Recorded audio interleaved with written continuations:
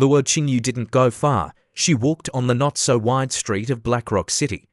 An old man selling candied horse shouted loudly, "Candied horse! Selling candied horse!" Luo Qingyu was attracted by the shouts and went over to take a look. An old man with white hair held a bundle of straw with shiny candied horse stuck on it. "Grandpa, I want a candied horse." Qingyu snorted coldly, took a candied horse, and went to a place with fewer people. The girl held the candied horse, sniffed it, and stuck out her pink tongue to lick it. She couldn't help herself and licked it a few more times. Her blue eyes immediately curved into the shape of a crescent moon. She covered her cheeks with her small hands and smiled happily. Suddenly, she noticed something and turned her head, her face changing. Her eyes just happened to meet Chuzhu, Mo Fian, and Qin Yiyi. The three of them were looking for her. Mo Fian ran over and asked, "Your Highness, is this the very powerful senior you mentioned?"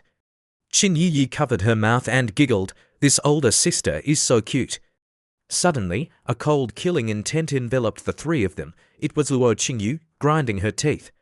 Without saying a word, the three of them trembled at the same time. Luo Qingyu snorted coldly, put the candied horse behind her, and with a sway of her body, she blocked their path. Luo Qingyu nodded. "Where are you going?" "Show me the way," Chuzhu replied immediately, "to the capital." "Then let's go." Luo Qingyu closed her eyes. Her quasi-emperor-level divine sense broke through the void and instantly locked onto the capital, countless miles away. She waved her hand and tore the void like a piece of paper, wrapping the three of them. Luo Qingyu brought the three of them across tens of millions of miles in the blink of an eye. The difference was immeasurable. From outside the courtyard, Chuzhu shouted loudly, "Master, I'm back." Immortal Chemengdi was sitting with Saint Xiaoxi. Seeing the four people entering, she quickly stood up. Her eyes swept over Chuzhu, then Mo Fian, then Qin Yiyi, and finally, what was that? A beauty with extreme beauty and a cold temperament. This unfilial disciple didn't introduce her. Her head was about to explode, wishing she could punch the unfilial disciple. This unfilial disciple went out to have fun and even dared to bring women back. Chuzhu pointed to Qi Mengdi and introduced, "Aunt Luo, this is my master, and that is Saint Xiaoxi master. This is Luo Qingyu. Her cultivation is very high." Chemengdi looked at Luo Qingyu and felt that this woman was not simple. Chemengdi's beautiful eyes flashed with a strange light. "With my strength, I can't see through her cultivation. At least she is a saint king." Chemengdi took the initiative to salute. Chemengdi greets Luo Qingyu Day. Luo Qingyu sized up the fairy-like woman in front of her and nodded lightly. "You can call me Aunt Luo like Chuzhu." Chemengdi heard this and looked strange. "That's not good. My disciple calls you Aunt Luo. How can I call you that? Wouldn't that be a mess?" Luo Qingyu's mouth twitched. She thought to herself, "You've already slept with my disciple, and you even have a child. What are you pretending for? Do you think I can't see it?" Qi Mengdi saw Luo Qingyu's strange expression and couldn't help but avoid her eyes. A layer of light red appeared on her cheeks. Why is she looking at me like that? Could it be that she has seen through my relationship with the unfilial disciple? Chuzhu quickly pulled Qin Yiyi over to ease the awkward atmosphere. "Master, this little girl's name is Qin Yiyi. She is a disciple that I accepted." Yiyi quickly called for. Before Chuzhu could finish speaking, he was shocked by what he had said. "Cough. That's not right. Call her Grand Master." Everyone was speechless at Chuxiu's slip of the tongue. Qin Yiyi obediently clasped her hands and saluted, "Hello, Grand Master." Chemengdi smiled and praised, "Her aptitude is not bad." Chemengdi took out a sparkling bracelet and pulled Qin Yi's hand over. "Come here. This bracelet is for you. You are a very obedient child." Qin Yi responded obediently, "Thank you, Grand Master." At this time, Luo Qingyu opened her red lips slightly and said calmly, "Chuzhu, I want to improve my cultivation, so I need a place for closed-door cultivation." The elder Mo Fian said, "Follow me. I will take you and Yi to a place to stay." Saint Xiaoxi saw Luo Qingyu leaving, knowing that Chuzhu and his master had something to say, so she didn't want to continue to disturb them. Saint Xiaoxi slowly stood up, her clear eyes looking at Chuzhu. "Holy Son, I will look for you again tonight." Mengdi's head was on fire again. What are you doing looking for my unfilial disciple in the middle of the night? This fox spirit, after everyone left, only the two of them remained. Mengdi asked, tell me, where have you been these past months, you unfilial disciple? Elder Mo's cultivation has increased a lot in these past months. Yu patted Mengdi's shoulder and coaxed her sweetly. Hey, you are all my right-hand men, don't be jealous. Mengdi pretended to be tough and said, you need to give me an honest explanation. What do you mean by right-hand men? Also, I wouldn't bother to be jealous of you. She turned her head away. Seeing this, Yu continued to approach and coax her sweetly. Hey, don't be so fierce. Mengdi said angrily, go find your fin. How gentle she is. Before Mengdi could finish speaking, Xiu's naughty hand had already landed somewhere. Let me see. Has my baby gotten fatter recently? Mengdi blushed and shouted, what do you want to do again, you unfilial disciple? Yu showed a smile and replied, I'm just chasing flowers and catching butterflies and reciting a poem for my master. There's no one near this room anyway. It's stupid not to touch a girl. I'd rather cut my hair and become a monk.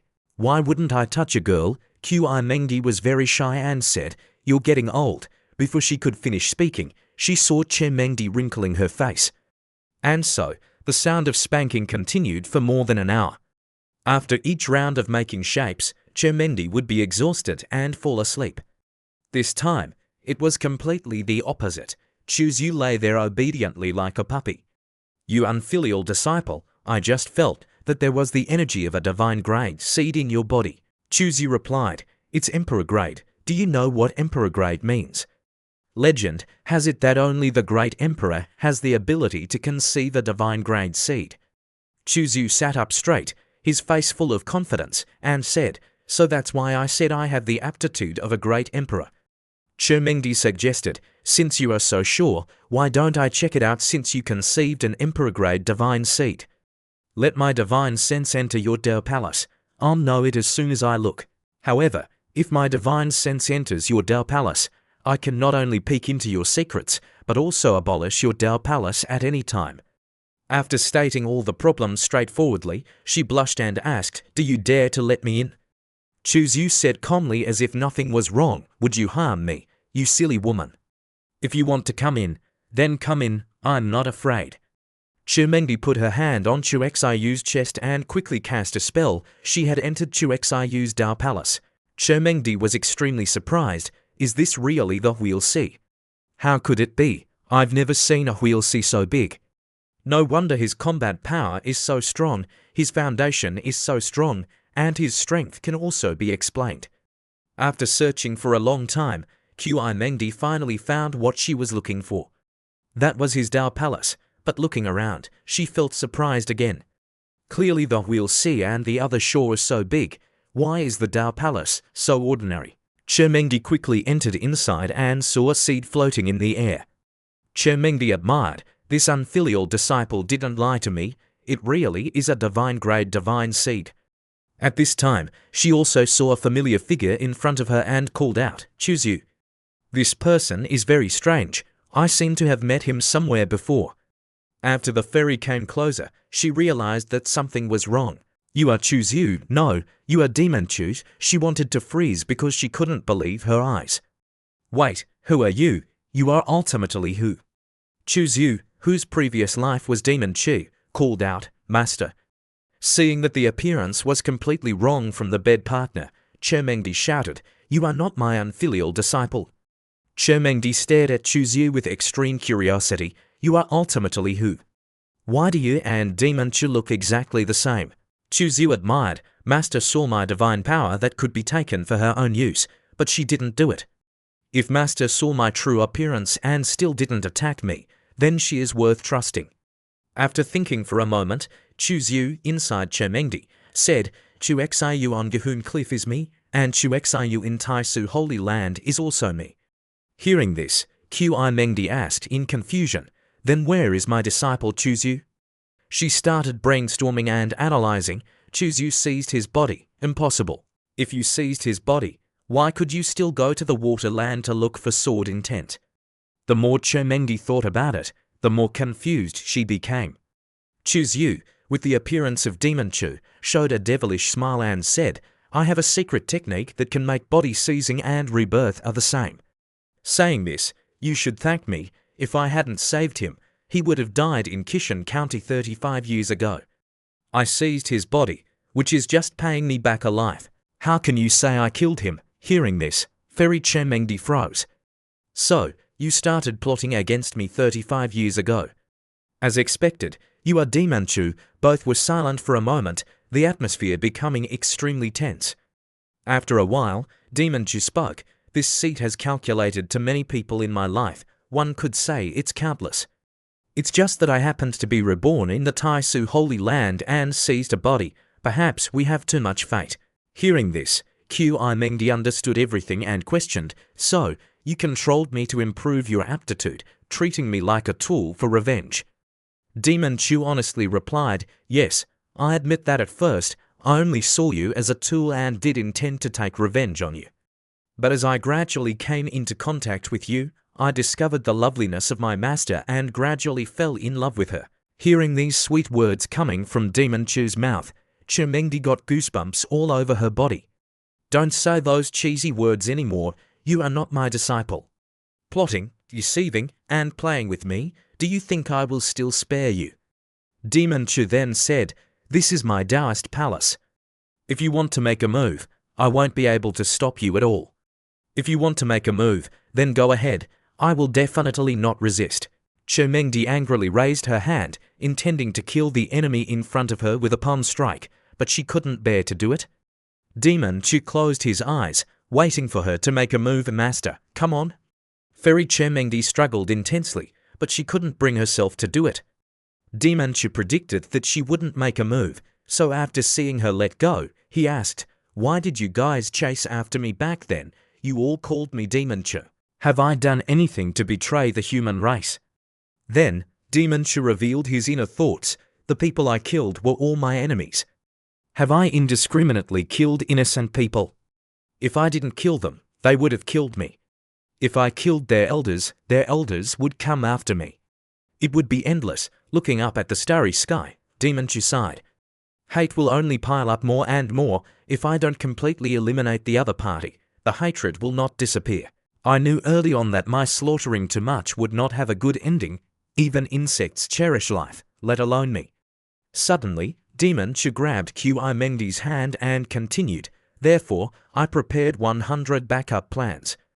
You think I'm wrong because I seized your senior disciple Chu Xiu's body and deceived you using his identity, but I don't feel like I've made any mistakes. First, in my opinion, my life is more precious than anyone else's. Second, his life was given to him by me. Letting him live for another 35 years is already merciful." Speaking of this, Demon Chu began to lower his voice gently. "Master, I ask you, after Chu Xiu and I became the senior disciple of Yangshi Peak and a holy son of the Taisu Holy Land, have I done anything, even just one thing, that was wrong to the Holy Land?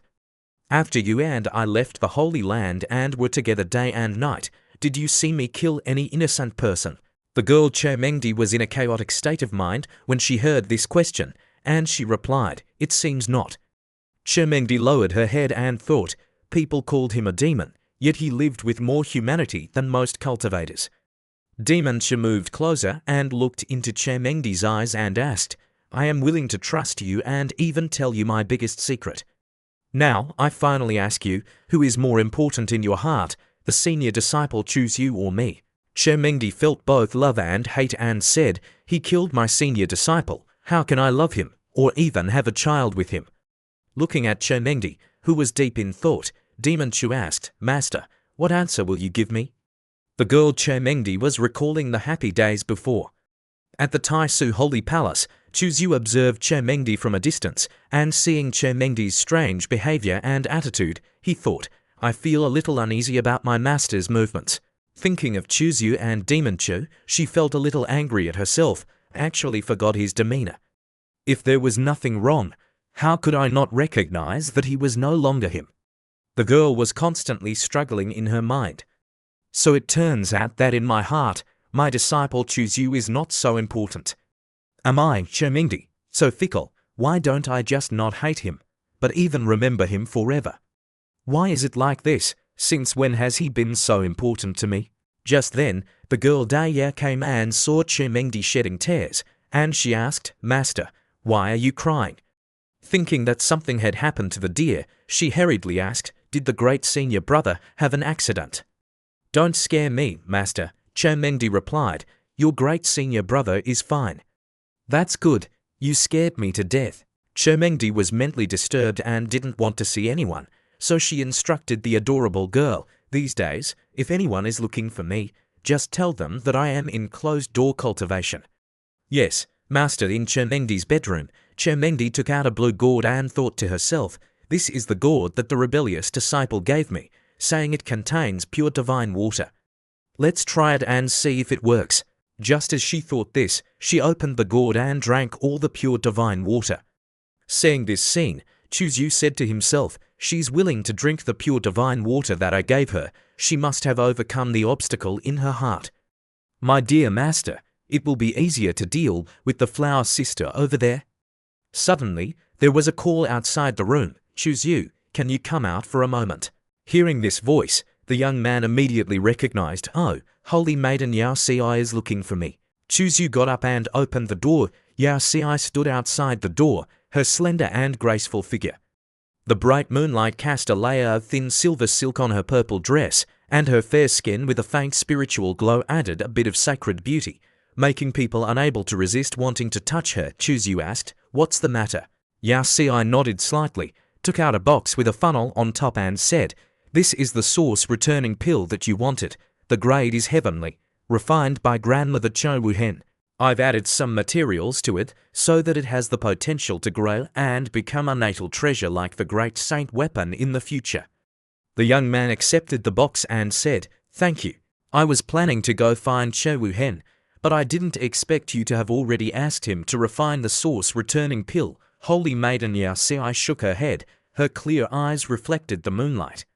"When will you be free to take a walk with me?" The young man scratched his head and said embarrassedly, "I'm preparing to go into closed-door cultivation. Can we wait until I finish cultivating?" In fact, in the young man's heart, he thought, "Although I also want to go with you, I've been tortured enough by my dear master today. I really want to, but I'm not strong enough." Holy maiden Yao Ci nodded slightly. "Okay, I'll wait for you." Yao Ci turned around and left leisurely. She was very patient and not in a hurry. Looking at the beauties back under the moonlight, Chuzyu sighed. A man can't be too attractive after all. Then, the young man began to circulate his energy to cultivate, and the system mocked, "Brother, is the host preparing to break through the sword intent? This system can't wait any longer. I want to shear the fleece, cough cough." Chuzyu looked suspicious and said, "System, honestly confess, did you shear my wool?" "This system swears to heaven that I didn't. If this system lies, then the host's cultivation will not be able to advance an inch." Chuxiyu's eyelids twitched non-stop. His head was on fire. "You get lost. Stop talking nonsense." System notification. Breakthrough sword intent has begun. First breakthrough completed. The host's understanding of the heavenly killing sword intent has greatly increased, and is one step closer to entering the realm. Second breakthrough completed. The host's understanding of the heavenly killing sword intent has greatly increased, only one step away from entering the realm. 8 hours later. Congratulations, host. The heavenly killing sword intent has completed the third breakthrough, and the sword intent has reached the entry level. Chuzyu stopped cultivating. The sword intent had broken through. He felt refreshed and clear. The young man left the bedroom and walked around the flower garden behind it, and caught sight of 2 women sitting across from each other at a stone table in the pavilion. One was Sister Luo, wearing a purple dress, and the other was Mo Fian. "Oh, little junior brother has come out of seclusion." Seeing Chuxiu arrive, Sister Luo smiled brightly like a flower, her voice soft as mist, and waved her hand at him, signaling him to sit beside her. Chuzyu was still a little unaccustomed to her change, and said with a forced smile, "You're out today, Sister Luo." Sister Luo glared at him playfully, bit her red lips, and said in a coquettish tone, "Don't you like it when sister goes out, or should I let your sister-in-law come?" "No, I don't mean that." Then, Chu asked curiously, "What are you guys doing sitting here?" Mo Fian smiled and replied, "Your Highness, I've been advancing too quickly recently, so I'm asking Senior Luo for advice on cultivation issues to stabilize myself." Chu stroked his chin and sighed, "So that's what it is." Luo Qingyu took out a dried meat thigh and fed it to Chu. Cultivators who break through to the Great Saint realm need to comprehend the rules of heaven and earth and determine their own path. It is not until they break through to the Saint King realm that a qualitative change occurs. The Saint King realm continues to consolidate your path and finally merges with the path to break through the quasi-emperor barrier. The young man asked curiously, "Then what does a quasi-emperor cultivate?" Luo Qingyu smiled lightly. Quasi-emperors comprehend the heavenly Tao, using their own Tao to collide with the heavenly Tao. If you can merge your own Tao into the heavenly Tao, then congratulations, you have successfully embarked on the path to becoming an emperor. But this path is very dangerous and also very cruel. Only one quasi-emperor in an era can become an emperor. If you want to compete for the Tao to become an emperor, then you must gamble everything.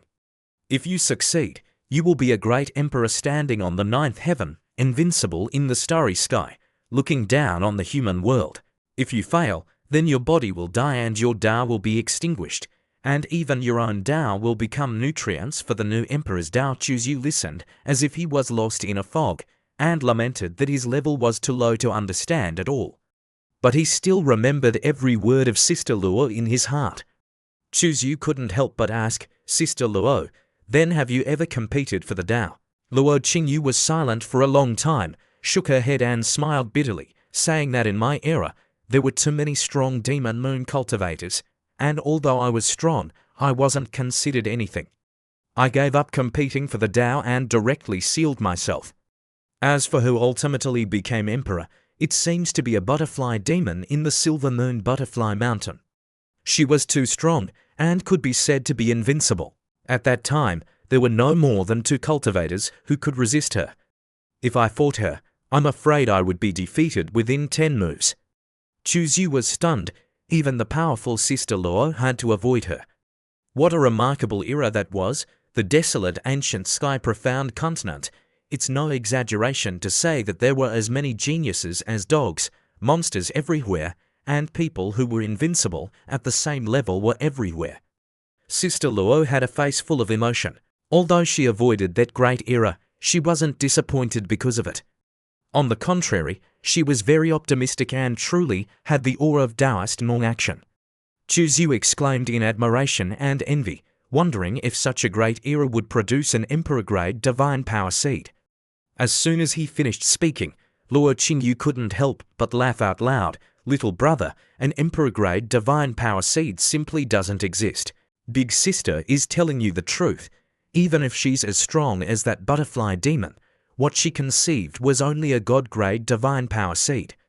Chu Xiu's eyes moved slightly, and he continued to ask, "Then if someone simultaneously conceives the 5 elements and 9 sources and then merges them, what would happen?"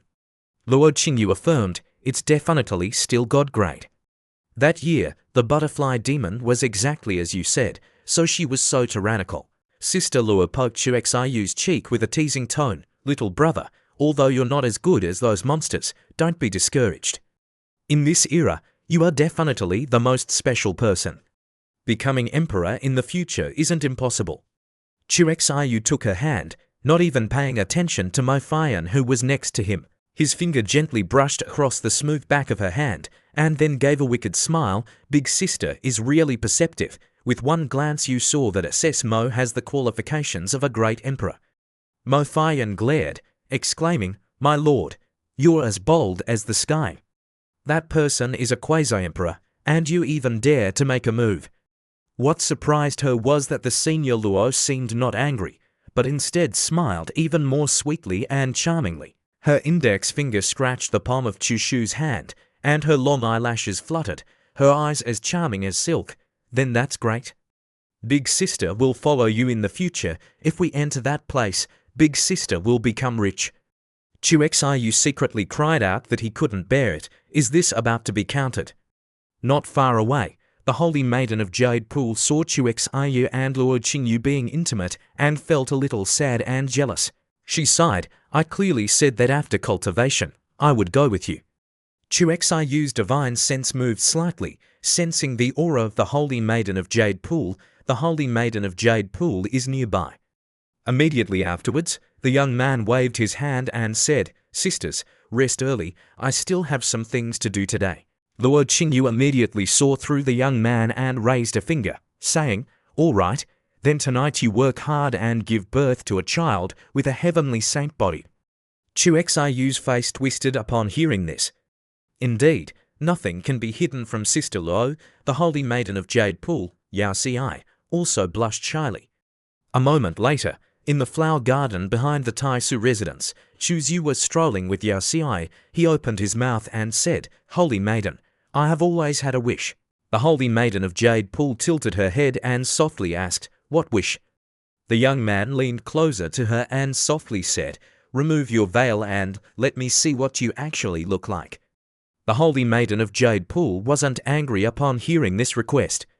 Her eyes were as calm as water, and she replied, According to the rules of the Jade Pool, the veil of the holy maiden cannot be casually removed. Whoever removes it must become a Dao partner with that person. Chu Xiu immediately retorted, Oh, is that so? Then never mind, too bad. The holy maiden of Jade Pool was very puzzled and asked, Why? Chu Xiu was startled and asked back, What? The young lady mustered up her courage and asked directly, There are clearly so many women beside you.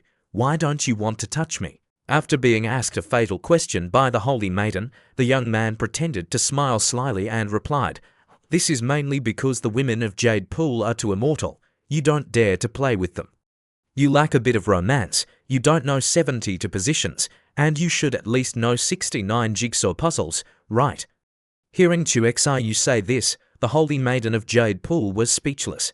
After that, the young man also made a bold suggestion. How about I take you to the Peerless Tower to broaden your horizons and take advantage of the opportunity to develop a little? The holy maiden became curious when she heard the strange name and asked, Is the Peerless Tower a good place to go? The young man didn't answer the holy maiden Yao Ci's question, but only said indifferently, A person who lives a lifetime must bravely experience things. After the young man had directly said the words experience it, the young lady also mustered up her courage to conclude the issue. All right, but I have to change my clothes. I'll wait for you outside the door. While Chu Xiu was waiting for Yao Ci to change her clothes, a man named Yi came to him. Brother Chu, you've finally come out of seclusion. I was going to tell you that the person who robbed the primal stones hasn't been found yet, but don't worry. I will definitely make up for the loss here. Chu Xiu had obtained more than he had lost, so the young man pretended to respond, Brother Yi doesn't need to do that. What's lost is lost, but I can earn it back next time. Brother Chu, you like this, how will us brothers feel at ease? After that, the man Yihongyu patted Chu Xiu on the shoulder. That's right, I came too. Find you because I have something else to tell you. It's said that the holy son of Yao Guang is pursuing the holy maiden of Yao Qi to the upper capital city. Not only that, but a rumor appeared on the mainland some time ago saying that the holy son of Yao Guang discovered the Dozi's secret in a space at Chehuang Mountain in central continent. When the young man heard about the Dozi's secret, he smiled slyly. Oh, I just found a piece of jade tablet related to the Dozi's secret some time ago. Could it be that it's about to be used? Right at this moment, Yao Ci came back and she called out loudly, Holy son. Chu Xiu immediately said, Let's go. The man Yihongyu saw a young woman covering her face and became curious. This is, Chu Xiu wittily replied, Oh, Miss Yao Ci, an old friend of mine. We're about to go to the Peerless Tower. Brother Yi, are you free to come along? The man Yihongyu wouldn't dare to be an obstacle, so he replied, No way. You two have fun. I won't be a hindrance. Seeing the two leave, the man Yihongyu couldn't help but sigh. Brother Chu's tastes are really diverse, and he even likes playing with little maidens of the abstinence system. No wonder his brother Chu. A moment later, the two had arrived at the Peerless Tower. Several hot young ladies were dancing and performing for everyone to watch. Chu Xiu and Yao Ci sat down in a seat in the middle, enjoying tea. The young man asked, Yao Ci, do you like this place?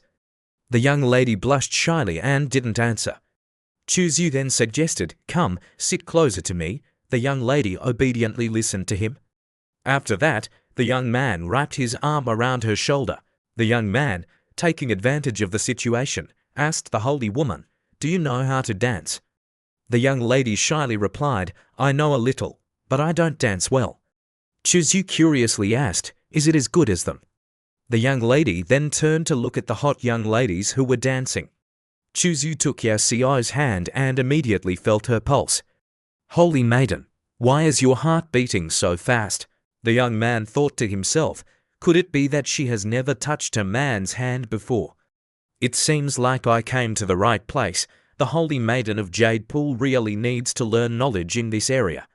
The young man pointed to a room in front of him and whispered in Yao Xiai's ear, Holy maiden, what do you see them doing in the room opposite us? The image in front of her showed a man eating grapefruit, and the young lady froze. The young lady began to whirring and tremble. The young man then gave a wicked smile, and after that, the young man's mischievous hand began to caress somewhere. Chuzu even comforted her, don't be nervous, relax. Yao Xiai's face was as red as a tomato, and then her feet were all over the place, and then who knows what happened afterwards. A moment later, the two began to leave the peerless tower. Just as they were leaving the door, two people stepped forward and asked, Chuxiu holy son, you are, when they saw Chuzu walking out of the peerless tower with a girl. Chuzu was equally curious and asked back, who are you? The man introduced himself, Xingu from the Yaoguang Holy Land. After that, he also introduced the person next to him. This is my elder brother, who is also the Yaoguang Holy Son. Chuzu pretended to be respectful and said, so it's the Yaoguang Holy Son, I'm so sorry. The Yaoguang Holy Son immediately recognized the young lady beside Chuzu and said, Yao Xiai Fairy, it's been 2 years since we last met. You're even more beautiful than before. Chuxiu was a little annoyed that this bastard didn't greet him, but only talked to Yao Xiai. He's directly ignoring me. After that, the man Yaoguang directly asked a question, Yao Xiai Fairy, I don't know why you've come here. In this situation, the young lady Yao Xiai had no choice but to lower her head and reply, Chuxiu wanted to come, so I came with him. The Yaoguang Holy Son was speechless after hearing this. The man Xingu immediately pointed at Chuzu and accused him. How dare the Taisu Holy Son, you actually brought the Jade Pool Holy Maiden to this dirty place. You are the Taisu Holy Son, aren't you afraid of losing face for Taisu? Chuxiu didn't bother to answer the man Xingu, but gave a sneer and said, Yaoguang Holy Son, you're in a hurry. He shook his head and replied, Taisu Holy Son, you must have misunderstood. Xingu is not yet at the point where he can't bear it like this. After that, he immediately changed the topic. Yao Xiai Fairy, the Moon Lake will be organizing a gathering in the near future, I hope. You can give me face. The young lady frankly replied, if Chuzu goes, then I'll go. I'll listen to Chuzu, all right. Yao Xiai Fairy, I'll take my leave here today. The Yaoguang Holy Son outwardly pretended to be nothing, but he was inwardly very resentful. Chuxiu, you wait for me. I will definitely let you know what's good for you. After the two men left, the young lady Jade Pool truthfully said, this is the first time I've been intimate with a man like this. I'm a little not used to young people who are experienced and have many tricks. The young man replied, do you need me to take responsibility for you? The girl listened but didn't know what to say. After 30 seconds of calming down, Yao Xiai asked, it seems you have a deep hostility towards Daoguang Saint. Is it because of me? Are you jealous? Chuzu touched her forehead and said, aren't you feverish? Why are you talking nonsense? At this time, the girl asked straight to the point, when will you be willing to accept me? Chuzu gave a wicked smile and replied to Yao Xiai, unless you exploit everything, then it will be natural. The girl blushed and exclaimed. The young man happily turned his face away and said, let's go. The sky is getting dark. Let's go back to the residence. Yao Xiai wondered, so what are your plans for the next few days? Relaxing, nothing to do, of course. I will go into seclusion to cultivate. 20 days later, at the Taisu residence, Chuzu, after a period of cultivation, stepped out, stretched, and breathed in the fresh air. The consumption is too terrifying. I have to think of a way to make some more origin energy crystals, or go to the heavenly abyss great wall to kill demons. That way, I can openly collect them to refine origin energy crystals. At this time, a girl came and informed, Your Highness, the Wind Lord of Manhwa returned 3 days ago. At that time, you were still in seclusion, so I didn't dare to disturb you, I see. When the young man heard that immortal Qi had returned, he was overjoyed. Master is back. At the Taisu residence, in the central tower, the girl Che appeared. The young man clasped his hands behind his back and said indifferently, You've arrived. You shouldn't have come, Che said. Why shouldn't I have come? Are you afraid I'll kill you? Standing behind, Qi is still as beautiful as ever, but much thinner. Chuzu turned around and said frankly, If Master wants to attack me, I will definitely not resist. I'm just worried that you will be sad when you see me. If you are sad, I will be even sadder. The girl turned her head away. You still know how to be sad. The girl looked at it and said, Ood, it's too corny. The young man ran over and hugged Che shoulders. If you're sad, of course I'll be sad. Then, the young man hugged the girl tightly into his chest. Che shyly struggled. What do you want to do? The young man then released sweet words, Disciple Mrs. Master. The young man's wicked hands kept touching the 2 big peaches. The girl Che still stubbornly said, I don't miss you at all. I can't wait to tear you apart. Chuzu continued to caress her cheek and called her master. Che braced herself and said, Hey, you rebellious disciple, what are you calling me for? Suddenly, the young man grabbed tight and kissed the girl master passionately. The girl struggled. Rebellious disciple, let me go. The young man kept squeezing master's peaches. Che looked and thought, Alas, in this life, I'm afraid I can't escape from the clutches of this scoundrel. The young man continued with sweet words, Master, I haven't seen you for many days. My disciple's cultivation method is a bit unfamiliar. How about you impart some more insights to your disciple? Che didn't know what to say and kept scolding, Rebellious disciple, you. Then, there was a continuous sound of hitting and sounds. The young man helped Qi review the 7749 spelling exercises, and both sides kissed passionately, constantly making shapes. Little did they know that the older sister of the Luo family was observing everything from above. The girl was eating candied haws while sighing, Chirp chirp, little brother Chuzu is really good. 2 or 3 sentences have made the master blush with teasing. That's right, why do I find that the women that little brother Chuxiu likes are all older than him? Luo Qingyu thought of this and was startled. Could it be that I'm also being targeted? This time, I have to. What should I do? The girl also drooled, wishing she could also have that tonight. Che and Chuzu played the shaping game all night. Then, both were exhausted and fell asleep, snoring loudly.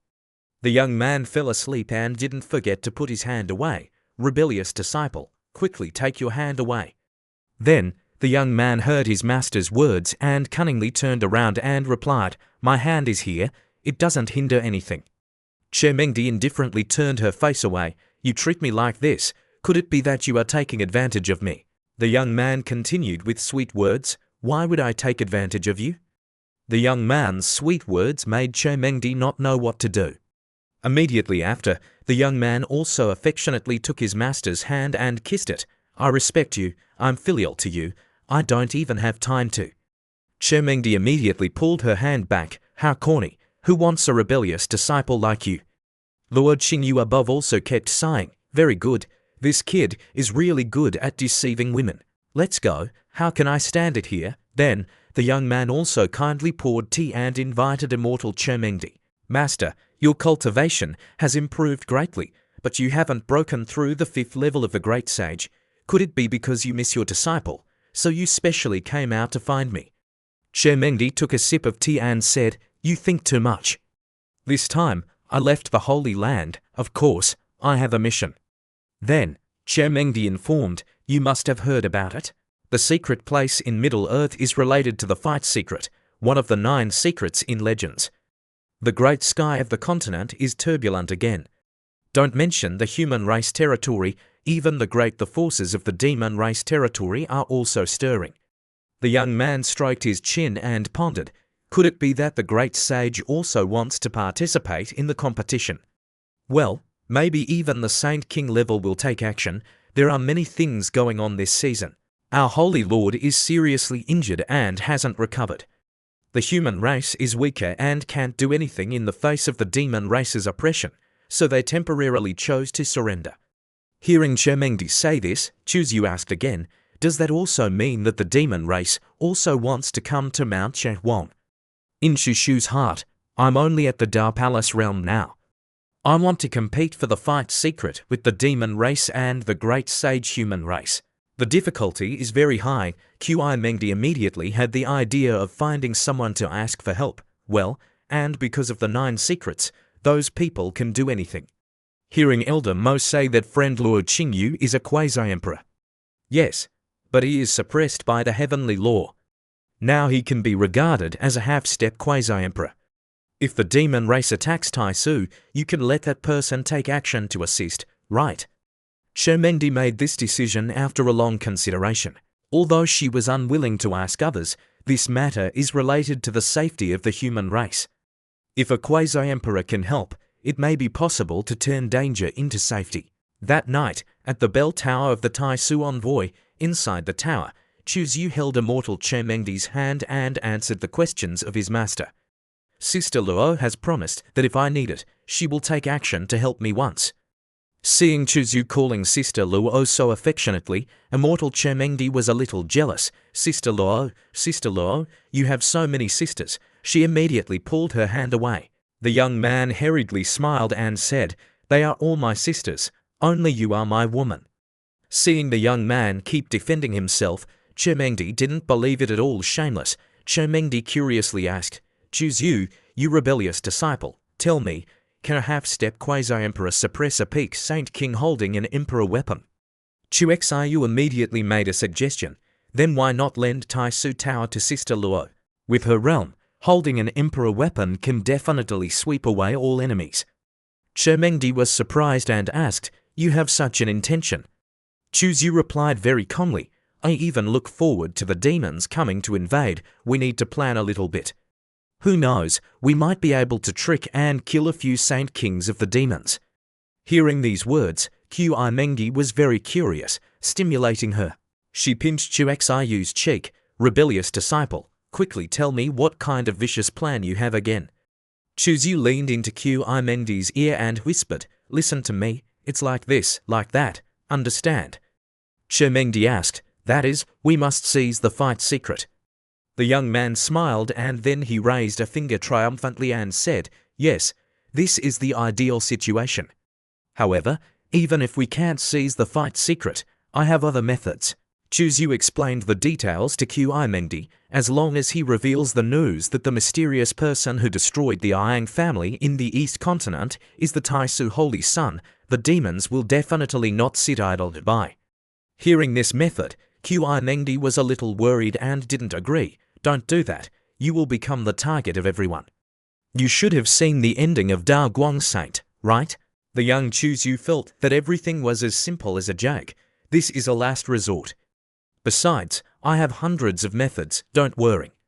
Then, the young man leaned over and hugged Chermengdi. This trip to Middle Earth is extremely dangerous. I will pass on the fake self's secret to you to prevent accidents. Hearing Chuzyu say that he would pass on the fake self's secret to her, Qi Mengdi was extremely surprised. You are willing to pass on this kind of supreme secret technique to me? The young man then kissed her on the cheek and said sweetly, you are the master. The master I respect the most, of course I'm willing. Chermengdi immediately blushed and pushed Chuzyu away. Although she felt happy in her heart, she said, rebellious disciple, you only know how to be glib. I don't believe it, a handsome face is not as good as a thick face. Just as his master pushed him away, the young man leaned in again. The young man's wicked hands began to operate at full power. The 9 secrets are very special. Your current cultivation is too low to imprint its Dao trajectory. You send your soul to my Dao palace, I will pass it on to you.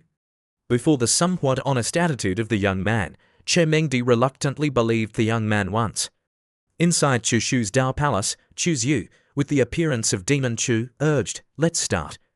Che Mengdi obediently listened and replied, "Okay."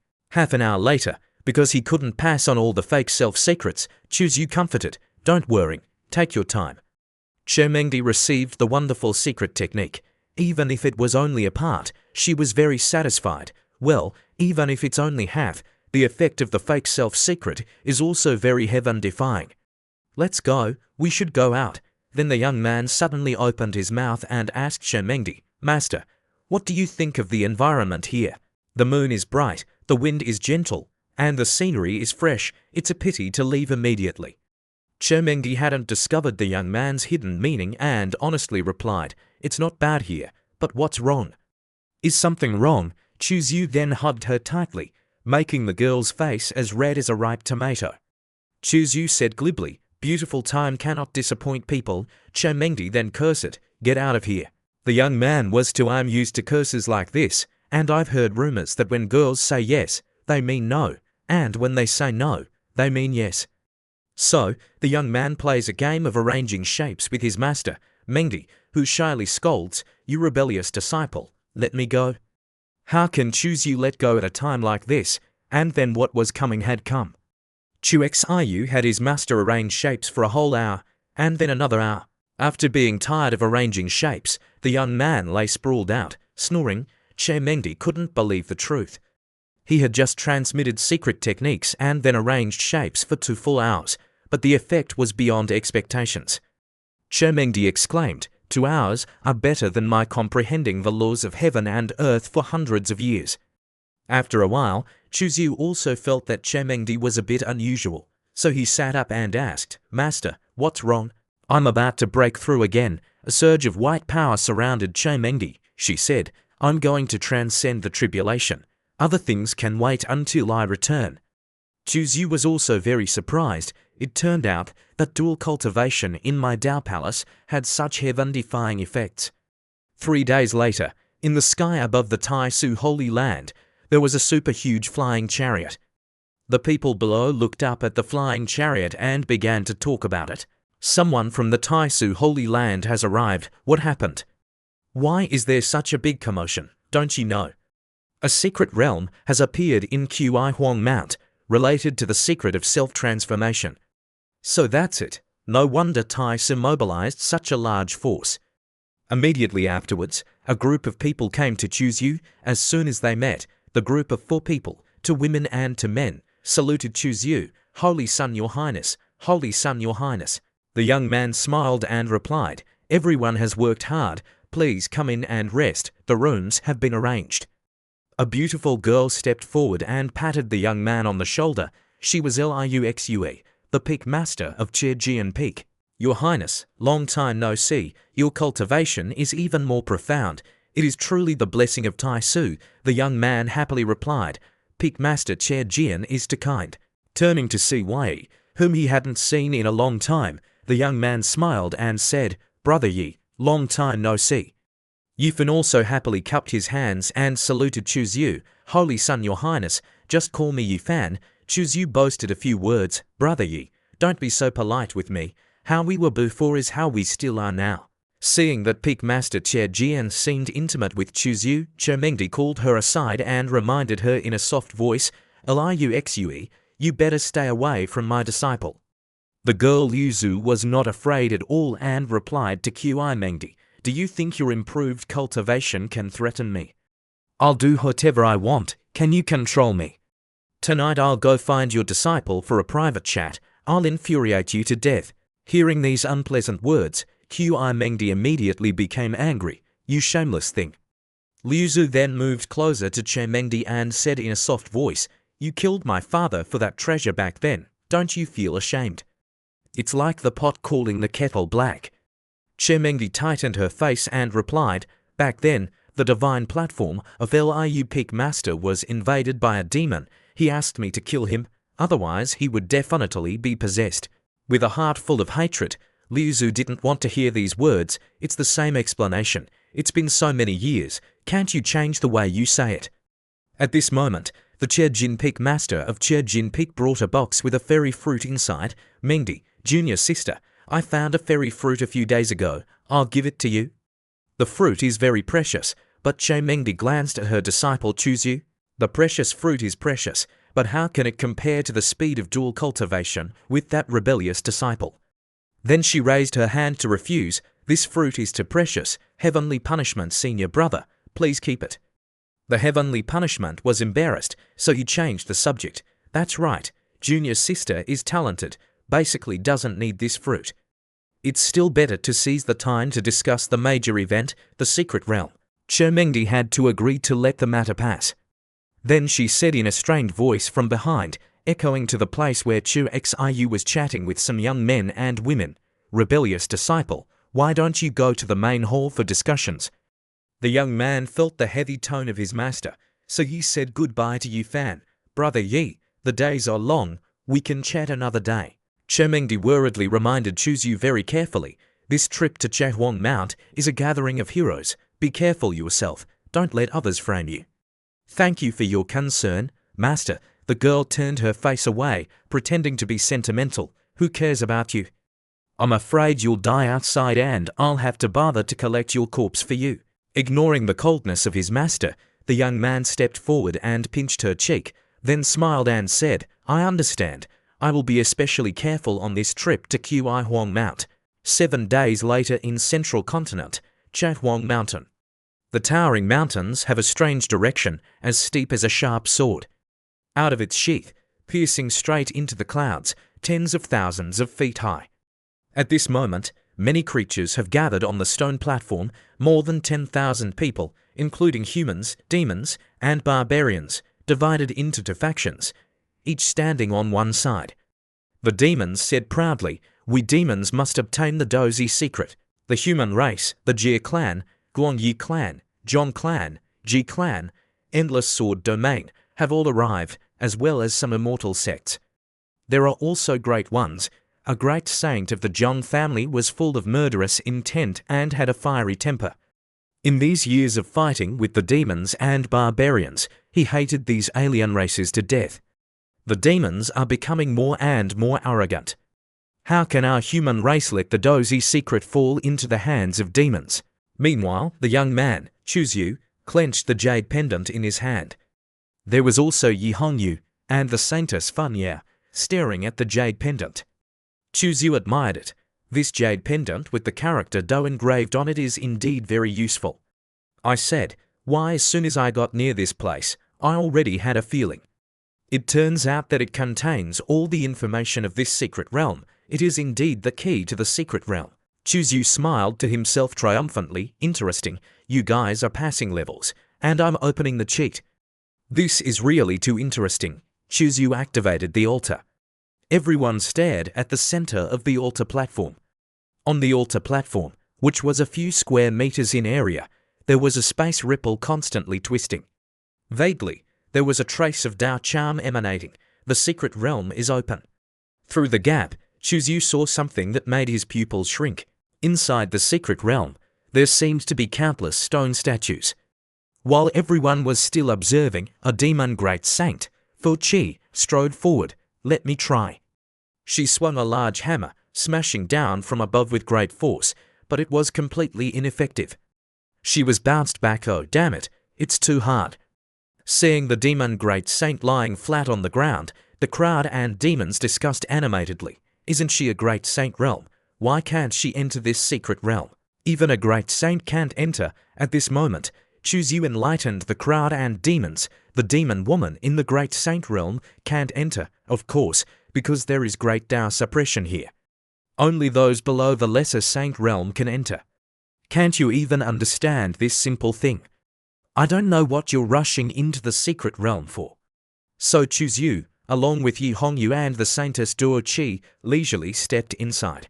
Only when they went inside did the demons truly believe what Chuzyu said. It's really because of the great Dao suppression. At this moment, Qi Mengdi transmitted a message, carefully instructing Chuzyu, your jade pendant must never be exposed. There are many demons here. If they attack you together, even your teacher cannot protect you. The young man calmly replied, I know, I have the crossing Z secret, unparalleled speed in the world. You don't need to worry. Chuzu also told his master, this place is very dangerous. I suggest that the other disciples not follow and take risks. Chermengdi gave him a white look. No need for your reminder. I will tell them that it is very dangerous inside, and life and death are up to fate. It's all up to them to choose. The demons then became eager to be the first to gain benefits. They excitedly shouted, demons, follow me and charge, but life is not a dream. The stone statues of the secret realm were waiting, ready. The leading stone statue, which was originally standing still, suddenly had a red light flash in its pupils. Then it brandished the great sword in its hand, ready to eliminate the intruders. A life and death battle broke out. The demons were beaten to pieces by the leading stone statue. Miserable cries echoed throughout the space of the secret realm. Hundreds of demons were instantly chopped into pieces. The remaining statues, which were also originally standing still, suddenly had a red light flash in their pupils, like a hornet's nest being poked. The human race, seeing this scene, also shivered. On the edge of the square, the crowd was as silent as death. Everyone looked at each other, their faces not very good. Some timid people had already lost heart and turned to flee, wanting to leave the secret realm. But they were horrified to discover that they could no longer get out. The way back was blocked. Now they could no longer see the situation outside. The crowd began to regret. It's tragic. If I had known, I wouldn't have come here. This damn secret realm is a killing field, with no return. The saintess, witnessing this scene, asked Chuzu, Your Highness, what should we do next? Do you have a way to get through? Chuzu calmly replied, This level can only be overcome by charging straight through. At this moment, the Yao Guang saint from behind shouted loudly, Fairy Feng Yao, come to us. We have more people than the Tai Su Holy Land sent. Chuzu felt a little itchy in his but when he heard this hairy guy also came. Chuzu then tightly held the hand of the saintess Feng Yao. The girl politely replied, Thank you, Saint Yao Guang, for your kindness. I have chosen the Tai Su Holy Sun, so I will naturally not change easily. He was bitter and could only endure it. But he had to endure it. What could he do? Man Long, godson of the Manshen tribe, said, I'm not trying to be rude, but what time is it? Why are you humans still talking about these silly love affairs between men and women? He suggested, prolonging it like this is meaningless. How about we cooperate and charge together? As soon as he finished speaking, the Man Long godson rushed up. It can only be like this, everyone, follow me. Chuzu also flew up immediately after. The stone statues with red eyes were ready to welcome him. Chuzu bravely rushed to the leading stone statue and threw a punch. Bang! The stone statue shattered, and the parts flew in all directions. Chu Xiyu's holy body was incomparably powerful, suppressing everything. Even if the stone statues were stronger and more numerous, when they rushed in front of him, their strength would be weakened by several points. As for the saintess Feng Yao, her innate Tao body was naturally in harmony with the great Tao. All kinds of supernatural powers and techniques came at her fingertips, continuously and endlessly. She tied up the stone statues, helping Chuzu a lot.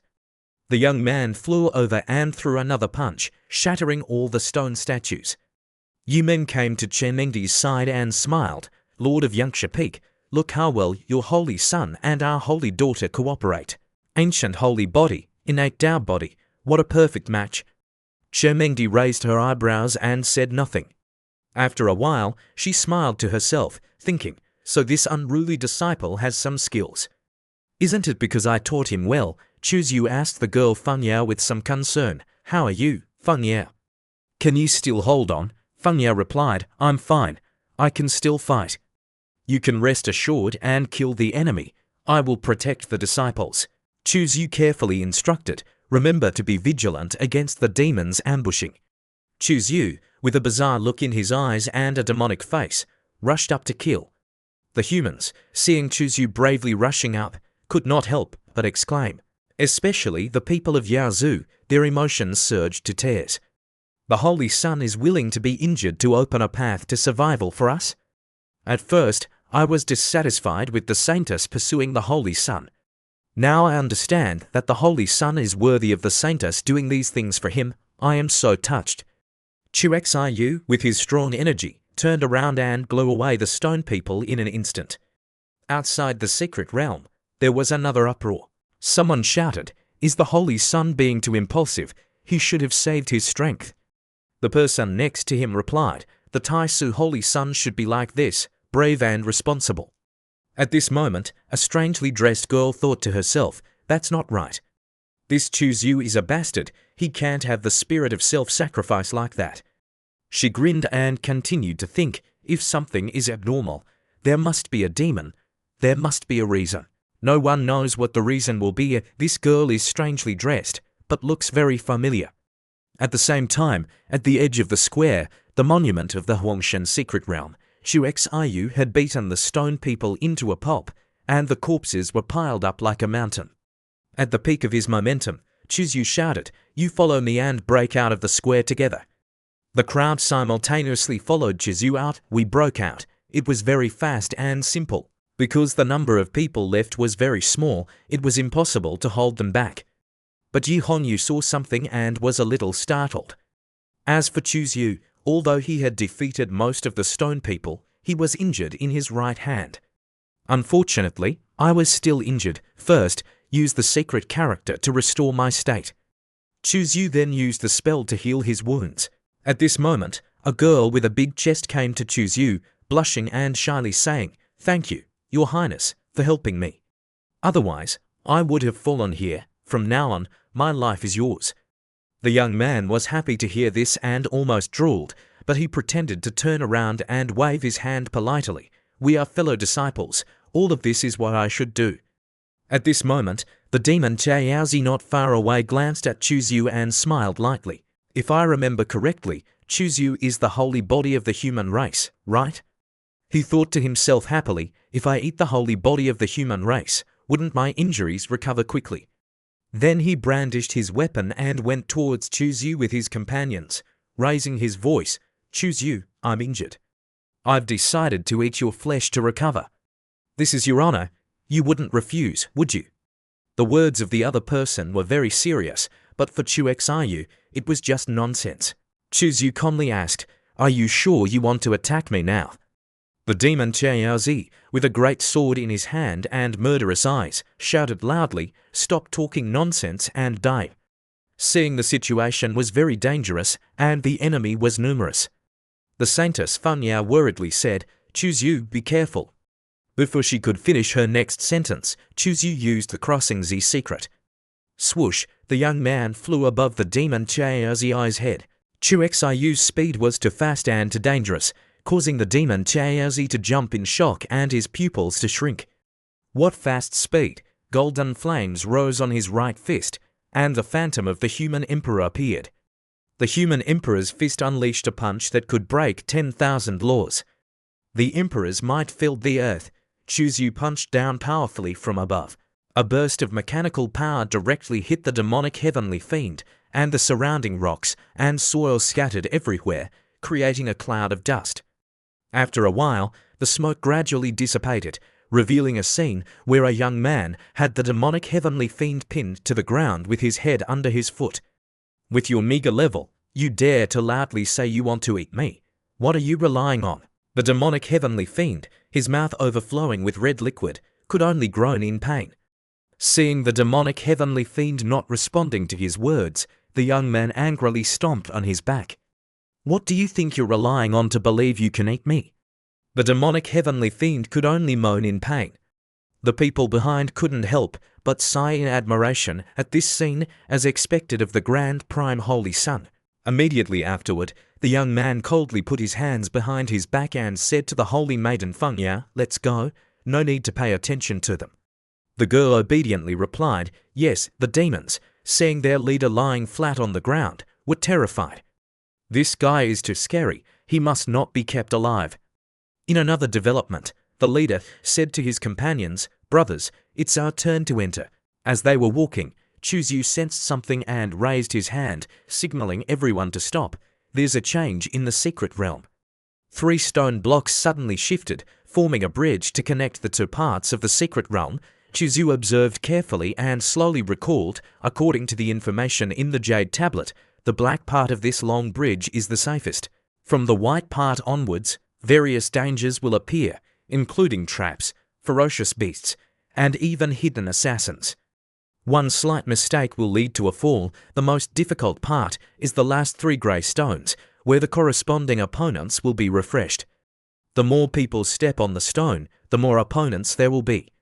With the information he obtained from the jade tablet, Xiu warned everyone, this stone bridge is even more dangerous than the first level. Everyone needs to be more careful. Holy Maiden Funya also spoke up. Everyone quickly recover your injuries. Only by maintaining stronger strength will you have a greater chance of survival. Immediately, Funya and Chuzhu moved to lead the way, with the remaining people closely following behind. Xiu began to feel difficult. In this situation, wanting to let more people in the team survive to the end of the second level was indeed a bit difficult. The human race people trusted him immensely and followed closely behind Chuzhu to move forward. The girl in the blue dress flew and shouted to everyone, "Follow His Highness. Everyone don't fall behind." Just at this moment, a change occurred. A ferocious beast with 2 red eyes like burning coals, its mouth foaming and dripping, lunged towards the girl in the white dress, who was startled in fear. Its sharp, long claws tore through the air, ready to take her fragile life. But before the beast could approach, it was punched to death on the spot by Chuzhu. Bang! The beast's corpse fell down. The girl in the white dress felt like she had returned from the dead, her whole body trembling. "Thank you, His Highness, the Holy Sun." While the girl blushed and idolized the young man, Chuzhu still cared enough to instruct her, making the girl want to lay eggs for him. "I'm going to save people, be careful." The girl kept staring at Xiu's back, marveling, "His Highness the Holy Sun is so good." The girl in the green dress next to her also wanted to give birth to a child for Chuzhu, adding, "He has saved me 3 times already. It's a bit embarrassing." Just at this moment, another girl in a purple dress was attacked by a ferocious beast. Chuzhu immediately played the hero to save the damsel in distress, knocking out the beast on the spot. The young man was extremely cool, with one hand around the girl's waist and the other still in a punching pose. Looking at Xiu's cold and handsome face, the girl in the purple dress was instantly smitten, stammering, thank you, Your Highness." Immortal Chemengdi, observing from afar, saw the young man constantly winning the hearts of the girls and couldn't help but feel jealous. This rebellious disciple really knows how to be a hero. The people, seeing Chuzhu bravely taking action to help, couldn't help but exclaim. The human race cultivators secretly praised him non-stop, worthy of being the grand prime holy sun. Our human race is lacking young people with such a broad mind. Children should be like Chuzhu. These words caught immortal Chemengdi's attention. Xiu's spirit of sacrificing himself had gained the recognition of the majority of people. Peak Lord Liu Zhu of the Heavenly Sword Peak tilted her head and looked at Chemengdi, with a smile on her face. "Peak Lord Yangsha, you have nurtured a good disciple." Chemengdi still stood there, her white dress fluttering, not saying a word. She thought to herself, what kind of medicine is this rebellious disciple selling in his gourd? This is completely unlike his style of work. He is doing this definitely with a deeper meaning. She knew that the rebellious disciple's actions had other intentions, definitely not as simple as they appeared on the surface. A day passed, and Team 5 almost simultaneously arrived at the safe area before the last 3 grey stones. Half a day later, Demon Godzi looked at the remaining less than 30 people behind him and gritted his teeth, saying, "Which of you will go first?" "This time, we will no longer take the lead." Chuzhu strongly spoke up, "Let's go." As the young man took a few more steps, a change occurred. Nearly 10 black shadows in black robes were floating in front of Chuzhu. Immediately, the black robes became more and more numerous. The demonic heavenly fiend, seeing Chuzhu in danger, laughed loudly and said, "Because of protecting these weak people, so many black-clothed people were attracted. Is it worth it, Grand Prime Holy Sun? You are too confident. This time, let's see what you can do now." He secretly laughed with great pleasure. It would be even better if Xiu died at this level. Man Long, the divine son of the man-god tribe, observed the situation and analyzed. It seems that this section must be passed one by one to be stable. Chu Xiu's expression was normal as he shouted, "Form the formation." Chu Xiu immediately used his technique, and the Grand Prime disciples quickly formed the formation. Spiritual light poured out from their foreheads, flying straight into the sky, and immediately forming an 8 trigrams diagram in the middle, scattering rays of divine light to protect everyone inside. Chu Xiu and Feng Ya stood at the two extremes of yin and yang of the 8 trigrams. Chu Xiu ordered, "Go, charge throw." The girl Feng Ya replied, "Yes."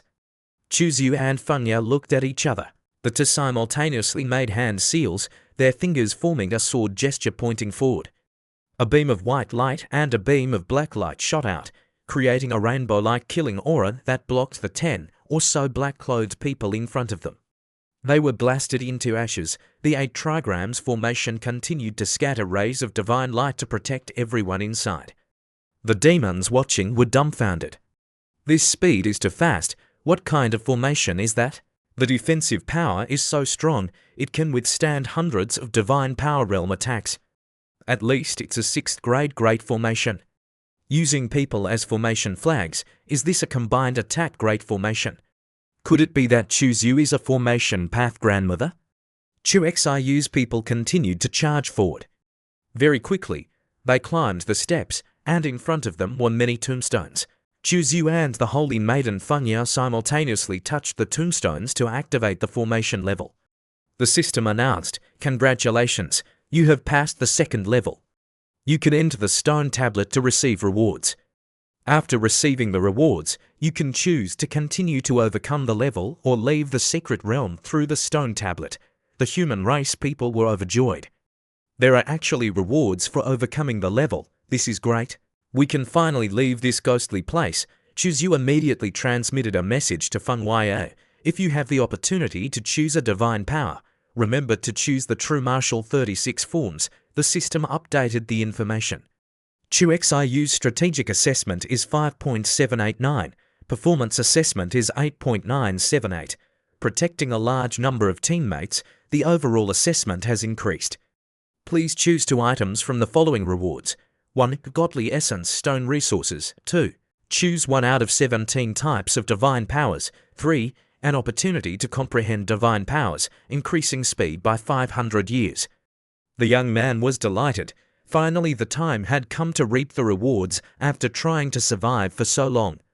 "I want the Godly Essence Stone and the True Martial 36 Forms. Selection complete. Your excellent performance earns you 3,000 Godly Essence Stones.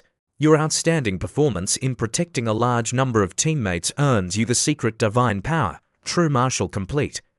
The young man was happy with the large amount of Godly Essence Stones. "This time, I've made a big profit." Moreover, the True Martial 36 forms are very important for the level behind. With it, that level is sure to win.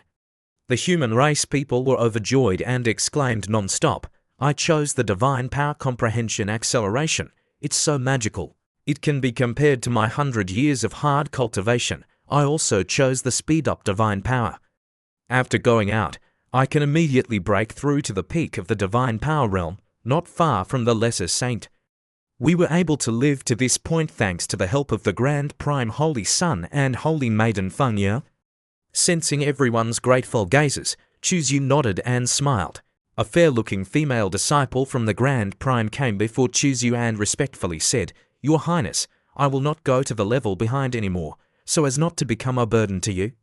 Chu Xiu opened his eyes, looked at her, and nodded gently, smiling kindly. "After you return, cultivate diligently. After this cultivation, your future will be limitless." The female disciple's face turned slightly red, and her heart warmed. "Your Highness, I wish you a smooth journey on the road ahead, and great success in your martial endeavors. If you need me to repay you for anything after you leave the secret realm, I am willing to do anything for the Holy Son." Hui Mengdi observed, wondering, is this dark-hearted rebellious disciple really that kind? Have I been blaming him wrongly all this time? Che Mengdi couldn't believe her eyes and couldn't believe what she was hearing. "No, it's impossible, absolutely impossible." After the disciples of Feng Ya and Grand Prime who didn't want to continue left, only 4 people remained. In Shushu's team, only Yi Hongyu, Yi Fan, Choose You, and Holy Maiden Funya remained. Holy Maiden Funyao's strong strength goes without saying, of course she would choose to continue. Yu Fan, this guy has trump cards and also wants to continue to try. Choose You was a little surprised, not expecting that only a few of them would remain. As for Yi Hongyu, the more trump cards he has, the more he would of course choose to continue overcoming the level. There's no other way, overcoming the second level consumes too much. I have to recover, it would be too much of a loss to return like this. Holy Maiden Funya transmitted a message to Choose You. I have exchanged for learned out the 36 true martial moves, nodded. Funya didn't ask why, she trusted his judgment. She was only curious if she should teach them to Yi Hongyu and Yi Fan. He lightly transmitted, the 36 true martial moves are locked by the secret realm's rules and can't be taught to others. You'll know if you try, he told the other three. The second and third groups entering the secret realm are about to catch up. Let's hurry. Suddenly, an uninvited guest arrived, two giant poisonous bees flying overhead. Behind them, Yi Hongyu swung his fist, attacking. Damn it, I knew there was a problem with this leaf. Seeing the giant poisonous bee lying on the ground, spitting out poison, Choose You was happy. This poison is strong, I want some too. Yu Fan took out a cloth bag and gave it to Choose You, saying, this is mystic incense. It has no effect on cultivators, but has a special effect on wild beasts. Wild beasts will feel drunk when they smell it. Choose You was overjoyed. Brother Yu Fan, I didn't expect you to have such good stuff.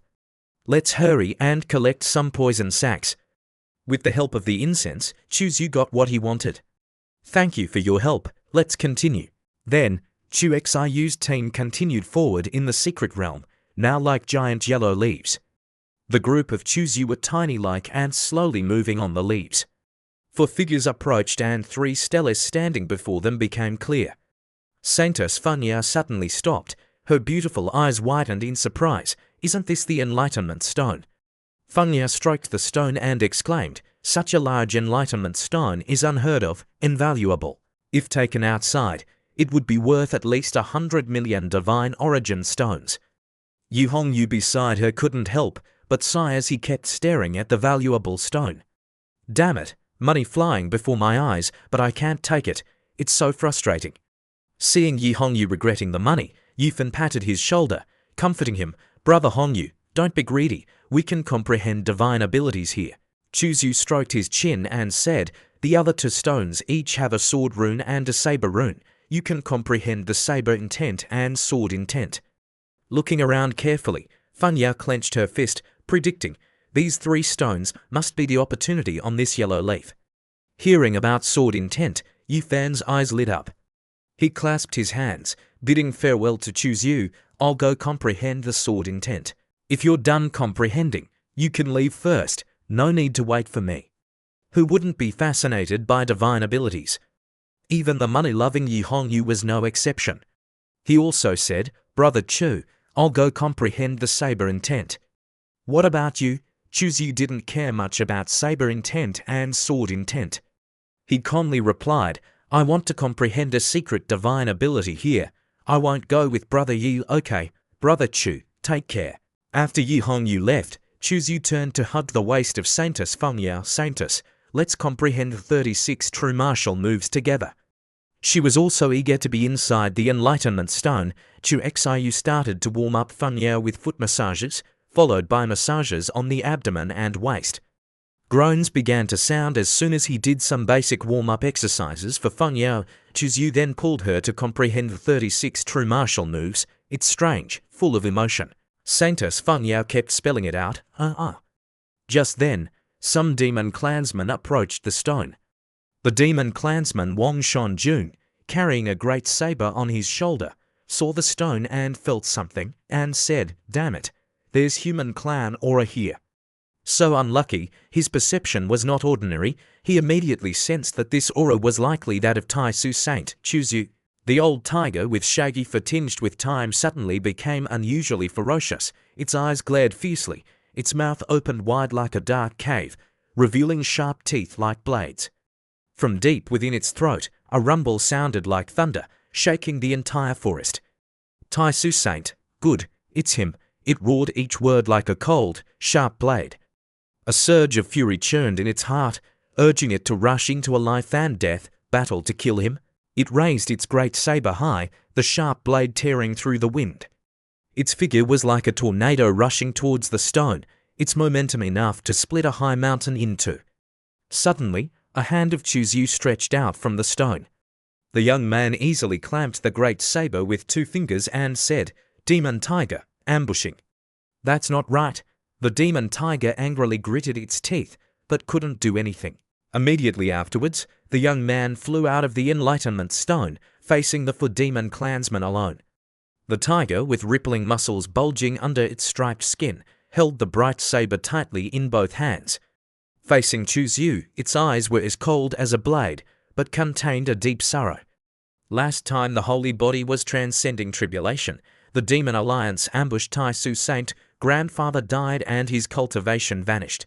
Painful memories were like a scar etched in its mind, the loss of loved ones, the cruelty of the enemy, all like embers burning its heart and urging it to fight. Today, meeting the main person was a chance for revenge.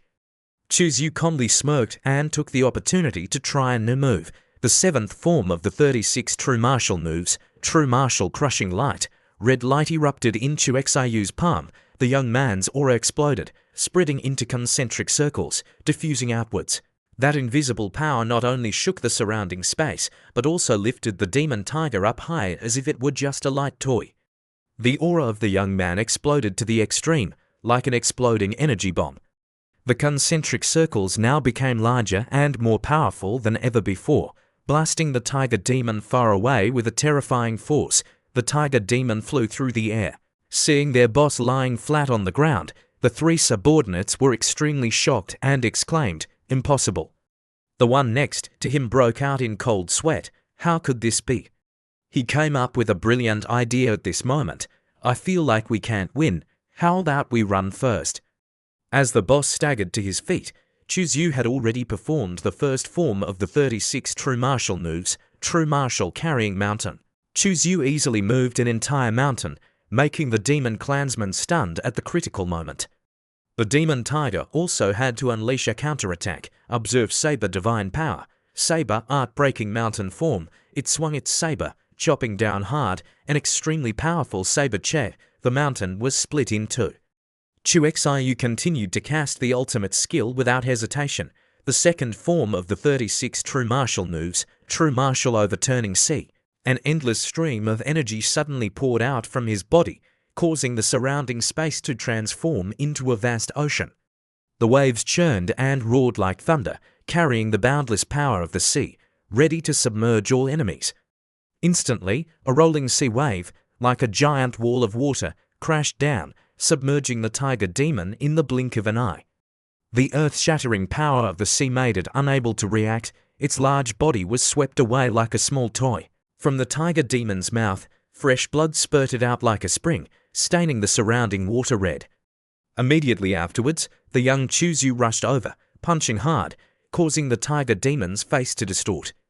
In a daze, it wondered, how can he be so strong?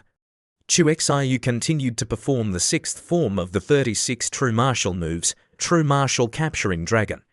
The old tiger turned into a newborn tiger, extremely frightened, shouting. Just as the young man was clenching his fist, about to smash the tiger demon's skull, a female demon clansman flew over, raising her voice, "May this fellow human cultivator spare this little cat."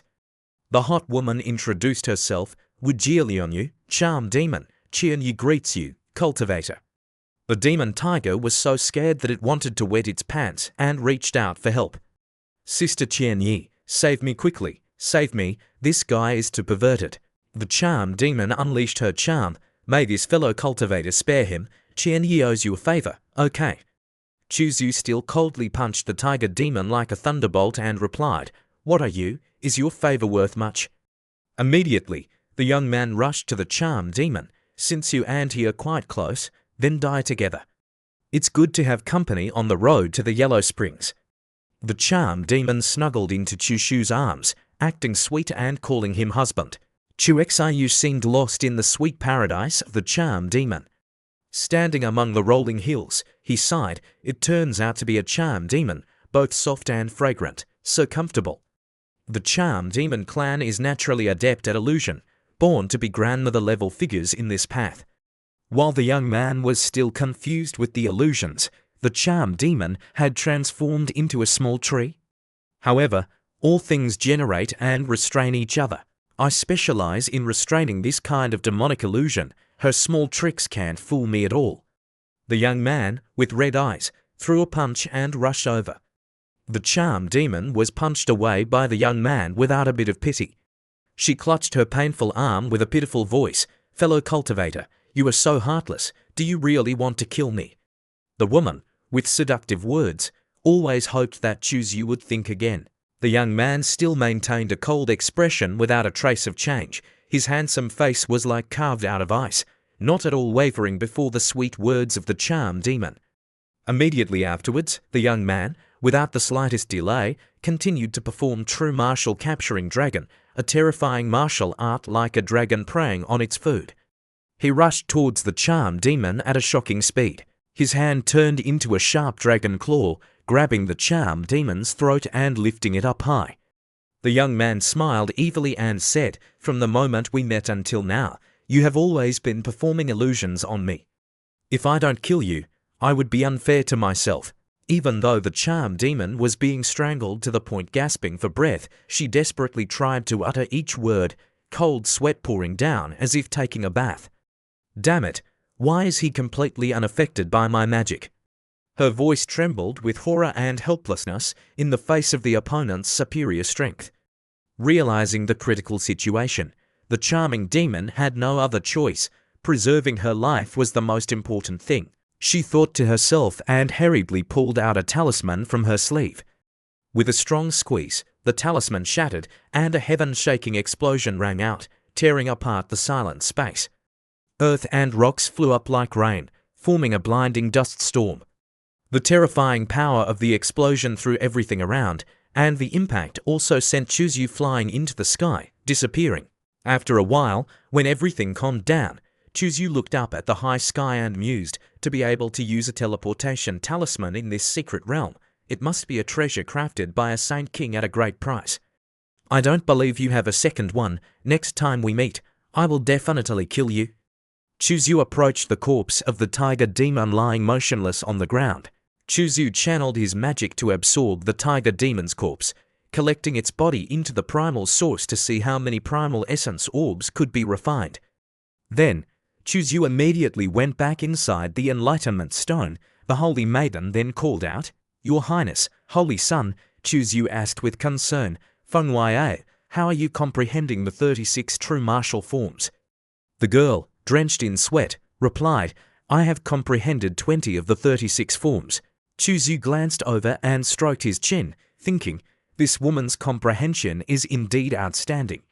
At this moment, Feng Yao asked Chuzu, "Are you planning to leave already?" Chuzu responded with a nod and said, "The first light formation is coming soon.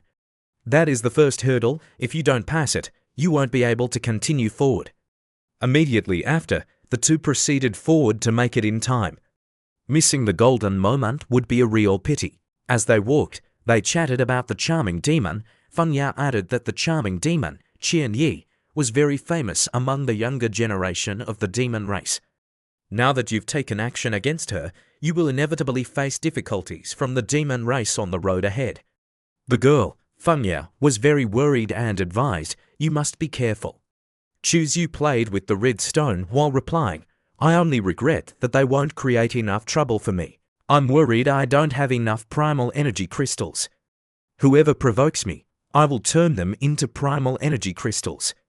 The girl, Feng Yao, was speechless upon hearing this and didn't know what else to say. The two continued walking on the tree trunk to enter the next hurdle of the secret realm. Before entering, Chuzu pressed, "We're at the first hurdle, are you ready?" The girl quickly replied, "Yes, I'm ready, let's go." The two then flew up high to enter the second hurdle of the secret realm. A mysterious golden light, like a gateway to another world, suddenly appeared. Both of them flew out of the radiant golden space. Chuzu then explained the situation to Feng Wei. "This hurdle mainly tests combat power. Only by passing the test can we continue to advance. Otherwise, we can only be trapped here. Suddenly, a loud noise came from behind. Someone had stomped heavily on the ground. At the same time, a cold and near-threatening voice rang out, cutting across the silent space. "Choose you, I finally waited for you." The surrounding atmosphere suddenly became tense. A huge, mysterious tiger demon appeared with a weapon in his hand, carrying a terrifying murderous aura. Clearly, this was an enemy who had been waiting for Choose You for a long time, and now he had found the opportunity to confront him. "The murderer of my clan brother, it should end now." Choose You was extremely small compared to the huge tiger in front of him. It also wielded a huge axe, making its aura soar. Behind it were countless lackeys ready to await orders. The voice of the charming demon rang out, mixed with a playful giggle. "Xiu, Taoist brother, you must be careful. Taoist brother Wang Shan Duo is very strong." While the charming demon, with her fiery figure and bewitching gestures, looked at Choose You, the heavenly demon son of the demon race laughed triumphantly. "Choose You, this time you've run into a tough bone." Wang Shan Duo, the ferocious tiger demon, did not hesitate for another moment. He swung the handle of his weapon heavily on the ground, creating a deafening explosion. The ground below cracked into a long line as if cut by a giant blade. The terrifying power of Wang Shan Duo shocked everyone. Amidst the chaotic scene, Choose You remained surprisingly calm.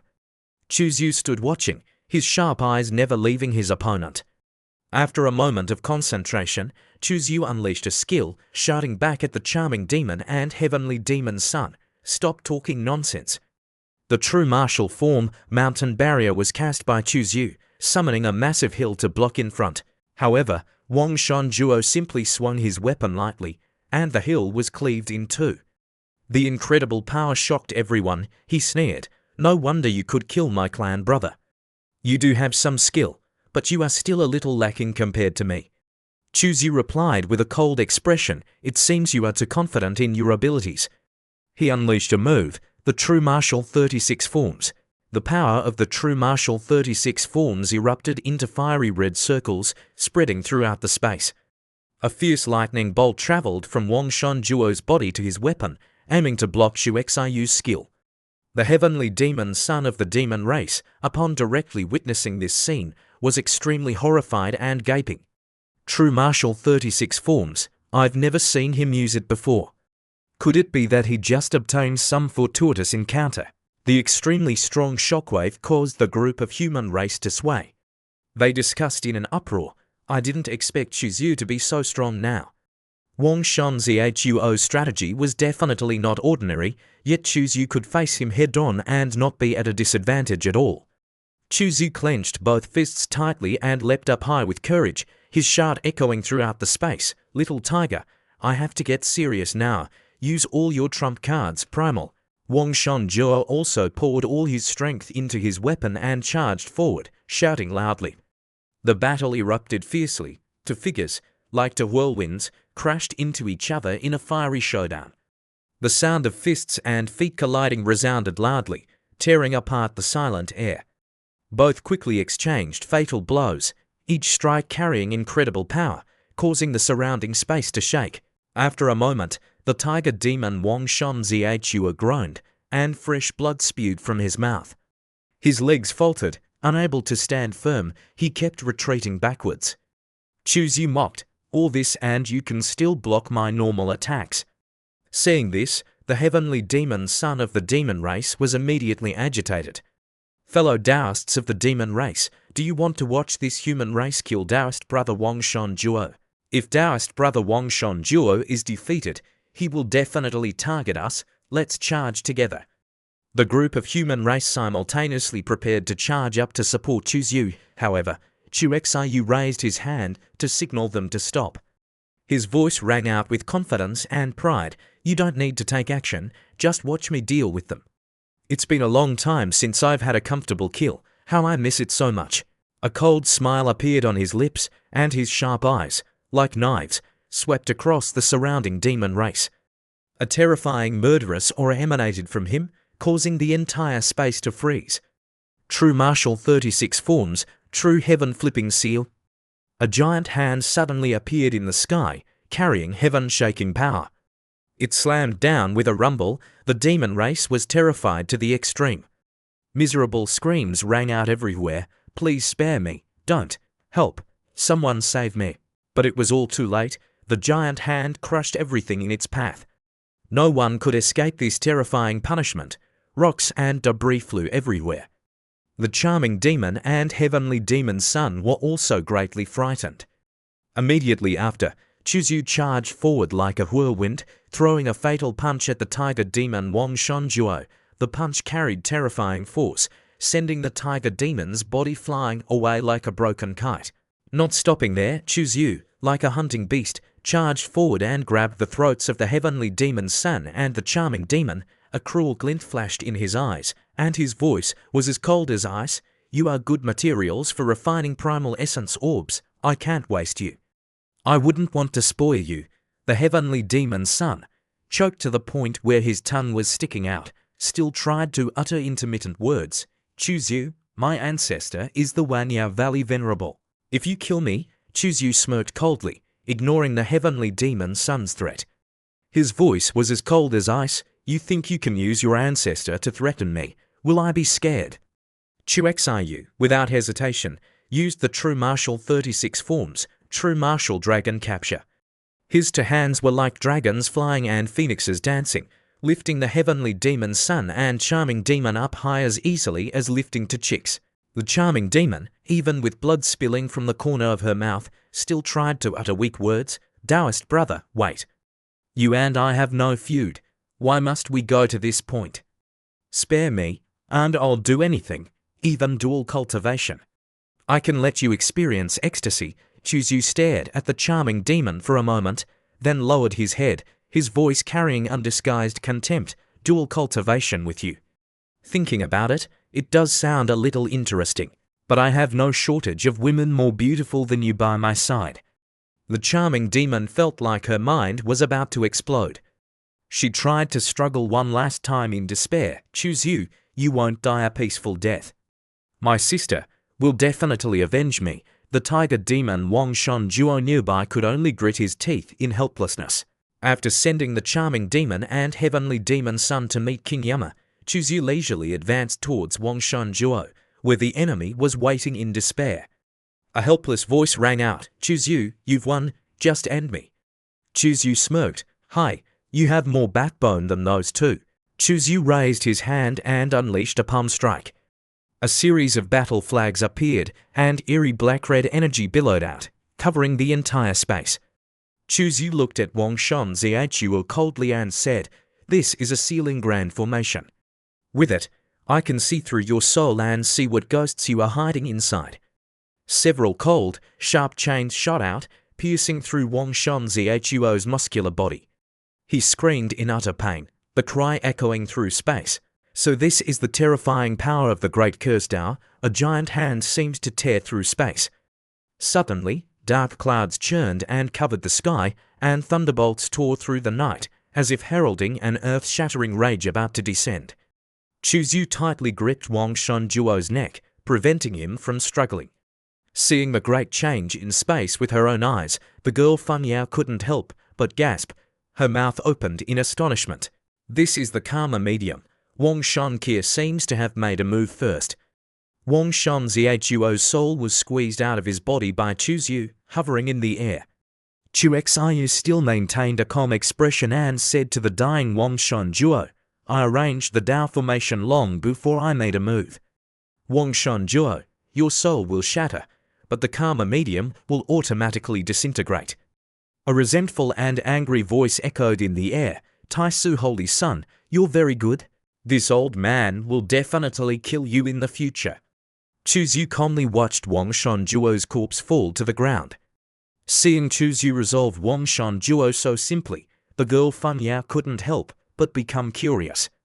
Her sparkling eyes looked at him and asked, "How did you know there was a great curse Tao sealed in his soul?"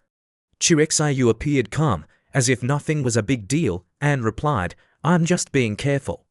How could I not anticipate this kind of backup plan? How could this trash fool me?" Hearing this, the girl Funyao couldn't help but giggle. her eyes sparkling with amusement. You're really too careful. The girl quickly changed the subject. Currently, only our human race remains in the first trial space. Let's first pass through this level before talking about anything else. Then, the girl Feng Yao turned to take the hand of the girl Bai, smiling gently. Fairy Bai, with your strength, you should have passed long ago. Why are you still here? The girl Bai sighed, saying that passing was certainly easy, but challenging the arena was tiered, distinguishing between A, B, C, 3 levels. Fairy Bai, with her extremely generous spirit, was very willing to provide more detailed information. C level corresponds to opponents 1 or 2 minor realms lower than oneself. B level corresponds to experts in the same realm as oneself. A level corresponds to opponents 1 realm higher than oneself. Their realms are suppressed. An opponent 1 realm higher is a lesser saint. To ascend the arena, one must kill all opponents within 5/4 of an hour. One opponent is refreshed on the arena every 1/4 of an hour. 2 opponents are refreshed every 2/4 of an hour. 4 opponents are refreshed every 3/4 of an hour. 8 opponents are refreshed every 4/4 of an hour, and 16 opponents are refreshed every 5/4 of an hour. Fairy Bai had given detailed information about how the number of black-clothed people would increase greatly over time. She didn't forget to carefully advise. Moreover, these black-clothed people also have combined attack techniques. Their combined strength is definitely not as simple as 1 + 1 = 2. Recalling her previous challenge, Fairy Bai sighed. Last time, challenging the A level, I almost fell. The man beside Fairy Bai continued. It's really too difficult to challenge beyond many lesser saint levels. After listening for a while, Feng Yao wasn't too pressured. She mumbled her own speculation, however. With Chu Xiu's Nudar Palace realm, the opponents are all divine power realm. With Chu Xiu's strategy, passing the A-level challenge should not be difficult. After a long exchange of information between the 2 girls, Chu Xiu was still sitting beside the corpse of Wang Shan Duo, collecting the spoils. One can't waste them. Waste is a shameful act. We must make rational use of resources. Seeing Chu Xiu being so practical, the 3 of them couldn't stop laughing. Chu Xiu also smiled lightly, his eyes full of confidence, and said, "It's just a level. Don't be discouraged. The universe is undecided, and everyone is a dark horse." Chu Xiu asked loudly to everyone around, "Which of you will go first?" Seeing that it was difficult and they hesitated, the surrounding people replied to Chu Xiu, "We can't challenge the A level, you go." Chu Xiu struck a cool pose. "I'll participate first." The system responded, "Challenger, please select the challenge difficulty." There were 4 options, C, B, R+. Chu Xiu, with his clothes and hair fluttering, his demeanor at its peak, and his aesthetics at their extreme, naturally chose a plus level. He hadn't previously considered a level in his calculations. Let's try a plus level first and see if there are any hidden rewards. As soon as he chose, 2 pinnacle divine power realm black-clothed people unexpectedly appeared. The girl Fairy Bai felt that something was wrong. What's going on? Why does Chu Xiu have 2 opponents? Through the previous information from Fairy Bai, the girl Feng Yao immediately jumped to a conclusion in her mind. So, within 5/4 of an hour, Chu Xiu will have to face 32 pinnacle divine power realm experts who are skilled in combined attack techniques. The difficulty is too great. She was a little worried. While everyone appeared uneasy, Chu Xiu had already rushed forward, throwing punches and kicks. A black-clothed person was punched away, and with another kick, Chu Xiu kicked the remaining one away. The girl Feng Yao was a little stunned. No wonder he let me choose the true martial 36 forms, so this kind of secret technique has the effect of restraining the black-clothed people. The man saw Chu Xiu easily defeat his opponent beyond his level, and a surge of surprise and doubt rose in his heart. He secretly thought, could it be that Chu Xiu knew in advance that the true martial 36 forms would be useful for passing this level? Feng Yao then exclaimed in a tone mixed with surprise and amusement.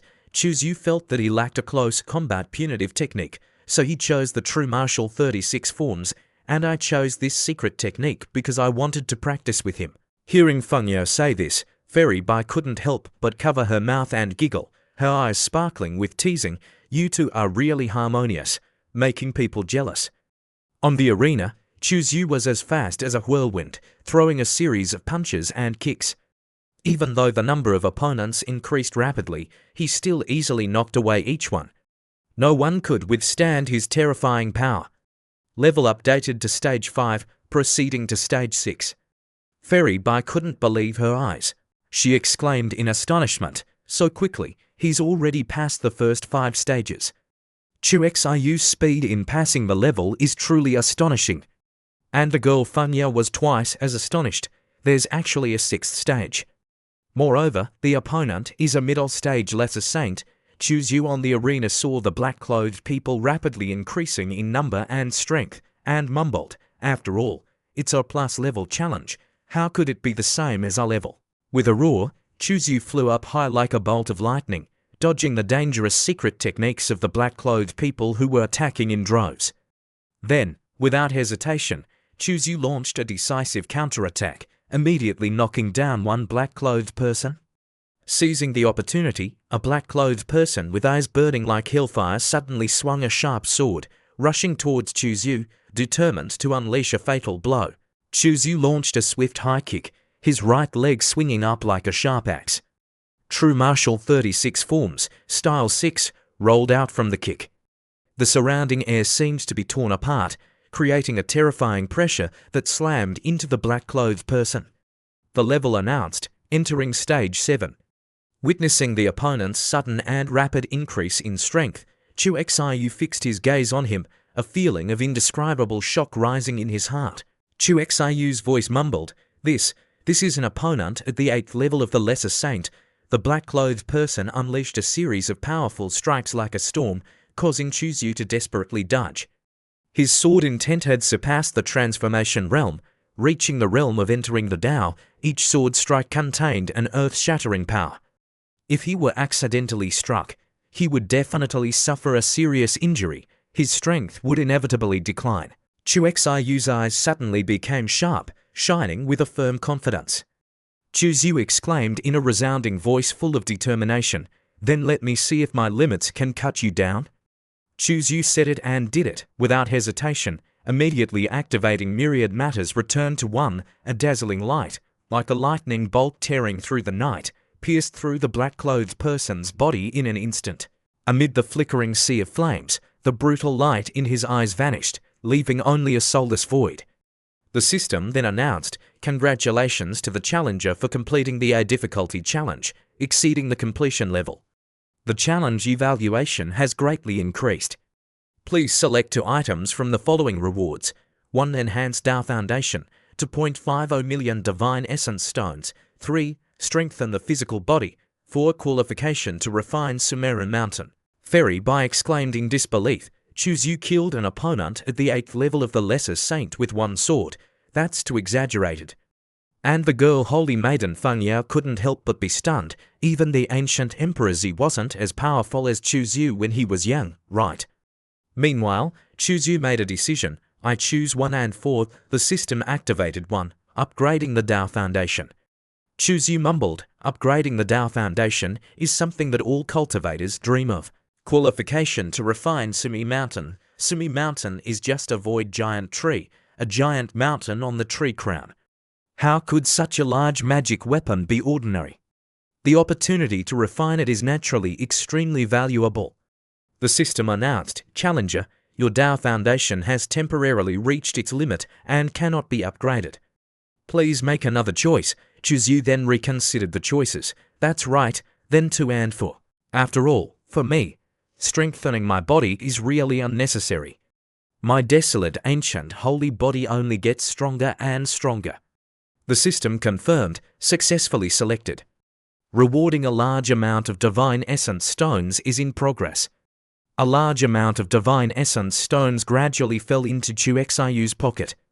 He smiled, I can only reluctantly accept these 40 million Divine Essence Stones. Even if I don't get the DOU secret in the end, this trip won't be in vain. The group was dumbfounded, their eyes wide with amazement. Too amazing, really too amazing. This is the first time I've seen so many Divine Essence Stones. Immediately afterward, Funya stepped forward. Next, it's my turn to challenge. The girl quickly took her place. On the opposite side, The black-clad man also locked onto Feng Yao as his target. Feng Yao continuously used techniques from the secret realm outside Kiwong Mountain. At this moment, several demon clansmen spoke up. Excellent, Holy Sun Cho. Very good, how mighty, a human girl dares to mock them. Why are you old guys so impatient? Our Holy Sun is killing opponents above his level. That's his skill. If you recover, then continue sending your younger generations in. Immortal Che Mengdi reminded, don't be impolite.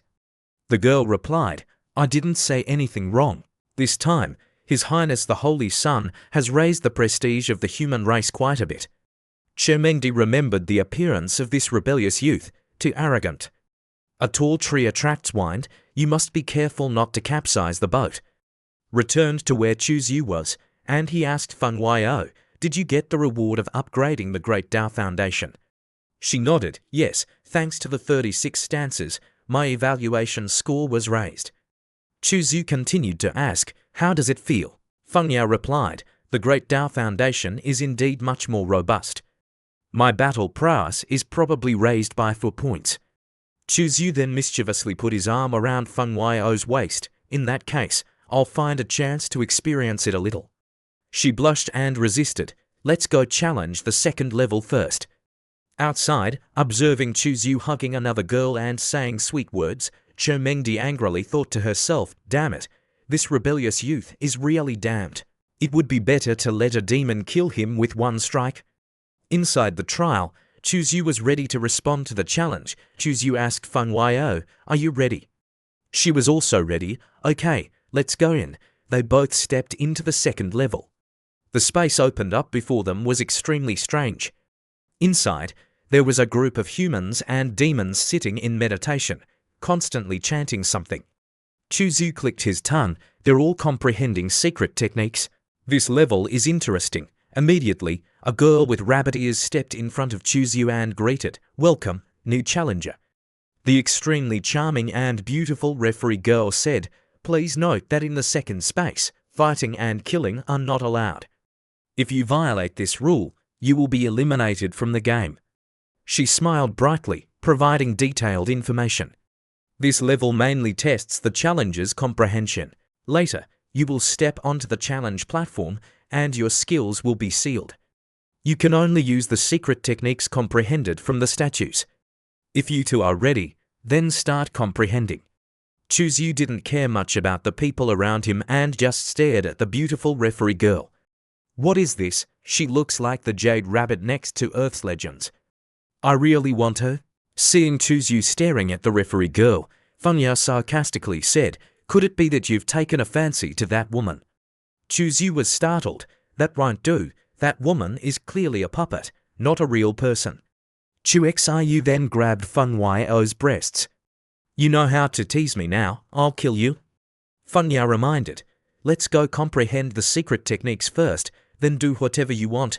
Okay, afterwards, they both went to the front of a large Buddha statue. They sat down to prepare for meditation. Feng Yao suddenly discovered that these secret techniques were all improved versions of the true martial 36 stances. Could it be that you already knew the effect of the 36 stances? Chu Yu reminded, what's so surprising about that? She thought to herself, he's just showing off again. Very quickly, Feng Yao realized what kind of secret technique the true martial 36 stances were and how powerful its energy was. Chu Yu said, actually, this is a part of the fighting word secret. Aren't you very excited? I really thank you for your reminder. Otherwise, I wouldn't have gotten the Great Tao Foundation reward in the first level, and this level would also be very difficult to pass. Chu Yu smiled and said, just saying thank you isn't enough. Unless you give birth to a child for me, but the child belongs to me, and I can't give it to other people, Feng Yao shyly stammered. But, Chu Yu then pulled her into his arms. No buts. If you don't listen, be careful. Feng Yao continued to resist. Let's pass this level first and talk about it later. Half an hour later, Chu Yu had passed the level. The demon clansman saw Chu Yu leave and discussed. Can't be, he went to the arena. Did he comprehend it already? Impossible. The secret techniques in this statue are mysterious and difficult to comprehend. How did he do it? I guess he just passed the shallow test of that rabbit girl. That rabbit girl saw Chuzyu come over and asked, "Challenger, you've decided to challenge me? You only have 3 chances, so please cherish them. Now I will seal your other methods, and later you can only use the secret techniques you just comprehended." Chuzyu coldly replied, "Stop talking nonsense and start." The pink rabbit angrily widened her legs and said, "I won't hold back, you must be careful." Seeing the pink rabbit rush over, Chuzyu used the true martial mountain breaking seal. The girl was quickly blown away. The pink rabbit exclaimed in surprise, "Well done, congratulations on passing the level." Chuzyu was startled, "So I passed the level, it's that simple." The system announced, "Congratulations to the challenger for passing the 2nd level. Please choose 2 of the following rewards. 1. 50 million Divine Origin Stones. 2. Increase Great Tao Foundation. 3. Increase Body Strength. 4. Refine the Sword." It detected that the friend has already received qualification. Modifying rewards. Change appeared. Selection chaos due to unknown reasons. Forced to terminate. Chuzyu was also very confused. What's going on? Could it be that you can't afford to play? Suddenly, a different space opened up, and Chuzyu was sucked into it. The group of people saw Chuzyu disappear, and the different space slowly closed up. Then they discussed in an uproar, "Chuzyu passed this level. Where did he go? What's going on?"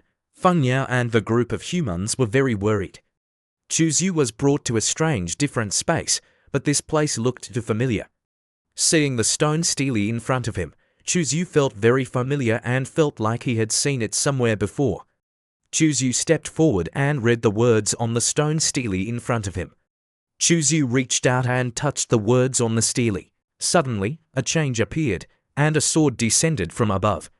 Chuzyu immediately recognized that this was sword intent at the Emperor level, transformed into aura.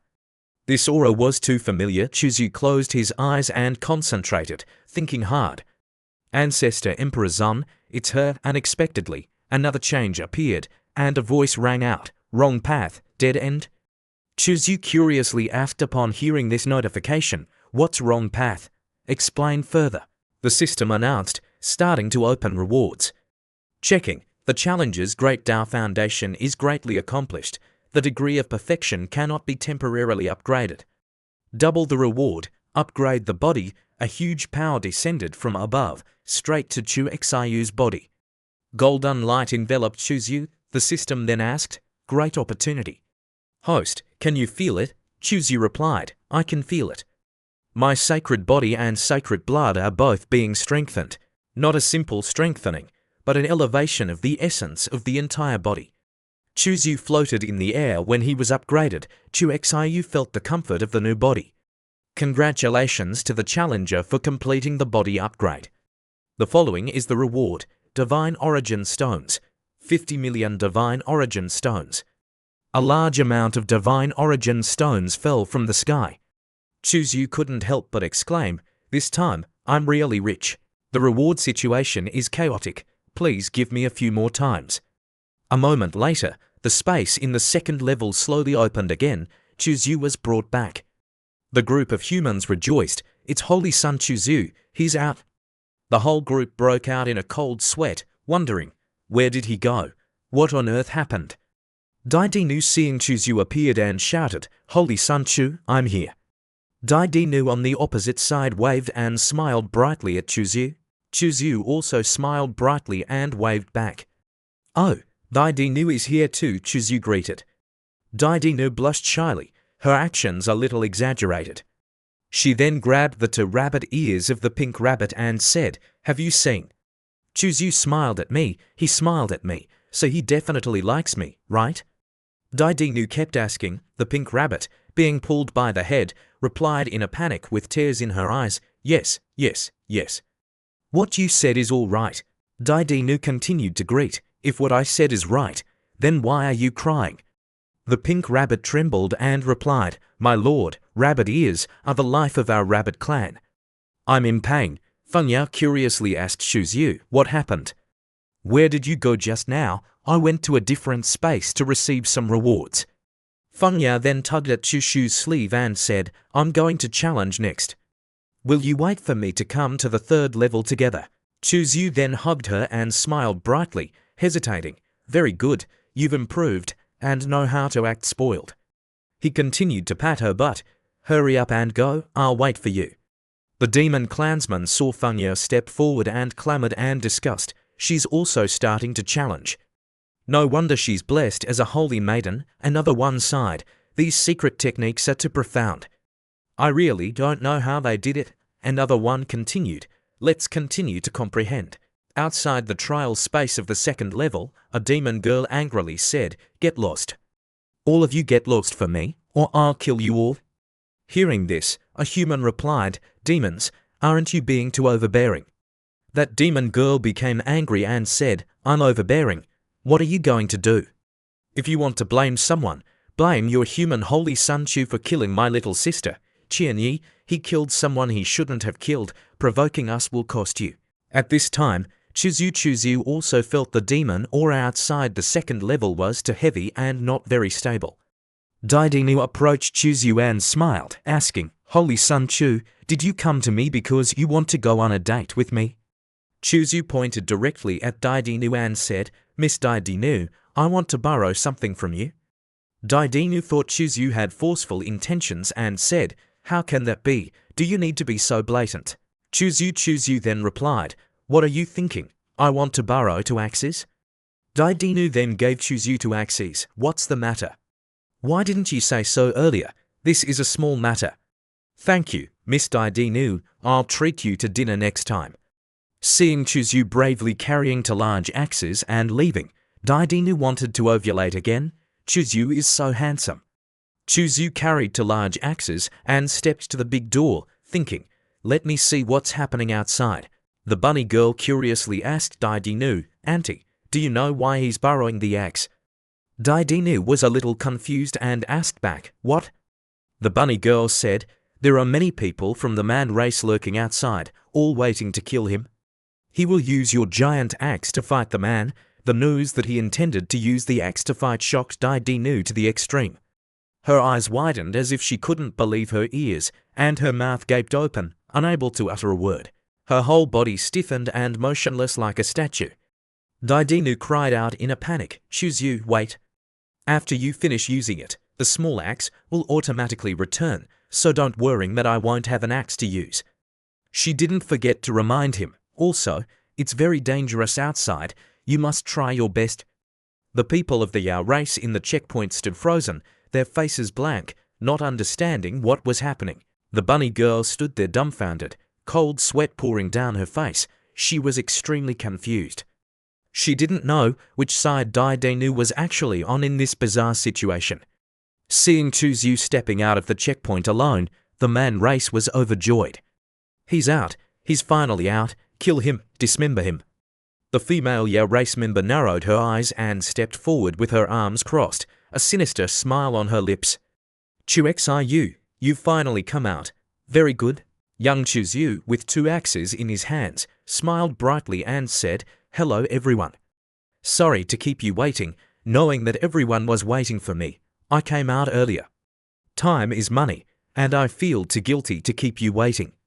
The female Yao race member gave a contemptuous smile, hands on her hips, and said, You can still laugh at this time, it's just a forced smile. The demon race member next to her stood with hands on his hips and said in an overbearing tone, I think he's pretending to be profound and will find a chance to run away alone.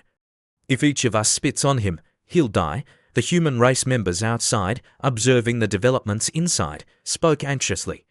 Holy Son Chuxiu seems to be surrounded by the man. Another person added, Should we send someone to save him? But someone else realized, it seems it's too late. It's all too late, and by the time we get there, we'll only be able to pick up his corpse. Before the sarcastic remarks of the people, Che Mengdi calmly pondered. You still don't understand this rebellious disciple of mine. Looking at his scheming face, I know the man are about to encounter misfortune. Because she was too familiar with and had been a victim of Chuxiu's tricks many times, Qi Mengdi wasn't worried at all. The tiger Yao asked anxiously, Chuzu, where is holy maiden Yao Ci?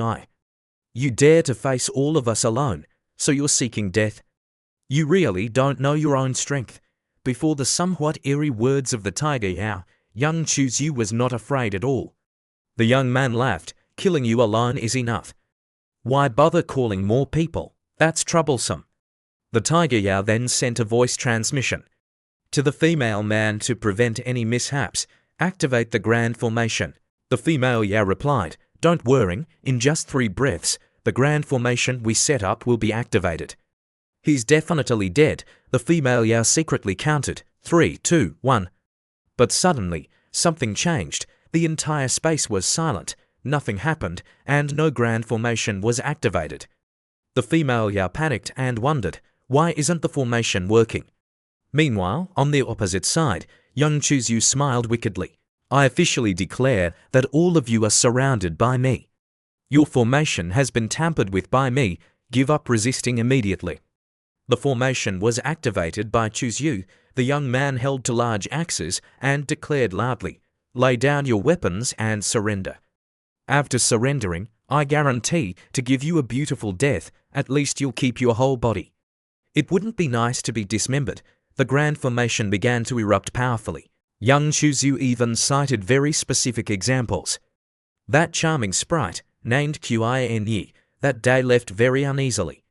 Her body was refined by me into a crystal of original force. The young man even gave a smile with a ghostly face and sighed, oh, such a beautiful woman, what a pity. The female Yao with 2 horns was now furious. Her eyes widened and her mouth gaped open. She couldn't bear it anymore and drew out a dagger, shouting, choose you want to die. No matter who said what, young Chu stood calmly, raising his 2 large axes and declared, I have cultivated the supreme immortal path. Everything in heaven and earth returns to one. The lightning of the grand formation rose up, and the runes fluttered. The female Yao then locked onto Chu and rushed forward like lightning. She gnashed her teeth and aimed straight at Chu's chest, wanting to end his life with a single stab. Die. As she got close to Chu, she was stopped by a mysterious force. Chu gave a wicked smile. The next second, the female Yao's dagger was knocked away, spinning more than 10 times before falling to the ground. Seeing that young Chu was too strong and easily broke her moves, the female Yao was very confused and wondered, why is it like this? How powerful is this body? Young Chu was extremely cold. 1 axe touched down, and red liquid covered the entire space. A miserable scream echoed. After easily defeating the female Yao as if he was playing, Chu Xiu switched his target to the fat tiger Yao. It's your turn? Seeing Chu with 2 large axes and murderous intent rushing towards him, but tiger Yao was controlled by a mysterious force. He could only gape his mouth and curse inwardly, damn it, I can't break free. Chu Xiu struck down with 2 axes, and tiger Yao was split into 3 pieces. Chu continued to clench his teeth, a sinister smile on his face. The young man's eyes were bloodshot with craving. 30 seconds later, only the corpses of the demons and monsters were lying scattered on the ground. After the smoke cleared, the human girl outside saw Chu Xiu's strength and wanted to marry her daughter to the young man and exclaimed, Holy Son, well done. These demons and monsters dared to surround our holy son. They deserve to be killed. Fairy Chemengdi witnessed this scene and was quite satisfied. She took a deep breath, making her breasts full and round, and thought, this rebellious disciple really doesn't disappoint me. The demon race members outside were very worried. The bull-headed great sage exclaimed, they're finished. Great Sage Qingyu, also known as the chicken-headed great sage, was angry. Chu Xiu, damn it, we must avenge the man. This little bastard dares to provoke a hornet's nest.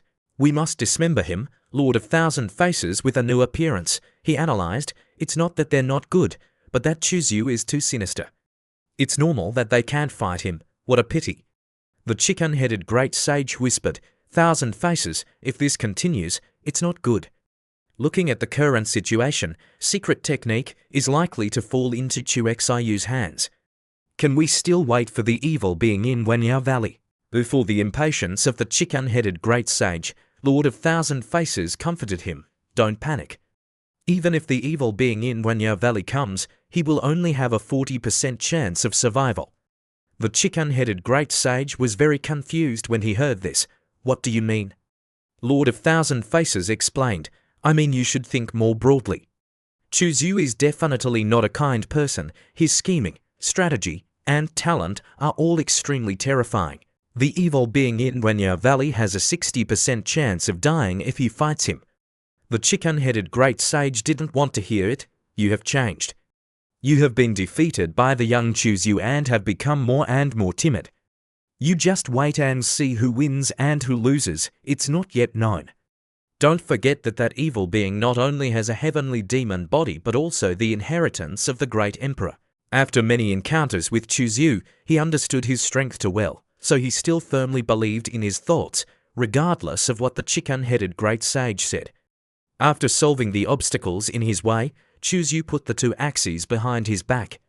Chuxiu secretly thought, thanks to the two giant axes of Butterfly Empress, I had planned to set up a listening formation on them after the battle to steal some important information about the man.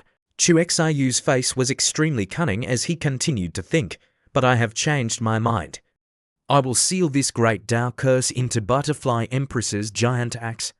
When she realizes that there is a problem with the weapon, she will naturally go to find Lord Butterfly. At that time, I will try to kill Lord Butterfly, but it is very difficult to hide from a Holy King-level overlord. What should I do? Chuzu stroked his chin and thought for a long time to find a way to deceive Butterfly Empress. Finally, the young man thought of his holy maiden and clicked his tongue. Fengya can help me to relax her a little.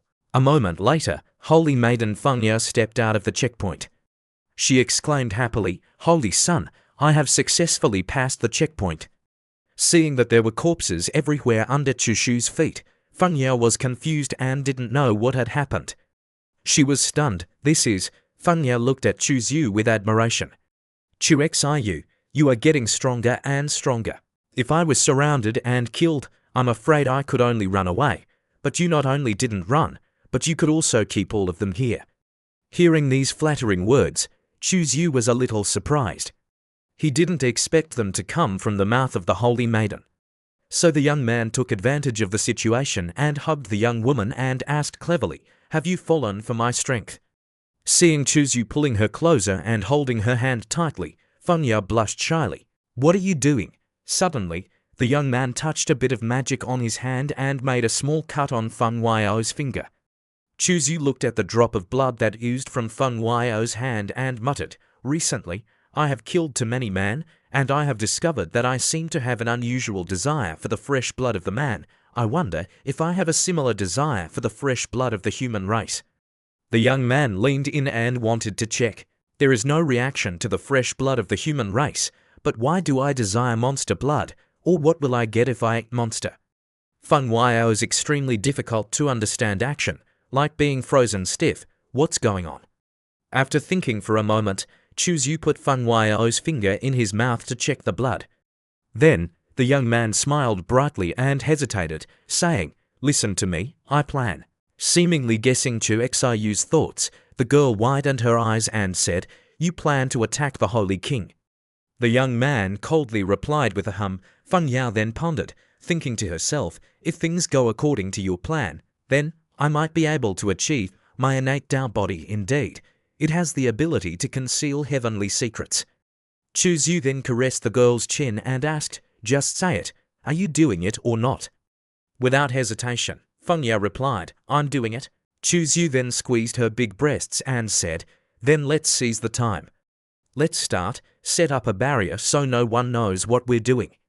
The people outside, observing from afar, saw a layer of barrier being created and wondered curiously, why are the Holy Sun and Holy Maiden setting up a layer of hidden barrier? What do they want to do? The crowd began to speculate wildly. They even thought about the young man wanting to play a little game to relieve the pressure after passing through the two trials. As expected of young people, their energy is truly abundant. At this moment, Master Qi Mengdi, seeing the barrier being created and obscuring her view, became annoyed and irritated. Her jealousy surged. This rebellious disciple is truly shameless. Wait until he comes out. I'll make him look good for doing such indecent things.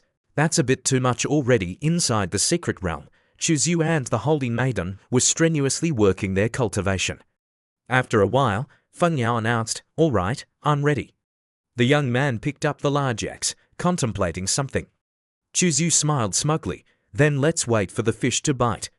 7 days later, without warning, a brilliant golden light suddenly burst forth in the sky, so blinding that people had to squint. In midair, a mysterious spatial gate seemed to be slowly opening, radiating a dazzling, mystical light. Chermendi looked up, her eyes widening in surprise. Her heart pounded. She curiously exclaimed, What is that?" From within that golden light, a supermassive flying ship slowly appeared. On that flying ship was the demon Ming Yaozi from Wenyo Valley. The girls below, seeing him, broke out in a cold sweat and exclaimed in horror, "It's the evil demon of Wenyo Valley. He's really here. Rumor has it that he is the successor of the Snow Emperor." The girl next to her continued, "His aura is so strong, is he about to become a great saint? When he was in the Dao Palace realm, he conceived a divine-grade supernatural power seed. His future is immeasurable." At the same time, outside the trial field of the second trial, Chuzhu was still focused on cultivating.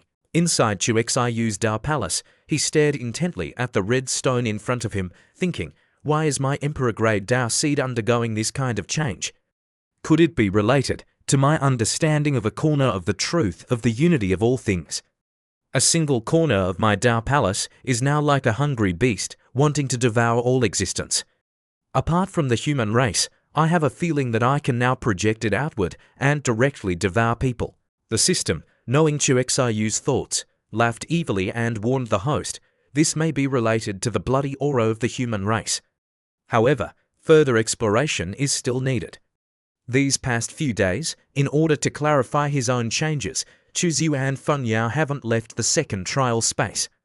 Although it's not possible to confirm specifically what changes there are, it can be confirmed that this type of change has almost no side effects. While he was still thinking, Feng Yao found him, carrying a chicken upside down. The red chicken in Feng Yao's hand trembled and said, "Chuzhu, haven't you gone to a higher place? Why are you still here? What do you want to do with me?" Then she released the chicken to the ground. Immediately, it transformed into an extremely adorable and seductive girl. Still with his old habit, Chuzhu caressed her chin and reassured her, "Don't be afraid." Chuzhu grinned and pointed to his face confidently, "You see how kind I smile." "I definitely won't hurt you," the chicken girl exclaimed in horror. "You are an evil demon." "No one would believe your words." Ignoring her words, the young man instructed the holy maiden Feng Yao, "Go to the entrance of the cave and protect me." The chicken girl continuously begged, "Mommy, I want to go home." Feng Yao obeyed Chuxiu's words and went to the entrance of the cave to protect him carefully. Inside, the girl, seeing the extremely cunning expression on Chuxiu's face, turned pale. "What exactly do you want to do?" Chuzhu gave a devilish smile and replied, "Don't worry, you'll know later." The young man took out a super big red stone. The chicken demon girl was startled and panicked. "What is this?" Immediately after, she saw the young man showing a sly smile. His eyes were extremely strange. Boom, the stone shattered, and a burst of extremely strong fire-like power spread. The chicken demon girl screamed in fright, "Help!" Then, the mysterious power enveloped the chicken demon girl. And the young man began to close his eyes and concentrate. It seemed that the young man had seen the previous scenes of the chicken demon girl. Then, the young man also saw a very high-quality scene. The chicken demon girl was practicing spelling Yue or something with a very hot appearance. The young man was surprised and curious, thinking, "Is this soul reading? So the Guidao seed has this kind of new ability." An hour later, the time for the soul reading technique also ended. The chicken demon girl slowly calmed down, her head was pounding, and her whole body was weak. The young man asked, "Are you awake?" Suddenly, the girl recovered very quickly and knelt down obediently, submitting to the young man. The chicken demon replied, "Yes." After that, she kept kowtowing to the ground. "Your Honor, I am your most loyal servant. Thank you for giving me a new life." The young man happily asked, "Kun, do you feel any changes in yourself?"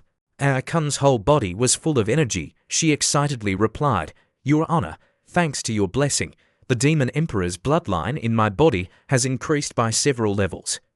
The defects of the heavenly grade divine power seed have been filled, and the effect has reached the immortal grade level. She felt extremely lucky and added, my strength has increased by at least 10 times, and the speed of cultivation has also increased a lot. After leaving the secret realm, I may be able to reach the lesser saint or even the great saint level. The young man looked at Ai-kun in front of him and thought to himself, after this experiment, I have roughly grasped the effect of the Guidao seed. 1. Consume. Consume cultivators other than the human race transforms them into a kind of blood-colored energy, which is the strange blood-colored energy stored in the blood-colored planet beside the divine Dao seed. 2. Modification. The blood-colored energy can transform all races, making them obey me from the soul. After understanding the two overbearing effects of the Guidao seed, the young man told Ai-kun to get up and talk. She obediently obeyed. Yes, Your Honor. With his time-grabbing nature, the young man hugged the girl and thought to himself, this method is really hard to solve. In the future, I will have a group of subordinates with stronger strength and absolute loyalty. The girl Ai-kun blushed shyly and looked at the young man, whispering, My honor. The young man's naughty finger kept poking the fruit and asked, What's wrong? Ai-kun was both shy and worried. Ming Yaozi of the Wanya Valley has arrived and may challenge Your Honor. While the girl was worried, the young man continued to make intimate gestures and replied with a happy smile, Don't be afraid. The young man thought to himself, Ming Yaozi, a heavenly grade divine power seed, the heavenly demon body, a peerless monster that appears only once every tens of thousands of years, the successor of the Zuqing Emperor. If I also transform him into my subordinate, wouldn't that be extremely wonderful? Just thinking about this, the young man felt like a huge bargain had fallen from the sky. Come here, come more, I will have more subordinates. Then, the young man seriously instructed Ai-kun, I will give you a task. The girl also listened very obediently and knelt down to receive the order, reporting, Even if I die, Ai-kun must complete Your Honor's order. The young man then told her his plan, You think of a way to seduce some more demons. The girl replied yes and went to do her task. After a while, the holy maiden Fengya came to her. When she didn't see the chicken demon, she asked, You let the chicken demon go. The young man calmly replied, Don't pay attention to her, just let her leave. Seeing the young man's strange behavior, the holy maiden Fengya felt confused and thought the young man would never leave a living person when dealing with the enemy. Why did he just let the chicken demon go this time? At this time, the young man was also secretly calculating something. After transforming Ai-kun, I always feel that the Tao has added something, but what exactly has been added? With my current realm, there is no way to describe it. It is like some regrets being fully supplemented into the defects. The young man asked calmly while sitting on the boat, Fengya, you don't ask me why I want to let the chicken demon go. The holy maiden was also very sensible and replied, If you want to say it, you will naturally say it. Why should I ask if you don't want to say it? Even if I ask, you won't say it. The girl really understood the way the young man worked. The young man coldly said, There are some things that the less you know, the better.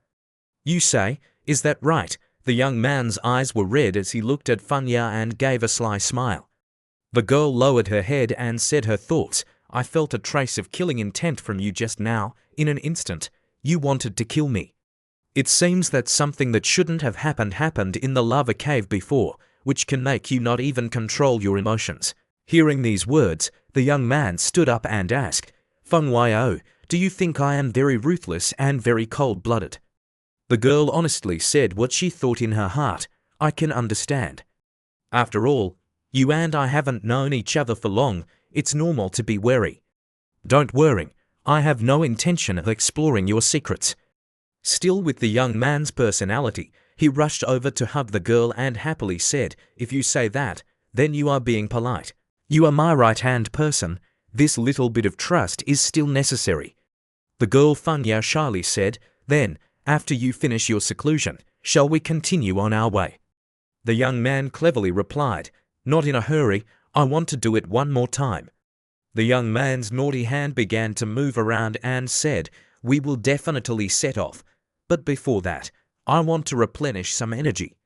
The girl Feng Yao could only stand still in front of the young man's magic hand. Then, the sounds of spelling Yue rang out. I don't know what the young man did, but Feng Yao exclaimed, "That place is not allowed." After a while, Feng Yao didn't say anything more, but only heard the sound of spelling letters Yue resounding inside the dark cave. The chicken demon girl returned to the demon clan. "Kun, are you sure that the Tai Su holy maiden is still inside?" "Didn't she enter a long time ago?" the chicken demon replied. "Why would I lie to you?" The difficulty of this second level is very high. Currently, only 5 people have passed the level. Many people have given up passing the level and are looking for other opportunities around. Aren't you the same? The black ape Momo immediately said, "Brothers and sisters, a large number of our tribe died in the hands of the Tai Su holy son of the human race. Now he has reached a higher place. We can't find him to take revenge. We can only take the Tai Su holy maiden, who also comes from the Tai Su, to open the way." The black ape's eyes was red, and he gave a sinister smile. "We want to find her, catch her, peel off her skin little by little, and then give her corpse to the Tai Su holy son. I'm sure his expression will be very attractive." The demons shouted in unison, "Kill, kill, kill." Kun heard this and laughed to herself. "A bunch of idiots, still dare to take revenge on your honor. It's really ridiculous. Let's see how you die later." At the same time, on another mountain peak, the Wai Guang holy son was cultivating when he felt that something was wrong. What a strange supernatural power, splendid rivers and mountains. There is a bit of the smell of the holy body vision. Could it be that some great power specializes in imitating the holy body vision and created a supernatural power? He secretly smiled triumphantly. "If I learn this supernatural power, even if I encounter the vision of the holy body of the young man in the future, I can resist it for a while." Then, he continued to dream of occupying the beautiful holy maiden Feng Yao. "By then, Feng Yao will naturally be mine." While he was dreaming happily, he felt a change in the surroundings. There was a demonic aura in the ancient tree forest nearby. Kun asked, "Black Ape Momo, that is the holy son Wai Guang. We are all ready. The holy son Wai Guang has already discovered us and has killing intent towards us. It's too late to retreat now. The holy son Yao Guang is also a holy son. Kill him first and talk later." After he thought to himself, he raised his weapon high and ordered, "Charge." The holy son Yao Guang also realized that the demons wanted to attack him. "Do you want to die, brothers? Attack and kill him." A fierce collision between the two sides took place. Rumble, chaos, the momentum of the great battle covered the sky. On a nearby mountain, the young man and the holy maiden Feng Yao also saw it. The young man secretly smiled. He found the divine power stone, but was killed by the demons.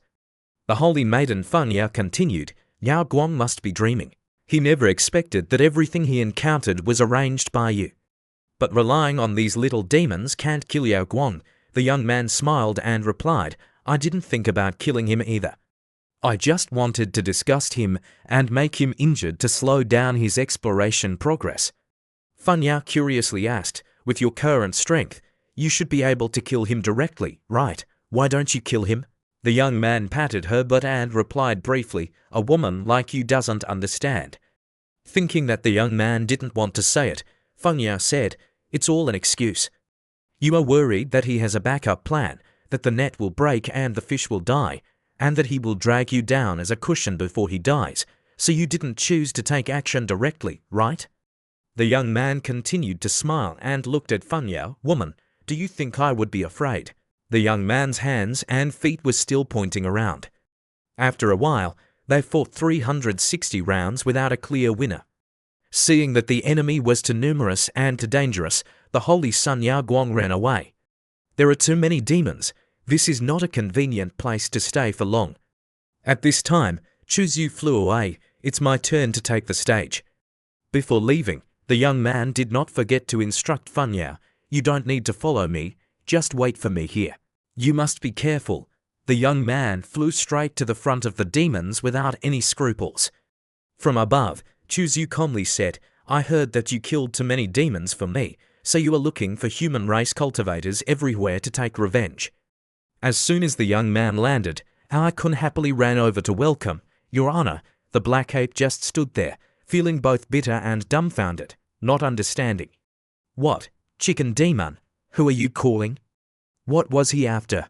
After a while, the old monkey with a big head and a brain like a grape realized we were being played. He immediately yelled for his subordinates to run, but it was too late. Some of the demon men were so scared that their hands and feet went limp and they couldn't run, continuously begging their comrades to save them. Choose You with the cold face used the magic orb in his hand and muttered, "Want to run?" Too late. The whole space was immersed in deadly red light. The demon men screamed in horror, "Choose You demon, you shall not have a good death." After Choose You named Choose You cleansed the area with blood, he felt extremely comfortable. Only a fox demon man remained, but how could it escape Xiu's eyes? The fox girl woke up and was startled when she saw Choose You. Choose You immediately cast a spell on her. Your aptitude is average, but there seems to be a trace of nine-tailed celestial fox bloodline in your body. It might have some effect on me. Let me convert you. As soon as he finished speaking, the fox girl was also tightly bound by Xiu's spell. So she is a direct disciple of Jade Grand Sage, Tiyushan Fox Clan, Tiyushan Qingzu mentioning Tiyushan Yu. She is the blood sister of Thousand-Faced True Monarch. Choose You stroked his chin and thought to himself, Thousand-Faced, that Thousand-Faced. I didn't expect us to be so fated. After a while, Choose You released the spell and let the fox go. The girl was overjoyed as she came out. Finally, I've grown 9 tails. The strength of my body has clearly become stronger. Immediately, Tiyushan Qingzu knelt down and saluted. Tiyushan Qingzu greets the master. Choose You slowly pointed at the fox's forehead. Very good, your bloodline has been improved very well. The 9-tailed celestial fox bloodline has been activated. Thank you, master, for giving me a new life. In the future, I will definitely surpass my master and do my best for the master. You don't need to go back and gather with the demon men first. I believe you know what to do. Yes, master. The demon men have been wiped out. If I retreat completely, I'm afraid I will be suspected. As soon as she finished speaking, the fox deliberately cut a wound on her hand. Choose You instructed, do your best to perform well. Maybe there will be a chance for a second improvement. You go first. Hide and wait for my call. The fox bowed and saluted. Yes. Choose You looked at the mountains in the pass and pondered for a moment. Then Choose You continued to circulate his energy and returned to find Funyao. I should focus on Funyao. Xiu returned to find Funyao and went to the large stone stele. It was named Wangchuan of the shore. The system announced, "Congratulations to the challenger. The third pass you have arrived at is Wangchuan River. Break the stone stele and you can enter Wangchuan River. Note that the crushing of the stone stele will cause the suppression within the secret realm to disappear. All obstacles will also disappear. Those who cross Wangchuan River first can receive the final reward." Hearing the system's announcement, Feng Wao's mind raced. Does that mean that after breaking the stone stele, the powerhouses from the outside world will not be able to stop pouring into the secret realm, and at the same time, cultivation will not be suppressed? The system replied, of course, there is no free lunch in the world. Those who have not participated in the previous passes will encounter extreme difficulty when crossing Wangchuan River. Funyao turned to ask Choose You, what do you want to do? Choose You calmly replied, Funyao, don't tell me you think this stone stele is easy to break. Hearing this, Funyao kept staring at the stone stele.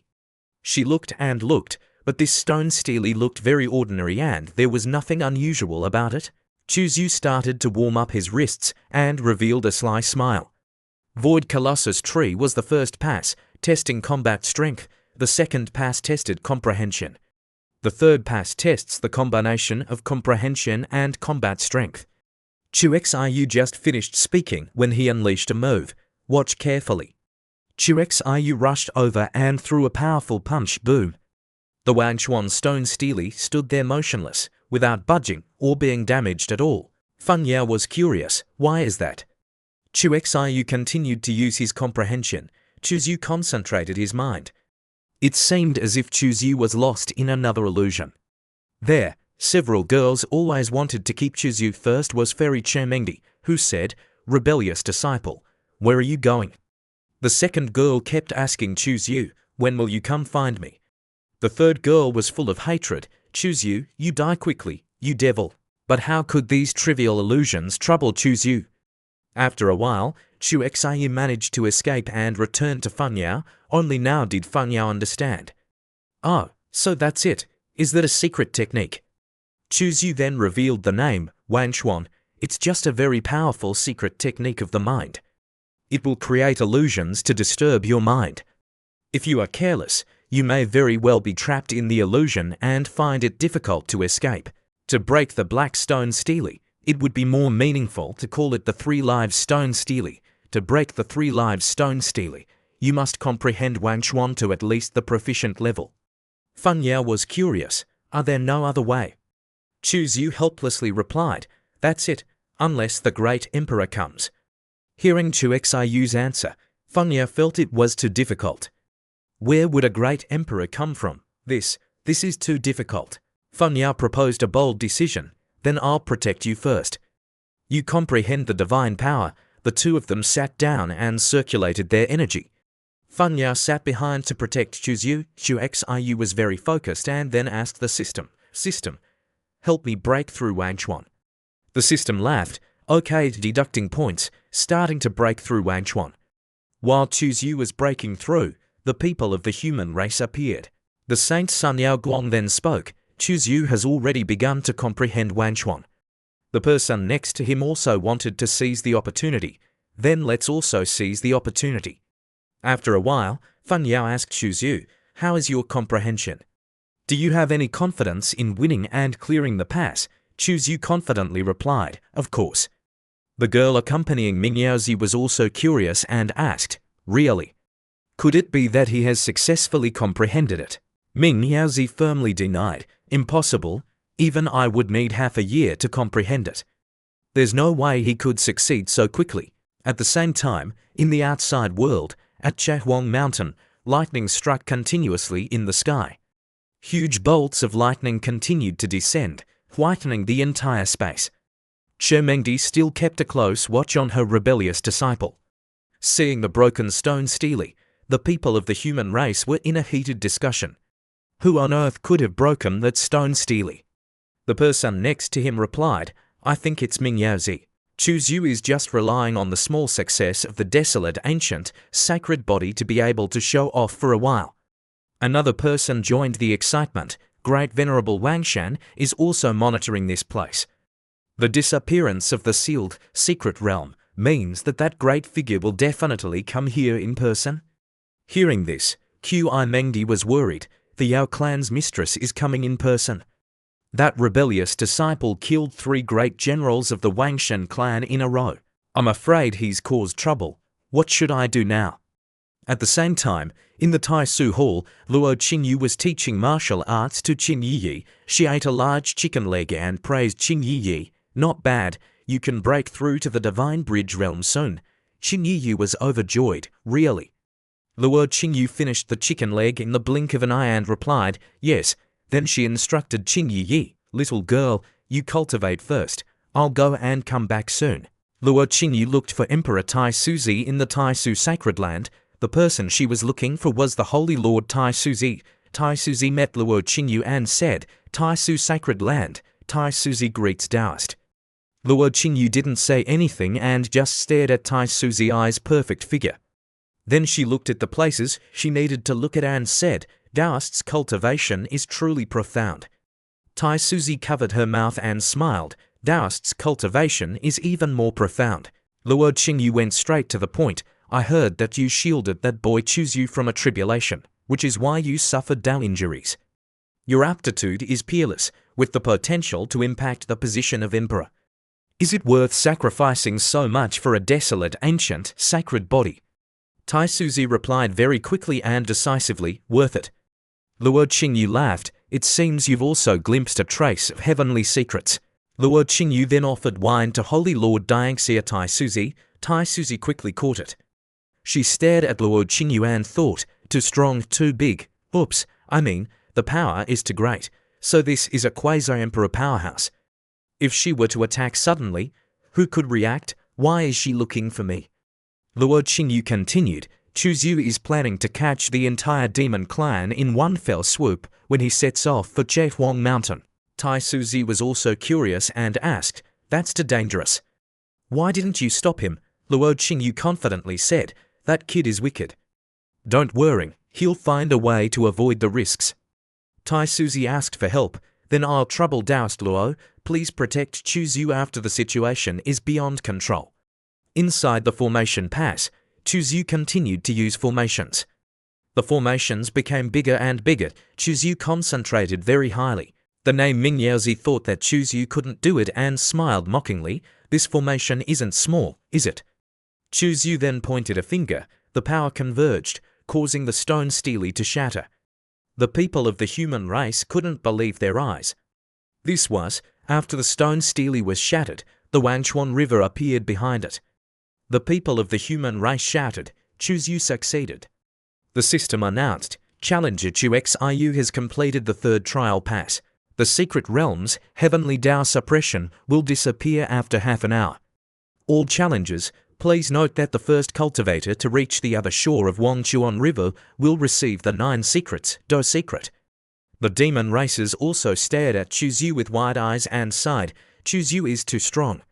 He was the first to comprehend it. The horse-faced one laughed. "So what if he comprehended Wangchuan? Isn't he still making a wedding dress for us?" His intention was to snatch the loot from Chuzhu. The system reminded again, the first person to reach the other shore will receive all the rewards. Now the struggle for the reward begins for you. The demon racers then brandished their weapons and rushed up to kill Chuzhu. "We want to take the DOU secret." Chuzhu smiled wickedly. "Everyone, do you want to snatch my spoils of war? You have to think carefully." Behind them, there were footsteps. It was the name Mingyaozi. He said, "I was just about to fight you." The rest pointed at several stones on the fallen stone stele and said, "Wait, look, the stone stele seems to be melting. Look at the ground, it's being hit by it. This stone stele isn't light." Meanwhile, Chuzhu had shouldered a huge piece. The other one was curious. Could it be that this stone stele will only stop melting if you carry it? Mingyaozi laughed at Chuzhu. "Are you trying to fight me with this gravestone?" Chuzhu only asked briefly if I felt looked down on. "Even if I carry a gravestone with 3 lives, 1 hand is enough to deal with you." Chuzhu used the true martial 36 forms, the true martial mountain breaking seal, to attack Mingyaozi, but he was no ordinary person. He calmly stood and cast a spell. When Chuzhu approached, suddenly the 2 winged purple flowers lined up into a flower-shaped shield, protecting Mingyaozi. Chuzhu had to retreat. After returning, those purple leaves immediately attacked Chuzhu. Below was a girl casting a spell. She was extremely pleased. "My move isn't easy to dodge." Chuzhu was immediately lost in an illusion with the pink flowers attracting him. After a while, the young man recognized that this was a bewitching illusion. Mingyaozi sneered. Chuzhu immediately hid behind the large rock he had carried earlier. A series of hidden weapons attacked him. Mingyaozi aimed at Chuzhu, but the stone blocked everything. She couldn't believe her eyes. How could he do it? How could he break the illusion? Before she could regain her senses, Chuzhu appeared in front of her carrying the large rock. The young man said, "If it's none of your business, mind your own business. Qingzhuan, you shouldn't intervened." Mingyaozi couldn't believe his eyes and exclaimed, "His speed is so fast." Chu Xiu coldly pointed his hand, intending to slam the rock down on the girl. Qingzhuan gritted her teeth. "Damn it, how can't I move?" Suddenly, a giant demon in the back appeared and shouted, "Stop!" Without saying a word, the young Chuzhu gave him a powerful kick. The demon flew far away. The girl Qingzhuan was terrified, her face pale, and shouted, "Mingyaozi Dao, save me!" Chuzhu still stood calmly, casting a spell. The rock above Qing Xuan's head grew huge. She was frozen in place. Then she began to feel death approaching. Before she could do anything to escape, the cold-blooded boy Chuzhu slammed the huge rock down. All that remained was a little bit of bloody liquid. Chuzhu coldly said to Mingyaozi, "She's dead. Come on, let's continue." Ming Yaozi was furious. Okay, let me show you the power of the 9 heavens blue waterfall. He cast a spell, and the water behind him suddenly surged, turning into a tsunami. 200-meter height tsunamis were extremely powerful. Chuzyu still stood calmly, observing. Then, the young man summoned his super huge blade. Everything turns to ashes. The giant blade came down, and Ming Yaozi's tsunami was immediately split in two. Ming Yaozi was even more shocked. Why could he easily break the 9 heavens blue waterfall like that? This is impossible. The two continued to fight with their fists. This time, it was a little better. Ming Yaozi endured longer. The surrounding rocks and earth cracked under the impact of both of them. They were too strong. Chuzyu didn't forget to tease Ming Yaozi. Your current state is a mess, yet you dare to fight me with your body. After exerting all his strength, Ming Yaozi was defeated. Xiu praised him. Indeed, your erect pupil state is very strong. Your body is more than 10 times stronger. A hard head-on collision with my fist only caused internal damage. If it were an ordinary person, they would have long been turned into bloody fireworks. Suddenly, Ming Yaozi received a sound transmission from an old man. Ming Yaozi, this person's ancient, sacred body is much stronger and more bizarre than I imagined. Temporarily retreat, he immediately obeyed and escaped. Xiu, you are indeed very strong. We'll fight again next time. Chuzyu looked at Ming Yaozi and thought to himself, the power of the blood pupil is definitely extraordinary. Recklessly chasing him, if I push him to the edge, who knows if he'll want to perish with me. It seems that the plan to convert Ming Yaozi must be postponed. After driving away the obstacle, Chuzyu said to Feng Yao, the heavenly rules of the secret realm are about to disappear. The strong from outside will all pour in. My goal is too big. It's not convenient for you to act together. The girl obediently replied, okay, you must be careful. If you need me, transmit your voice to me. The young Chuzyu immediately floated on the river. The demon race on the shore were furious and shouted, block him, seize the gravestone. Chermengdi saw this scene and thought to herself, you rebellious disciple, don't play too much. The young man muttered a few words, Senior, you are all great saint powerhouses. Why bother competing for opportunities with a junior like me? Don't you feel ashamed? At this time, the demon race heard about the treasure that was given earlier, and their faces lit up. They didn't think about being ashamed anymore. They kept chasing after him, hand over the gravestone. We will naturally not chase after you anymore. Seeing how handsome you are, why don't you come home with me and be my son-in-law? A bat demon flew up to block the path, asked Chuzyu, do you think you can still escape? Today, even if you go to heaven or earth, I will personally kill this ant. Chuzyu startled himself at this voice and asked curiously, you are Qianyi? Qianyi is my sister. I'm here to avenge her. You little beast, you better obediently surrender, and I will spare you from suffering. After hearing the name, the young man continued to float on the river and mocked, oh, that really scared me to death. The young man saw Qianmengdi and transmitted his voice, Master, I'm going. The girl had no choice but to follow. Damn rebellious disciple. Chermengdi called out to the human race, everyone, follow me. She ordered, don't rush up too fast at first. During this time, the other demon races felt that something was wrong. It's not good, something big is about to happen. Lord of Thousand Faces turned to the crow demon Qingyu and said, quickly think of a way to get those great saints to turn back and stop chasing. The crow demon indifferently replied, Thousand Faces, do you think they will listen to me?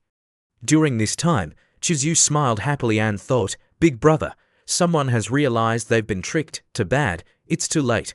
Today, I will break through to the divine power realm right here on the river of lost souls and let those great saint powerhouses taste the flavor of a great thunder tribulation feast. Chuzyu ordered the system, let me break through the Tao seed. At this moment, the sky seemed to collapse. Rolling black clouds surged, and fierce lightning bolts continuously tore through the space like giant silver swords dancing wildly. The thunder roared and rumbled, shaking the earth like thousands of monsters roaring in a rage. The thunder tribulation swirled and gathered, forming a terrifying vortex of energy, as if to crush everything that existed below. The young man began to be assisted by the system to break through the Tao seed. Shemengdi warned the human race, everyone, retreat. That rebellious disciple Chuzyu is about to make a move. A fiery red ball appeared. A bolt of extremely strong lightning fell from the sky, causing the earth to shake. The demon race was terrified and panicked. It's the power of the thunder tribulation. Chuxiu wants to undergo tribulation here. It's all too late.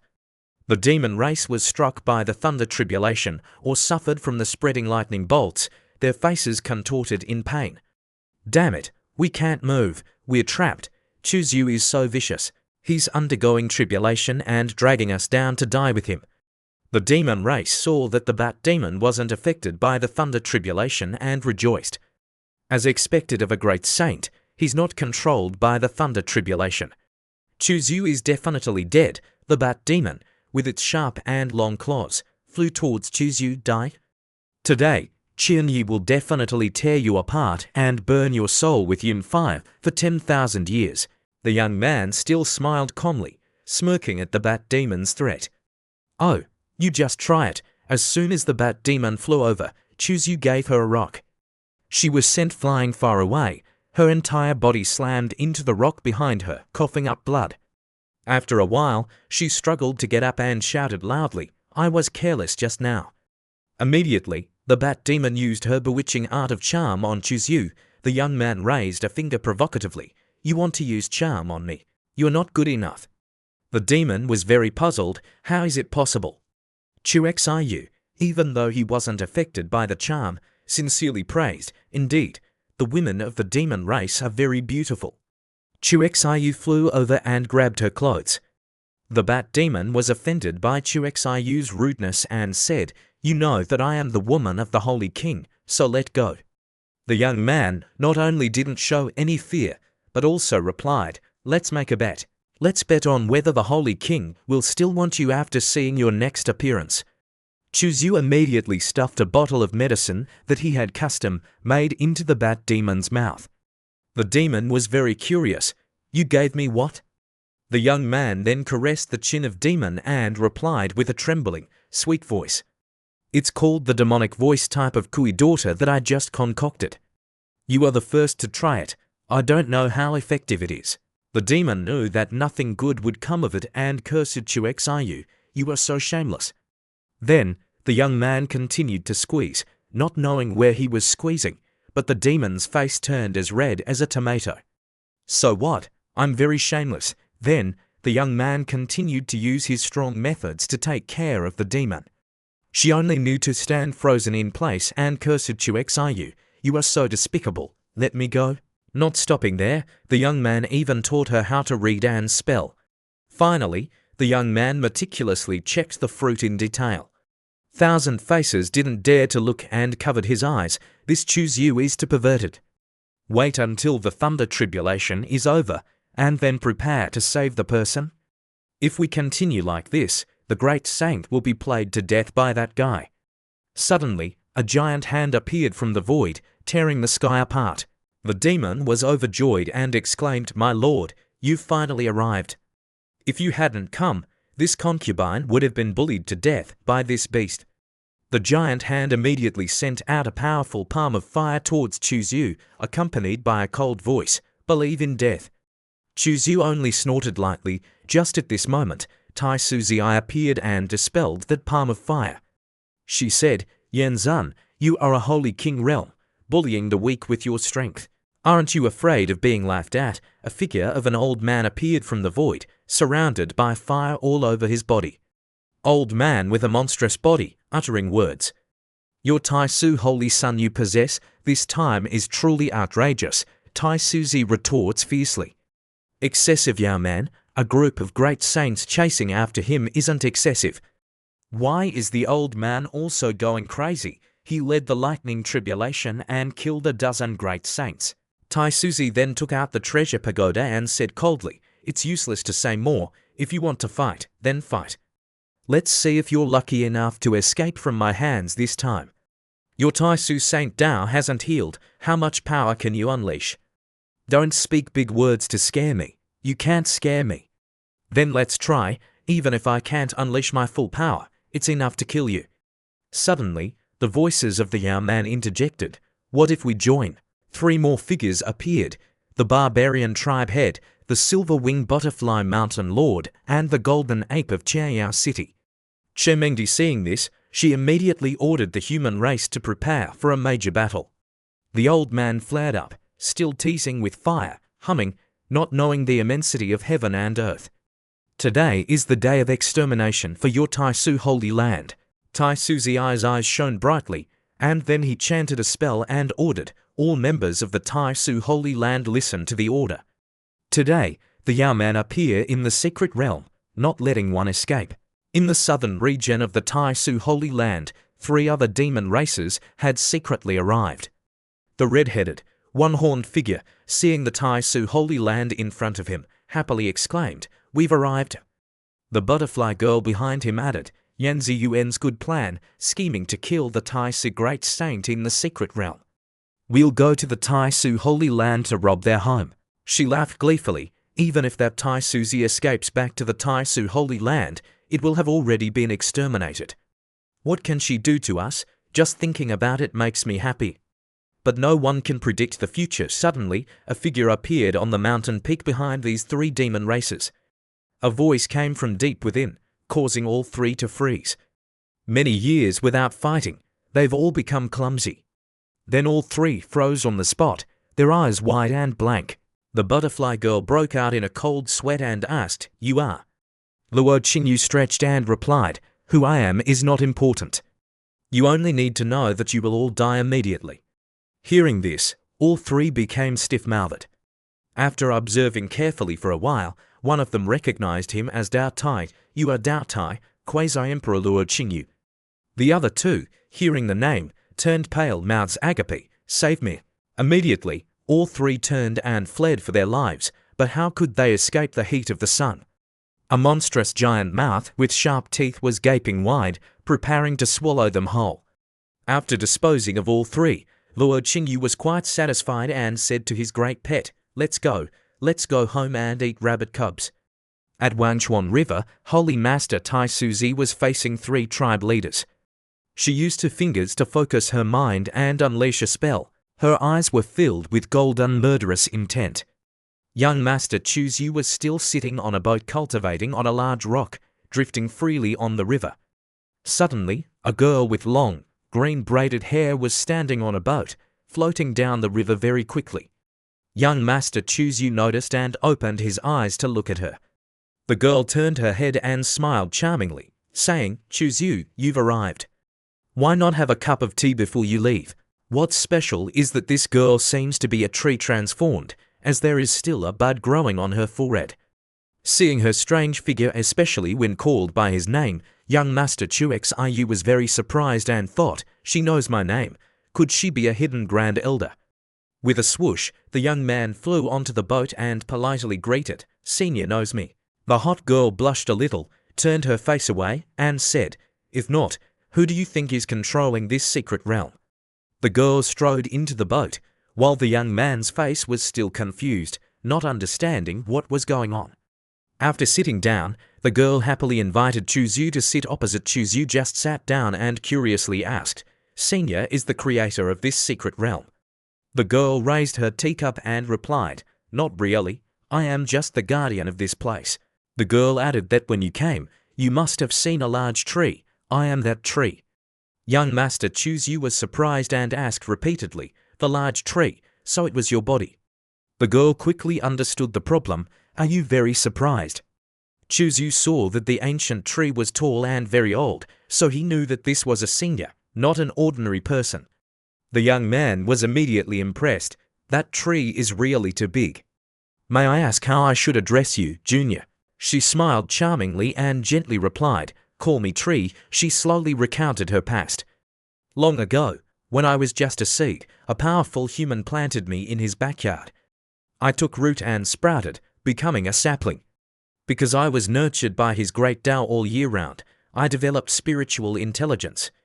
When that person saw that I had developed spiritual intelligence, he was very surprised. He said that a life with wisdom should have its own name. He wanted to name me and I was very happy, but he thought for a month, and the name he gave me was just Tree, like how ordinary people who raise dogs name them Dog. Don't you think he's funny?" Saying this, the girl giggled. Young Master Chuzu also found the story very amusing. That senior human must be very strong, right? Extremely strong. It would be more accurate to use the word invincible to describe him.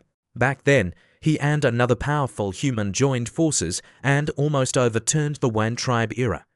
Hearing the words Wan tribe, the young man was very curious and asked repeatedly, "Are there really Wan tribes in this world?" The tree girl continued, "The starry sky Wan tribes. That's just livestock raised by the humans." The tree girl asked back, "Have you ever been to Hong Huang?" Chuzu also answered honestly, "Indeed, I have been there, but I didn't dare to stay long, knowing a little about the status of humans in the starry sky universe." The tree girl continued to smile a charming smile with a hot body. "What you see is not the whole picture.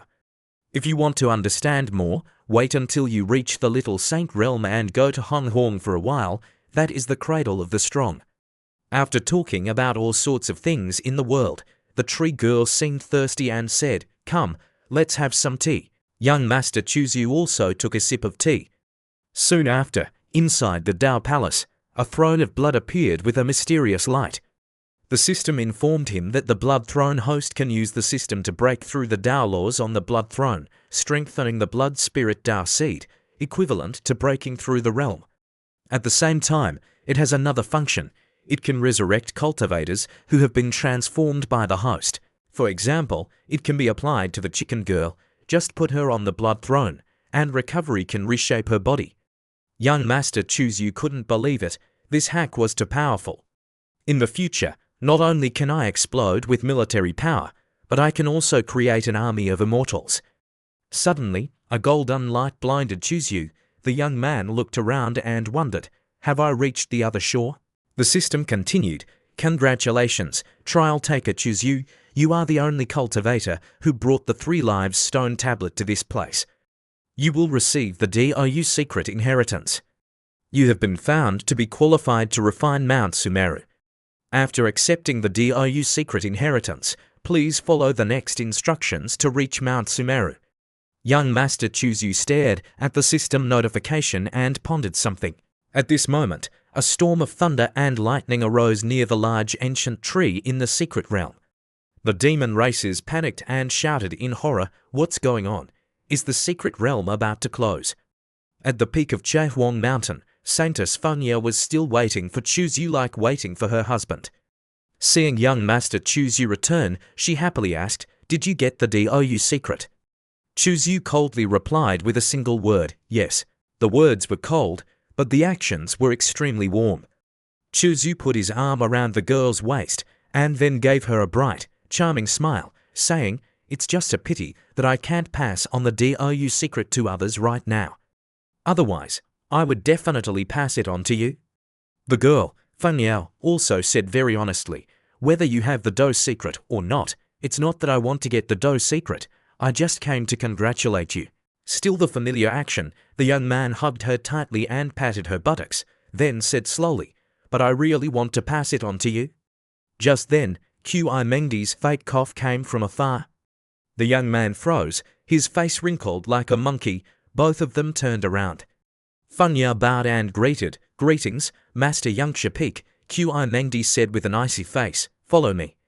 The young man replied with a no and strode after Chermengdi. Above the flying chariot that was flying in midair, Chermengdi scolded fiercely, "Rebellious disciple, come here."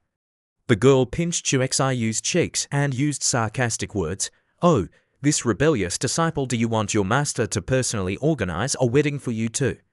The young man was happy to hear about the wedding and replied, whether he was doing it on purpose or not understanding the hidden meaning of the master, "Okay, but master must participate, otherwise I won't do it."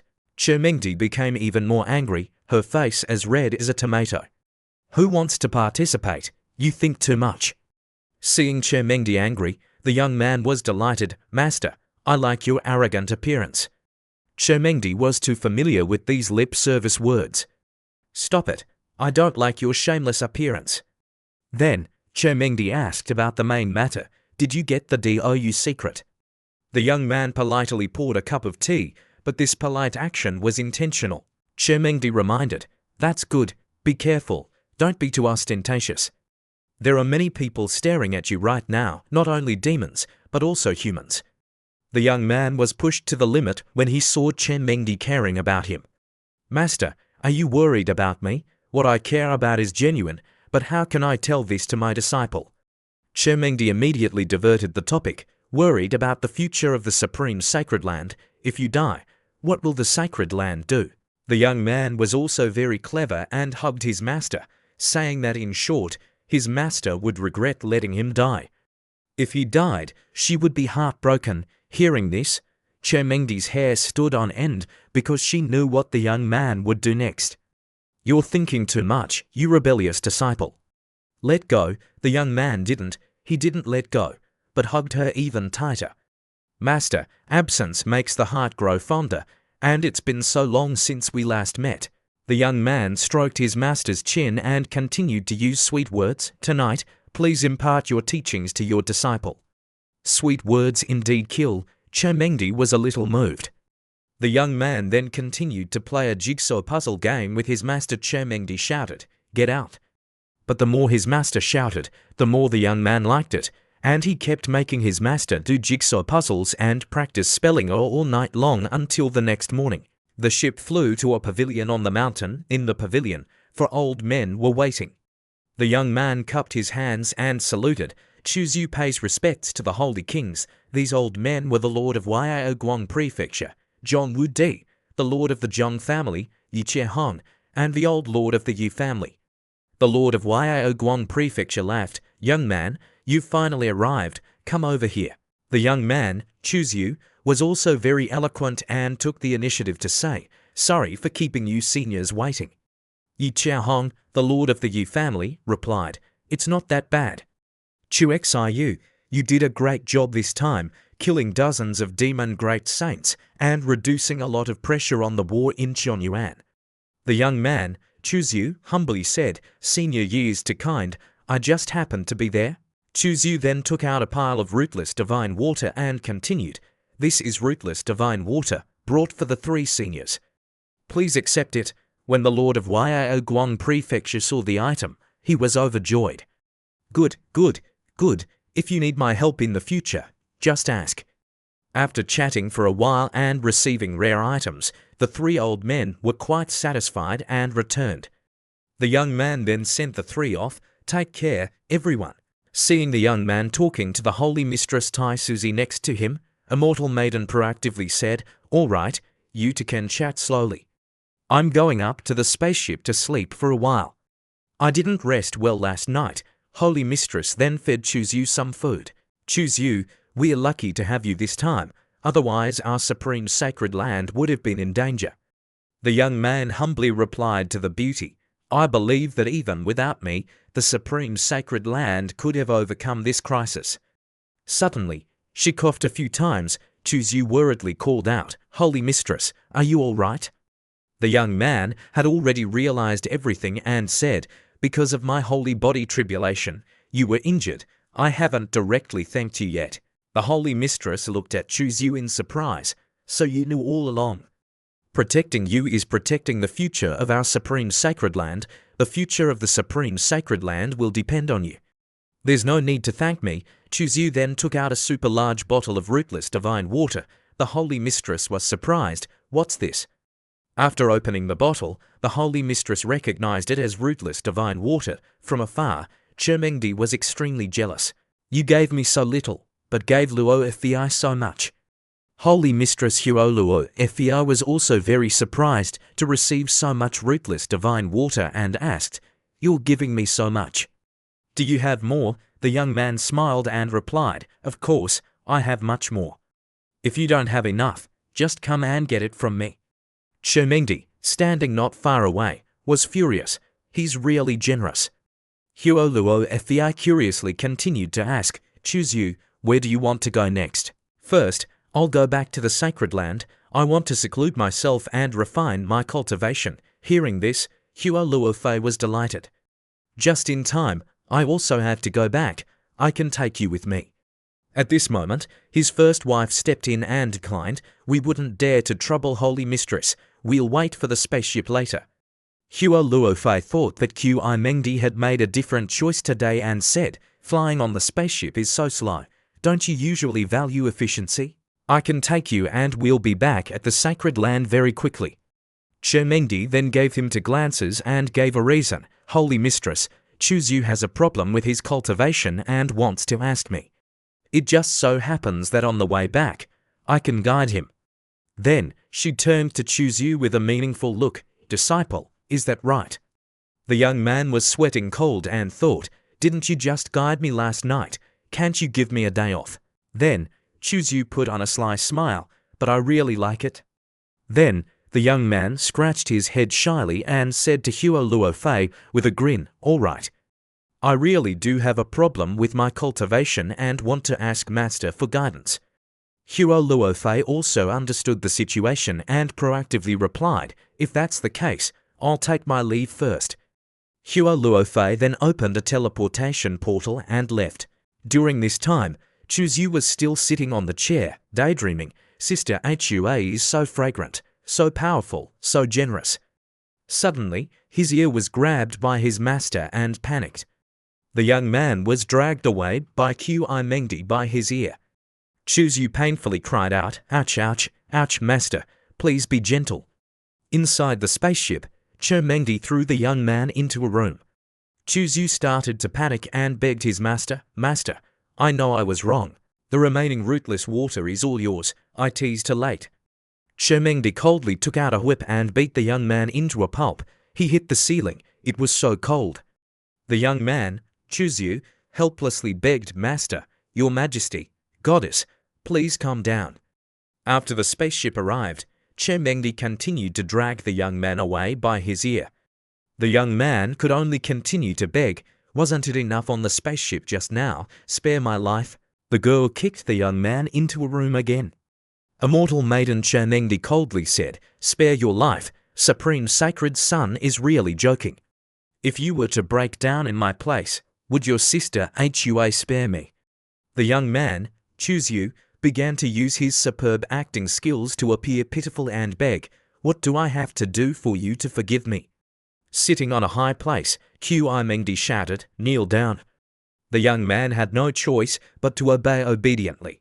If kneeling is what it takes, then kneeling it is. A true man can bend and stretch. Qi Mengdi calmly sat and read a book, occasionally glancing at Chuzyu, but Qi Mengdi's way of holding the book was very strange. Seeing this, the young man called out, "Master." Seeing that Qi Mengdi didn't respond, Chuzyu called out again, "Master, Master." Qi Mengdi pretended to be annoyed and asked, "What is it?" Chuzyu pointed and said, "That, Master, you're holding the book upside down." Qi Mengdi didn't know how to explain, so she gave a reason. "I like to read books like this. Changing directions, this seat is not used to it yet. Besides, how I read books has nothing to do with you." Hearing this, the young man immediately stood up and coldly said, "Okay, you can't be coaxed, right? Then I'm leaving, Master. You should rest early." The young man calmly and leisurely walked away, no longer afraid. Qi Mengdi began to get angry. "You stop right there. If you leave, don't come back later. Chuzyu must have eaten a bear's gallbladder and leopard's heart today." So he replied very quickly, "Just right, I want to take a few days off." "Thank you very much." After Chuzyu left, Qi Mengdi angrily took the puppet of the young man and stabbed it mercilessly. "You rebellious son, you rebellious son, go die." In his room, Chuzyu sat down and ordered, "System, help me check the harvest in the secret realm." The system quickly responded, "Congratulations to the host. This system has checked your harvest. The Exumi Mountain is a bit too regrettable. The information is partially missing. Sumi Mountain, the type of congenital treasure, the grade is unknown, the function is extremely large, extremely heavy, will never be destroyed, can break all laws. The higher the host's strength, the stronger the power of this magic weapon." Hearing this, the young man was delighted. "Good baby. It's actually a congenital treasure." Suddenly, Chuzyu looked towards the door because he found that someone was breaking his restriction and wondered, "Who is breaking my restriction? Who else is planting potatoes on this land?" Outside the door was Chomengdi. The two girls nearby asked, "Hey, what is the Lord of Yangsha Peak doing?" Chomengdi replied to the two girls, "This disciple of mine is really not good at setting up a restriction. This seat will help him supplement it. Next time, I must tell him to do it properly. What a mess." The Lord of Yangsha Peak is really good to our Holy Sun. The Holy Sun's restriction has loopholes, and she, a dignified great saint, is willing to personally supplement it. Inside the room, the young man, Chuzyu, heard this and asked, "What?" Chomengdi pushed the door open and entered. Chuzyu pretended to lie down on the bed. The young man pretended to fall asleep and thought, "Why did Master come to me so late?" Chomengdi worriedly touched the young man's hand. Chomengdi muttered, "Silly boy, you didn't even notice the hidden wounds in your body." Immortal maiden Chomengdi took out a pill and put it into Chuexayu's mouth. She thought to herself, wondering what she was thinking. She was still a little angry. She puffed up her cheeks and thought, "You rebellious son, I shouldn't care about you. I should wait for your hidden wounds to relapse and watch you kneel on the ground begging me." After thinking about it, it's better to save a life than to build 7 pagodas. I'll just do a good deed and accumulate merit. Chuexayu secretly grinned. "I didn't expect you to be this kind of master. But I like it." Suddenly, Chomengdi stopped in her tracks. She pondered for a moment, making the young man panic. Chomengdi felt that something was wrong. Rebellious disciple has always been cautious. Even if he's fast asleep, he'll be awakened by any abnormality. Chomengdi then turned around and blamed. "What is this fellow Chuexayu trying to do?" The young man was sweating cold and worried. Oh no, why did she turn back? The young man, Chuzyu, began to imagine the scene where his master would show love. "Need to take care of myself," then give the young man a passionate kiss. Just thinking about it is already stimulating. Chuzyu blushed and wondered if his master would secretly kiss him like that. But life is not like a dream. There is no romantic scene, only pain to the sky. Pretending to sleep with me. Very well. Chomengdi aimed straight at the young man's face and punched down hard from above. Not stopping there, she also gave the young man a super strong punch in the stomach. Chuzyu spurted out fresh blood, and all the dreamy thoughts also because of that spurted out completely. Chomengdi angrily left. Chuzyu immediately called out loudly, "Master, you misunderstood me." Chomengdi snorted in resentment, "Misunderstand?" At the same time, somewhere else, a group of people were talking excitedly. "Holy Sun Tai-su is really strong. At that time, you weren't in the secret realm, so you don't know. Oh my god, he led the Thunder Tribulation to kill countless monster great saints. Scene has never been seen before, really shocking." A disciple of Unlimited Sword Realm sitting at the next table immediately said, "Well, that day, the 4th sword master of our clan was also in Wangchuan River, but that Chuzyu is malicious and disregards affection, using Thunder Tribulation to kill the great saint of our clan. You guys are still praising him like that. It's ridiculous." Hearing this shocking name, the two people immediately became angry and slammed the table hard. "What? There's even such a thing?" As the disciple of Unlimited Sword Realm was making up stories, a voice of a girl covering her face suddenly rang out. It's funny, it was Odd Chindai of Yaoci Holy Ground. She loudly questioned, "I ask you, that day, there were so many human great saint there, so why did only the 4th sword master of Unlimited Sword Realm die?" Without waiting for that person to answer, she also loudly let everyone hear, "Qingfeng Ziyue, disciple of the 4th sword master of Unlimited Sword Realm, at the grand ceremony of Tai-Su Holy Sun, bluntly said he wanted to kill Chuzyu, but in the end he was killed by Tai-Su Holy Sun. Everyone knows about this, right?" After she gave some arguments, she repeatedly asked everyone around, "So everyone, what do you think the 4th sword master went to Wangchuan River for?" The disciple of Unlimited Sword Realm immediately lost his composure, pointed his finger and shouted loudly, "Chindai, don't beat around the bush." Chindai did not answer him, but slapped the table and called out, "Waiter, the bill." She coldly concluded the matter very decisively. "Everyone knows your intentions. Who is right, who is wrong? I don't need to say it anymore." After saying that, Chindai called out, "To Yaoci, let's go." At the same time, at Tai-Su Holy Ground, The young man immediately used a mirror to look at his face. After being punched, his jaw was crooked. Chuzu hissed. Master's blow was really strong. Finally, it returned to normal. Suddenly, a fragrant smell from outside rushed straight into Chu Xiu's nose. It smells so good. Luo Qingyu saw Chuzu open the door and step out, then said to Qin Yiyi, "Little girl, Uncle Chuzu is back." The little girl Qin Yiyi, who was eating roasted meat very deliciously, immediately turned around happily and greeted Chu Xiu, "Uncle Chuzu." She ran over and hugged Chuzu tightly. The young man also happily praised Qin Yiyi. "You seem to be not lazy recently, already in Divine Bridge realm." The girl also whispered in Chu Xiu's ear, "I don't dare to be lazy, otherwise Sister Luo in white dress will hit me." Chuzu replied, "Then you have to thank her for her supervision." Then, the young man turned around to thank this great saint for her help. "Sister Luo, thank you for your help this time." Luo Qingyu was not at all satisfied with Chu Xiu's words and repeatedly asked, "Just thanking with words?" Luo Qingyu also showed an expression extremely seductive and irresistible. Chuzu stepped to Luo Qingyu and asked, "Sister Luo, how do you want me to thank you?" "Whatever you want, just ask, I'll fulfill it." Luo Qingyu then gently smiled and said to Chuzu, "Come to my room tonight." The young man choked on his own blood. Seeing this, Luo Qingyu continued, "I has a treasure, do you want it?" She then took out a treasure. The young man's eyes lit up when he saw it, Sister Luo, in her hand. Could it be a formation weapon? Moreover, the grade is extremely high. Qin Yiyi heard this and wondered, "What is a battle weapon?"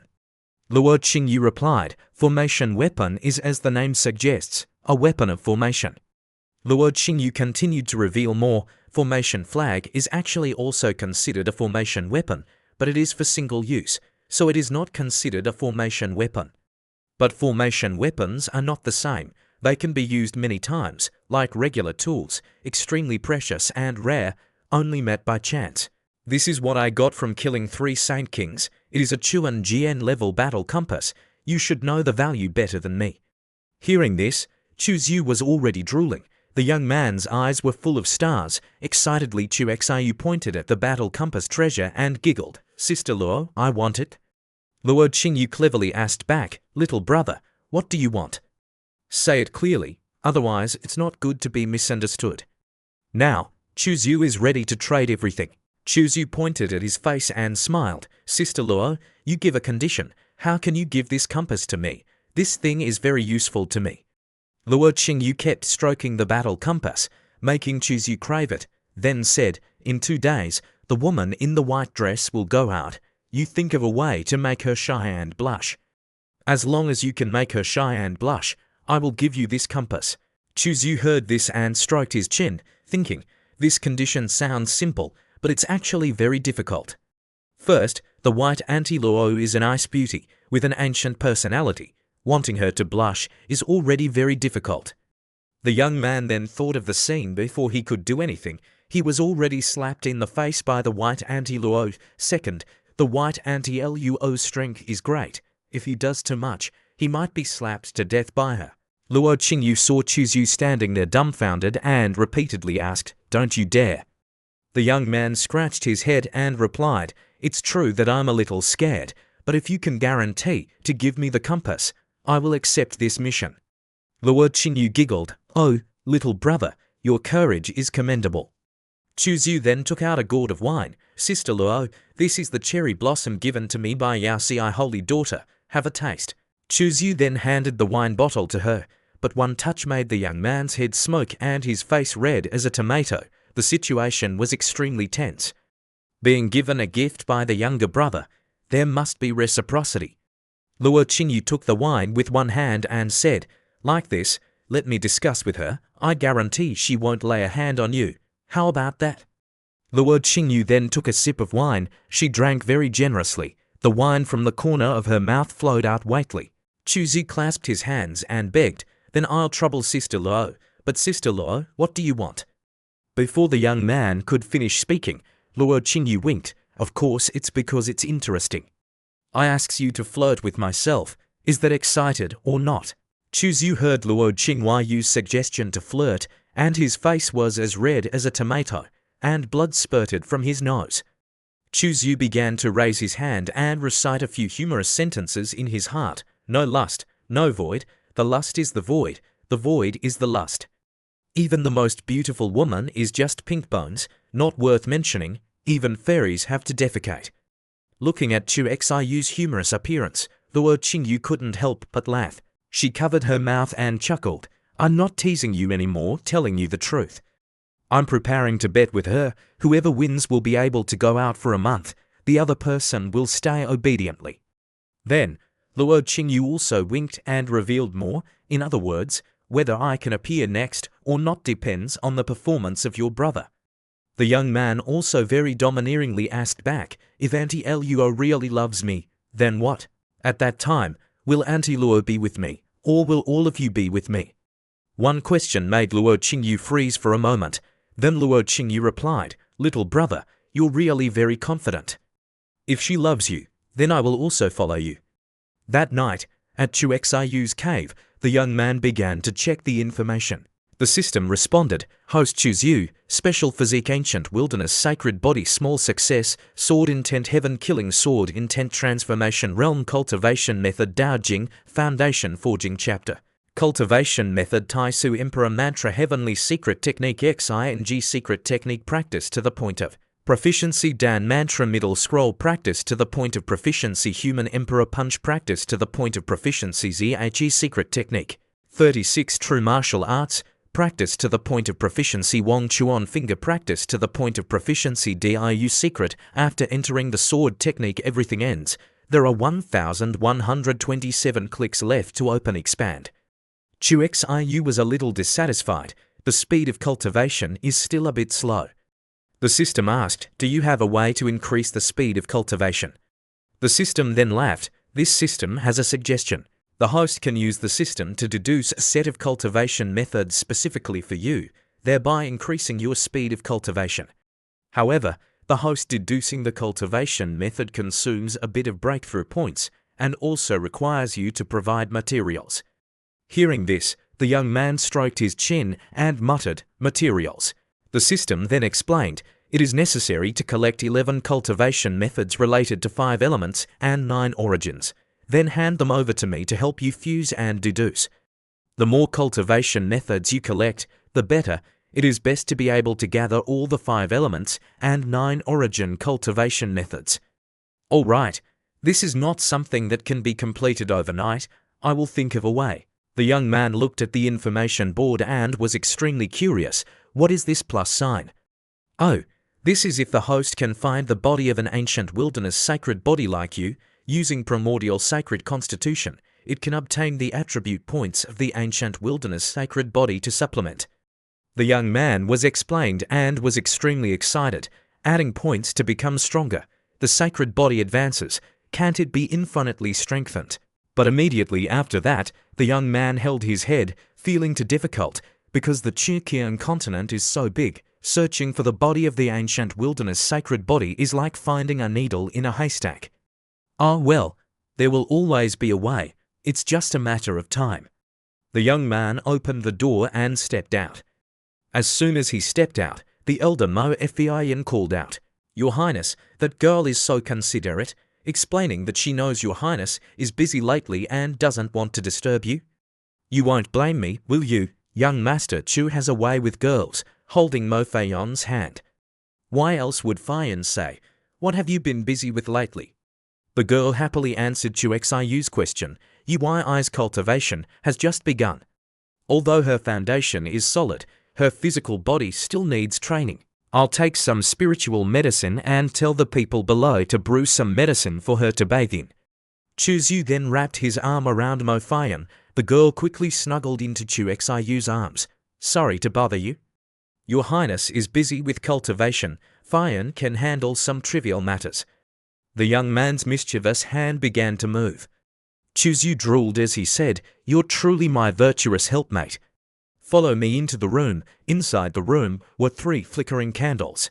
The two played a game of stacking shapes, with the girl's cries constantly echoing, Your Highness. Seeing the expression on her face, the elder knew she had reached the peak with Chuzu. After a night of continuous ploughing, it was almost dawn. The young man asked the girl, "By the way, Fayan, I want to trouble you with two things." The girl agreed quickly without hesitation. "Your Highness, please speak." Chu Yu whispered into Mo Fayan's ear, "I need the corpse of the ancient desolate holy body and a high-grade cultivation technique." That morning, Chu Yu sat in meditation and realized that today was an unusually quiet day.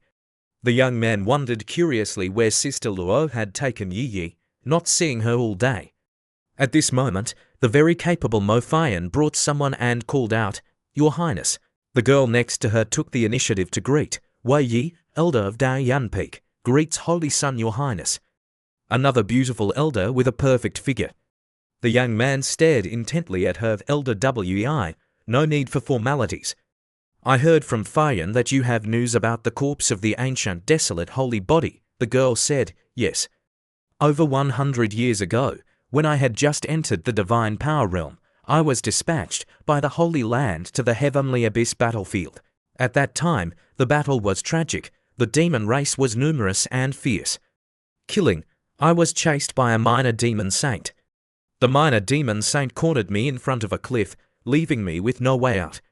He began to laugh triumphantly. "Beauty, don't run anymore. You can't escape.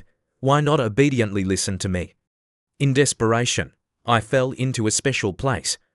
Inside, it was pitch black, with only a golden lake in the middle. On the jade platform of the lake sat a person.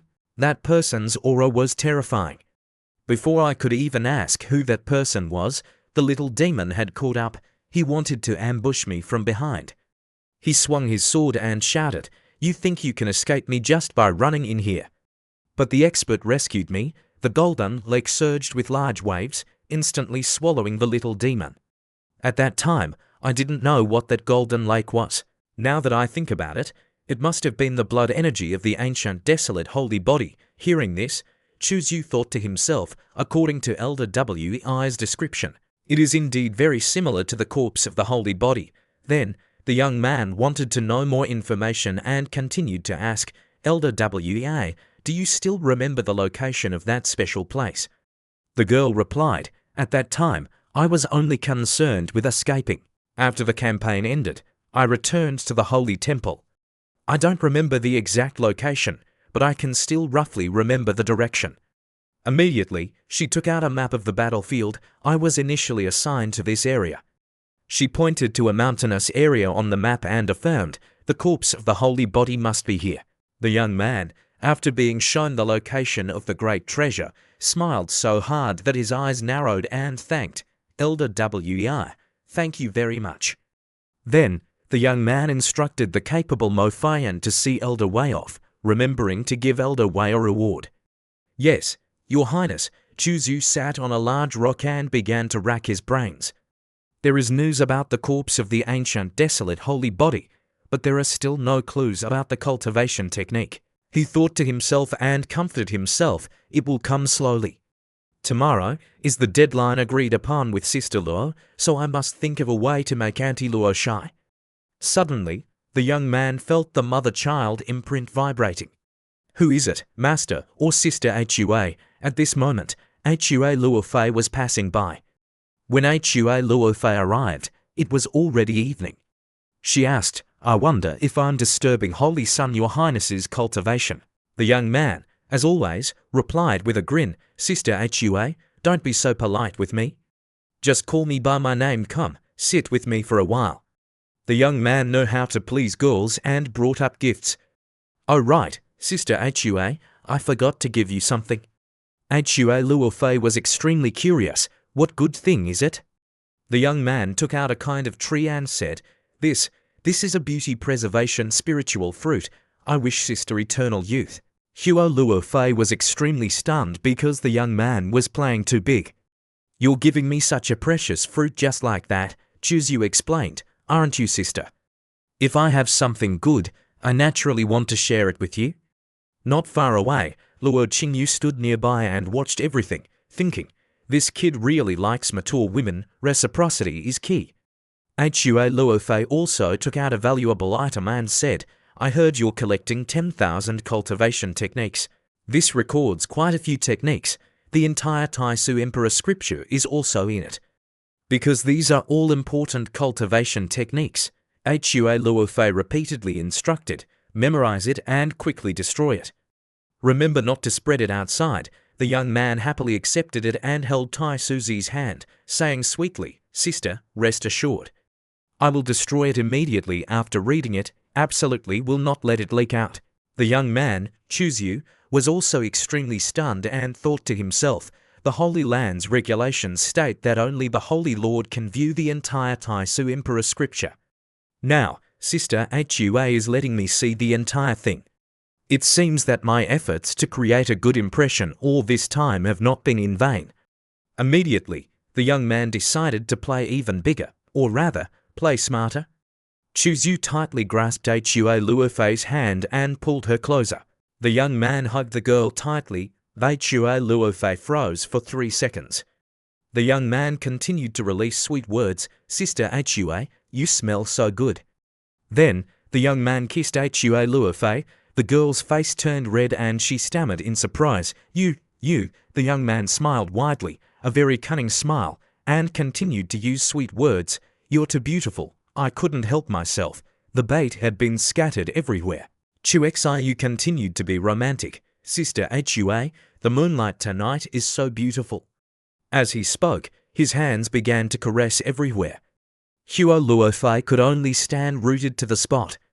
Early the next morning, the young man opened the door and stepped out, his face full of excitement, thinking, "Today is the day Auntie Luo appears. Fortunately, I saved some energy yesterday, so I can confidently meet Auntie Luo." The young man smiled gleefully, thinking, "Auntie Luo is not like other women." Then, the young man began to recall the emotions he felt when he was with different people. When with Master, I need to be domineering without losing my gentleness. When with Sister Hua, I need to be innocent mixed with a bit of stubbornness and clinginess. When with Fian, I can play the role of a domineering CEO. When with Luo Qingyu Sister, I naturally need to indulge her preferences, take a little advantage with words, and touch her if I have the opportunity, or let the other party touch me. To deal with Luo Qingyu, I can only choose a different path, the method of psychological manipulation. The young man stepped forward and cupped his hands in salute to Luo Qingyu. This girl was extremely cold, not even looking at Chuzyu once, and said, "You will not succeed, give up. I don't like anyone, and I especially don't like people like you. From the beginning, you calculated wrong with your older sister." The young man calmly replied, "If I lose, I lose, I don't care. Auntie Luo, you wouldn't really think that I'm deliberately trying to win you over because of that compass, would you?" Luo Qingyu was a little annoyed. If you lose, your sister Luo Qingnu will be sealed for a month, and you don't care." Faced with Auntie Luo's very tricky question, the young man answered very subtly so as not to offend either of them. "In my eyes, Auntie Luo, you and Sister Luo have no difference. Sister Luo losing is just one less appearance, and there is no danger to life." The young man began his top-notch acting skills. "Actually, Auntie Luo, I may not be able to like people." The young man used the psychological manipulation skill, saying one thing and meaning another. "Yes, you are indeed stunningly beautiful, powerful, and have a destructive power to men that can be said to be unsolvable, but not liking is not liking." Hearing these words, Auntie Luo was confused and reminded Chuzyu, "Didn't you and Qingyu say that you liked her very much?" The young man pretended to forget and exclaimed, "So I once said such words." In his heart, the young man was extremely pleased with his ability. What is the method of psychological manipulation? It is to let her be surprised, to use her Qingnu personality to stimulate her. Clearly, she and Qingyu's sister look exactly alike, but I just don't like it like that. In her heart, it is inevitable that a trace of imbalance will arise. Luo Qingyu wondered and pressed Chuzyu, "Why?" The young man pretended to be naive and asked, "Why what?" White Luo continued to press, "Why do you like her?" Being directly asked by the white Auntie Luo, Chuzyu had no choice but to answer. Since he had been seen through, he didn't hide anymore. "Because she is beautiful, strong, and has big assets, that's my type, okay." Hearing this, white Auntie Luo was extremely confused. "I and her have the same appearance and strength, or rather, I am her, she is me." You White Auntie Luo was so angry that she breathed heavily. After a while, White Auntie Luo somewhat guessed Chu Xiu's hidden meaning and asked, "You don't want to use this method to make me jealous of myself, and then carry out your plan?" Chu Xiu began to sweat cold when he heard this, thinking, this widow reacts so quickly. "No, I must be firm and not waver." The young man pretended to be very tough and ignored her. Chu Xiu yawned and said, "Whatever you say, as long as you're happy." White Auntie Luo began to get irritated because of Chu Xiu's indifferent attitude. "I'm standing next to him, and he's already bored and spacing out. He's not even paying attention to me. Am I really inferior to that purple-clothed witch?" Seeing that the young Chu Xiu didn't care about her, White Auntie Luo called out, "Hey!" Chu Xiu continued to ignore her and kept his eyes closed, tilting his head to the other side. White Auntie Luo continued to call, "Hey!" White Auntie Luo kept calling, but the young man didn't answer, so she anxiously stepped forward, waving her hand. "Hey, I'm calling you." Suddenly, Chu Xiu grabbed White Auntie Luo's fair arm. "My name is not Hey, Auntie Luo. If you keep calling me that and nothing happens, I'll go back to cultivation." Then Chu Xiu coldly walked away. Unexpectedly, White Auntie Luo's face darkened and she shouted, "Stop." White Auntie Luo approached Chu Xiu and said close to his ear, "I haven't allowed you to leave yet." This sentence made Chu Xiu a little scared. Then the young man calmed down and replied, "Auntie Luo, isn't it too domineering for you to do this? Sister Luo told me to give up and wanted to go back to cultivation, and I can't even do that." Unexpectedly, Auntie Luo grabbed Chu Xiu's hand and pulled him away. "Don't you want my face to turn red and my heart to beat fast? Follow me." Chu Xiu pretended to ask loudly, "Go where?" White Auntie Luo coldly replied succinctly, "Don't worry about it." A teleportation door opened. The young man drooled, thinking, true hunters often appear in the form of prey. Even if there is no chance to become prey, you must create opportunities for yourself to become prey. 2 hours later, Chen Mengdi came to Chu Xiu's place and searched but couldn't find Chu Xiu. She stood in a corner, racking her brains, thinking, strange, logically, as soon as I appear, that rebellious disciple will immediately recognize me. Why hasn't he come out to greet me? Finally, someone came to find Chen Mengdi, but it wasn't Chu Xiu, but Qin Yi. The little girl ran over and greeted, "Hello, Master's wife." Chen Mengdi looked at the little girl for a day and immediately realized that Qin Yi had made a lot of progress, and sighed, "Yi has improved very quickly, already at the Divine Bridge realm." Chen Mengdi then asked, "Where is your master? Why can't I see him?" Qin Yi had to pretend to say skillfully, "Master's wife, Master has gone out." The little girl was also very clever, thinking, Master said that Master's wife hates him and the other sisters playing around, so she can't let her know that Master and White Auntie Luo Qingyu sisters went out. Chen Mengdi was very surprised. Went out? Didn't he say where he went? The little girl said, "No, he only said he wanted to go out." Chen Mengdi sighed, "Forget it. Anyway, I didn't come to find him." Chen Mengdi smiled and scratched her head, continuing to ask, "Then is Luo Qingyu friend here? I have something I want to discuss with her." Qin Yi sweated coldly and replied, "She's also not here." Chen Mengdi immediately asked, "Did they go out together?" Qin Yi innocently replied, "It doesn't seem so. Chu Xiu went early before dawn, and Sister Luo was still here just now." At the Blood Maple City of the southern region, White Auntie Luo led Chu Xiu away, and the young man kept yawning, showing that he was very bored. White Auntie Luo saw the young man's expression and thought, "What do you mean? Being with me is so boring." Suddenly, White Auntie Luo turned around and said, "Chu Xiu, hug me quickly." The young man was startled and asked, "What?" White Auntie Luo emphasized again, "Didn't you hear? I told you to hug me." The young Chu Xiu stared at White Auntie Luo and sweated, although he was almost dying of happiness in his heart. So the young man began to act and protected Auntie Luo. "Men and women should not touch each other. Please respect yourself." White Auntie Luo struggled psychologically, thinking, "What does he mean? He hates me so much. Based on what?" White Auntie Luo cursed angrily, "You stinky brat, you better not challenge the limits of my tolerance." The young man was also very tough and replied, "Auntie Luo, even if you get me, you won't get my heart." Immediately, White Auntie Luo took his hand to wrap around her hip. You stinky brat, you dare to talk nonsense. Do you believe that this old lady will curse you so that you won't be able to touch a woman in this lifetime? The young man cursed inwardly in his heart.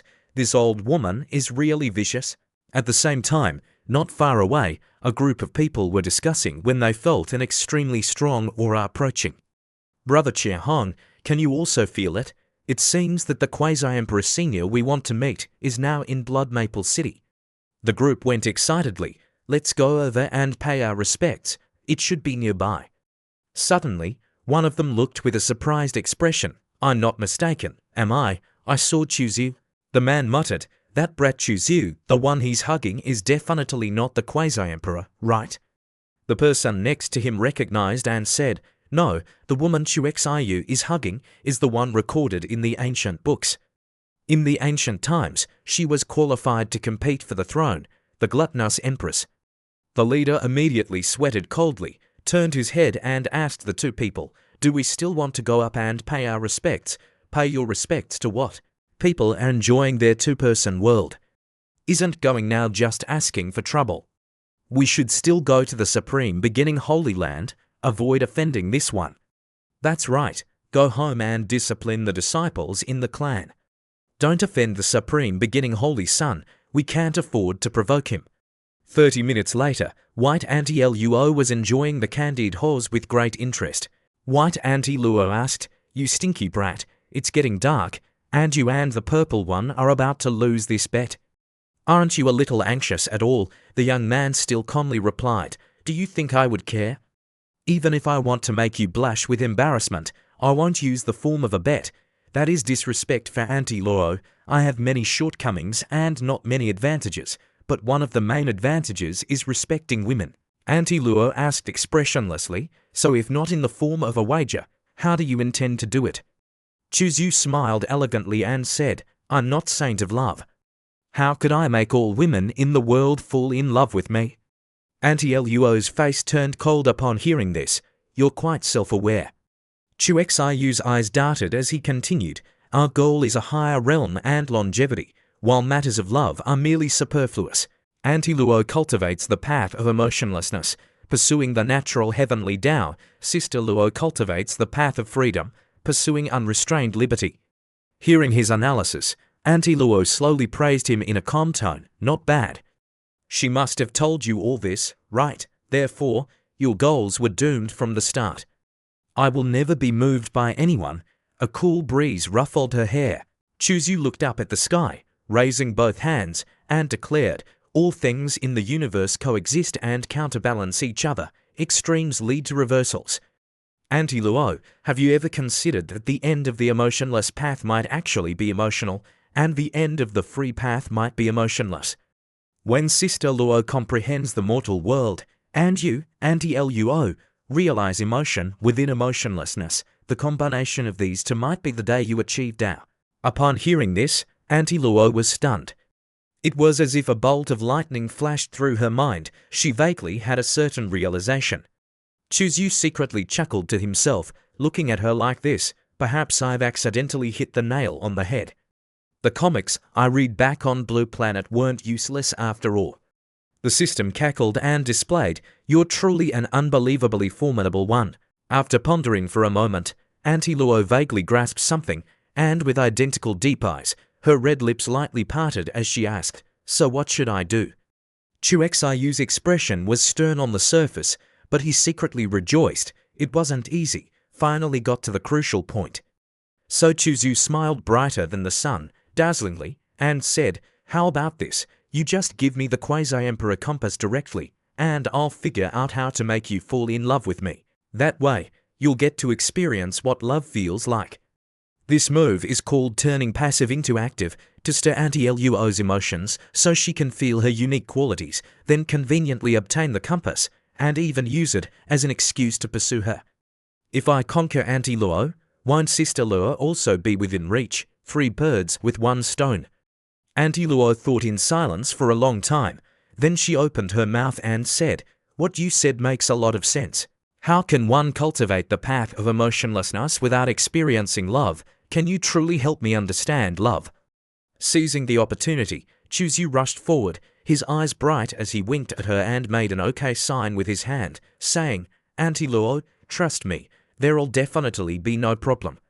At this point, she secretly thought, that's true, he's not lacking women around him.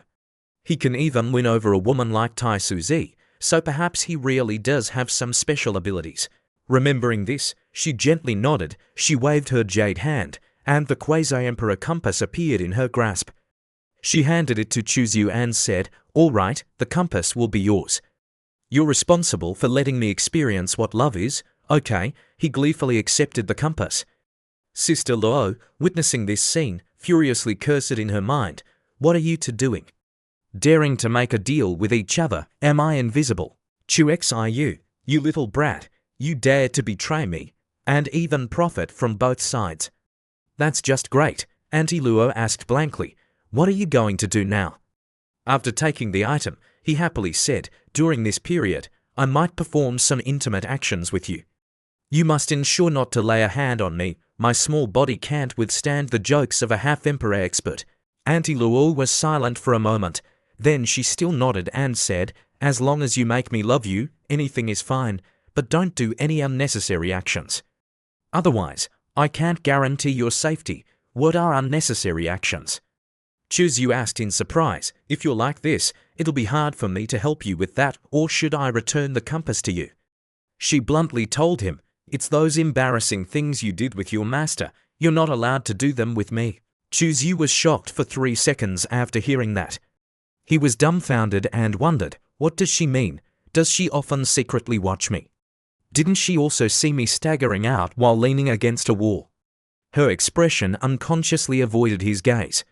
She awkwardly said, it wasn't me, it was that guy in purple. Xiu's face darkened upon hearing that. He slowly asked, how much have you two seen, exactly? She very calmly replied, we actually know that every time you come out leaning against the wall. But aren't you a desolate ancient saint body? Why is it so exhausting? If you must blame someone, blame her for sealing my cultivation. Otherwise, she wouldn't frequently seal your cultivation. At this point, all his explanations and sophistry were exposed by her. Xiu's face turned completely dark, and his teeth clenched. Then, he looked at her and let out a long sigh. All right, let's discuss how to make you fall in love with me, she quietly asked. So, what are you going to do? Entering the first step, he embraced her waist, pulling her close to his chest.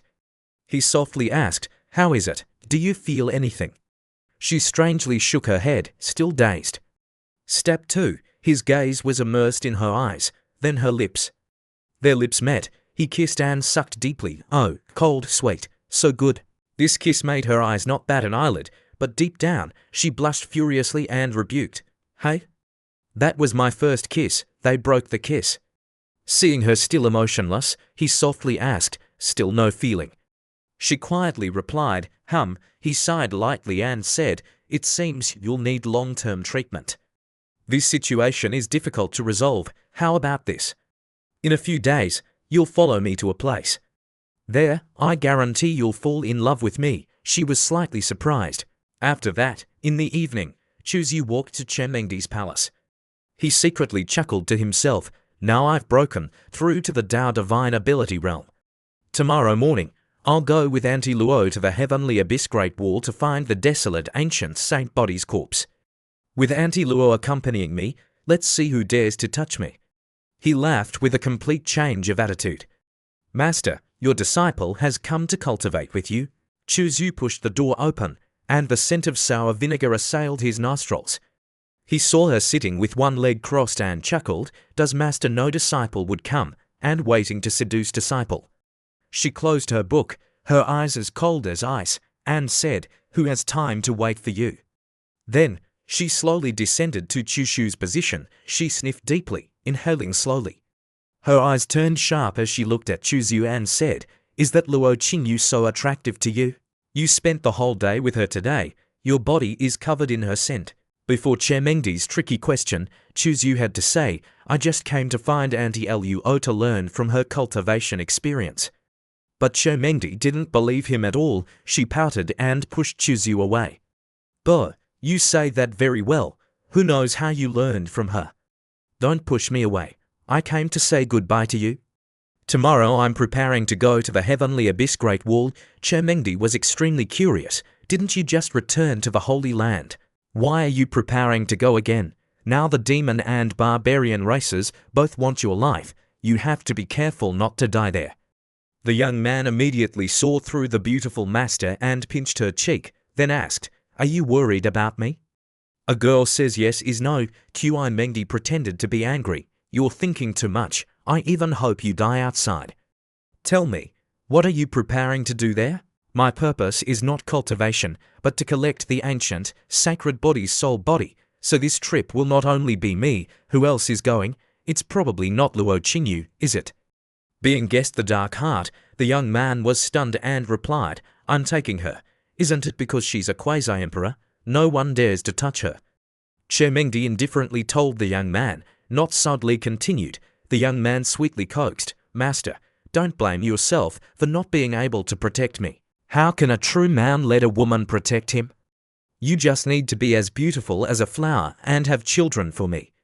Still the familiar sentence, "A word get out?" resounded. Xiaomengdi pretended not to care. "This old lady has never thought of protecting you." Les Tokyo, ignoring Xiaomengdi's cold attitude, Chuzhu was also very happy and sweetly said, "Master, it's not early anymore. Don't miss this good time. Quickly lead the disciple to cultivate. Wait until the disciple leaves tomorrow. If the master wants to teach me, I'm afraid I'll have to wait a long time." So the young man still with the same action. Xiaomengdi helplessly cursed, "Rebellious disciple, what's coming has come." The sound of spelling continuously resounded.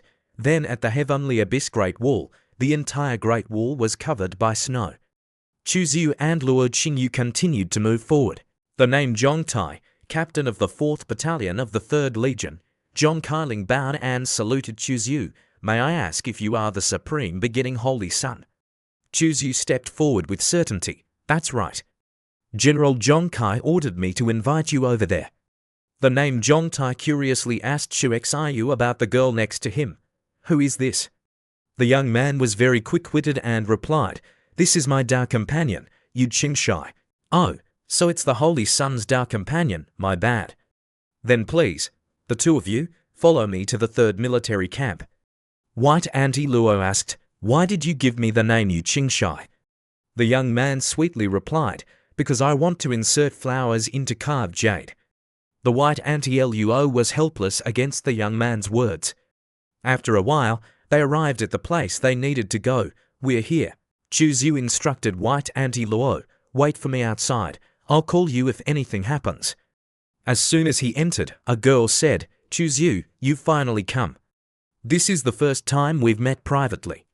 I've heard about your achievements before. You're really not bad." The young man politely replied, "I'm here to cultivate this time, and I hope Senior can help me a lot." Holy Son is too polite. However, your holy land currently has no one to guard it. Why not hang your name at my army? Don't worry, I won't restrict your freedom." The young man also happily replied, "I really have this intention. Thank you, Senior, for your concern. Take this token. You are already a member of my 3rd Army." The system announces the name Chuzhu, rank soldier, belonging to the 3rd Army, merit point 0. The girl Zhang Che continued to say, "If you it may come sooner than being suspended from duty at the Heaven's Abyss Great Wall, as long as you kill dozens of great saints in that secret realm, you can accumulate a lot of merit points for yourself and exchange them for many good things. The Holy Son has arrived. Why don't you come with me to fight or take a stroll around the Great Hall for a while?" Chuzhu was led to visit the Hall of Merit and was amazed at what he saw. Merit points can be exchanged for so many good things. What a pity. Killing a demon of the Wheel Sea realm earns 1 merit point. Killing a demon of the Divine Bridge realm earns 5 merit points. Killing a demon of the Other Shore realm earns 10 merit points. Killing a demon of the Dao Palace realm earns 50 merit points. Killing a demon of the Saint King realm earns 5 billion merit points. Killing a demon of the Quasi-Emperor realm earns 50 billion merit points. Zhong Qi explained, "This is the reward rule." Half an hour later, Chuzyu and Luo Qingyu ventured deeper inside. White Anti-Luo asked curiously, "Do you want to earn merit points? Why would you pass up a profitable opportunity?" Chuzyu grinned. Killing demons can not only train soldiers to plunder, but also refine elemental essence. Now, there's another benefit. They can be exchanged for merit points. One arrow hits 3 targets. It's really great. At the Tiyushan ancient tree in the demon domain, Jade, the Tiyushan leader, received information from the front lines. The Taisu Holy Sun has appeared at the Heaven's Abyss Great Wall battlefield. Tiyushan was a little surprised. Oh, he has killed so many great saint demons, and still dares to come to the Heaven's Abyss Great Wall. How interesting. Let me see what tricks he's up to. Tiyushan then asked his subordinate, "Does he have any protectors?" "Only one little saintess is accompanying him." "I understand, you may leave. Elder brother always says that Chuzyu is cunning. Will he really not bring any protectors?" Qing Xue, a disciple, appeared. A tall, slender figure slowly emerged from behind the ancient tree on the mountain. Her appearance was beautiful and charming. She was Tiyushan Qingzu, who had been transformed by Chuzyu. Tiyushan curiously said, "Master is very interested in this little brat and has decided to go and see. Are you willing to go with Master?" Hearing this, Tiyushan Qingzu lowered her head. A red light flashed in her eyes, and she respectfully replied, "If Master wants to go, disciple will follow." Tiyushan smiled, revealing cute dimples at the corners of her mouth. "My stealth technique is unparalleled. Even a Saint King would have difficulty detecting it. Don't worry about being discovered. Let's go see who this Chuzyu is, that even Big Brother is wary of him." Heaven's Abyss Great Wall, Warfield Border. Due to year-round battles between the 3 races, a total of 70 to combat areas have been created, also known as 70 to battlefields. The elder mentioned that the small space where the body of the desolate ancient sacred physique could exist is located on the 35th battlefield. Here, the mountains are broken, the rivers are dry, weapon fragments are everywhere, and white bones are scattered. A gust of wind blows, carrying white snow, and the air is filled with the stench of dead rats. It's due to the rotting corpses emitting the odor. Chuexiyu's hair and clothes fluttered as he slowly walked on this battlefield. Behind him followed a woman in a white floral dress, with an elegant demeanor. It was Auntie Luo. Suddenly, Luo Qingyu stopped, her blue eyes looking into the distance, as if she saw something. Her red lips slightly pouted, and she calmly said, "I've discovered the small space you spoke of." Chuexiyu's eyes lit up. "Found it. After 3 days, we finally found it. I thought we wouldn't find it." Luo Qingyu nodded. "It's just that the small space is hidden by a powerful restriction. It only appears when the blood moon hangs high." Chuzyu curiously asked, "Is there a way to open it directly?" White Anti-Luo quickly replied, "We can try, but it will take some time. You just wait here for a few hours." After Luo Qingyu finished speaking, she stepped forward and her whole body disappeared on the spot. No one knew where she went. Chuexiyou thought to himself, "Waiting here is a bit of a waste of time. Why not find some demons to have fun with?" Suddenly, a loud explosion occurred. Chuzyu quickly realized, "Oh, someone is fighting with demons in the distance. Let's go take a look." Chuzyu quickly approached the scene and observed from above. "Oh, they're fighting fiercely. Human cultivators are fighting against demons. The leaders on both sides are little saints, and the others are at the peak of the divine power realm at most.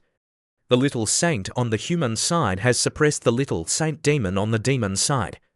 Judging by the situation, they'll be able to kill their opponent in about 10 moves." At this moment, a beam of saber light tore through the sky, slashing from the horizon. The human side's expression changed. The left hand formed a hand seal, creating a barrier of light in front of them. Boom! The saber light collided with the light barrier, creating a deafening explosion. The attacked humans spat out fresh blood and flew backward. Dust swirled. Demon Cheyuan's voice rang out, "Why are you only arriving now?" The name Cheyuan, carrying a saber on his shoulder, laughed. "Mingshi, don't be angry. You also know that the woman Liu Hongyi has been stirring up trouble in Heavenly Demon City recently. I just finished dealing with her and rushed here. That's enough loyalty, right?" Hearing the name, Chu Yu was a little surprised because it was too familiar. Liu Hongyi, just as the two little saint demons were about to attack and eliminate the humans, a figure suddenly appeared above their heads. He just stood quietly in the air, a terrifying aura naturally radiating from his body, suppressing the entire scene and causing everyone to stop their movements at the same time. A demon quickly recognized him and shouted loudly, "It's the human sacred physique, Chu Yu."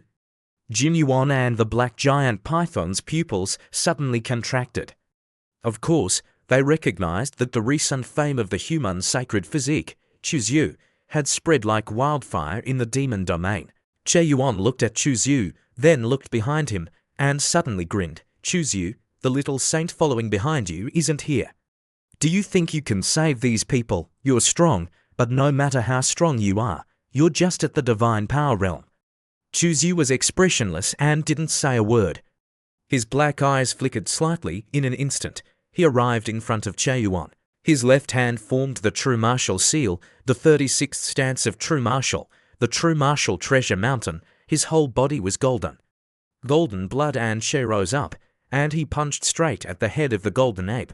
He didn't like to talk nonsense. If he wanted to fight, he would directly fight. Boom! A large mountain pressed down. Chu Yu stepped forward and asked, "Where is Liu Hongyi?" Che Yuan was terrified and frightened. "She is imprisoned in Heavenly Demon City." Chu Yu thought to himself, "Luckily, she has a trump card that I left for her back then to protect her." That trump card was a formation plate that the system had given him in the past. Its grade was extremely high and very magical. The user in the formation would not die.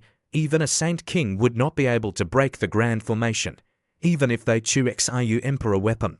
But being imprisoned is still being imprisoned. Even if the people inside are safe and sound, they cannot get out. It seems that after obtaining the body of the desolate ancient sacred physique, I have to make a trip to Heavenly Demon City to bring that girl back. Suddenly, a gentle voice rang in his mind, transmitting a message to him. "Lord, I am Qingzu." Qingzu was hiding behind an ancient tree. Chu Yu narrowed his eyes and transmitted a message, asking, "Tiyushan Qingzu, why are you here?" Tiyushan Qingzu respectfully replied, "I came with my master. She is very interested in you and is preparing to have me and her go find you." Chu Yu grinned. "When you want to sleep, someone brings you a pillow. Just as I don't know how to infiltrate Heavenly Demon City, a great saint has personally delivered themselves to my door." Chu Xiu's figure flashed and disappeared on the spot. Qingzu reported, "Master, he's gone." JTU Shon Yu's blue eyes slightly shifted. A cunning light flashed. "Let's go, we'll follow." A stream of invisible power wrapped around Tiyushan Qingzu, traversing the void and leaving. At the same time, the appearances of the two people gradually changed. The characteristics of the fox demons were hidden. Now, they looked no different from ordinary humans. A moment later, JTU Shonyu and Qingzu walked over from a distance and called out loudly, "Fellow Taoist." Chu Yu frowned slightly and faintly asked, "Who are you? Why are you blocking my path?" The girl Qingzu spoke, "Please, fellow Taoist, lend a hand to save us sisters." JTU Shonyu also echoed, "Please help us." Shon Yu's appearance was soft and lovely, but in her heart, she was laughing. This guy is really powerful. First, I have to see if he has any protectors beside him. If not, I'll capture him and bring him to Heavenly Demon City to sell. A Taisu sacred son of the human race, if we bring him to auction, we will definitely get a high price. At that time, Big Brother will definitely look at me with different eyes. The Taisu sacred son that he can't deal with was actually captured by me. Just thinking about it makes me excited.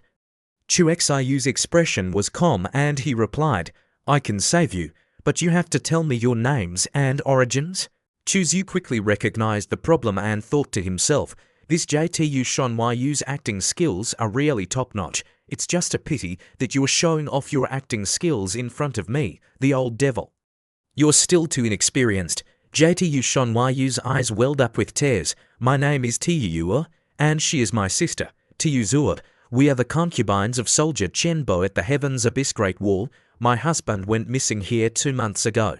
My sister and I were worried and came specifically to find him, but unfortunately, we were chased by demons. The reason was very sufficient and there were no flaws. There was indeed a cultivator named Chen Bo at the Heaven's Abyss Great Wall who went missing 2 months ago, and his wives had indeed come to find him. Chuzu secretly laughed, his expression unwavering, and he softly said, "Oh, demons are chasing you. What realm are they?"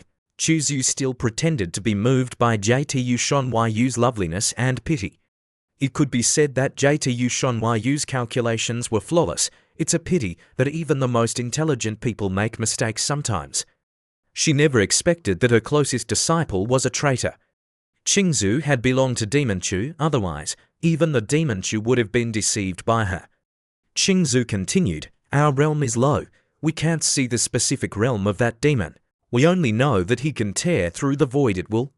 Hearing this, a glint of light flashed into Xiyu's expression and he stroked his chin. "So, he's at least a great saint, however, with you sisters, with little bit of cultivation.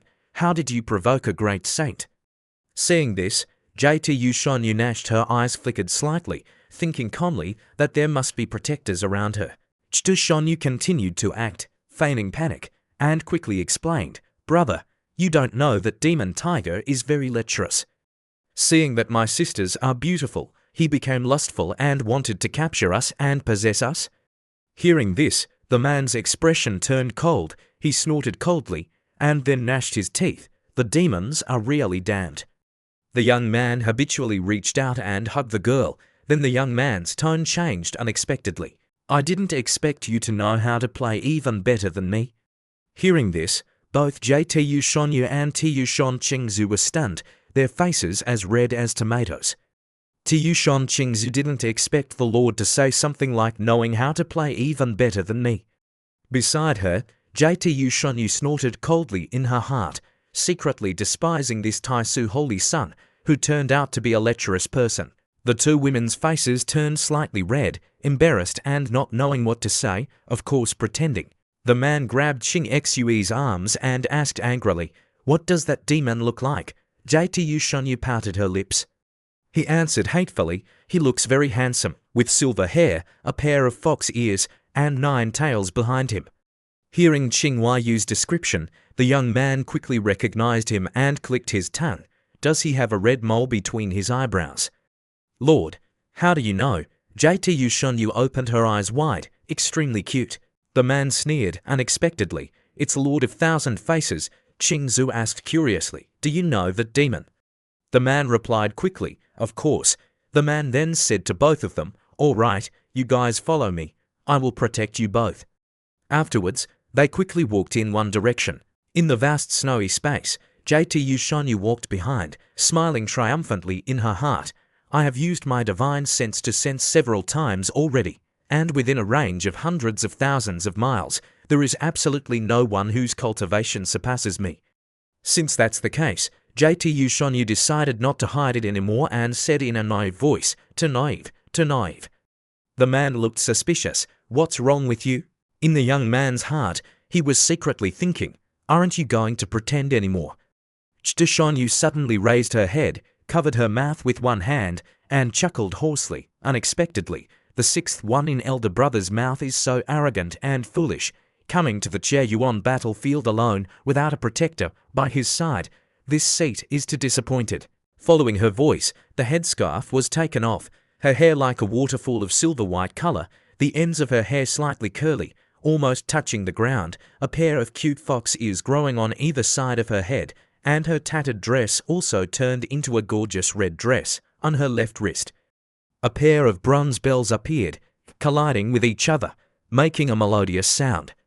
She looked at the man, her small, exquisite face full of triumph. "You've been deceived.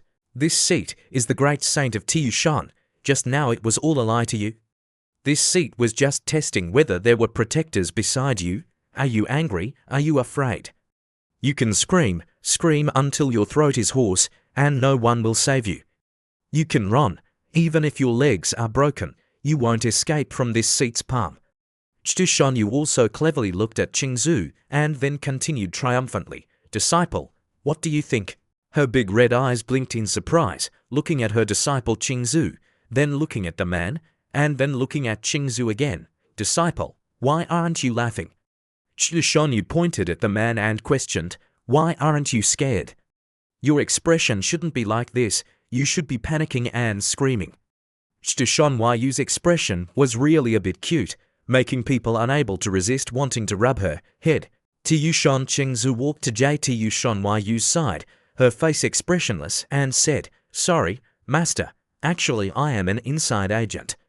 Hearing this sentence, the triumphant and arrogant smile on Shonyu's small, exquisite face froze, and a series of question marks appeared on her head. Shonyu's round red eyes were blank and extremely shocked, feeling that she must have misheard. "Chingzu, what are you saying?" Tiyushon Chingzu walked to the man's side and shook her head without saying a word. "Impossible. Absolutely impossible." Shonyu took a few steps back, her small face full of disbelief. How could the good disciple she had nurtured since childhood be an inside agent? She opened her mouth and looked at her disciple, who was standing respectfully beside the man. "Chingzu, are you being threatened by him? Don't be afraid, tell me, this master can help you." But immediately afterwards, the cruel reality tore apart her fantasy. The corner of the man's mouth lifted, he raised his hand, his palm seeming to be caressing a kitten, gently stroking Tiyushon Chingxui's cheek, but her good disciple did not show any displeasure. On the contrary, she closed her eyes and enjoyed the man's caress. Chingxui's eyes sparkled with tenderness, her cheeks flushed, her soft body leaning into the man's arms, and raising her head, her red lips softly uttered, "Lord." Her voice was as soft as a kitten acting spoiled with its master. Shonyu stood rooted to the spot in shock. She shouted loudly, "No, absolutely impossible." Shonyu's eyes turned cold, staring at the man, her killing intent overflowing, and questioned, "What have you done to Chingzu?" Without waiting for the man to respond, Tiyushon Chingzu had already furrowed her eyebrows slightly and scolded softly, "Master, please respect the Lord." Shonyu's exquisite face froze, pointing at her own nose. "Chingzu, do you know what you're doing? This seat is your master. How dare you scold this seat? What kind of enchantment did he pour into you that made you disregard everything and betray your master?" Immediately afterwards, Chingzu even turned around and kissed the man affectionately. "My lord has cultivated the supreme Tao. Master, why don't you join us?" She reached out to Shonyu, inviting her to join them. "Supreme Tao? What is supreme Tao?" Shonyu laughed angrily, her silver hair flying like a waterfall without wind, her murderous aura surging. "Today, this seat will kill this brat and then bring you back to see what kind of evil you have been affected by." She raised her hand, the two cyan bronze bells on her white wrist collided with each other, making an endless tinkling sound, and endless immortal light poured out from the bronze bells. As soon as she made a move, it was her strongest move, wanting to kill Lord. Her brothers once said that the man was cunning, so if they confronted him, it was best to kill him with one blow, otherwise there would be endless trouble. The man frowned. Currently, he couldn't confront a great saint head-on, let alone a middle-stage great saint, but he wasn't afraid at all, his expression extremely calm and composed. "You use a big move as soon as you make a move." The young man turned black and clenched his fists, looking extremely cool. When Shonyu thought that the man was about to unleash a life-saving move, he just saw him open his mouth and shout loudly, "Anti-Luo, save me."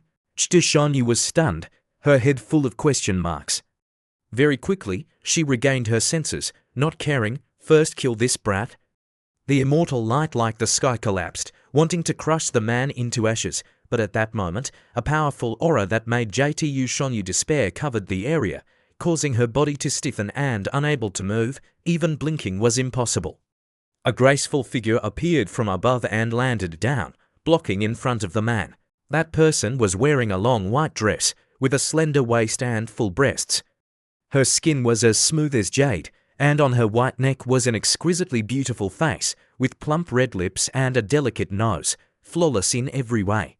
Her eyes were even more blue than the sky, and her long hair of 3,500 feet fluttered behind her, further enhancing the dignified appearance of this peerless woman with a cold temperament. Feeling the terrifying aura from the woman who had just appeared, Shonyu's blue pupils contracted. Her heart beat wildly, as if it wanted to jump out of her throat. It wasn't fear, but an instinctive reaction when facing someone at a higher level. Just being looked at by this woman made Jtu Shonyu feel like the blood in her body had stopped flowing and her heart was beating at an unbelievable speed, as if it was about to explode. This is the legendary Quasi-Emperor. How could she listen to the man? Could it be that the man knew the soul control technique? Chuzu pointed at Jtu Shonyu. Auntie Luo, seal this little fox's cultivation. Auntie Luo didn't say anything more. She slowly walked in front of Jtu Shonyu, raised her hand, and her index finger gently touched her brow. A blue light flashed and then disappeared. Jtu Shonyu only felt that her divine soul and all of her cultivation were imprisoned by an invisible force. At this time, she lost all of her cultivation and was no longer a great saint, no different from a mortal.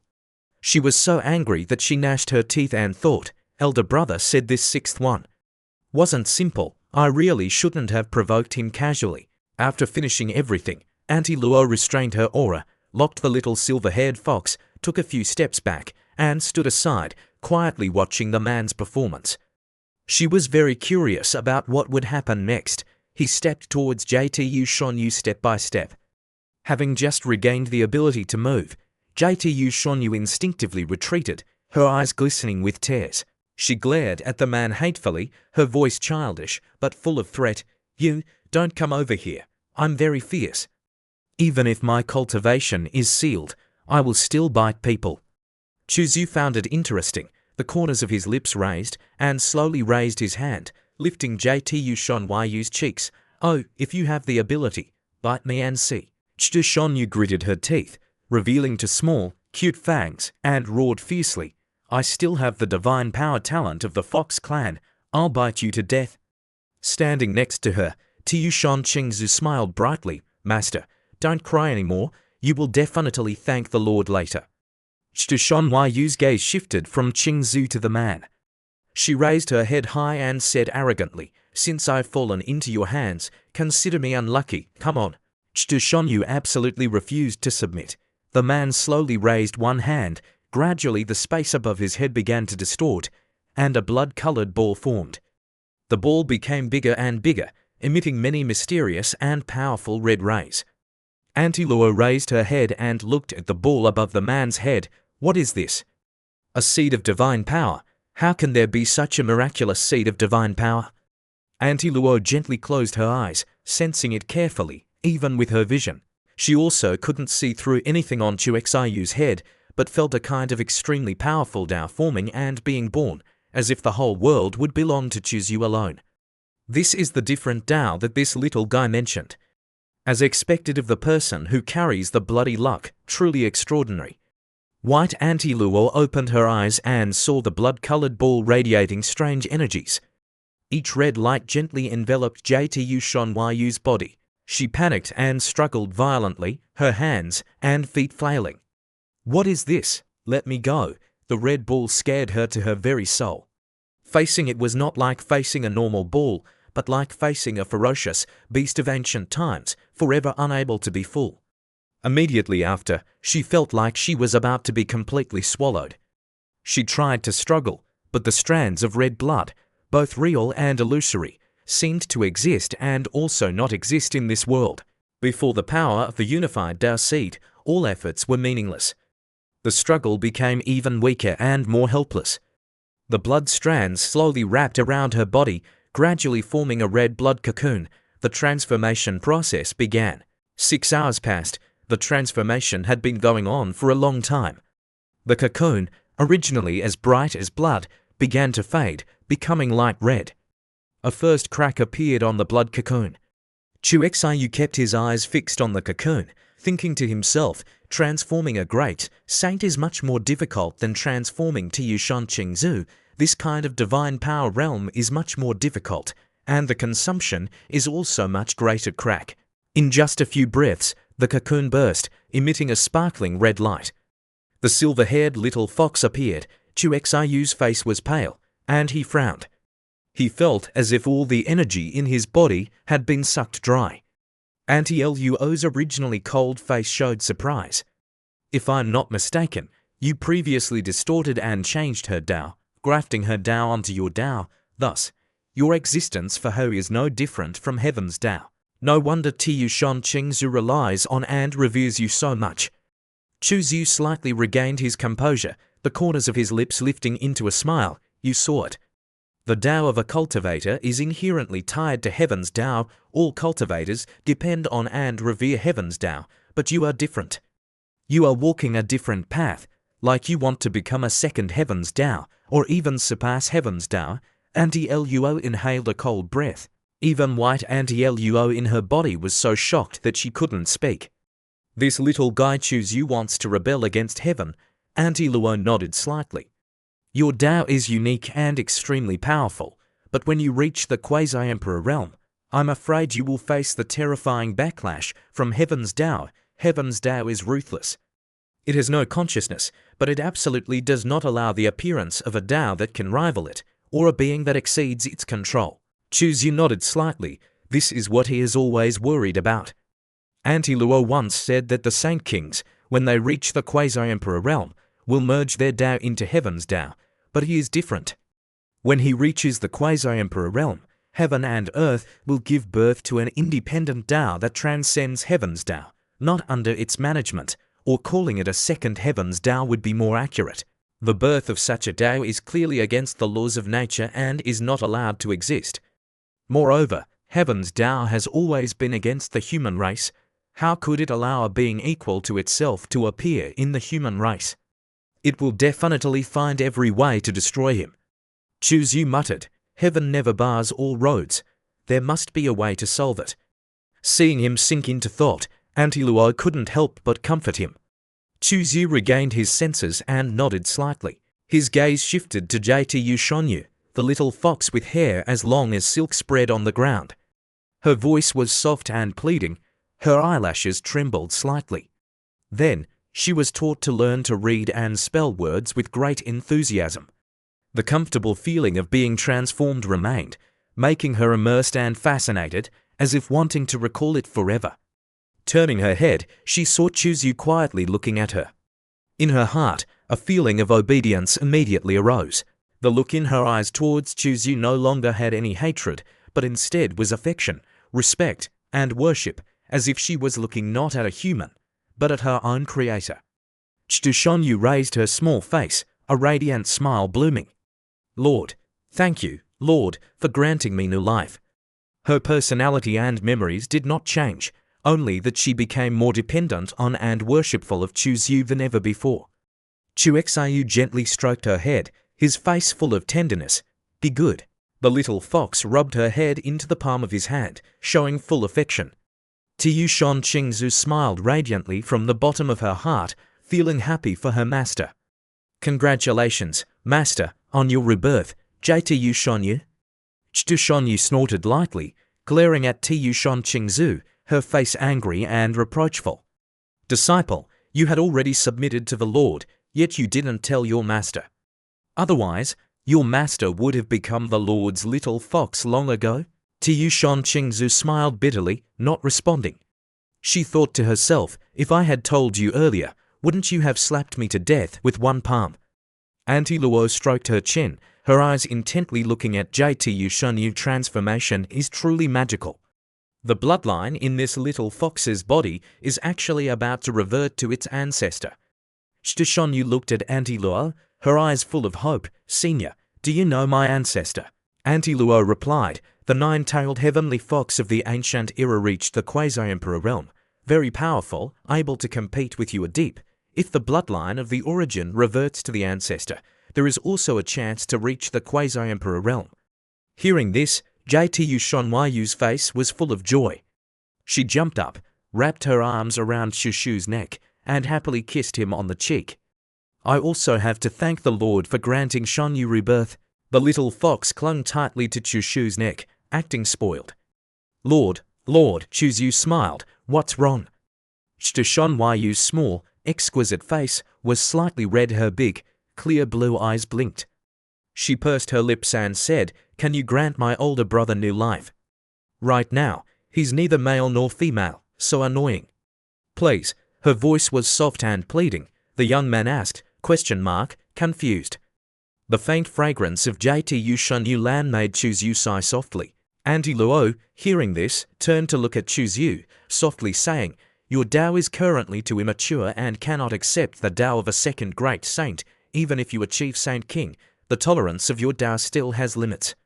This is not due to heaven's Tao's control, but the limits of humans. When your Tao independently emerges from your body into heaven and earth, then you can break the limits and can transform anyone. And the number will not be limited. So that's why." Chuzyu nodded, understanding the reason why he felt so tired when transforming JTU Shunyu. So, the plan to expand the army has to be shelved. Shunyu lowered her head, a hint of disappointment flashing in her eyes. "Oh, so that means older brother has lost the chance for new life. Older brother, I'm so sorry. I took your spot, but don't worry, there will definitely be a chance in the future. When the Lord achieves the quasi-emperor position, the first person to be transformed will be you." Chu Xiu turned his head and asked Auntie Luo, "How is the small space?" White Auntie Luo replied, "I was just about to break the restriction to come save you. The matter has been resolved. Then I will continue to break the restriction. You wait for me here for 3 hours." Finishing speaking, Auntie Luo lifted the seal on JTU Shunyu's cultivation, and then her figure gradually blurred and disappeared. After being unsealed, the silver-haired little fox acted nimbly, immediately pressing close to Chuzyu. 3 hours is too boring. "Why don't we do something?" Chuzyu asked curiously. "Do what?" Shunyu took the initiative. "Master, Tu-san has a kind of cultivation method that can accelerate cultivation." The young man immediately thought of the scene of Qingzu massaging his shoulders and JTU Shunyu massaging his feet for him after a long time of fatigue, and then teaching them to learn to read and spell words. The young man immediately agreed. "Okay, then let's find a quiet place to cultivate well." 3 hours later, the earth and sky shook. Auntie Luo returned, her face carrying a calm expression. She had successfully broken the hidden restriction of the small space. She muttered, "The restriction of the small space has been broken." Seeing Chuzyu meditating and the 2 girls lying limply on the ground, their faces extremely unusual, White Auntie Luo broke out in a cold sweat. They just did 3-way cultivation, taking advantage of the time. This little guy is really too domineering. Chuzyu coughed lightly, sternly ordering, "The 2 of you stay here and guard. Do not let anyone enter." The 2 little foxes obediently replied, "Yes, Lord." Auntie Luo took Chuzyu, breaking through the void and disappearing on the spot. After they left, JTU Shunyu pouted, glaring at Tu-san Qingzu. "Little girl, when did you learn those techniques?" Tu-san Qingzu blushed slightly, replying, "I just learned them recently. I have a book. Does master want to see it?" Shunyu snorted lightly, extending her small hand to demand it. "Hurry up and take it out. This is a very domineering cultivation book." Recalling what had just happened, her small face turned red again. Inside the small space hidden in the cracks of the void, luckily there was Auntie Luo, a quasi-emperor, otherwise finding it would be impossible. Chu Xiu's eyes suddenly blurred. When his vision recovered, he was standing in a small space with a brilliant golden light. The sound of waves lapping against the shore echoed in his ears. Not far away was a golden lake, about 2.5 basketball courts in size. When Chu Xiu's gaze fell on the lake, the sacred blood in his body immediately boiled. A feeling of being from the same origin surged in Chu Xiu's heart. He continued to shift his gaze to the distance. Sure enough, he saw at the center of the lake there was a jade platform. On the jade platform, a person was sitting cross-legged. Looking at the shape, without a doubt, it was a male. He was wearing a grey cloak, his head drooping, looking not like he was dead, but like he was in a deep sleep. From this corpse, a strong pressure spread throughout the small space. However, when the pressure touched Chuzyu, it automatically glided past, as if it did not want to harm him. Chuzyu thought to himself, "My heart beating fast, could this be the feeling of being from the same origin?" Chuzyu slightly moved his body, flashed he stepped onto a platform, lowered his head, and stared at the corpse in front of him. As expected, it was the body of an ancient holy body. Even after so many years, it hadn't decayed. Chuzu secretly pondered, reached out, and placed his hand on the shoulder of the corpse, gently holding it, preparing to devour it. Suddenly, his eyes slightly moved as he noticed something. He put the corpse down and focused his gaze on the spot where the corpse had been sitting. There were several lines of characters carved there, not the language of the ancient era, but a common script from several 100,000 years ago. I am Dugubiaichi, cultivating for 5,000 years, comprehending the rudimentary concept of swordsmanship, seeking defeat, achieving the peak of a quasi-emperor. With the completed holy body, I swept away all enemies and beheaded 3 quasi-emperors of the demon race, preventing them from violating my human race. However, due to not becoming a great emperor, my lifespan is ultimately only tens of thousands of years. I have repeatedly tried to break through to become a great emperor, but was blocked by the heavenly Tao. It seems it does not want the holy body to become an emperor. I do not know the reason. I decided to travel the cosmos to seek an opportunity for a breakthrough. After 10,000 years, I finally discovered a clue. Chuexiyu's eyes narrowed slightly, genuinely surprised by this. What does this mean? Well, never mind. I'll strive to devour the corpse first. He is closing his eyes, and above his head, twisting celestial bodies, crimson stars, and a blood-colored throne appeared. Streams of crimson energy descended, like a ravenous monster that had been hungry for thousands of years. Immediately engulfing the completed holy body, energy gathered, forming conduits that reached down into the lake, beginning to greedily suck up the golden holy blood. The golden surface of the lake receded at a speed visible to the naked eye. Suddenly, his eyes abruptly froze. Chuexiu seemed to have discovered something and smirked, thinking to himself, "Senior Dugu, you really planned things meticulously." A few breaths later, the figure of an old man, accompanied by an aged voice filled with surprise, echoed in his mind, "You are indeed extraordinary, actually discovering the clues. This old man has indeed waited without vain." "Young man, hand over this body to this old man," Chuzu kept chanting incantations. "Senior wants to possess me. I'm afraid it won't be easy." 10 days later, the young man stepped out of the cave, stretching and exhaling a long breath. Chuzu thought to himself, "I didn't expect that old geezer to be so difficult to deal with." The system chuckled and announced, "Congratulations to the host for successfully devouring the origin of the great accomplishment holy body, obtaining 50 attribute points." The system didn't forget to remind the host that he could increase the points at any time. Chuzu looked into the distance, contemplating. "I'm not in a hurry to increase the points for now. I'll take my time to decide." Just then, the white anti-Luo approached. The white anti-Luo asked, "Why were you in there for so long?" The young man scratched his head, puzzled. "How long have I been in there?" Anti-Luo replied briefly, 10 days. Anti-Luo's tone was a little reproachful.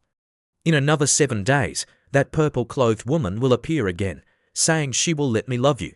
The young man broke out in a cold sweat, rushed over, and sensing that Anti-Luo's mood wasn't good, the young man put his arms around her and gently coaxed, "Anti-Luo, don't be angry.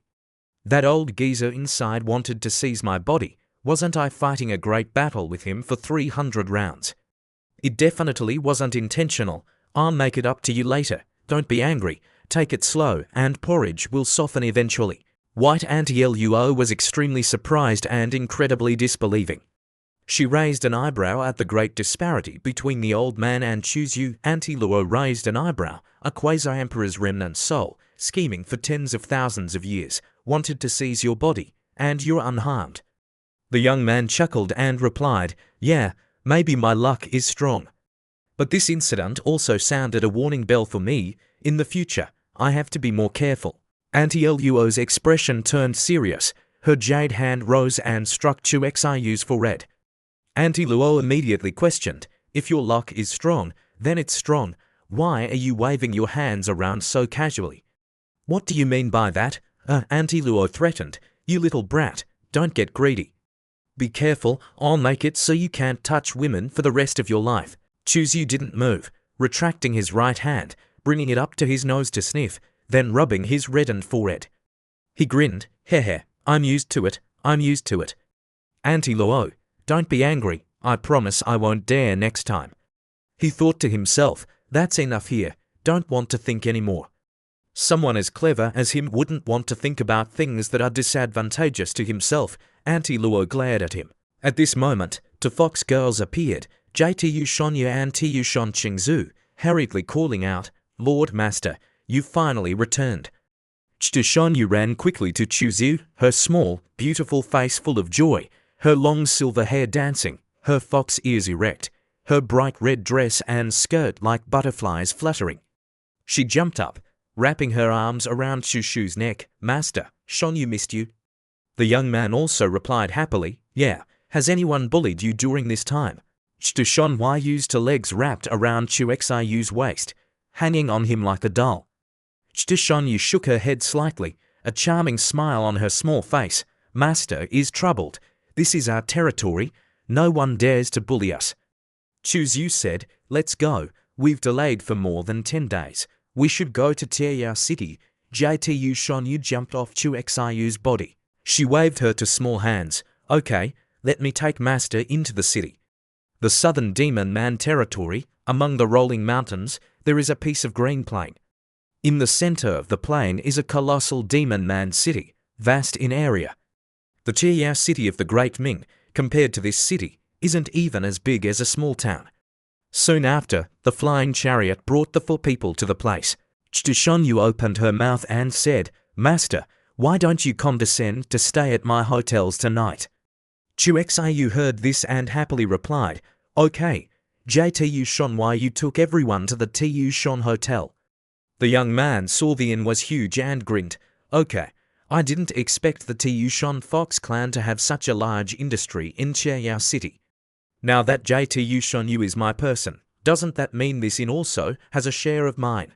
Tu Shon doesn't have holy kings, but there are several great saints with powerful strength guarding it. Plus, the Fox clan is naturally intelligent and knows how to please others. In Tieyao City, where there are strong people everywhere, no one is willing to offend them." As soon as JTU Shonyu arrived at the hotel, a steward came out to greet them. The steward was a female fox cultivator with a late-stage lesser saint cultivation, looking around 30 years old, with a graceful figure and charming demeanor. She didn't know why JTU Shonyu had suddenly come to Tieyao City, but she didn't think much about it, just assumed that this little miss was bored at Tu Shon and came out to relax. The steward softly asked, "I wonder, what instructions does Master you have for coming to Tieyao City?" Chu Shonyu folded her hands and solemnly asked, "When I entered the city, I noticed that the defense of Tieyao City seemed to be much stricter. Has anything big happened recently?" The steward heard this and replied, "Master, you doesn't know, Tieyao City has not been peaceful recently. A group of human race members hiding in the shadows are causing trouble." Chu Xiu heard about a group of human race members causing trouble and was startled. In a certain place in the city, 3 people wearing black cloaks were crouched on the roof of a building. They were observing from a distance. The one on the right said, "Master Feng, according to this situation, I'm afraid we can't save Liu Hongyu." The one surnamed Feng gritted his teeth and continued, "The treasure we've been searching for nearly 100 years is in the hands of that girl Liu Hongyu. We must think of a way to save them, otherwise all our efforts will have been in vain." The one remaining also continued, "Master Feng is right." He asked, "What should we do?" The one surnamed Feng raised an eyebrow, stroked his chin, and smiled smugly. "Then let's stir up chaos in Tieyao City. Only by stirring up chaos can we take advantage of the situation." Inside the Tu Shon Hotel, after listening to the steward's account of everything, Chu Xiu suddenly stood up, feeling uncomfortable. The Tieyao City Lord, Shon Zi, the great saint, is also a cruel person. He actually thought of using human race essence blood to consecrate the god-binding nail. He thought to himself, "Hong Yi is also a loyal and righteous young woman." Hearing that the granddaughter of old Lin, who once took us in, was captured, she immediately ran to save her. "This point is very similar to me." The young man hugged his head self-satisfiedly. "Hong Yi, persevere a little longer, you'll be able to get out soon." Chu Xiu was plotting and scheming to save the beautiful woman Liu Hongyi. Saving her for righteousness was less, and saving her for his own purposes was more. Chu Shonyu, after going out, had returned to report, "Master, Shonyu is back." She ran over to wrap around Chu Xiu again. the mission master gave to Shonyu. Shonyu has completed it all. She slowly recounted, I have met Liu Hongyi and Lin Xiao, they are both safe and sound. I gave them the formation diagram you gave me. Liu Hongyi looked at the formation diagram you gave her very carefully. Seeing that the young woman JTU Shonyu was very capable, Chu Xiu opened his mouth to praise, Shonyu did a great job. The young man worriedly asked, didn't JTU Shonyu make others suspicious? She very certainly replied, no one is suspicious. The young woman's face was as red as a tomato, not needing even a bit of face. She went straight to the point. If Master can kiss Shonyu, Shonyu will tell Master another piece of news. Chu Zhu was startled. What? You actually dare to make a request to your master? The young woman put on a pitiful face. Master, Shonyu was wrong. Shonyu shouldn't make a request to Master. The young man put on a magnanimous appearance and replied, all right then, Master forgives you, tell me. What news? JTU Shonyu spoke very detailed. I learned from my senior brother Thousand Faces that he suspected that you, Master, is the Demon Chu on the small saint board. Thousand Faces knows the relationship between the Demon Chu and Liu Hongyi very well. He guesses that if you are the Demon Chu, you will definitely appear to save Liu Hongyi. Then the forces that you have offended will besiege and kill you again. Chu Zhu smiled and muttered, your senior brother's intelligence has indeed improved. The young man stroked her chin. This is a reward for you. Chu Zhu gave JTU Shonyu a gift, or more precisely, gave himself a passionate kiss with JTU Shonyu. The young man's magic hand continued to work its magic. Sitting next to them, Auntie Luo also had to admire, very good. Chu Xiu, this little brother, really knows how to do it. She took a sip of tea and thought, can my sister learn a little bit and use it on her little brother later? Just thinking about it makes me excited. The system lost its temper and laughed. Pay attention to the situation. There is no shortcut to love. Please don't imitate. Don't burn a stage. Right, when the young man was talking to JTU Shonyu, Tiushan Qingzu felt that the owner must be thirsty, so she immediately brought up the tea spirit. Master, please use tea. The young man received the tea with one hand and thought, what is happiness? This is happiness. The young man also continued to think about the happy scenes like immortals. What more could you ask for in life? Seeing the young man's face extremely satisfied with the two beauties, Auntie Luo, without any emotion, continued to ask, what is your next plan? Auntie Luo continued to say that Chiao City has for Saint Kings, descendants of the beauty Daizan, named Lord Butterfly, who has the Emperor's weapon, and so does the mountain demon. If I act recklessly, I will suffer during the battle. I am afraid I will not be able to protect you. The young man is still fascinated, enjoying the joy and replying, don't rush, Hon, you need time to set up the formation. Before taking action, I will make one Saint King lose his combat power, most likely Lord Butterfly. So if Auntie Luo still can't fight the remaining 3 Saint Kings, he will take out the Sumi Mountain for Auntie Luo to borrow.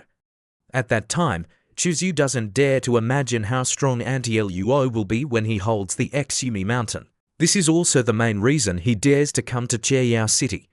If it really doesn't work, he will take out his trump card and ask if Chiao City are afraid or not. A few days later, in Chiao City, the sun sets, the moon rises, the night falls, and the night sky is as if it has been washed full of stars.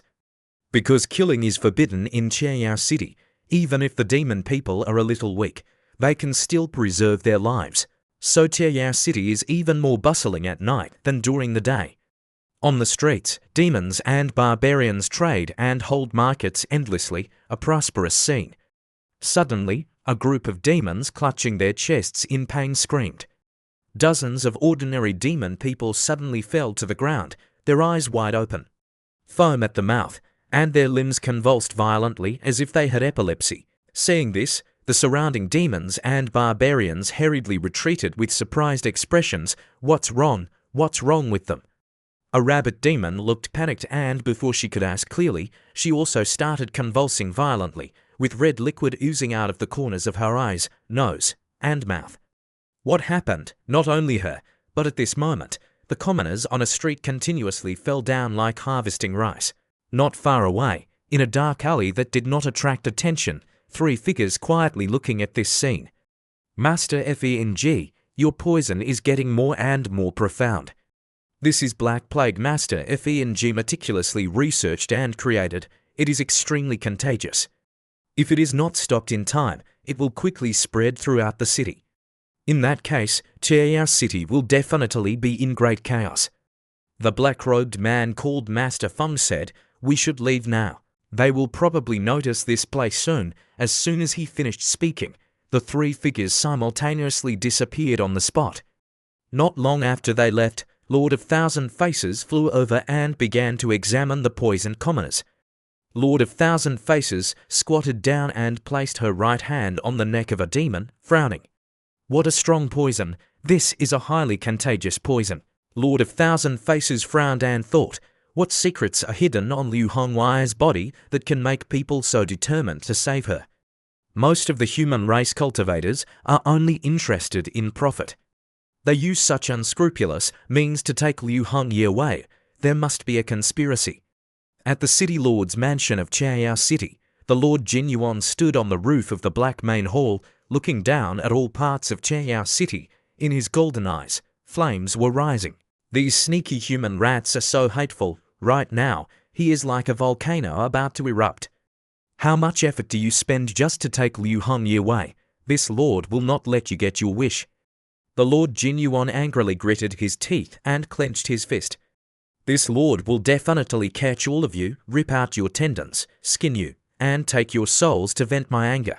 At the same time, at the Tu Shan Hotel, in JTU Shan Yu's private courtyard, Chuzu stood under a locust tree with a new appearance, waiting like a fox for JTU Shan Yu to report. "Master, a group of human race with unclear identities have poisoned many demon race commoners." The corners of Chu Xiu's mouth lifted up. "Interesting. It seems that these people want to muddy the waters in Chiao City in order to take advantage of the situation." Chu Shanyu continued, "Their target is Miss Liu Hongyi, I fear." Chuzu patted her head and smiled. "Don't worry, I'm here. Those who are hiding in the shadows will definitely not succeed." Chuzu narrowed his cold eyes and thought to himself, "Dare to pay attention to Liu Hongyi? I will make sure you come and don't return." A flash of bloodlust appeared in his eyes, wanting to bury all those who have intentions towards Liu Hongyi in Chiao City. At this moment, Lord of Thousand Faces came and said loudly, "JTU Shanyu, Chiao City has not been peaceful recently. You should leave this place." Chu Shanyu immediately replied, "I still have some private matters to attend to, so I can't leave for the time being." Lord of Thousand Faces continued to persuade, "Be good and listen to me. Leave this place as soon as possible." Chu Shanyu frankly replied, "Senior brother, don't interfere in my affairs anymore. Are you really going to appear like this in the future? Neither male nor female, or should I change my tone and call you sister in the future?" Hearing this, Thousand Faces was boiling with anger. His head was about to explode because of the irritation. "The reason your brother became like this because of that damn Chuzu." Lord of Thousand Faces stared at Chuzu with a new appearance behind him and asked, "JTU Shanyu, who is the person behind you?" Lord of Thousand Faces immediately felt familiar.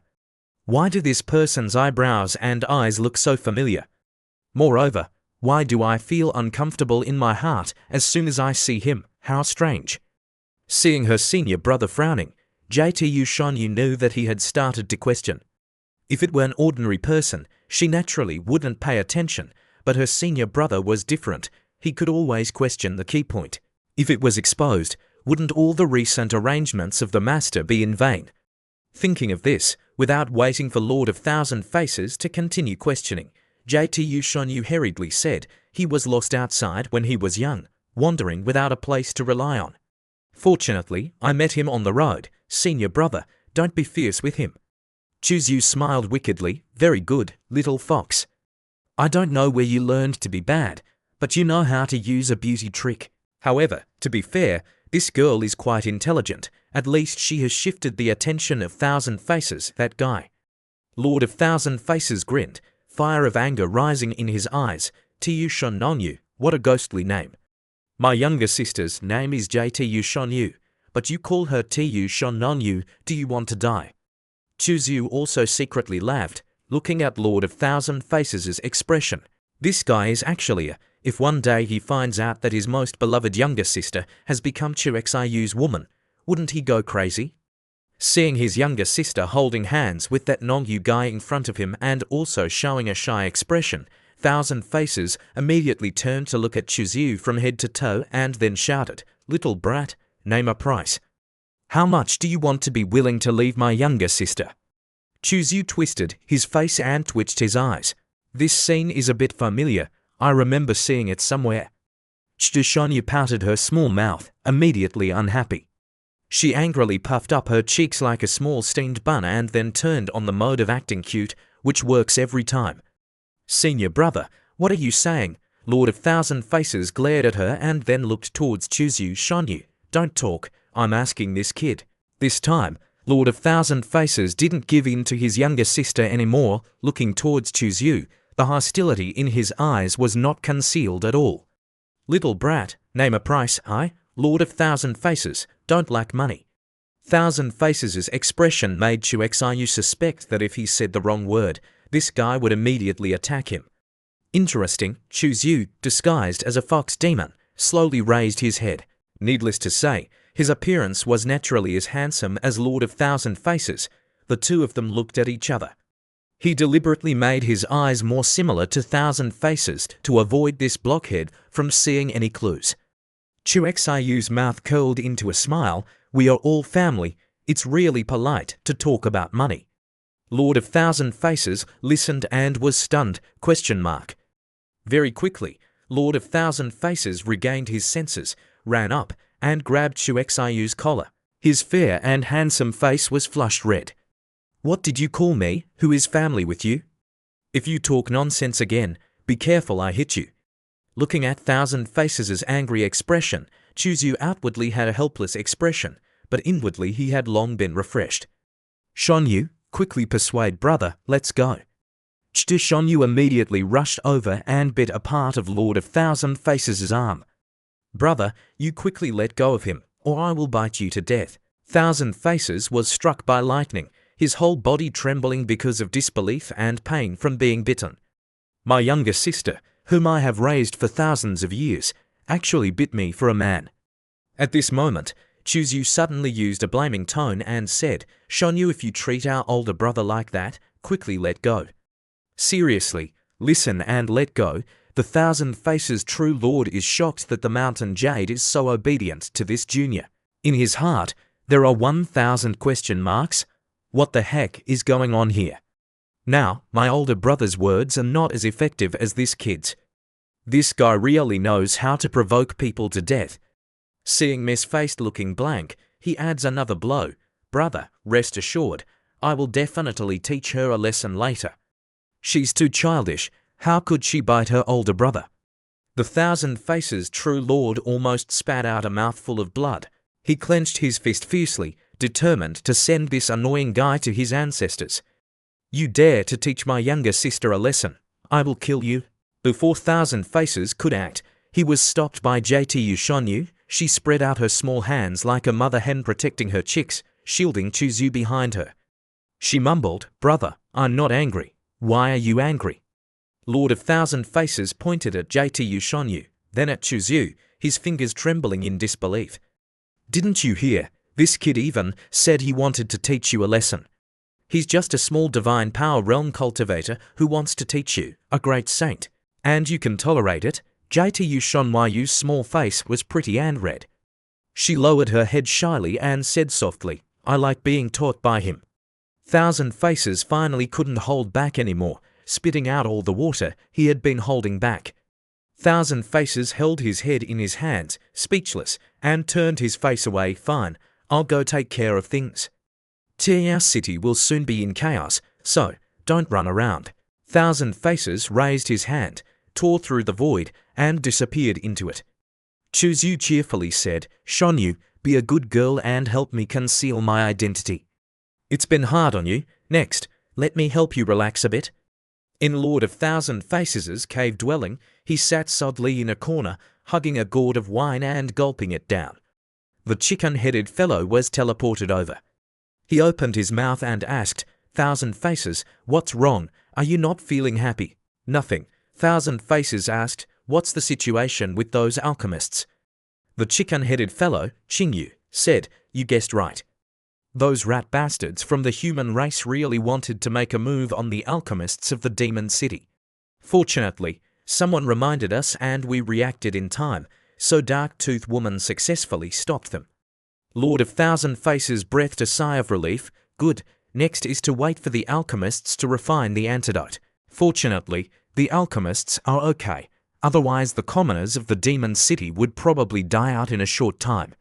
He stroked his chin, frowned and pondered. "Instead of blocking, it's better to release. Solving the problem from the source is the most important thing. We must drag the rats in the dark out. We must drag those rats in the dark out." Lord of Thousand Faces looked around with deep eyes. "Those rats have hidden treasures and are hiding too well. Ordinary methods can't catch them. Based on their behavior these past few days, it can be judged that their goal is definitely Liu Hongyi, but Liu Hongyi is locked up, and we can't get in. She wouldn't dare to come out. If that's the case, then we'll create a false image that Liu Hongyi took advantage of the chaos to escape. Then the rats in the dark will naturally show their faces. Maybe even the demon Chu that I predicted will take the bait. Then the most important thing is how to create the illusion and make everyone believe it." Lord of Thousand Faces' eyes brightened.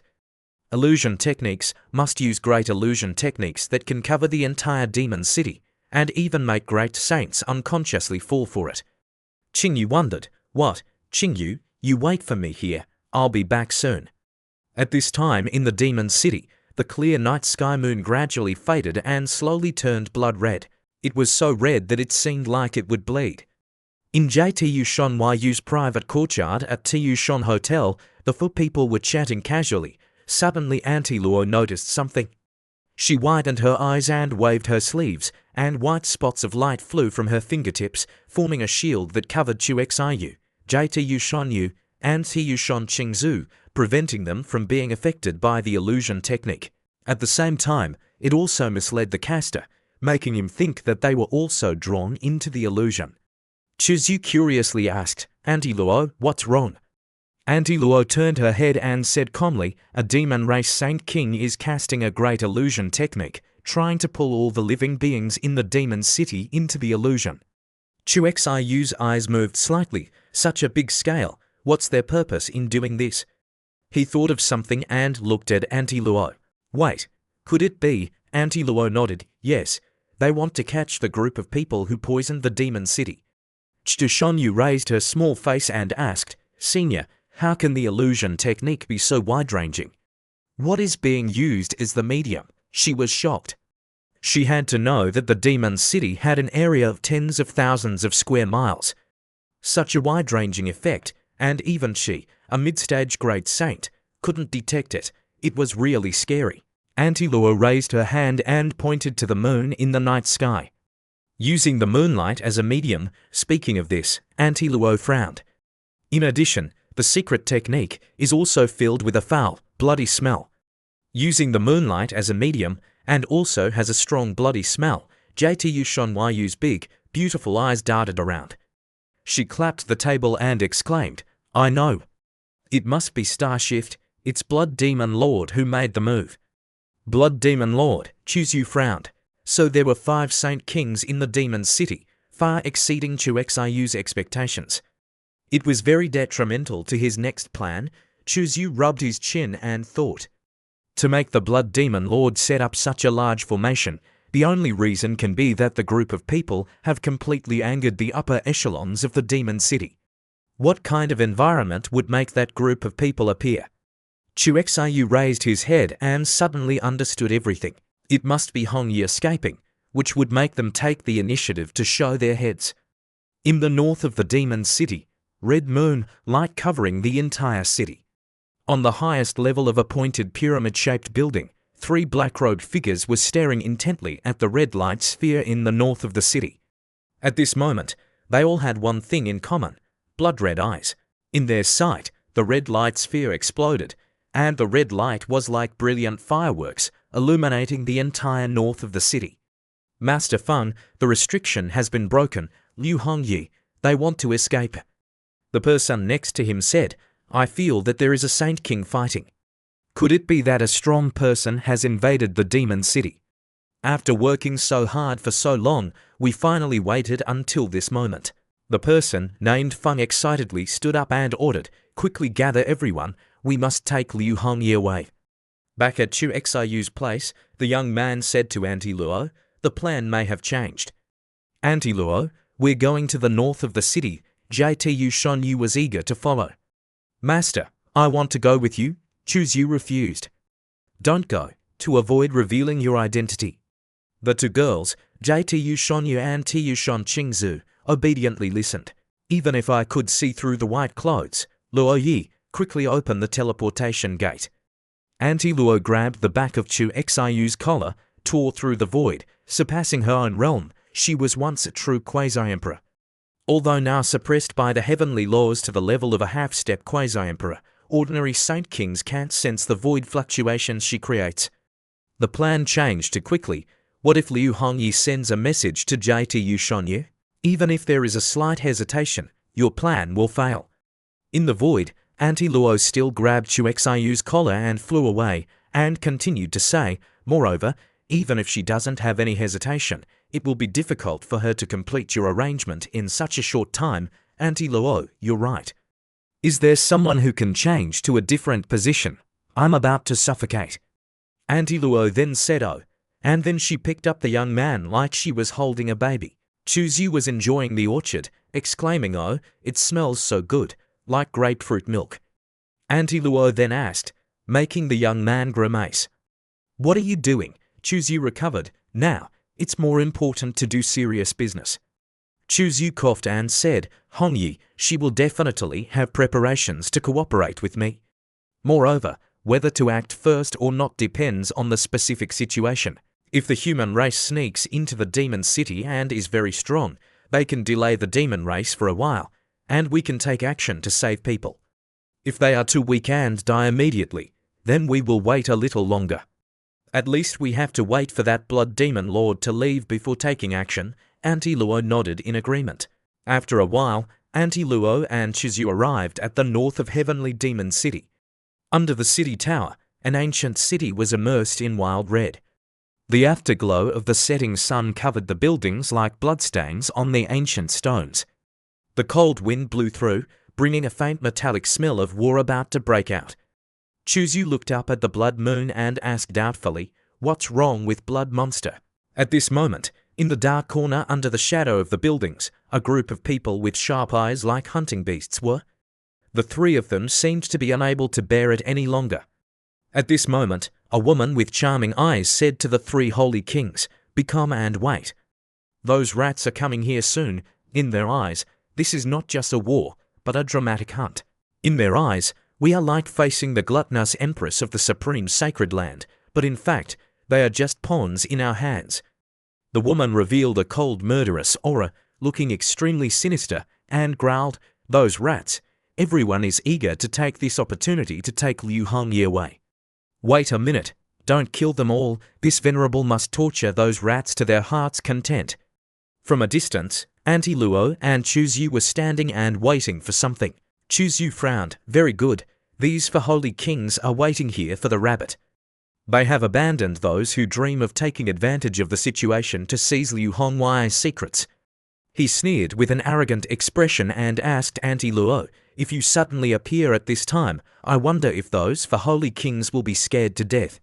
But in Auntie Luo's eyes, that arrogance is nothing but a cover for a bit of vague fear. She pursed her lips and said, "It doesn't matter whether they are scared or not, but you are very likely to be in danger. If you are not afraid of death, I can try it. Why does that purple-clothed woman say that you like excitement?" Chu Xiu was caught off guard and broke out in a cold sweat on his forehead. At this time, the darkness was thicker as the sun set behind the towers. The wind whistled through the narrow passages of the heavenly demon city, carrying the deadly air. The hurried footsteps of the hooded men echoed. They all carried an extremely cold gaze. Observing from a hidden corner, Chu Xiu didn't expect that there would be so many human race cultivators hiding in the heavenly demon city. Moreover, their cultivation levels were not low. What kind of force is behind them after all? Is the high-end combat power of the sacred land also like this? Auntie Luo sneered and said, "Little brat, you have thought too simply about the power of the sacred land. The ancient aristocratic family has already been the overlord of the demon race.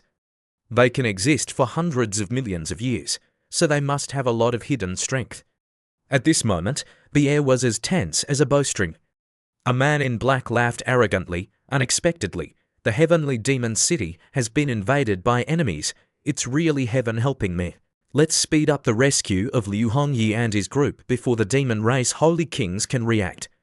In an instant, the sky was sealed off. A huge formation rose from all four sides, locking the space. The Lord Jinyuan stepped out with a voice like thunder, set up a seal formation to lock the void. "Do not release anyone out." Thinking of this, Chuzu secretly said that he was really lucky, and that it was really cruel. Fortunately, he brought Auntie Luo with him when he came out. Auntie Luo asked softly, "What's wrong? Are you still not taking action? Wait a little longer, observe a little." At this moment, the void was sealed off. A screen covered the entire group of people in black. Immediately, they were all frightened by it. At this moment, the great saints appeared in the void, floating in the air. At this moment, the group of people in black suddenly realized that they had been tricked. Lord Jinyuan carried his anger and growled, "Rats, you dare to poison in front of this venerable? Good, very good. This venerable will definitely turn you into ashes." Immediately, Lord Jinyuan wanted to take action. The man in black, who was respected by everyone as Master Feng, stood up and said loudly, "Lord Jinyuan, wait a moment. Are the holy kings not curious as to why we are desperately rescuing Liu Hongyi? Lords, this matter is related to the heavens beyond."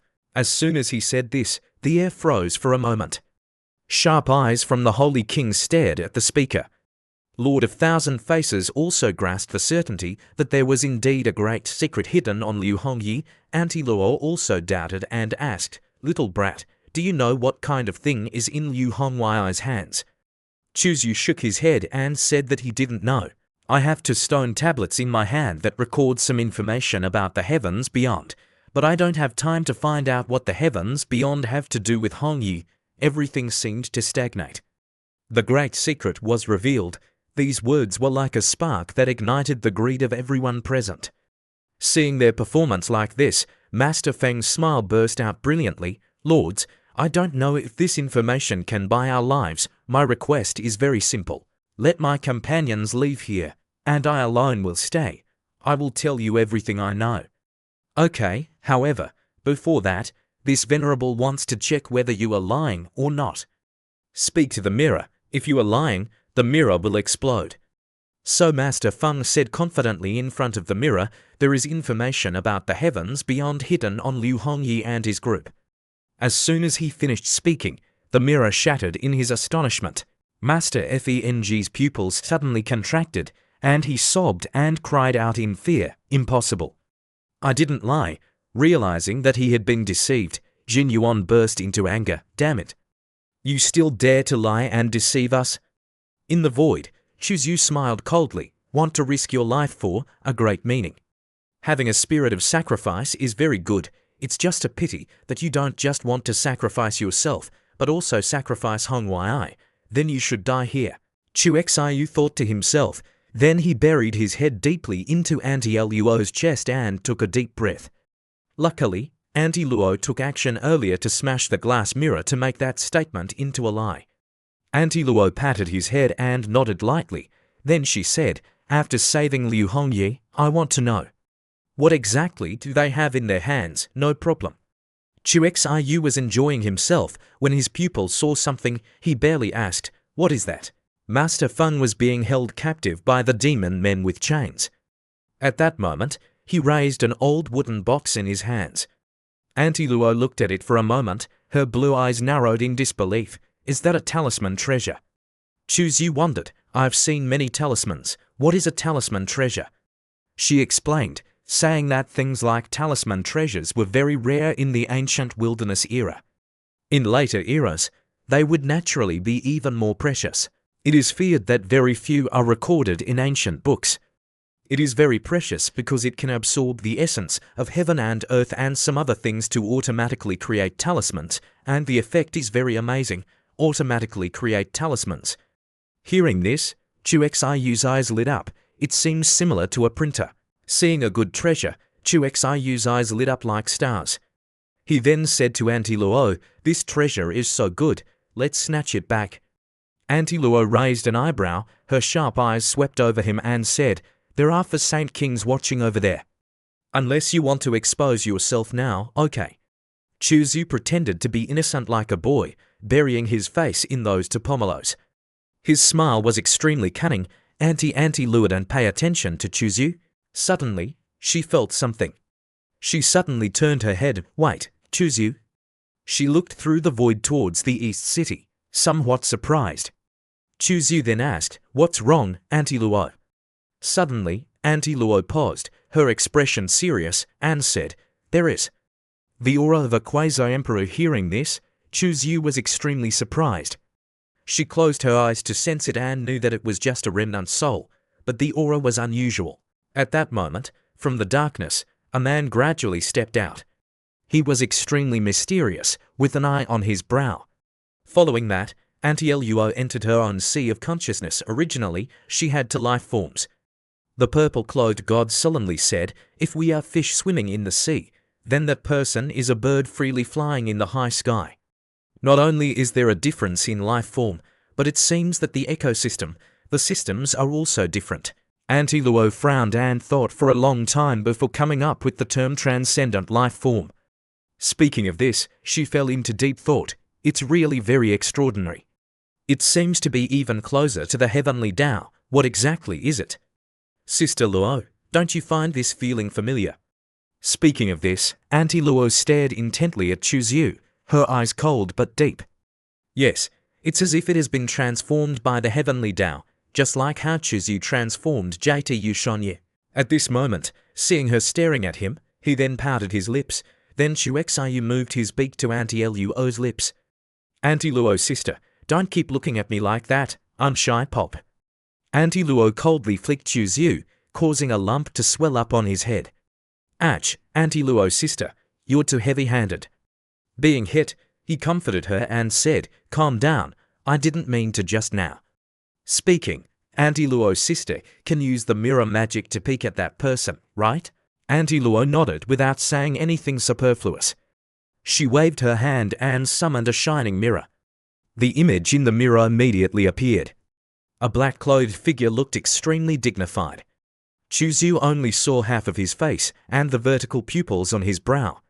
He immediately recognized him and smiled softly. "So it's him, how interesting." Auntie Luo then asked, "Do you know him?" Chu Xiu smirked, his eyes becoming sharp, and said, "Not only that, I've also fought with him." Hearing this, she couldn't help but be surprised. She said, "His blood-red vertical eyes are very strange. He gives me a very strange feeling. I didn't expect you to have met each other." Chu Xiu's eyes were full of excitement. "Auntie Luo, take me to catch him. I'm very interested in him." Seeing him like that, she then asked, "Aren't you worried about Liu Hongyi and the others anymore?" He smiled confidently and said, "There's no need to rush that." After saying that, Auntie Luo took Chu Xiu across the void and left.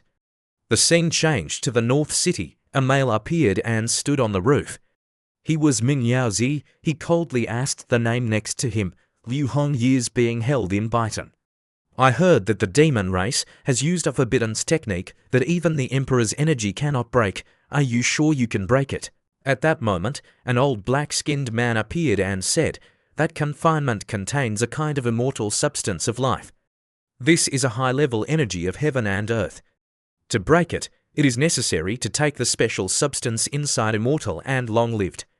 Ming Yazi asked suspiciously, "What is that?" Just as he was about to hear the answer, 10 meters ahead on the void, a crack appeared.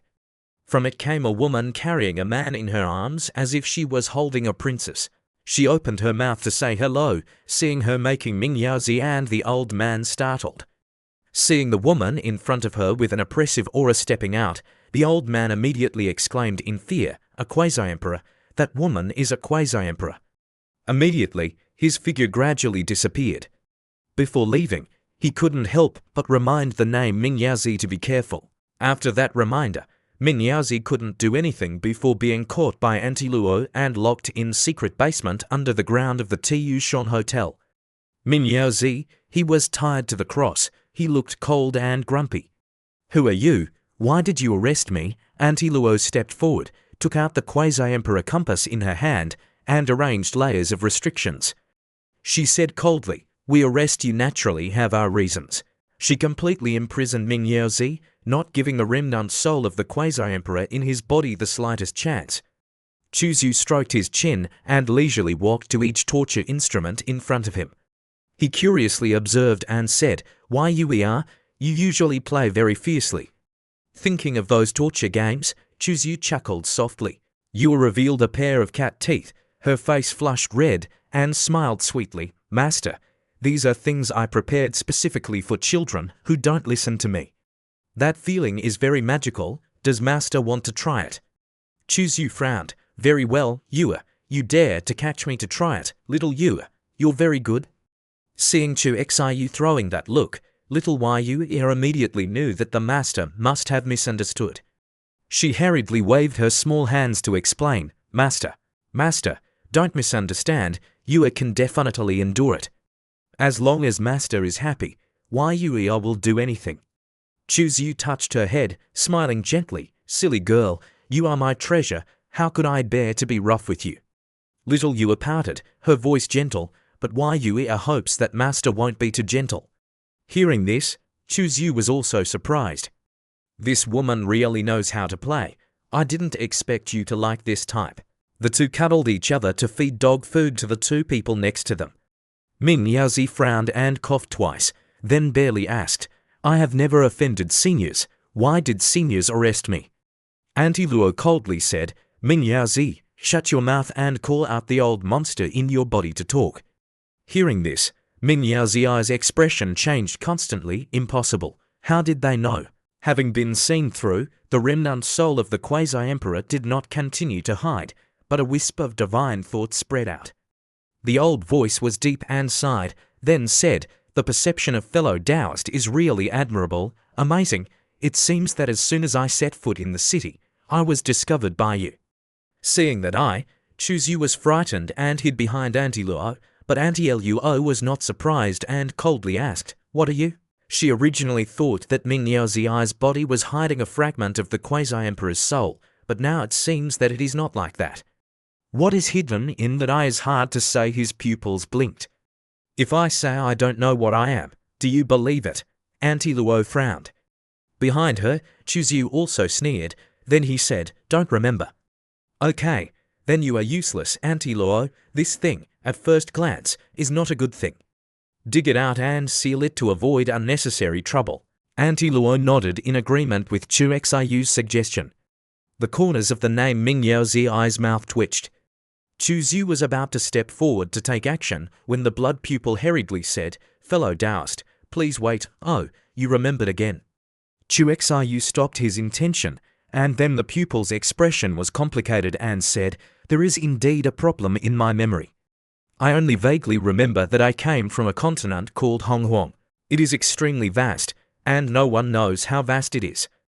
As for other things, I really don't know." Hearing this, Auntie Luo frowned slightly and turned to ask Chuzu, "Is the Honghuang that he mentioned the Honghuang that you once said?" Chuzu shook his head and replied confidently that it was probably not. "The Honghuang in the starry sky that I know is just a space created by the human race that brings together many small spaces. It cannot be described with the word vast. It's a combination of many smaller spaces." Hearing this, Auntie Luo fell into contemplation. "It's not the Honghuang that this kid is talking about." Chu Xiu's expression moved slightly and looked towards the blood pupil and continued to ask, "Does the Honghuang that you mentioned have the mother Nuwa?" "I don't know. What about the Sanqing ancestor?" The pupil continued to reply that he didn't know. "What about the Eastern Emperor Enna?" As soon as the pupil heard that name, the blood pupil trembled violently and frantically moved. "Eastern Emperor Enna, Eastern Emperor, Your Majesty." Knowing this, Chuzu was shocked. There really is an Eastern Emperor Enna, he pondered and slowly thought back. When he was on the Blue Star, he had read some myths and legends, as well as articles on the internet. It is said that the Eastern Emperor En was an unparalleled life born from the Sun Star. He held the Chaos Bell and created the demon race with his elder brother Emperor Jun, ruling the ancient heavenly court. Could it be that there really is a continent called Honghuang in this world? Auntie Luo spoke with a tone of voice. Unable to hide her curiosity, she asked, "What's Eastern Emperor En?" Why he was so excited when he heard the name. He used voice transmission and said, "I will explain it to you in detail later." Then, he continued to ask the boy, "How much do you know about Eastern Emperor En's news?" "I don't know." "Then what is your purpose in coming to Chieyao City?" he asked with a pressured tone. The boy transmitted a divine thought wave and said, "This little brat wants to pay respects to Venerable Shonzi, the city lord of Chieyao City." "I came along too," Min Yaozi spoke in a pleading tone. "Please, Taoist friend, let me go." Chuzu laughed coldly and reached out to grab Min Yaozi's mouth. His eyes were as sharp as an eagle as he stared straight at the other person. "It seems you're not being honest. If we don't take action, you won't tell the truth, will you?" He smiled slyly, his eyes flashing with cruelty, and said, "Auntie Luo, prepare to gouge out his eyeballs. My hands and feet have been itching lately, always wanting to sell something. These eyes of yours aren't bad either. If you like them, I'll take them out for you." Auntie Luo cooperated and stepped forward, preparing to gouge out his eyes. Yua happily took out a plate and said, "Master, I have a plate that can be used to hold these eyeballs." At this moment, Min Yaozi was almost terrified, because the blood pupil was half of his life. If he lost it, his soul would be damaged, his foundation would collapse, his strength would be greatly reduced. Most importantly, they would know the secret in the blood pupil. He was so frightened that he yelled in a panic, "Taoist friend, please wait." "I'll talk." Auntie Luo stopped her hand. Chuxiu's eyes flashed as he said, "You can continue to lie. Don't worry, we will definitely not give you second chance to open your mouth, so think carefully before you speak." Min Yaozi was flustered. This time he was really scared. His tentacles contracted, he trembled, and cold sweat poured down his forehead. So he said that he came here for something they wanted to find that was in Liu Hongwei's hands. Chuzu frowned and continued to greet, "Be specific. What are you looking for? What is it for? How do you know about that thing?" Seeing Chuxiu's anxious expression, blood pupil earnestly made a condition with Chuzu. "I can tell you, but you have to guarantee that you will let us go." Without hesitation, Chuzu raised his right hand to the sky with a serious expression. His words were extremely firm as he said, "I swear to the heavens, if you answer my questions truthfully and without any concealment, I will definitely let you leave here. If I do wrong, disaster will befall me. I will turn into ashes. I have made such a poisonous oath. Is it sincere enough?" Yua looked at the Min Yaozi and smiled. "Foolish mortals, my master's great path is not affected by the Tao of heaven at all. Your expressions will definitely be extremely wonderful. I'm really looking forward to it." After a moment of silence, blood pupil finally said, "It's a necklace. It's also a key that can open a passage to a place, but I don't remember exactly where that place is. As for why I know about the existence of that thing, it's because in my memory, I vaguely remember that it fell down from Chieyao continent with me." "Fell down from Chieyao continent with you? Which is also the prehistoric world you mentioned. What exactly are you, me? What am I?" "I can't remember anymore. I really can't remember. I only know that I am just an eye of a creature that has now gained its own consciousness. All right, you're useless now." Hearing this, the two were startled, and their fear surged to the extreme. "What do you want to do? Don't forget you swore to the Tao of heaven. If you don't keep your word, disaster will befall you." Chuzu didn't say a word, but his hand moved towards Min Yaozi's face. Following that was a poof sound. Min Yaozi's face splattered with blood like a storm. Chuzu was also surprised. What kind of toy is this after all? An eye that actually has such great power. Auntie Luo looked over and said, "He's not lying. It really is the eye of some creature. I don't know why it fell out and unexpectedly gained its own consciousness. The energy of an eye seems to be similar to a pseudo-emperor, so how powerful must the main body of this eye be? He immediately had an idea and wanted to experiment. Chuzyu narrowed his eyes, wondering in his heart, I can devour all races, so I wonder if I can devour this eyeball or not. It worked. Minyaozi, in that constraint, had his blood pupil on his forehead gouged out by Chuzyu. Minyaozi was a little frightened, and asked Chuzyu with cold eyes, Who are you? Who are you after all? Chuzyu smiled with a sarcastic tone and asked, You still don't know who I am? You little brat, you're really too stupid. Only then did he realize it, and the murderous aura surged as he carefully looked at Chuzyu. His chest rose and fell uncertainly. You are Chuzyu? Chuzyu smiled mockingly as he looked at him. Oh, finally remembered me. Minyaozi's eyes aura was sluggish, his pupils were blurred. Quasi-Emperor Protector, only you in the current heavenly sky great world can do it. Actually, I should have remembered you sooner. If you want to kill me, then hurry up and take action. Chuzyu saw the confusion in his eyes. His face was cold, but there was no sign of anger. He said, Your talent is indeed not bad. It's a pity to kill you in that case. I have decided to convert you so that you can work for me. Chuzyu gradually stepped forward, looking at him with cold eyes, causing him to be horrified and shout, What do you want to do to me? Don't come over here. He warned, his voice full of fear, but Chuzyu didn't stop, and laughed fiercely. You can become my subordinate. That is your great opportunity, and that is also my kindness to you. At the same time, behind him the blood-colored spirit appeared. Minyaozi struggled non-stop, but he was completely powerless. Then, after a while, Minyaozi was successfully transformed. He knelt in front of Chuzyu, his eyes shining with respect. Minyaozi pays respects to the master and thanks the master for his kindness in giving me a new life. Chuzyu nodded, took out a jade talisman, threw it to Minyaozi and said, Tomorrow, go to the city lord's mansion and find a chance to break this plate. Remember, don't let others become suspicious. Understood, master. Chuzyu waved his hand. Minyaozi bowed and then left. After he left, Yuiao was surprised to find that her aura was clearly increasing rapidly. She was very happy in her heart and happily said to Chuzyu that she seemed to have to break through. Chuzyu was surprised, his eyes full of surprise. Auntie Luo spoke and said, Judging from the situation, it's not just a breakthrough from the 4th level of the Great Saint to the 5th level of the Great Saint. It must be related to your swallowing that eyeball. Hearing this, Chuzyu gently picked her up. Let me help you advance. Then, Chuzyu carried her into the room, and the room was filled with non-stop moans. Master, Yuiao is about to break through, In just one cloud and rain, she went up several levels. She was secretly happy and praised Chuzyu as invincible. The scene shifted to Chieyao City, and the thousand-faced true monarch suddenly looked towards the distant Tiyushan. Unexpectedly, Yuiao broke through. He was both happy and scared at this moment, and at the same time, he felt a sourness that he had never felt before. He never thought that his playful little sister would also break through to the 5th level of the Great Saint. Let's go over and see what's going on.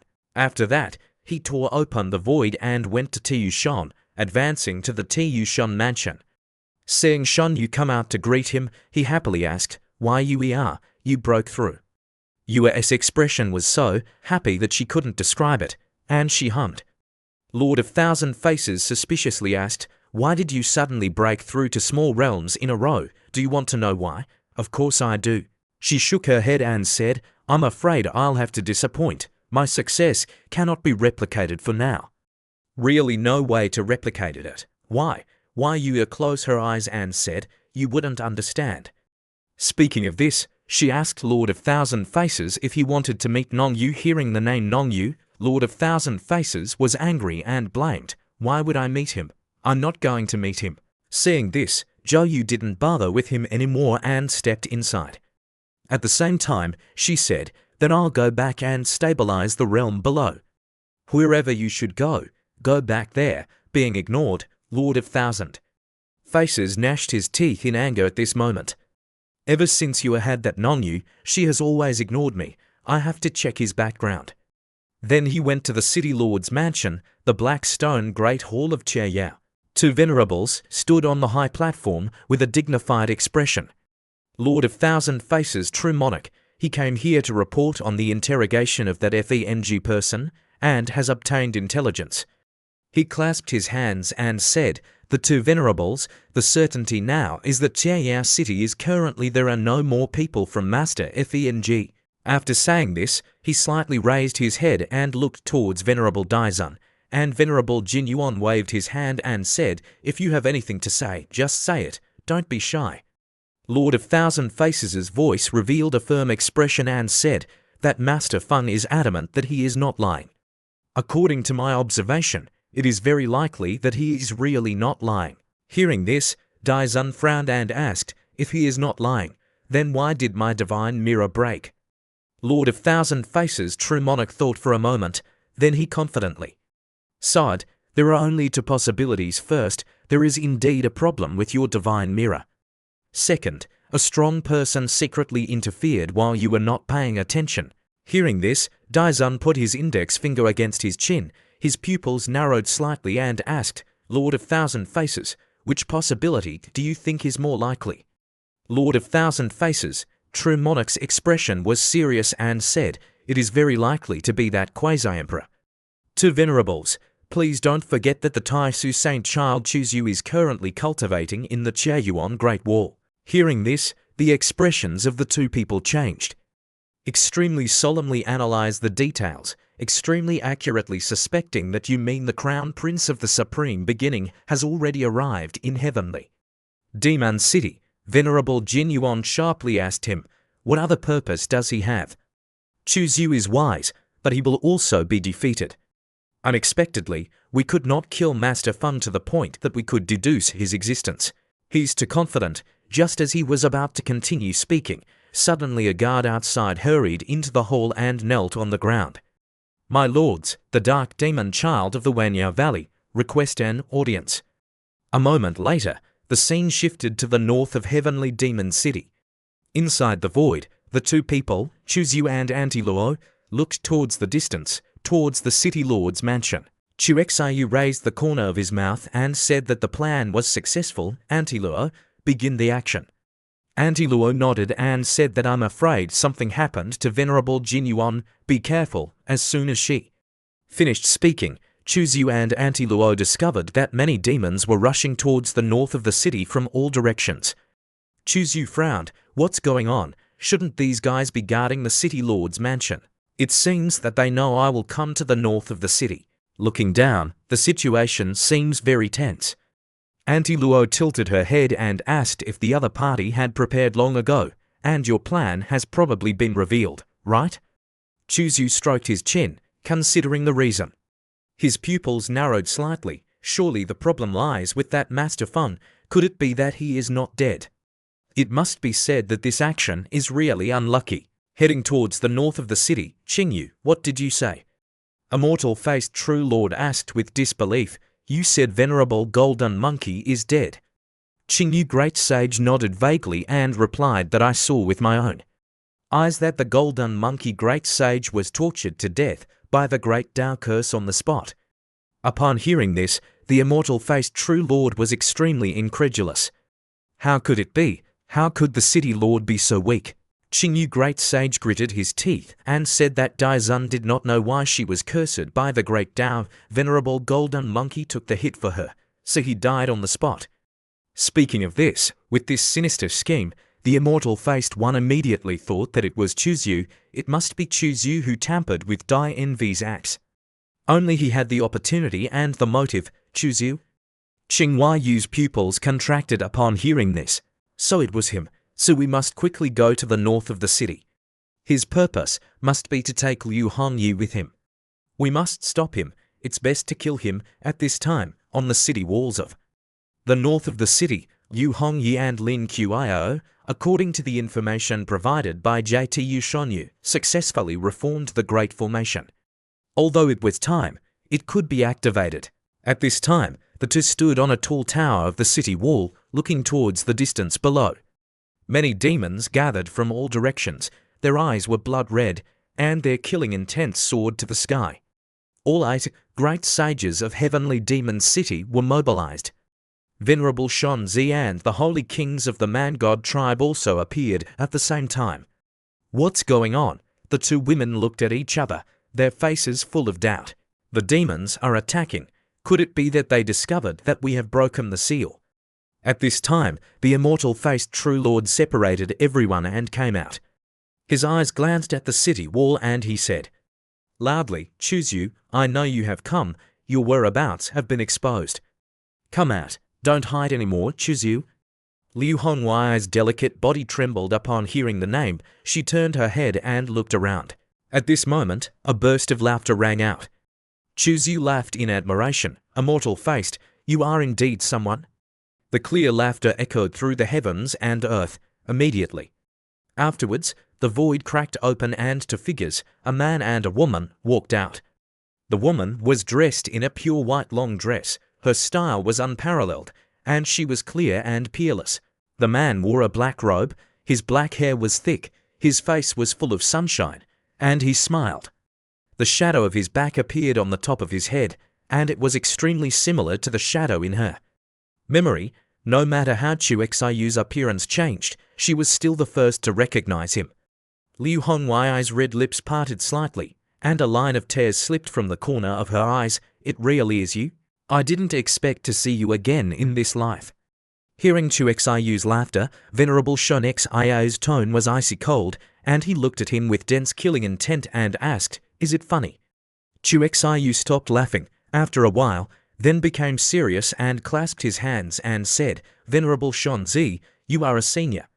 I still give you face as a junior." Dai Zun stood tall in the encirclement of thousands of demons, asked without any fear, "Chu Xiu, you are the one who tampered with the goddess Dai Dinu's axe, right?" Chu Xiu also did not deny but admit that it was indeed what I did. Dai Zun looked at Chu Xiu with coldness in her eyes and asked deeply, "The goddess Dai Dinu likes you very much. I have advised her many times, but unfortunately, she is too stubborn to listen to me, and you are using the feelings she has for you to harm her master. Don't you have any shame in your heart?" Chu Xiu laughed loudly, his voice full of mockery. "Venerable Daizun, Senior, you are so old, can't you see through it yet? There is no right or wrong in this world, only interests and different positions. Back then, you holy kings took advantage of my holy body tribulation to assassinate me, seriously injuring my supreme beginning holy lord. Can that be considered despicable? Then I used the goddess Dai Dinu to retaliate against you. Can that be considered a courteous reply? Don't say that my methods are dirty. The crows in this world are all the same." Daizun was silent upon hearing this, knowing that the person in front of her was Chu Xiu. Lin Xiao grabbed Liu Hongwei's hand, her eyes full of joy, and asked, "Sister Liu, is he Chu Xiu, big brother?" Liu Hongyi nodded gently. He was still the one standing in the middle of thousands of demons, speaking eloquently without any fear, even uttering words of ridicule. But who is the woman next to him? Why is she so close to him? The immortal-faced true lord raised his head and said, "Chu Xiu, next to you there is a quasi-emperor who wants to take Liu Hongyi away. Heavenly Demon City may not be able to stop it. If you can sit down and negotiate, why do you have to take such cruel measures? Could it be that the fall of Venerable Golden Monkey and the anger of all the cultivators in Heavenly Demon City are the results you want?" Chu Xiu said with a cold face, "Who told you that I only came here to take Liu Hongyi and the others away? You have been exposed, so what are you pretending for?" Chu Shanyu, who was hiding in the dark to observe, was slightly startled upon hearing Chu Xiu's words, wondering what the master meant. Could it be that he has another trick up his sleeve? Chu Xiu shook his head and sighed softly and said, "I came to Heavenly Abyss City to train. I heard that Venerable Shonzi of Heavenly Demon City has ordered the capture of many human clansmen to use their essence blood to refine treasures. As a holy son of the human race, I must save my clansmen. As for what you said, immortal-faced, wanting to sit down and negotiate, do you think Venerable Shonzi will agree?" You, Venerable Shonzi widened his eyes with anger. Chu Xiu's lips curled up. "If Venerable Shonzi doesn't agree, then why don't I take action first to gain an advantage?" The immortal-faced true lord frowned upon hearing this. This guy, in order to show that he is not Demon Chu, doesn't even need face anymore. Chuzu smiled slightly. What if you say I am Demon Chu, as holy sons of the Supreme beginning Holy Land, in order to save their compatriots, they disregard the danger to their lives and secretly infiltrate the depths of the demon race. Who can say that this action is wrong? I don't admit it. What can you do to me, Quasi-Emperor? Venerable Shonzi sneered, revealing his fangs with an icy cold tone. Today I will try to see what the strength of a Quasi-Emperor is. Seeing his arrogance, Lord of Thousand Faces secretly wondered if Venerable Shonzi had reached that level. He hid it so deeply. Auntie Luo then transmitted her voice and said that this Shonzi has actually reached the threshold of half-step Quasi-Emperor. In addition, he also has Emperor Qi in his hands. I'm afraid I can't do anything to him in a short time. Upon hearing this, Chuzu frowned, miscalculated. I didn't expect Venerable Shonzi to be so strong. If this is the case, Daizun is afraid that she will take the opportunity to attack me. Once that happens, I will be very dangerous. A sense of disorientation crept into his heart. That unease made Chuzu a little worried and he grabbed Auntie Luo's hand unconsciously.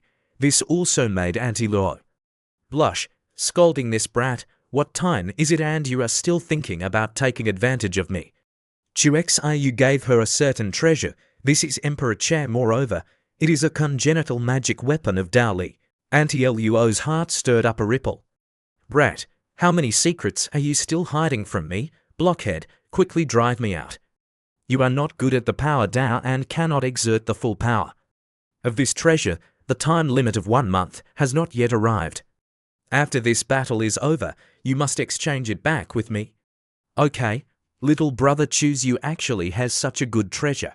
After making the deal, this time, there appeared a gorgeous purple dress. Sister Luo, compared to the cold and aloof Auntie Luo, Sister Luo revealed more charm.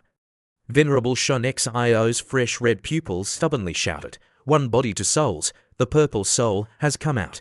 Sister Luo turned her head, her voice clear but full of killing intent, and said to Chuzu that little brother, you dare to join forces with that white-clothed one to play with your sister. Wait until this is over. I will deal with you properly. Chuzu smiled wryly and scratched his head and said, Sister Luo, after that, he said, now the main thing is important. The girl looked at him, smiled slightly, and twitched her lips. Then she was very confident when she was holding that magic weapon in her hand. With this treasure in her hand, it is enough to deal with you. Her voice was full of challenge. So what do you want? To attack me right here? Although there has been an agreement since the ancient times that great sages must fight in the void, I don't mind breaking this agreement. It's just that Myriad Demon City will be blown up. I will deal with you first, then deal with Chuzu. Venerable Shon Xio snorted coldly, then broke the void and entered it. Sister Luo instructed Chuzu a few words, then also tore open the void and entered. When the two left, the eyes of the demons all forces head towards where Chuzu is standing. Kill him, don't act rashly. Anyone who disobeys the order will be killed without exception. Thousand Faces' true lord frowned. He raised his hand and shouted loudly to stop them. Don't get too agitated, being stopped. Some demons immediately spoke out in criticism. Thousand Faces is only him now. Can't we even make a move? Thousand Faces' true lord frowned and said, Chuzu is very cunning, surrounded by us like this, yet this guy can still be so calm. Don't you have any suspicion? I suggest everyone hold back and decide whether to attack after observing. After reminding them, he yelled towards Chuzu, don't think I don't know what you're planning. Same trick. Do you think we'll fall for it again? You underestimate our intelligence too much.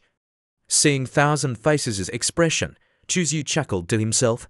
Then Chuzu raised his voice and said, everyone, Golden Ape Venerable died for me. His bones are not yet cold. Don't you want to avenge him? Hearing those sarcastic words, all the demons became furious. Great lords, give the order to let us rush over and avenge the Venerable. Yes, let us avenge Golden Ape Venerable. Thousand Faces still hasn't let them attack. He's standing in one place, still hesitant in his heart, wondering what this Chuzu is trying to do. But just before anyone could act, a heavy figure, fell from the void with a crash. It was Butterfly Empress. She held two axes in her hands, extremely mighty. It was Butterfly Empress. The Empress has arrived. She looked up at Chuzyu with red eyes. She raised the axe and pointed at Chuzyu with an extremely resentful tone. Chuzyu, why did you treat me like that? After saying that, she stomped her foot and jumped towards Chuzyu. Chuzyu just stood there, looking at her with cold eyes. When her attack just touched Chuzyu, he slightly leaned his body and easily dodged it. Seeing the two fighting, Thousand Faces felt that Chuzhyu's cultivation was much stronger. He couldn't believe that Chuzyu could easily dodge such a powerful attack from the Empress. Qingyu, with a worried face, asked Thousand Faces if they should stop Butterfly Empress. Thousand Faces shook his head and said, "Can't stop her, let her vent. We'll only make a move at a critical moment. We can't let Chuzyu hurt her." Butterfly Empress was now extremely furious. Her killing intent filled the air.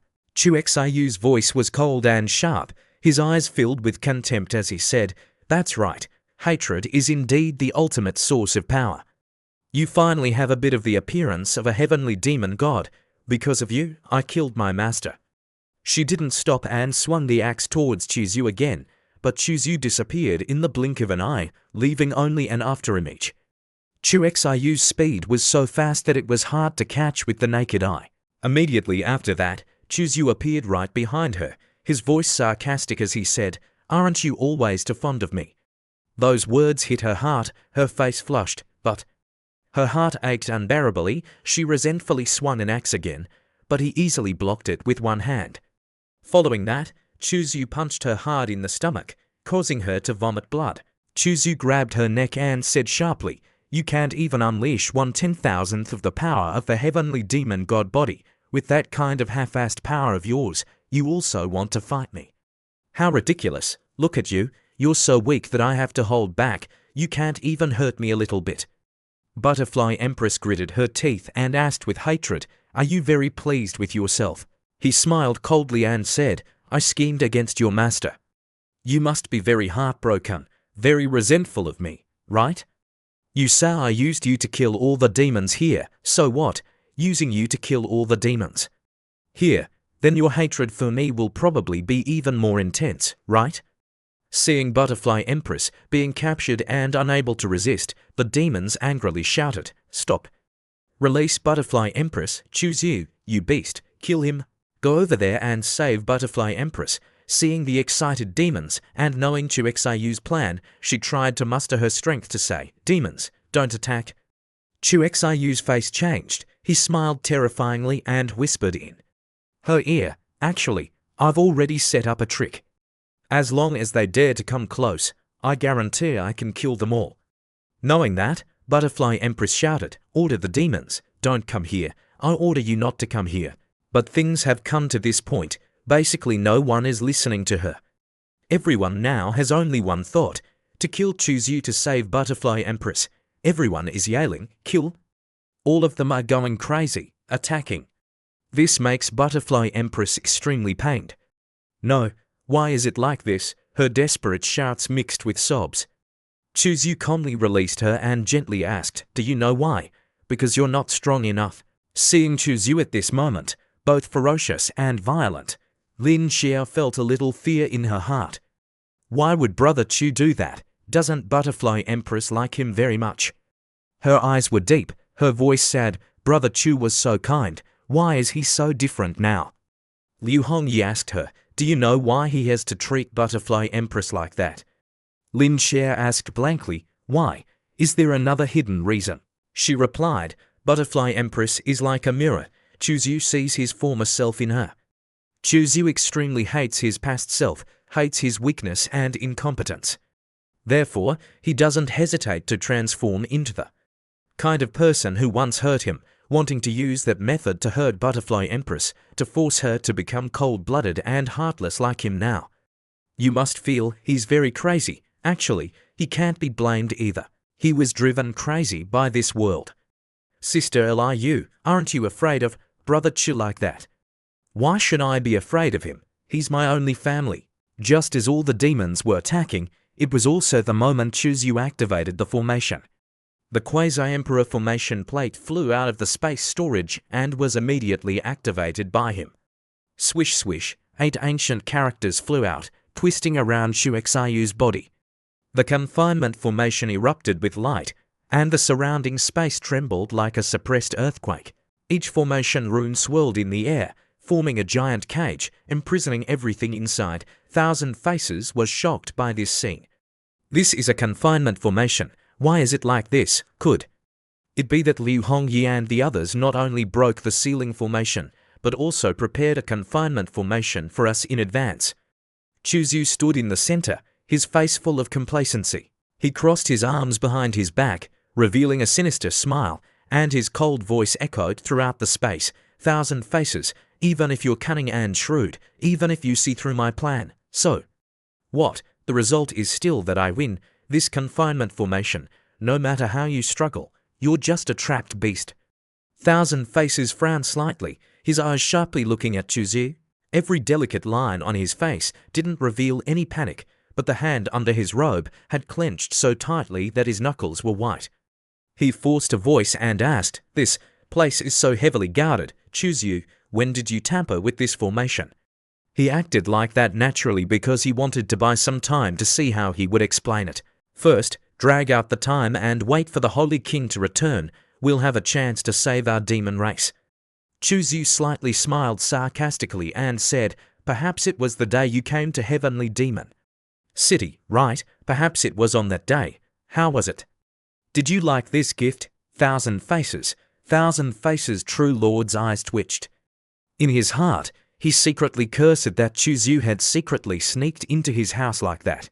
Lord of Thousand Faces took a deep breath, shook his head, and smiled bitterly as he spoke with decisiveness and cruelty. With your decisiveness and cruelty, if you wanted to kill Butterfly Empress, she wouldn't have lived until now. Why didn't you kill her? Could it be that you feel guilty? Hearing that, Chuzhu laughed loudly and said, "Thousand Faces, with your intelligence, you shouldn't ask such a stupid question. Would Chuzhu feel guilty? How ridiculous. Enough stalling. I won't be polite in taking these demon lives." After saying that, Chuzhu wanted to activate the Quasi-Emperor formation plate when Thousand Faces' expression changed drastically. He hurriedly opened his mouth to stop him. "Wait, Chuzhu, calm down. You're killing demons just to take their origin force crystals, right? We at Heavenly Demon City can use divine origin stones to buy their lives." Hearing that, Chuzhu paused for a moment. Oh, a look of interest appeared on his face. Seeing that Chuzhu had stopped, Thousand Faces' True Lord breathed a long sigh of relief, then continued, "Killing these people won't bring much benefit. Why not make a deal with us at Heavenly Demon City? That way, we can maximize the benefits." Chuzhu smiled softly and said, "Thousand Faces, you really understand me. But you're not qualified enough. You can't represent the will of Heavenly Demon City, and you're not qualified enough to make a deal with me. To prevent any unforeseen events, I've decided that it's safest to kill all the demons here." Chuzhu had a gentle smile. He wanted to activate the Great Formation and slaughter the demons when suddenly, a huge crack opened in the sky above Heavenly Demon City. From there, 4 figures emerged. The one leading them, of course, was the purple-skirted, ethereal, and peerless Luo Qinyu. Following her were Che Yunzi and Butterfly Venerable, to Holy King realm experts. This time, there was one who had just entered the Quasi-Emperor realm with the appearance of a small lowly. Her name is Che Yunzi, a Quasi-Emperor who has just been unsealed. Xuexiu's pupils slightly moved. He stopped his hand movement and frowned slightly. Luo Qinyu clearly didn't kill the two Holy Kings, Shunzi and Butterfly Venerable. And who is that one standing next to Sister Luo? Although she's small, her cultivation is extremely high. Butterfly Venerable crossed his arms and raised his voice. "Chuzhu, quickly release Butterfly Empress. Since Venerable Butterfly has spoken, I naturally have to show respect to the senior." Chuzhu smirked and said, "After all, she's useless. I'll return it to you." After saying that, the right hand of Chuzhu used force to throw Dai Dinu out. Dai Zun waved his hand, and an invisible force spread out, wrapping around his daughter and pulling her to her side. Then Dai Zun opened his mouth. "Speak, Chuzhu, What do you want to agree to open the formation and release my clansmen? Before Chuzyu could speak, elder sister Luo opened her mouth and said, "Wait, don't forget that your lives are also in my hands." Then she smiled and turned to Chuzyu and said, "Chuzyu, little brother. Sister asks you, do you want these people to live or die? If you want them to die, then I, your sister, will immediately take action." As soon as she said this, the atmosphere was immediately suppressed. The three Saint Kings' faces were as gloomy as water. They had never thought that their lives would one day not be controlled by themselves, but instead would need a junior to decide. It was too suffocating and wronged. Yanzi paled and looked at Chuzyu with one eye, smiling. "Please, little friend, spare these three people a way to live. Little friend should act with compassion." "Do you think that's right?" Hearing this, Chuzyu frowned. "Heavens, they're still lecturing me. Who is she?" Elder sister Luo then spoke up and said, "She is a quasi-emperor who has just been unsealed. Her true form is a tortoise. Don't be afraid of him. With Exumi Mount in his hand, she is not my opponent." The girl quietly transmitted a voice to Chuzyu, "Little friend, I have news about the Tao source. If you are willing to yield, I can tell you where the Tao source is located, really. Of course, I swear on my turtle shell, I will never deceive you. The Holy Venerable of the Tai Su Holy Land is injured by the Tao. If you want to heal her, there is only one way, which is to find the Tao source. You know a lot. Living longer naturally means knowing more." Knowing this, Chuzyu respectfully clasped his hands at her and said, "Just now, the senior taught me to act with compassion.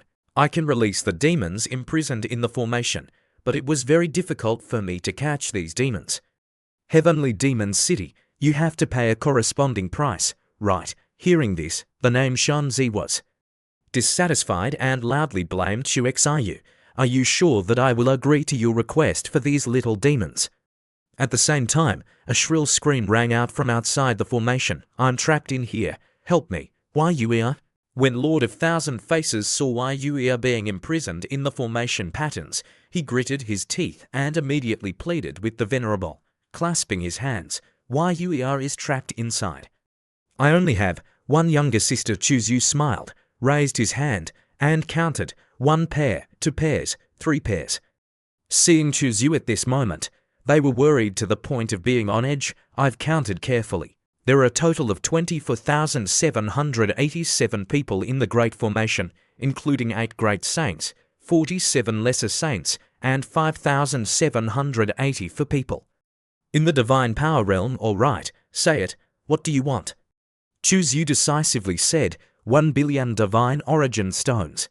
After Xuexiu made the condition of 1 billion Divine Origin Stones, the Shanzi Venerable could only grit his teeth and endure it. He tried to suppress his heartache and said, "Okay, I promise you to release the people." The intention had just been decided. Chuzyu received 1 billion Divine Origin Stones, and without saying a word, he opened the Great Formation. Immediately afterwards, the formation disappeared into nothingness.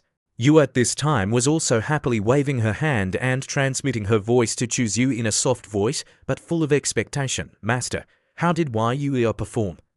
Chuzyu indifferently praised her. "Very good, very good. I'll reward you later." Yua smiled, her eyes sparkling. "Then I want it like that night." Xuexiu had a brief moment of silence. Then he replied with a voice full of pampering, "Okay, this is easy. You go back and wait for me. I have something to say to Liu Hongyi." Yuia happily and excitedly nodded. "Okay, Yuia is waiting for you." Night. The moonlight is dim. Liu Hongyi stood there, her red dress fluttering in the wind, her long black hair slightly disheveled. When she saw Chuzyu appear, her eyes flickered and tears welled up. Chuzyu took a step forward and stood in front of her. Time passed. After 15 years, the two people finally met again. A smile appeared on Chuzhu's face. "Long time no see." Hongyu bit her lip, and tears fell. Xuexiu gently wiped away her tear-stained face. "Why are you crying? We're meeting again. Isn't that a good thing?" She clenched her hands, her voice choked with emotion as she asked, "Why didn't you come to find me?" Chuzyu sighed softly, his eyes slightly sad as he said, "The people I offended are too many. If I went to find you, I would be harming you." Hong Wai's tears kept falling. She trembled slightly and said, "After hearing the news of your death, I was very angry. I hate the people who pursued you, and I hate you too." Chuzyu raised his right hand and stroked the top of her head, gently saying, "If you hate me, then why did you avenge me, you silly girl?" Liu Hongyi slightly raised her face, huffed, and complained, "You're the silly one. Knowing that those forces are so powerful, you still went to provoke them." He smiled softly, a hint of helplessness appearing in his eyes as he said, "I didn't want to either." She took out a pendant and handed it to Chu Zhu, asking, "You must be very curious about this, right?" Chu Xiu accepted the pendant, a devil's face, and gently stroked it with his fingers. As expected, that blood eye didn't lie, this pendant fell from that grey world. Chu Zhu carefully sensed it, and after eliminating the hardness on the outside, he still didn't find anything special about the pendant. Chu Zhu also shook his head and handed the pendant back to her. "That's it. Although I don't know what the pendant is for right now, it's still best to keep it first." Liu Hongyu also shook her head and didn't take it back. "You should keep it. My strength is too weak. I might not be able to keep it. Later, if you find out what it does, then tell me, okay?" Chu Zhu nodded, his eyes lingering on her. He pondered for a moment and then asked Hongyi, "What are your plans next?" Liu Hongyi tilted her head and asked in return, "Where do you want me to go?" Chu Zhu smiled softly, his eyes full of love as he said, "My current identity is the Holy Son of the Tai Su Holy Land. I have no shortage of strength or status. No one will dare to hunt you down in the future. Why don't you come back to Tai Su with me?" Chu Zhu said seriously. He originally thought that Liu Hongyi would agree, but unexpectedly, she shook her head and refused, saying, "My sword must travel and kill. Being in one place will be detrimental to my Tao. I'm satisfied enough to be able to meet you again."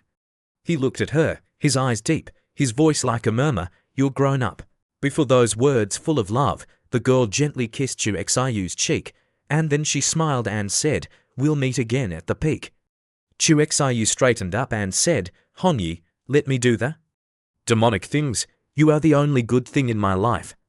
I don't want this goodness to be tainted by any dust. I'll protect you in the future. You don't need to go through those killing things anymore. Isn't that okay?" Hong Wai's eyes were a little painful as she hugged Chu Xiu. "You are a demon, so I want to be a demon woman. I don't want to be a woman hiding behind you. I want to fight alongside you. Before parting, can you fulfill one of my wishes?" After speaking, Liu Hongyu slowly and gently kissed Chu Xiu's lips, kissing and playing with Chu Xiu's eggplant. The scene then shifted to Heavenly Demon City. Under an ancient pine tree, two women were sitting calmly discussing matters. Qi Yanzi looked at the woman in the purple dress and asked, "Luo Daoist friend, what do you want to divine?" Luo Qingyu smiled, "What do I want to divine? Can't you figure it out?" Her eyes were clear but carried a hint of challenge. Her lips smiled faintly, full of mystery. "If you can't figure it out, then I'll turn around and leave." Qi Yanzi was helpless.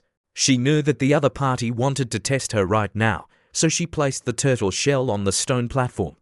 Following that, a strange fluctuation reverberated on the turtle shell. After a long time, Tian Yanzi's expression was strange as she opened her mouth and asked, "This, you want to divine for Chu Zhu?" Hearing this, Luo Qingyu smiled beautifully, her jade hand gently clapping as she praised her. "Not bad. As expected, you have some ability, so can you divine his fate?" Qi Yanzi shook her head, smiled bitterly, and sighed. A look of helplessness flashed across her face as she said, "You're making things difficult for Emmy. His luck is like a sea of blood, waves billowing, boundless and endless. I can't calculate it at this moment."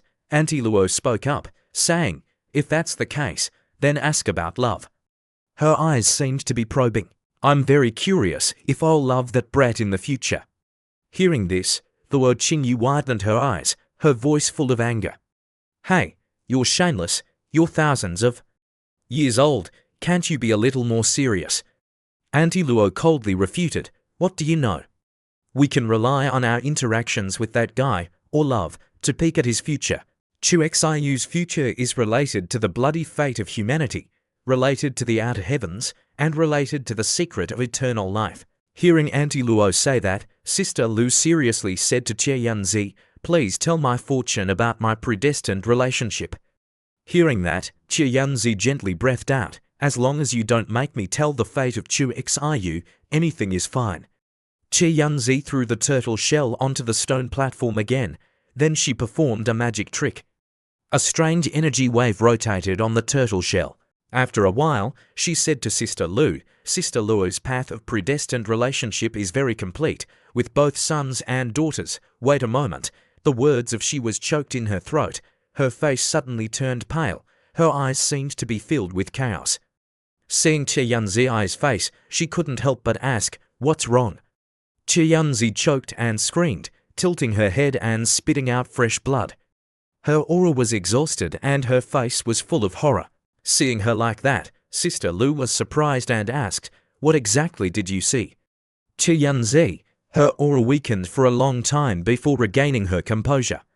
She struggled to say that she looked at your path of predestined relationship to observe the future. "I saw the sky cracking open a huge gap. Inside there were strange grey bones spreading throughout the continent. In those grey bones, there were countless monsters. They were fierce and terrifying, sweeping like a tide across the world. Their goal is to kill a great emperor. I can't see the face of that great emperor clearly, but I can be sure that that person is not any great emperor in history. At that time, you were also by his side.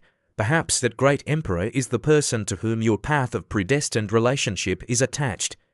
Then she tilted her head and asked, "Why did you vomit blood?"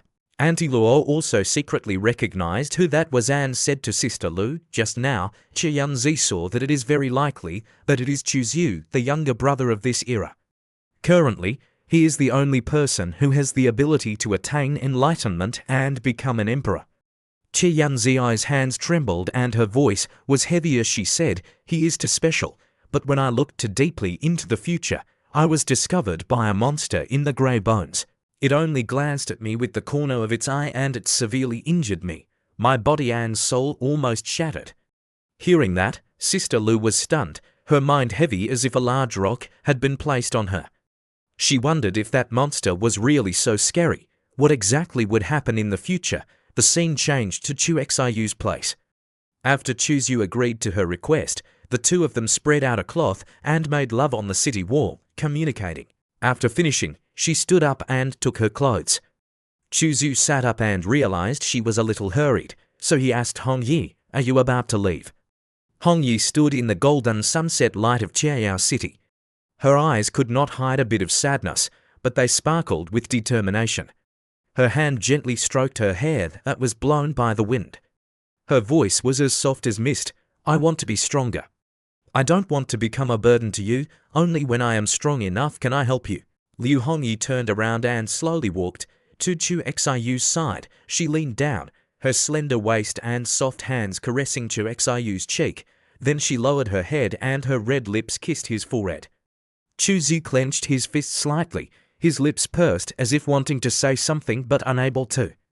After a while, he smiled softly, his eyes gently looking at her and saying, "We have to part again." Liu Hongyi stroked a strand of hair on his forehead and smiled softly. "Parting is only to meet again better next time." "Isn't that what you once said?" Chu Xiu nodded helplessly. If Liu Hongyi already wanted to find her own Tao, then he couldn't stop her. "If you have decided, I won't stop you. Tomorrow I will see you off from Chiao City." Suddenly, Chu Xiu remembered something. "That's right, there is something I want to give you." "What thing?" she asked innocently, but Chu Xiu only smiled. Then Chu Xiu said goodbye to her and returned to Shan Yu's residence. When Shan Yu saw Chu Xiu returning, she happily greeted him, "Master," and said, "The human race that was imprisoned by the Lord Sage Mandrel has been released. Please come and take over. This time, Shan Yu did very well. I will reward you greatly. Being able to help the Master is Shan Yu's honor. Let's go. Lead the way for me." "Yes, Master." The two of them then went to Chiao City, the place of worship for the demon race. On the way, Chu Xiu looked inside with curiosity. Inside Chiao City, they are worshipping that golden monkey. I didn't expect the demon race to have this tradition as well. Chiao City has a legend that after the same race dies, they will be buried in Chiao City and can reincarnate into the next life. Hearing that, Chuzu secretly wondered, do the demons also believe in reincarnation? It's really absurd. Just as Chuzu was negligent, a demon tribe member rushed to attack with fiery eyes full of hatred. He shouted loudly, "I want to kill you and avenge the Golden Ape Lord." Chuzu stood still. He only slightly raised his hand and blocked his attack. Following that, he only kicked once and sent him flying 10 meters away. Chuzu looked coldly at the person who had just rushed over. Just based on you, a small demon beast like you also wants to avenge the Golden Ape Lord. It's really ridiculous. The demon beast gritted his teeth, his voice hoarse but full of determination. The Golden Ape Lord saved my whole family. The demon race and the common people are all protected by him. You killed him today. Even if I risk my life, I must make you pay the price. Chuzu curled his lips into a faint smile and took a step closer to the demon man. His eyes were as sharp as knives as he stomped hard on him and said, "More than 35 years ago, the Golden Ape Lord led his troops to destroy a human city, killing millions of people. No one survived. I took the life of the Golden Ape Lord has already been considered very merciful. Let's go. I don't want to kill any more people today. When will revenge ever end? But if you really want to seek revenge from me, I won't hide. But remember, right now you are too weak. If you don't have the strength, you must learn to endure. Useless anger doesn't solve anything. The Golden Ape Lord, one day I will definitely avenge you." After Sister Lu learned about her own opportunity, she went to find Chuzu, just because of the promise between her and him, which was to make Auntie Luo wear white clothes. The girl's face was blushing shyly, but the situation between them was extremely reckless, which made her uncomfortable. She caught Chuzu and patted him on the shoulder, startling him. Her voice rang out coldly but contained something extremely dangerous. She whispered in his ear and asked, "Your guts are really not small." Chuzu was panicked at this time and sweating profusely. He hurriedly waved his hand and said, "Sister Luo, don't wrong me like that." Sister Luo curled her lips, her smile as if there was none, and asked, "I wronged you?" Her tone was soft but created invisible pressure on Chuexayu's body. Chuzu was scared and laughed stiffly with a tone of slight dissatisfaction. He said, "Sister Luo, I'm doing it for her own good. Why are you standing there watching the show? Why don't you take action and manage her?" Inside, Sister Luo still didn't care much and only reminded Sister Lu, "You take action lightly." Sister Lu's eyes didn't fluctuate much and coldly reminded, "Have you forgotten? This little brat has the fake self secret. Even if I tear off his arm, he can quickly recover. Are you really in love with this little brat? Now you're starting to speak up for him." Sister Luo snorted softly, her eyes sweeping over the person who had just spoken. She didn't deny or acknowledge the question. She spoke leisurely with a dignified look. "There are still 2 days left of this 1-month period. Shouldn't you switch with me?" Sister Luo snorted softly. She let go of Chuexayu's shoulder and hugged his waist. She whispered in his ear and asked, "Little brother, is Sister Luo's waist soft?" With the sudden question, Chuzu also shuddered. He was also stunned, his face a little red, and he replied, "Sister Luo's waist is indeed very soft." Then he wondered and asked, "Why are you asking this?" Sister Luo curled her lips and smiled meaningfully. Her hand held his hands and placed them on her chest. "Then do you want to try other places?" Chuzu suppressed his voice, his eyes full of pleasure. "That's not good." Seeing this scene, inside, Auntie Luo was cold and without any emotion when looking at Sister Lu's expression. Following that, Sister Lu hugged his neck and pulled him down, making his face press against her breasts. Then she blew a gentle breath on Chuexayu's face. Chuzu inhaled and praised, "It really smells good." Thinking that there would be a more exciting scene, Sister Lu didn't say anything, but very happily pulled Chuzu to walk, following her. Chuzu didn't object at all, but very happily followed Sister Lu. Later, she led Chuzu to Do Sun's Inn, a room filled with flickering candlelight. She went inside, and just as she closed the door, she suddenly pressed Chuzu face down on the bed. Her seductive voice rang out from behind, carrying a hint of playful malice. Xiu, little brother, tonight I plan to punish you. Are you ready? Yu shuddered and said, Sister Luo, we are still in Qianyao City, so it's not convenient to do things that consume physical strength. Sister Luo raised her eyebrows. She grabbed Xiu's neck and pulled him hard. He felt pain in his neck and his head felt like it was being squeezed by two mountains, almost bursting his brain. She said coldly, Oh really, don't worry. She leaned close to his ear, her breath hot, and said, With your ancient holy body physique, you can definitely withstand it.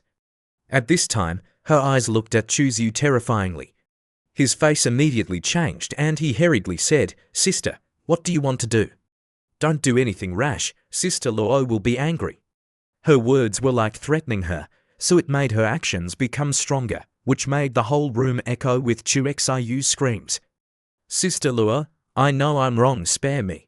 In just a moment, Yu was hung upside down from the ceiling. She smiled softly and said, Little brother, if you want to take advantage of me, you're still too young and inexperienced.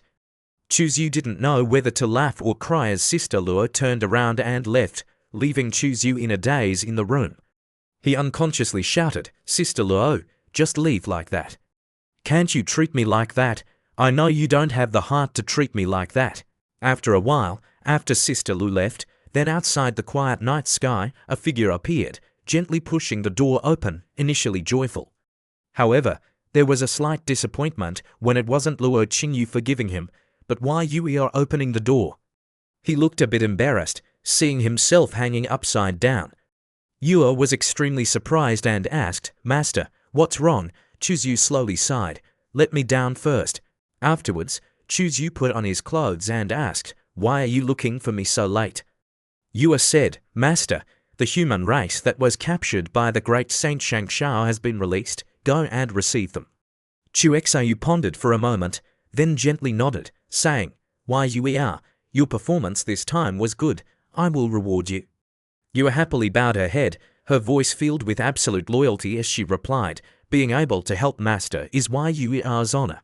Yu turned around, his black cloak gently fluttering in the wind. Let's go. Lead the way for me. Yes, Master. The two then went to Qianyao City, where the demon race's sacrifices took place. Once again entering Qianyao City, he realized the entire city's atmosphere wasn't suitable. The air was filled with sorrow. When the human race wreaked havoc in Qianyao City, too many demons died. Even golden ape-honored one had already become grass. Now, white silk was hung in front of every house, and occasionally, there were sounds of crying coming from inside.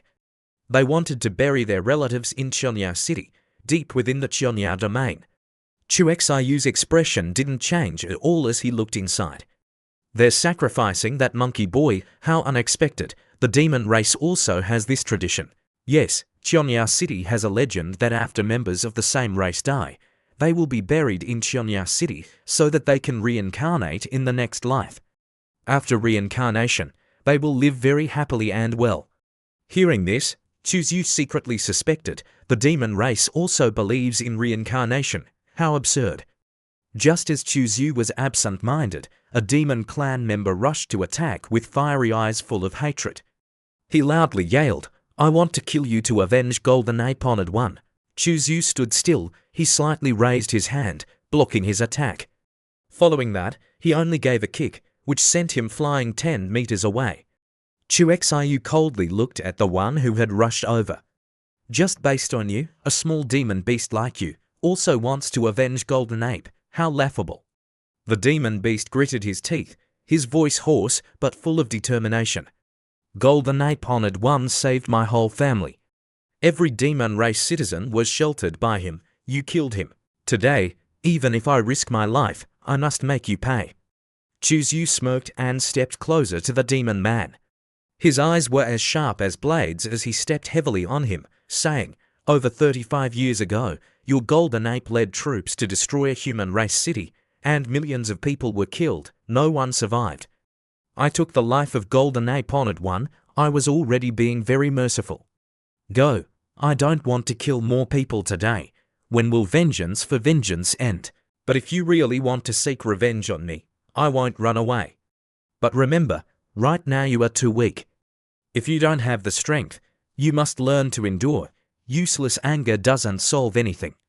Kime pondered one day I will definitely avenge you for the honor. The scene shifts to the main square of Cheonya City, where the wind howls, bringing with it the thick smell of blood.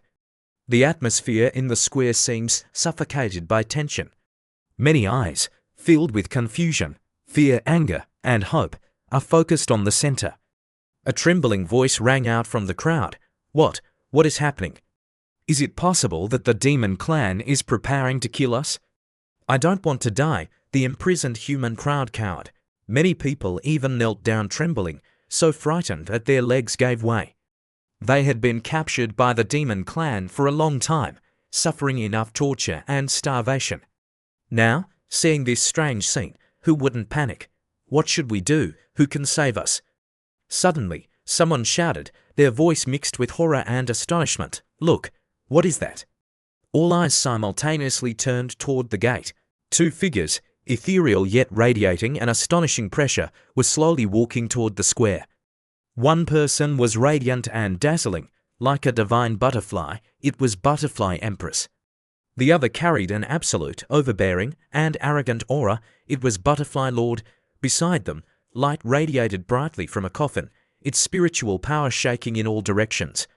Some of the humans called out and asked each other, Holy King, opening a tomb, who is the person in the coffin? Who? So it's Golden Ape Honored One from our Cheonya City. The words of the demon clan member rang out, and rage and murderous intent surged out from him. Hundreds of red eyes, filled with hatred and anger, glared at the demon clan, saying, Taisu, holy son of the human race, you are evil. He schemed to frame and harm the Honored One. If not, how could Golden Ape Honored One have died? The crowd gradually fell silent. Some humans looked at each other with expressions of admiration. A woman whispered to her companion, Taisu, holy son, choose you. I've heard of him. I heard he is very powerful. I didn't expect that this highness, having come to Cheonya City, could kill a holy king. Amidst that shock, another voice suddenly rang out, filled with excitement and infatuation. Look, who is that? Is it Taisu, holy son? It's Chuzu. It really is him. We're saved. On the human side, fear turned into joy, their eyes lit up with hope. Some women's faces turned red, their eyes filled with infatuation. He's so handsome. I didn't expect the holy son to be so handsome. I wonder if he has a partner yet. Chuzu calmly walked past Butterfly Empress. At that moment, Butterfly Empress looked directly at Chuzu with her beautiful lake-like eyes gleaming with a complex light. Her voice was soft but carried a stubbornness. Chuzu, there will be a day when I defeat you. Chuzu walked past, his tall figure, his robe fluttering gently in the wind. His eyes were deep and unfathomable, but a faint smile bloomed on his lips, filled with unparalleled domineering. Welcome at any time. After speaking, his voice carried a hint of coldness, but it was also full of implication. But I already gave you one chance. Next time, I won't show mercy. Butterfly Empress was momentarily stunned, her hand clenched slightly. She softly gave a cold laugh, her voice full of sarcasm. So, I should thank you for sparing my life. You must think I like you. How ridiculous, right? Chuxiu's tone was steady and firm as he replied, No, I never laughed at you. In this world, only deep feelings do not allow others to laugh. In the silent space, his words were like a sharp sword cutting through the night. Her heart was cut into pieces, causing streams of tears to flow into a river. At this moment, on top of the roof, Sister Luo smiled lightly and whispered, Perhaps I know why Chuzu spared Butterfly Empress' life. Auntie Luo still didn't understand and asked, Why? Sister Luo smiled and replied, If not, why would I call you a blockhead? Don't you look at your little brother Chiyu, who is decisive in killing, with a malicious heart, constantly claiming to be the great villain, Demon Chu. In fact, he values love and relationships very much. Hearing this, Auntie Luo laughed with great delight. In this world, only deep feelings do not allow people to laugh. Therefore, he didn't make a move to kill the Emperor Dai daughter. If it was someone else who fell into his hands, they would have died dozens of times already. So that's it. It seems I chose him correctly. Seeing Aunt Luo's heart move, Sister Lu purred like a cat and smiled in her heart. A thin woman clasped her hands together, her voice filled with sobs and gratitude, saying, "If it weren't for His Highness coming to save us, we would have definitely been used as blood sacrifices." Chuzyu was extremely humble at this moment. His voice was low, but did not lose its dignity. He compassionately said, "We are all humans. There is no need to be so polite. Born as humans, this is what we should do." Hearing this, these people were even more moved to tears. The human race who had been imprisoned before also knelt down together, their voices trembling. "Your Highness, we are willing to be oxen and horses to repay you. We are also willing." Chuzyu waved his hand and smiled modestly. "Everyone, please be courteous. If there's nothing else, quickly follow me out of here." At this time, everyone wanted to leave, but the injuries on their bodies did not allow it. "Holy Sun, Your Highness, some of us are seriously injured. I am afraid we cannot get out of Cheonya City. During the time the demon clan imprisoned us, they were very harsh to us. Not only did we not have food, but they constantly beat us. We all have injuries on our bodies." Knowing this, Chuzyu still didn't forget to turn toward the city lord's mansion and opened his mouth. "Senior Shonzi, my people are seriously injured and probably still have to trouble Cheonya City for one day to recover from their injuries." "Senior, you don't mind, right?" A powerful voice came from the city lord's mansion. "It's up to you, but you better not go around randomly and don't attack the people of Cheonya City."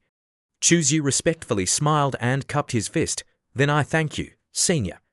In the middle of the square, the coffin was placed down. A white turbaned chief bowed his head, his voice deep and carrying a hint of sorrow that was hard to hide.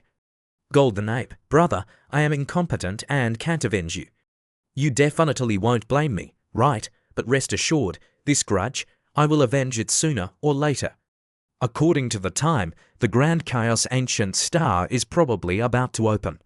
Back at Cheonya City's inn, Tu shone. Inside, Chuzyu was like a polite child offering tea to the girl. His voice was clear as he said, "Sister Luo, this is top-grade spirit tea. Try it." "Please, my lord, be generous and don't be angry with me anymore." Sister Lu sat opposite, her sharp eyes glaring at him. She lifted the teacup, slightly tilted her head indifferently, and took a sip. Then she huffed coldly, her tone full of threat, saying, "In the future, if you dare to trick me again, be careful. I'll make sure you can't touch a woman for the rest of your life." Chuzyu shuddered and gave a forced smile, his expression looking like he was regretting it, and replied, "I wouldn't dare anymore. I wouldn't dare anymore." At this time, Tafikas quietly slipped into the room. Her tone was respectful. "Master, the humans that were rescued have been taken care of." Chuzyu nodded, his eyes deep, and his voice was neither fast nor slow. "Good work, but there are still 2 things I need you to do. First, go and investigate the situation of those humans. If their constitution is, invite the people to join. Second, brainwash them, make them understand my efforts and hardships, and spread the story of the Golden Ape Venerable." Both of them bowed their heads respectfully and replied, "Yes." Chuzyu waved his sleeves, and his voice was as cold as the night wind, reminding the 2 girls to transform into human form and not to be discovered their true identities. In another scene, Thousand Faces planned to harm Chuzyu. He told the demon race to spread rumors about Chuzyu, said he was ungrateful, harming our great sage of the demon race, make the name of that old Chuxiu as bad as possible, without showing any respect. Yes, the 2 female demons followed the instructions. Thousand Faces' eyes were full of conspiracy, and a sinister smile appeared on his lips. "Yes, I must seize public opinion first so that Chuxiu becomes a great villain that everyone wants to destroy." A few days later, the news began to spread like wildfire in tea houses and taverns. "Have you heard? The Taisu Holy Sun is truly a righteous person. In order to save the human race, he was captured by the demons. He didn't hesitate to risk sneaking into the Cheonya City alone. The Taisu Holy Sun is brave and fearless, and has great righteousness. It is truly a blessing for the human race to have such a holy son." Seeing that he was still 1 step behind, Thousand Faces was in the distance, above the Cheonya City. Thousand Faces' true monarch almost vomited blood. "Damn it, Chuzyu, why are you always 1 step ahead of me?" At this moment, the demon saint sternly reminded Thousand Faces to keep an eye on Chuzyu. This person is sinister and cunning. We can't let him cause trouble again. Yes, Thousand Faces blinked and disappeared into the night. Chuxiu decided to stay for one more day and set off after they recovered a bit. During the one day, Chuzyu was still waiting, but he didn't sit down to cultivate. Mainly because Chuxiu's cultivation caused too much commotion, it was difficult to avoid attention. Chuzyu stood in the flower garden, holding a folding fan, smiling like he wasn't smiling. Little Thousand Faces, aren't you afraid of death being discovered? Thousand Faces' hair stood on end and he suddenly felt scared. He narrowed his eyes and a mocking smile appeared on the corner of his lips as he said provocatively, "Do you believe I'll have my sister kill you right now?" Thousand Faces was terrified when faced with this situation. He gave Chuzyu a faint smile and said with disdain, "Chuzyu, if you have the guts, don't let this venerable one take action. Let's have a one-on-one fight and see who is better." Chuzyu sneered, his face full of contempt. He then said to Sister Lu, "Sister Luo, prepare to take action." Sister Lu raised her eyelids. She just vaguely glanced at Thousand Faces' true monarch. Seeing that look, Thousand Faces' true monarch's forehead was covered in cold sweat. He fell silent, so frightened that he didn't dare to utter a word. He then angrily turned towards Chuzyu and, with a hand in the shape of a clicker, scolded irritably, "You brat, how evil are you? Forget it. I won't bother with you." He shook his head and waved his hand as if he didn't want to waste his energy. Then, he opened the void and disappeared into it. She snorted lightly, full of contempt for him, and said, "What a cowardly little devil." Ignoring him, Chuzyu smiled happily and sat next to Sister Lu, savoring a piece of grilled meat. A faint fragrance filled the air and entered Chuxiu's nose. He praised, "This meat really smells delicious." At that moment, at night, Ziyue secretly came to Chuzyu to play a small game. Her small figure approached with a clear voice, "Master, are you free?" Chuxiu tilted his head slightly, his eyes showing a hint of curiosity, and asked her, "What's the matter?" Her cheeks were flushed and her eyes were sparkling as she whispered, "I wonder if Master has time to guide his disciple." Chuzyu didn't hesitate to refuse, but threw away the piece of grilled meat and led her inside. He coaxed, "If Yue wants me to cultivate, then of course I have time." Seeing Chuxiu like this, Sister Luo's eyes and voice were full of ridicule. A lustful ghost a moment later, in the living room, Chuzyu led the girl into the room. Then, he lay on his back and looked at her expectantly, saying, "Ziyue, try the first move I taught you." Yes, Master Shi obediently followed the instructions that Chuxiu taught her. That night, the sound of rain covered up the sound of the girls' interaction. After the interaction, she curiously opened her mouth and asked, "Master, can you take Yue back to the human realm?" "You wants to go with you?" He paused for a moment and then whispered, "Yue, be good. Stay in the demon race and continue to be an informant and pass on information to me. Wait until I have time, and I'll come visit you." Hearing this, her face was a little sad and she bit her lip, but in the end, she still bowed her head and obeyed. Then, that night, Chuzyu led a few members of the human race with him and left on the flying boat. Outside, when some demons saw Chuzhu's flying boat leaving, the atmosphere here immediately became lighter. This plague god is finally gone. Finally, we can breathe a sigh of relief. At this moment, inside the flying boat, Chuzyu sat cross-legged and began to cultivate. Suddenly, the restriction had changed. He felt that the entrance restriction was being tampered with, so he slowly opened his eyes. A very gentle girl opened her mouth outside. "Little girl Enche has met the Holy Sun." Chuzyu raised an eyebrow and slowly asked, "I don't know what Taoist Enche wants from me." She hesitated for a moment and then said, "Can the Holy Sun come inside to talk?" He glanced at her and stroked his chin. He led the girl inside and then signaled her to sit down and talk. "Tell me, what's the matter?" Enche nodded slightly. She carefully looked around before saying, "Your Highness." Chuzyu calmly and slowly handed her a cup of tea and said to her, "Don't worry, no one dares to eavesdrop on my residence."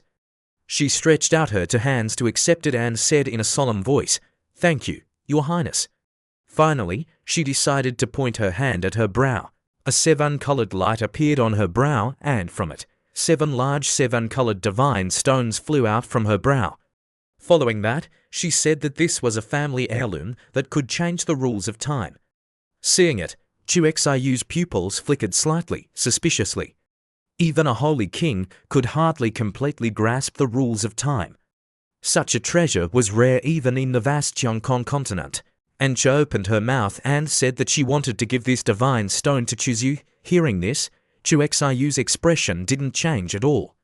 He asked her, "Tell me your request. If it's not too much trouble, I can help you." She took a deep breath and then slowly said, "Has your highness heard of the South Territory Chu family Blue Star Academy?" Hearing the question, Chu pondered for a moment and then nodded. After he took over as the Taisu Holy Son, he heard his master mention this family. The Chu family of the South Territory Blue Star Academy, he thought with his chin propped up. In the South Territory, the status of this family was very special, with a long history.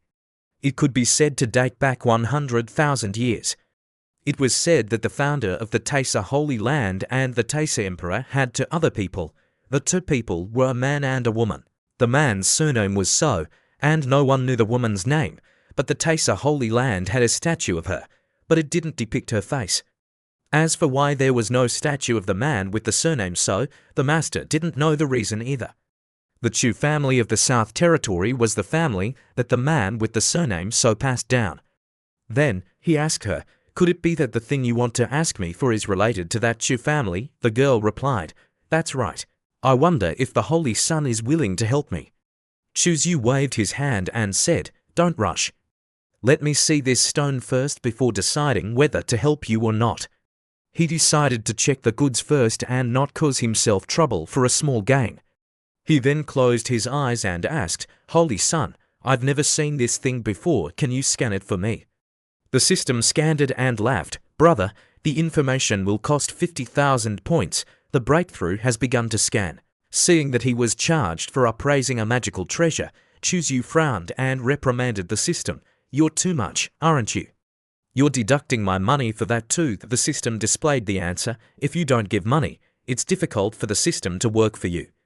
The item information has been scanned as follows: Item, time sand, type, special item, grade, emperor grade. Introduction. Produced from the 5,000-year-old river of time, never found a single piece, very rare. Function, can be used for refining weapons and pills. Special function, consumes 200,000 breakthrough points to unlock. System, you're really a profiteer, you want money for everything.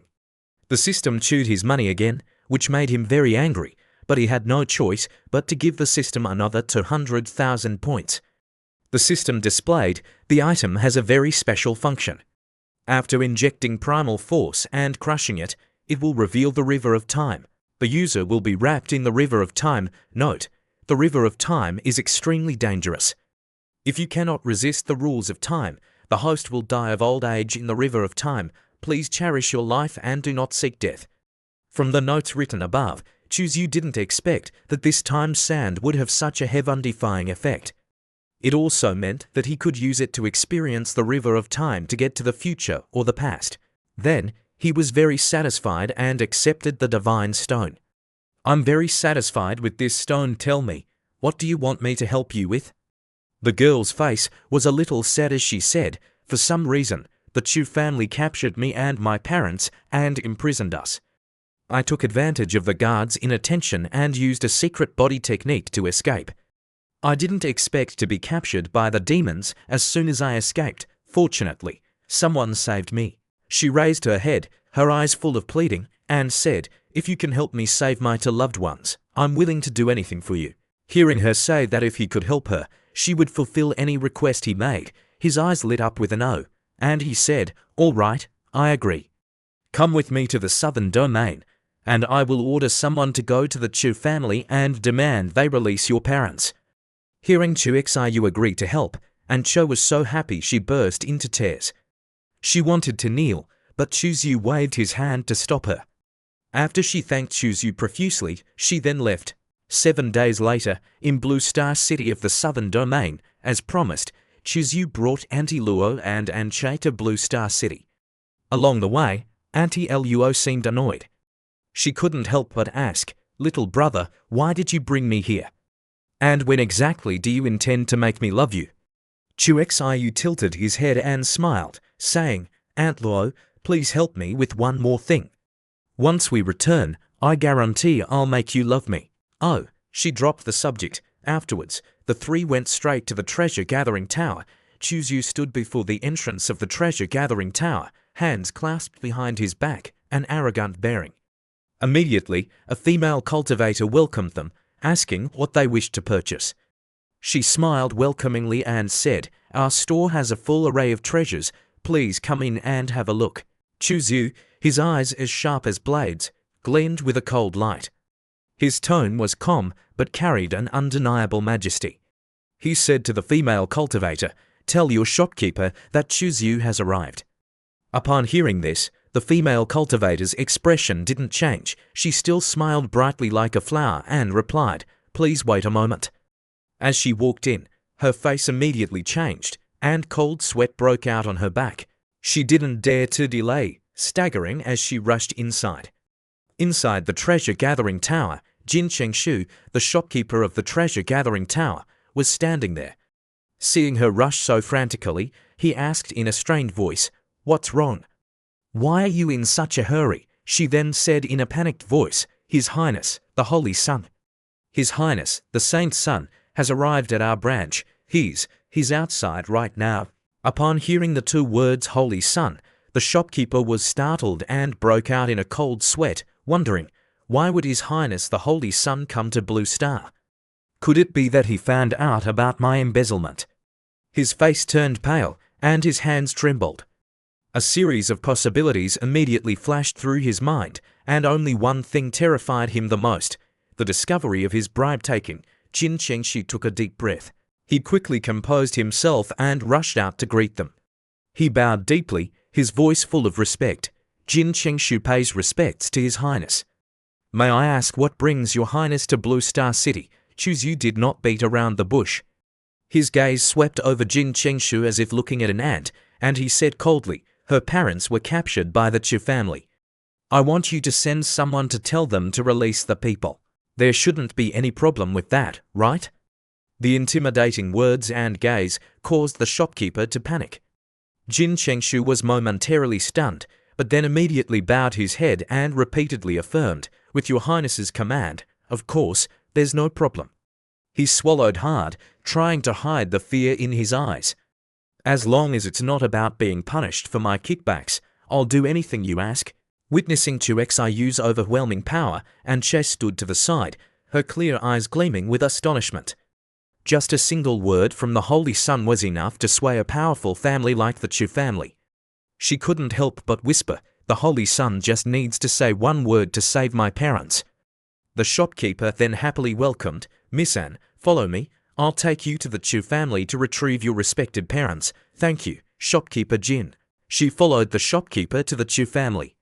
Auntie Luo frowned and immediately asked Chuzu, "Will the Chu family obey shopkeeper Jin and release the people?" Chuzu shook his head and replied, "I don't know.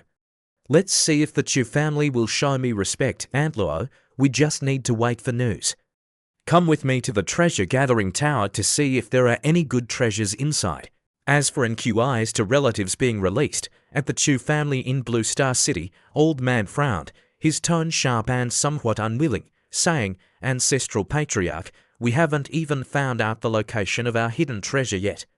Are we just going to release the N family members like this?" The Chu family's Ancestral Patriarch sat imposingly, his aged eyes gleaming with wisdom. He stroked his beard, his low voice resounding, "The Saint's Son himself has spoken. My Chu family must give him face." Old Man unwilling words then resounded, "Ancestral Patriarch, but what about the treasure? We've expended so much financial and spiritual effort to find the N family members. Are we just going to give up because of a single word from Chuzu?" The Ancestral Patriarch chuckled faintly, his eyes sharp as blades as he said, "My child, you are too hasty. I must give the Holy Sun face, but after he leaves Lam Tin City, we can just capture them again." ancestral patriarch is truly brilliant. Chu Chun's spirits lifted upon hearing the plan, and he said that Chu Zhu has a noble status. He probably won't care about the En family's affairs. Once Chu Zhu leaves Blue Star City, I'll send people to capture them. Sitting nearby, the old man laughed heartily. Chu Che, I'll leave this matter to you. In this southern domain, who does my Chu family fear? Later, outside Blue Star City, after being rescued, the three En family members bowed and clasped their hands in salute to Chu Zhu, saying, "Thank you, Your Highness, for your rescue. My wife and I are deeply grateful." Chu Zhu waved his hand casually and said, "No need to be so polite, uncle. If there's nothing else, we'll return to the sacred land now. We'll meet again if fate wills it." After saying their goodbyes, the two walked towards the flying chariot. And Qi couldn't help but gaze intently at Chu Xiu's retreating figure. She remained entranced, carefully observing Chu Zhu. Her father quickly urged, "Kaya, don't just stand there. Hurry up and go. We must leave Blue Star City quickly." Immediately, the three boarded the flying chariot and flew away. On the flying chariot, and Qi remained still. She let out a sigh of relief, her eyes filled with joy and emotion. She looked at her parents, her eyes red-rimmed, and her trembling hand clasped her mother's. Finally, she was reunited with her parents. But her parents' expressions showed no joy, while she happily said, "Mother, Father, we're safe." Her father's face immediately turned grim as he said, "Qi, we cannot stay here long. The Chu family will not let us go. Qi, you shouldn't come back." And Che was stunned to hear this and said, "His Highness, the Holy Sun, personally intervened. How could the Chu family dare to break their word? Father, are you perhaps overly worried?" Her mother said nothing, only looking at her with a complicated gaze. She gently stroked in Qi's hair and said, "Qi, you must walk your own path from now on. The Chu family will not spare us. We only pray they can spare you." Hearing this, Che was stunned, a sense of unease rising in her heart. Without another word, her father pushed her off the flying chariot. "Qi, we must part ways. Kaya, although our En family has fallen, we once had a glorious era. 100,000 years ago, when the En family was first established, we had a mission to protect the Jishui divine treasury. Now, I will use my divine sense to transmit the map of the Jishui divine treasury to you. After I give this map to you, I will forget it.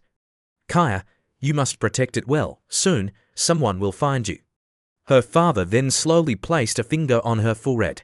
A faint red light with characters flashed from it, and a streak of red shot straight into her forehead. And in Qi's mind, an ancient map appeared. And Che looked at the map in dismay, but said, "But I don't understand any of these characters." Her father said gravely, "The person who can read it is the one my En family needs. When that time comes, hand the map to him, and our En family's mission, which we've kept for 100,000 years, will be considered complete." Sounds echoed from afar. The Chu family was coming. "Kaya, run, take care of yourself, live well." "Mother, father," but no one answered her anymore. And Qi gritted her teeth, tears streaming down. The flying chariot's silhouette gradually disappeared from view. She now carried the fated map, and a turbulent future awaited her. Then, her feet touched the ground, she looked up and gradually saw the flying boat disappearing. Finally, her tears couldn't be contained and flowed out. Her head was full of doubts as she wondered, why? Why is it like this? The Holy Sun has come forward. Could it be that the Chu family will still take action against us? She kept asking herself. And family's flying boat changed direction and flew in another direction, and Qi fell into a forest. Her eyes penetrated the gaps in the shadows of the trees and watched the flying boat disappear. Before she could wait, she was feeling sorry for herself when several flying boats in the sky chased after Che, shrinking her body violently, just as her father had predicted. So, the Chu family really didn't let us go. Why? Aren't they afraid of the Holy Sun's punishment? No, their ancestor, So Am, is protected by the leader of the Tai Su Holy Land, so they are not afraid of the Holy Sun. And Qi finally understood everything. She didn't hesitate anymore and took out the communication talisman that Chu Zhu had given her before leaving. This is a sound transmission talisman. The Holy Sun left it for me. She immediately activated the sound transmission talisman and told the Holy Sun about her situation. The sound transmission talisman turned into a purple electric light and flew away. Hopefully, the Holy Sun will receive the talisman and take action to save my parents. The scene changes to Hong Kong City, where the streets are bustling with activity. Candied hawthorns, sweet and sour. This is exactly what Auntie Luo likes. She just stares blankly at the candied hawthorn in the child's hand. Chuzu smiles and asks, Auntie Luo, we'll rest here tonight and set off tomorrow morning, okay? Seeing Auntie Luo staring unblinkingly at the candied hawthorn, Chuzu took out a coin and gave it to the little girl. Little girl, sell me a hawthorn, thank you, young master. Auntie Luo, it's the candied hawthorn you like to eat. She looked at the candied hawthorn and was moved by it.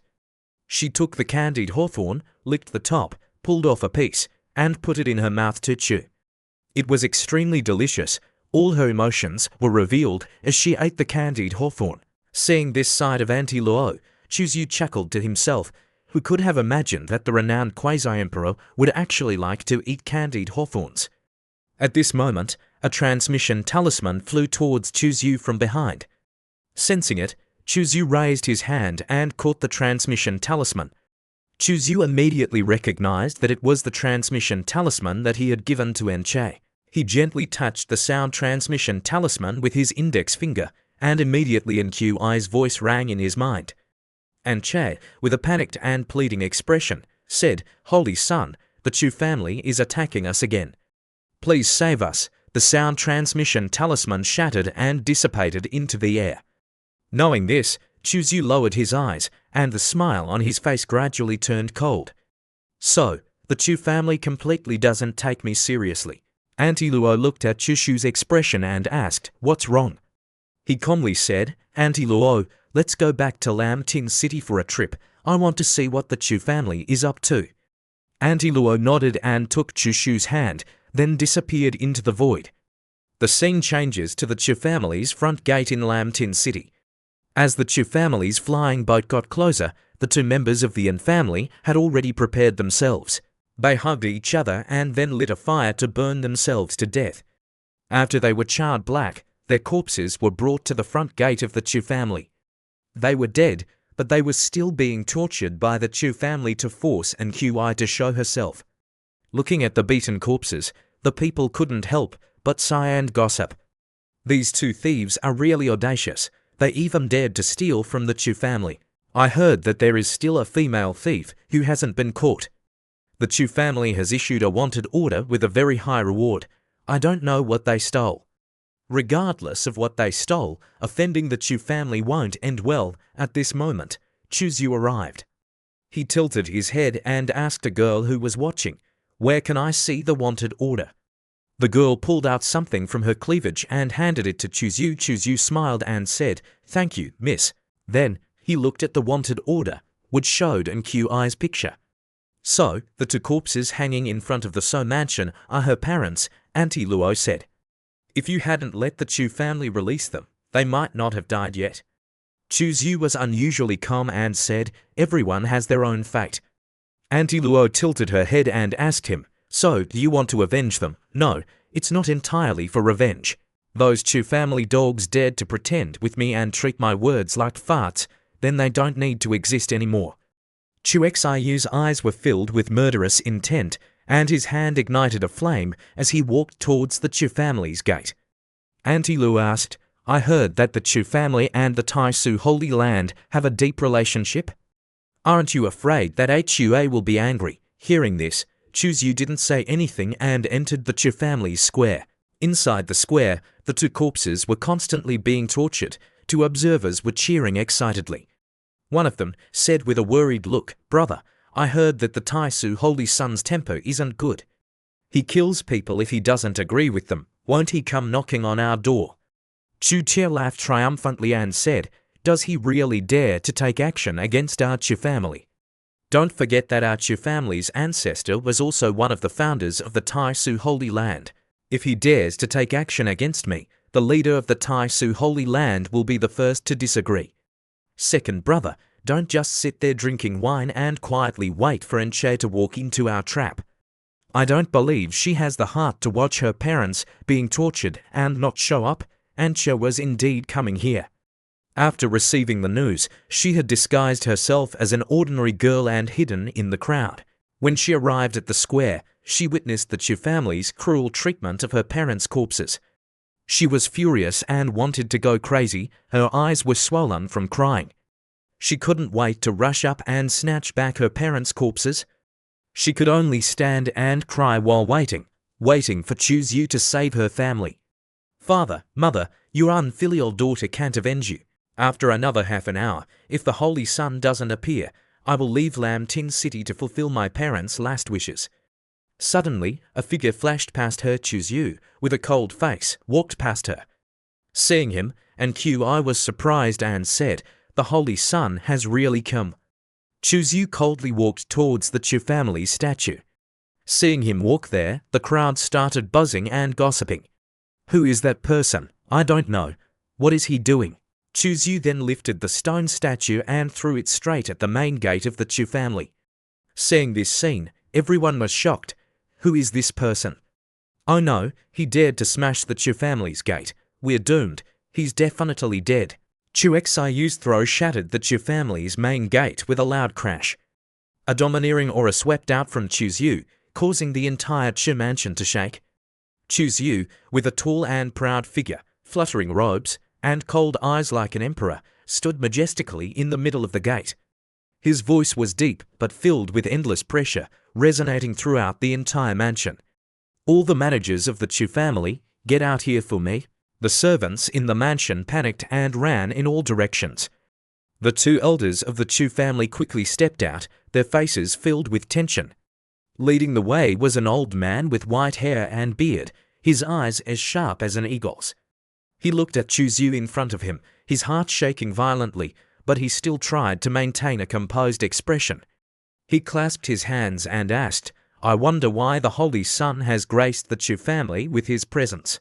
Could it be that some junior with no eyes has angered the Holy Sun?" Chu Yu stood there, the gentle breeze blowing his robes. His cold eyes swept over each person, and the corners of his lips slightly lifted, carrying a chilling murderous intent, and said, "Now, I will give you a chance to immediately kneel down and apologize. For the sake of your ancestors, perhaps I will spare your lives." At this moment, the air seemed to freeze. The cultivators were stunned and filled with fear. The Tai Su Holy Sun came to the Chu family and even smashed the Chu family's gate. "What is going on?" He said with a gloomy face, "Holy Sun, our Chu family has a deep relationship with the Tai Su Holy Land. I hope you don't misunderstand, lest you end up not even being able to be the Holy Sun." Realizing that these two people were not afraid, Chu Xiyu's eyes turned red and he said, "If you don't want to live, then go die." Flames erupted around him, and the illusory image of the human emperor appeared behind him. The overwhelming power of the emperor suppressed the square, causing many people's faces to turn pale. So strong, what a powerful aura. Chu Xiyu is so aggressive, he attacks as soon as he speaks. As soon as he finished speaking, Chu Yu rushed forward and threw a punch. The explosive force was like a tsunami. The old man's pupils contracted violently. He didn't expect Chu Yu to be so aggressive and ruthless, attacking as soon as he spoke without thinking too much. He dodged and stood in front of Chu Lam. Then, he also threw the Heavenly Emperor fist to fight against Chu Yu. The two fists collided and immediately exploded. The old ancestor of the Chu family, a peak lesser saint powerhouse, was sent flying with one punch. His body crashed heavily to the ground and spat out a mouthful of blood. Seeing the old ancestor like this, Chu Lam frowned. "Chu Yu, look at the scene before you." The cultivators were all dumbfounded. They were sweating in fear. The old ancestor of the Chu family was sent flying with one punch. This is the strength of the Tai Su Holy Sun. He sent the peak lesser saint old ancestor of the Chu family flying with one punch. Chu Xiyu's eyes were cold as he frowned and looked at Chu Lam and asked, "Chu family, do you also know the human emperor fist?" Chu Lam took a step back, pretending to be strong and said, "The human emperor fist was passed down by my Chu family's ancestor." Every head of my Chu family can cultivate it. Chu Zhu narrowed his eyes and thought with a wave in his heart, could it be that my human emperor fist also came from the Chu family's ancestor? Chu Lam's eyes were filled with anger as he shouted and threw the human emperor fist at Chu Zhu. Chu Xiu dodged it with a single movement. Then, Chu Zhu slapped Chu Lam hard on the back of his head, causing him to spurt blood. He lay prostrate on the ground. Chu Zhu stepped heavily on his back, looking extremely imposing. At this moment, a figure appeared with a strong murderous aura. Her voice echoed throughout the mansion. Chu Lam, Chu family, you resorted to any means to obtain the aquatic god's treasury and forced my parents to death. Heaven has eyes. Today, the Holy Sun is helping me to act on behalf of heaven. Your death is coming. She raised her foot and pressed it on Chu Lam's forehead. Then, she pressed down hard, causing a hole in his skull and blood to spurt out everywhere. Seeing his father being killed, Chu Chon's expression was ferocious as he rushed out of the Chu family. Chu Xiu, you dare to cause trouble in my Chu family? Then, he rushed forward and grabbed Nqi's neck, and Chu panicked and called out, Holy Sun! Chu Che was full of angrily shouting at the demon woman, you dare kill my father! Sewing back, his eyes were coldly murderous, taking Nche from him, want to die, his eyes were bloodshot. His hand pointed, and just as he was about to cast the spell, the fat manager of Wanda Pavilion rushed over to stop him. Trembling, he hurriedly said, Your Highness, Chu family cannot be touched. The old ancestor of the Chu family is one of the founders of the Tai Su Holy Land. Please think carefully, he was panicking in his heart. For years, I have been able to throw my weight around in Lam Tin City thanks to the Chu family's backing. If the Chu family falls, I won't have good days anymore. I must stop the Tai Su Holy Sun at this moment. Luo Qinyu appeared and grabbed Temen's neck. She was very calm. Don't move, dare to move and I'll break their necks. At this moment, a resonant voice came from the void. Holy Sun, can you spare the Chu family head's life? Appearing from the void were three figures with an air of authority. Among the three was also the master, Chou Mengdi. Chou Mengdi made a stern face, appearing aloof, making Chu Zhu full of anticipation. Master is here too. I feel like Master is even more plump and charming after not seeing her for a few days. He couldn't help but smile brightly. Master, long time no see, this disciple misses you so much. Do you miss this disciple? Chou Mengdi's phoenix eyes contained a cold look. She glanced at him, secretly blaming this rebellious disciple for being so glib. Chu Zhu smiled and moved closer to the master. It's been so long, I miss you so much. She snorted softly, but couldn't hide the smile in her eyes. Her eyes revealed a trace of affection as she said, You only know how to cause trouble for this master. Chou Mengdi said with a stern tone, Chu Che, Chu Chen Xiang, your Chu family has resorted to any means to obtain treasures. If I condone you today, how can the Tai Su Holy Land convince the world in the future? Chu Zhu secretly smiled in his heart at this moment. Master is indeed the best to me. Yu Zhu spoke up and said, Leave the rest to me and the heavenly punishment Peak Lord to handle. Chu Xiu, you and your master go back to the Holy Land first. The Holy Lord has something to discuss with you. Okay, I'll go with master first. Chu Zhu smiled, while Chou Mengdi blushed and was a little annoyed. Chu Zhu was secretly happy in his heart, finally going back to the Holy Land. I must have master instruct me on a few more moves later, he thought. Then he and Qi Mengdi left first. The manager saw Chu Zhu leave and was extremely respectful, but Chu Zhu still didn't let him off and said, Oh right, if you decide to deal with the aftermath, then investigate the accounts of the treasure-gathering pavilion as well.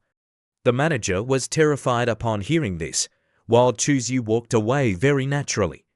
He couldn't help but place his hand on Qi Mengdi's butt, which made her embarrassed and reprimand him, rebellious disciple. Where are you touching? Chu Zhu chuckled and said, This disciple accidentally touched the wrong place. Please forgive me, master. Then he leaned closer to her and whispered, Master, you don't know. These days, when this disciple isn't in the Holy Land, I dream of you every night. Seeing Chu Zhu being so brazen, her face flushed and she scolded, Rebellious disciple, you're too glib. Quickly take your pig trotter away. No way, I'm still waiting to cultivate with Master. A moment later, Chuzu and Che Mengdi crossed the void and arrived at the Taisu Holy Land, Taisu Peak. Before leaving, he didn't forget to slap Qi Mengdi's butt and say, "Master, I'm going to report this to Sister Hua first, I'll come find you later. Rebellious disciple, who needs you to find me?" She liked it very much, but was still embarrassed. After saying goodbye to her, Chuzu went to see Sister Hua. Upon seeing her, he asked, "Sister Hua, did you look for me?" She turned around, her body slender and graceful, and said, "I heard you have a conflict with Chu family." Chuzu smiled arrogantly and replied with a hum, then said, "The Chu family relies on its relationship with the Taisu Holy Land to do whatever they want and kill innocent people." I was indignant for a moment, so I wanted to teach them a lesson. I know the relationship between the Chu family and the Taisu Holy Land is good, so I should think for you, sister. Sister Hua smiled charmingly and said, "I don't blame you, you did the right thing." The Chu family has been relying on its relationship with the Taisu Holy Land to become a one-man rule in Lam Tin for years. Out of consideration for face, I can't punish them heavily. This time, it can be considered a warning to Chu family. So I did a good deed for the Taisu Holy Land. In that case, how are you going to reward me, Sister Hua? Getting carried away, Chuzu said softly and whispered to her. His two hands weren't idle, but each placed one on her waist and wrapped around her. Chuzu whispered to her, but her voice was cold but carried a hint of anticipation as she said to Chuxiu, "The Tai Chi Ancient Star is about to open. You should go back and prepare. After you're ready, I'll come to test you." Chuzu took a deep breath, his eyes firm. "Okay, Sister Hua, we promised." Then Chuzu returned to his room and began to cultivate. In the cultivation room, the light from the formation rotated like small, sparkling stars. The space fluctuated slightly, and a mysterious aura filled the air. A mechanical voice rang in Chuxiu's ear. "Host, this system has detected that the action word secret can be upgraded. Is there a breakthrough?" Chuxiu closed his eyes, and the spiritual energy in his body surged like a roaring ocean. Without hesitation, he said in a deep voice, "Breakthrough." A powerful stream of light erupted from Chuzu, and the spiritual energy around the cultivation room was sucked in like a whirlpool. The space seemed to vibrate with the rhythm of his breath. "Congratulations, host, you have successfully broken through. The action word secret has reached the ultimate sublimation." Chuzu opened his eyes wide, and a bright light flashed in his pupils. A new feeling filled his entire body. Time seemed to slow down before him. Ultimate sublimation. He muttered, reaching out in front of him and gently drawing a circle. The surrounding space distorted, and the flow of time slowly became clear, like a flowing river. "This is the flow of time," he exclaimed in his heart, filled with awe and excitement. He closed his eyes again, sensing the flow of time flowing around him. When he opened his eyes again, a confident look flashed in his eyes. "HMPH, the action word secret is known as the unsurpassed spacetime divine ability. Cultivating to this level, it's not strange that I can sense the flow of time." He clenched his fist, his palms trembling with excitement. "Let's try it." Chuzu took a step forward. The space in front of him overlapped, and his figure disappeared on the spot. In a short while, Chuxiu's figure appeared in the courtyard of the cave, just as Sister Luo was sitting and grilling meat. She suddenly turned her head to look at Chuzu, her eyes filled with surprise. She immediately asked, "What secret technique have you cultivated again? It can actually stir the laws of spacetime." Seeing Chuxiu appear, the little girl happily ran over. "Uncle Chuzu, you're back." But immediately after, as the little girl was running over, Chuzu used the silent spacetime laws. This caused the surrounding world to suddenly stop. The wind stopped blowing, the dust floating in the air was also still, and all sounds disappeared. Chuzu, seeing the result, widened his eyes and his heart beat faster. "It's all stopped. I can manipulate time." Suddenly, a bewitching but sharp voice came closer. "Little brother, this is the power of time that only a holy king can control." "What realm are you in now?" She was not affected by Chuxiu's power of time. Chuzu was also surprised. As expected of Sister Luo, you can block my interference. She smiled, her eyes flashing with a cold light. Sister really wants to cut you in half to study you. Chuzu laughed happily. Study me, sister. There's no need for that, right? Chu Xiu's eyes were full of faint danger as he asked, Sister Luo, do you think my divine ability can affect a great saint? It can indeed make their time temporarily stop. Auntie Luo squinted, her expression thoughtful, and said, affecting a great saint. This situation of yours is the first time I've seen it. According to the intensity of the divine ability you're displaying, it should be able to affect a great saint, but for the specific effect, I still suggest you go find your master and try it. I also have this intention. Then Chuzu dissolved the divine ability and laws. Then he rubbed the little girl's head and praised, not bad, not lazy recently. Uncle Chuzu, I won't be lazy. Recently, Aunt Fei has been guiding me in cultivation. My progress is very fast, good girl. After comforting the little girl, Chuzu returned to his cultivation room. Stepping inside, Chu Xiu's eyes sharpened. Next, I must break through my realm and strive to bring the 9 origins to the little saint level. Chuzu sat down and regulated his breath. Inside the cultivation room, spiritual energy surged, and streams of divine light filled the space. At the same time, Chuzu transmitted his voice outside and said to Luo Di, Sister Luo, I'm about to break through. There may be heaven and earth phenomena appearing outside later. Auntie Luo leisurely grilled meat and ate, and responded with a hum, then said, just break through with peace of mind. With me here, nothing will happen to young Shapik, hum. Heaven and earth shook, and thunder rumbled. The system voice rang in his ear. Host, this system has detected that the host's 9 origins are about to break through to the little saint level, leading to heaven and earth phenomena. Information on the manifestation of the 9 origins will descend after 20 breaths.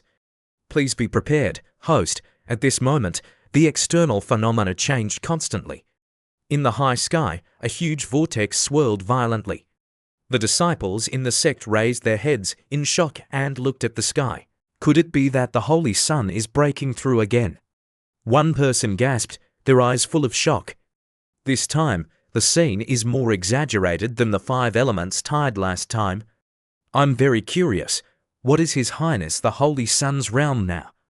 In the distance, a tall figure stood with arms crossed, looking towards the phenomenon, her eyes full of suspicion. These 9 origins are gathered on that rebellious disciple. What technique is he cultivating? Why can he reach such a level? Auntie Luo smiled slightly, her eyes shining brightly as she looked at the shaking heaven and earth. 5 elements, 9 origins gathered on Chuzu, little brother. Could it be that you really have the qualifications to become an emperor? 6 days had passed. Spiritual energy still lingered everywhere in the cave, and faint streams of light flickered in the air. Chu Xiu, suspended in midair, emitting a faint divine light around him, his breath is strong but restrained. Having just undergone a difficult breakthrough, his body emanates a powerful energy, tearing his clothes, leaving only his manhood dangling.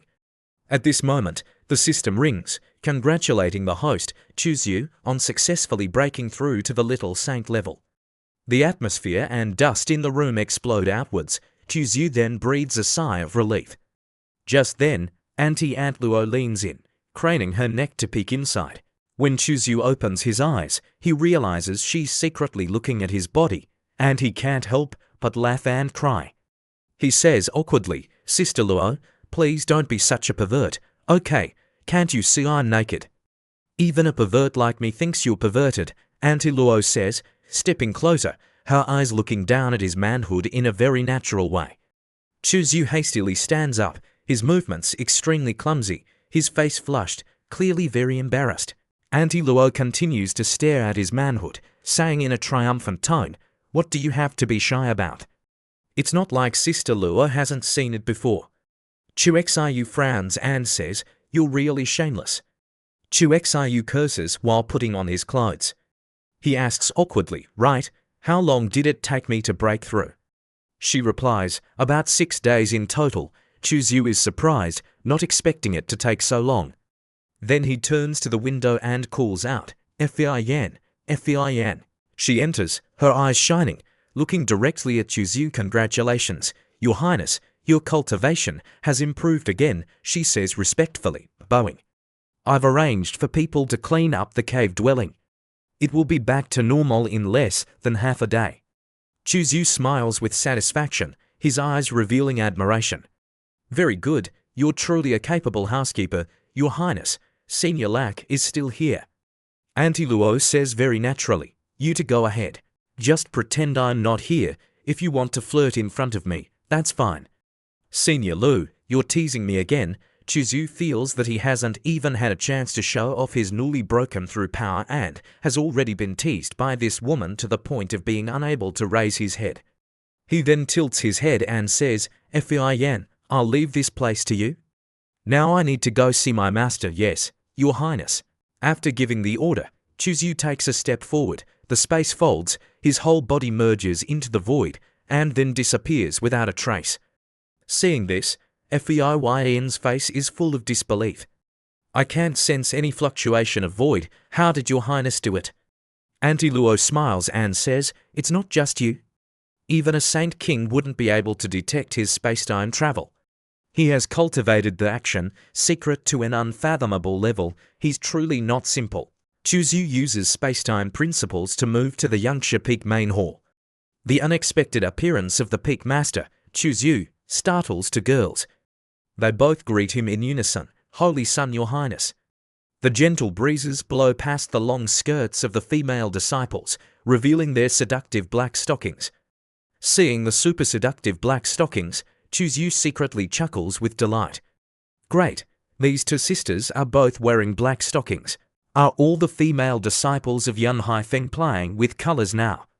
The two female disciples stand next to each other, their eyes a little embarrassed when they are stared at. One of them speaks softly, her tone mixed with a hint of embarrassment. She snorts lightly, waving her hand to adjust her skirt, her eyes glancing sideways at her friend. It's all your fault for telling me to wear this outfit today. Now His Highness has seen it, hasn't he? Don't worry. The other girl giggles, covering her mouth with her finger, her eyes playful. His Highness definitely doesn't hate it. Didn't you see him smile just now? Oh, the girl narrows her eyes, a smile flashing on her lips, and asks, how did you think of this? The female disciple smiles brightly, gently twirling, her skirt fluttering like a butterfly, and says, I saw the Peak Master wearing it, and I thought it was very beautiful, so I copied an outfit. Don't tell me, it's really comfortable to wear. Meanwhile, Chuzyu slowly walks along the corridor, passing through the flower garden, heading towards Chemengdi's palace. He pushes open the door and strides in. Master, your disciple is here. The arrangements in the bedchamber are unchanged. The master, Chomengdi, is wearing a white dress, leaning against the table, holding a tray of apricots in her hand. She glances at him with a cold and aloof demeanor and asks, what do you want from me? Chuzyu chuckles and says, Master, I've come to spar with you. Chomengdi thought Chuzyu was going to lay bricks, so her face turns red and she scolds, shameless day, shameless brat, don't go too far. She glances outside the main hall and then uses her spiritual energy to close the door tightly. Chuxiyu's face turns pale as he asks, Master, what do you want to do? The fairy master, on her beautiful face, flashes a surprised expression and then disappears. She stands there, lost in silence, her lips pursed lightly, her phoenix eyes glancing sideways at Chuzyu before walking past him. I can't help it with you, I'll go get some toys you made. Chuzyu can roughly guess what she's going to do, so he hurriedly calls out to her, wait, that's not urgent. The master, Chomengdi, tilts her head, her eyebrows furrowing slightly. She pauses for a moment, then turns around, her hand clenching slightly. What else do you want? Why are you so nosy? Chuzyu chuckles and asks, Master, you don't think I came to find you to improve my aptitude, do you? Hearing this, she stares blankly at Chuzyu, then she feels like she has misunderstood something, so she panics and shouts, Get out of here. She angrily waves her hand, her aura erupting like a tidal wave, and her eyes say, What are you looking at? Are you saying I'm ugly and looking for death? Chuxiyu hastily explains, You misunderstood, and you're blaming me. What did I misunderstand? Don't talk nonsense. Chomengdi argues with reason, refusing to admit it, feeling extremely ashamed and wanting to find a hole to crawl into. Chu Yu is silent, not wanting to continue arguing with her. He says, yes, everything you say is right, okay. Instead, Chu Yu smiles and touches her butt, saying, my cultivation has improved again. I want to fight with Master to test my strength. Chu Yu smiles playfully, his eyes shining with challenge. Master, you won't refuse me, will you? Che Mengdi's face is full of surprise as she snorts coldly, shameless brat, so you're so arrogant now. You dare to challenge me, it's just the right time to take the opportunity to teach this brat a lesson. Who told him to embarrass me just now? Later, I'll let him know how powerful I am, say it. Where are we going? As soon as the thought moves, she immediately nods in agreement. Chu Yu points to the distant void and says, fighting in the Tai Su Holy Land will inevitably destroy Yun Haifeng. Let's go into the void. Hearing this, Qi Mengdi is uncertain. She assesses the brat up and down and then asks awkwardly, are you sure? Can your cultivation go into the void? Chu Yu only smiles mysteriously. He gently reaches out his hand, and the space in front of him suddenly twists. Immediately, her phoenix eyes widen when she sees a scene that is unbelievable. She sees Chu Yu casually reaching out his hand, folding the space, and then both of them entering the void. Che Mengdi looks at the void in front of her, her phoenix eyes full of suspicion, and asks, how did you do it? I see that your aura is still in the divine power realm. Could it be that you have comprehended the laws of space, or have you reached the great saint realm? Chu Yu naturally replies, there's nothing surprising. I've just gained more insight into the action secret. Chu Yu chuckles, Master, you must be careful. After speaking, Chu Yu takes a step forward, and the time-space domain unfolds, covering a range of fully 50,000 miles, which is 10 times more than breaking through the Juyuan. Che Mengdi's phoenix eyes contract slightly. She stares blankly and secretly admires, unexpectedly. This brat's divine power is so terrifying. Just as she is staring blankly, Chu Yu instantly moves towards her, his whole body ablaze with golden flames. His hand is the human emperor fist, and the phantom of the human emperor robe appears, its imperial might dominating the world. Master, don't stare blankly, take a fist from me. Today, I, as your master, must teach you a lesson. Che Mengdi waves her hand, and a holy weapon appears out of thin air, slashing out a sword strike as sharp as tearing the sky, but Chu Yu only shakes his body and avoids her strike. Chu Yu throws his head back and laughs loudly, golden flames rising, his palms sweeping horizontally. When his hand clashes with the sword, he is knocked back outwards, and Che Mengdi's flying sword is also knocked back. A small crack appears on the ground, and the space shakes violently. Che Mengdi raises her eyebrows. Your body is very strong, to be able to withstand this seat's natal great saint weapon. Chu Yu stands in the void, his hands trembling, his skin cut open, and a few drops of red holy blood float in the void.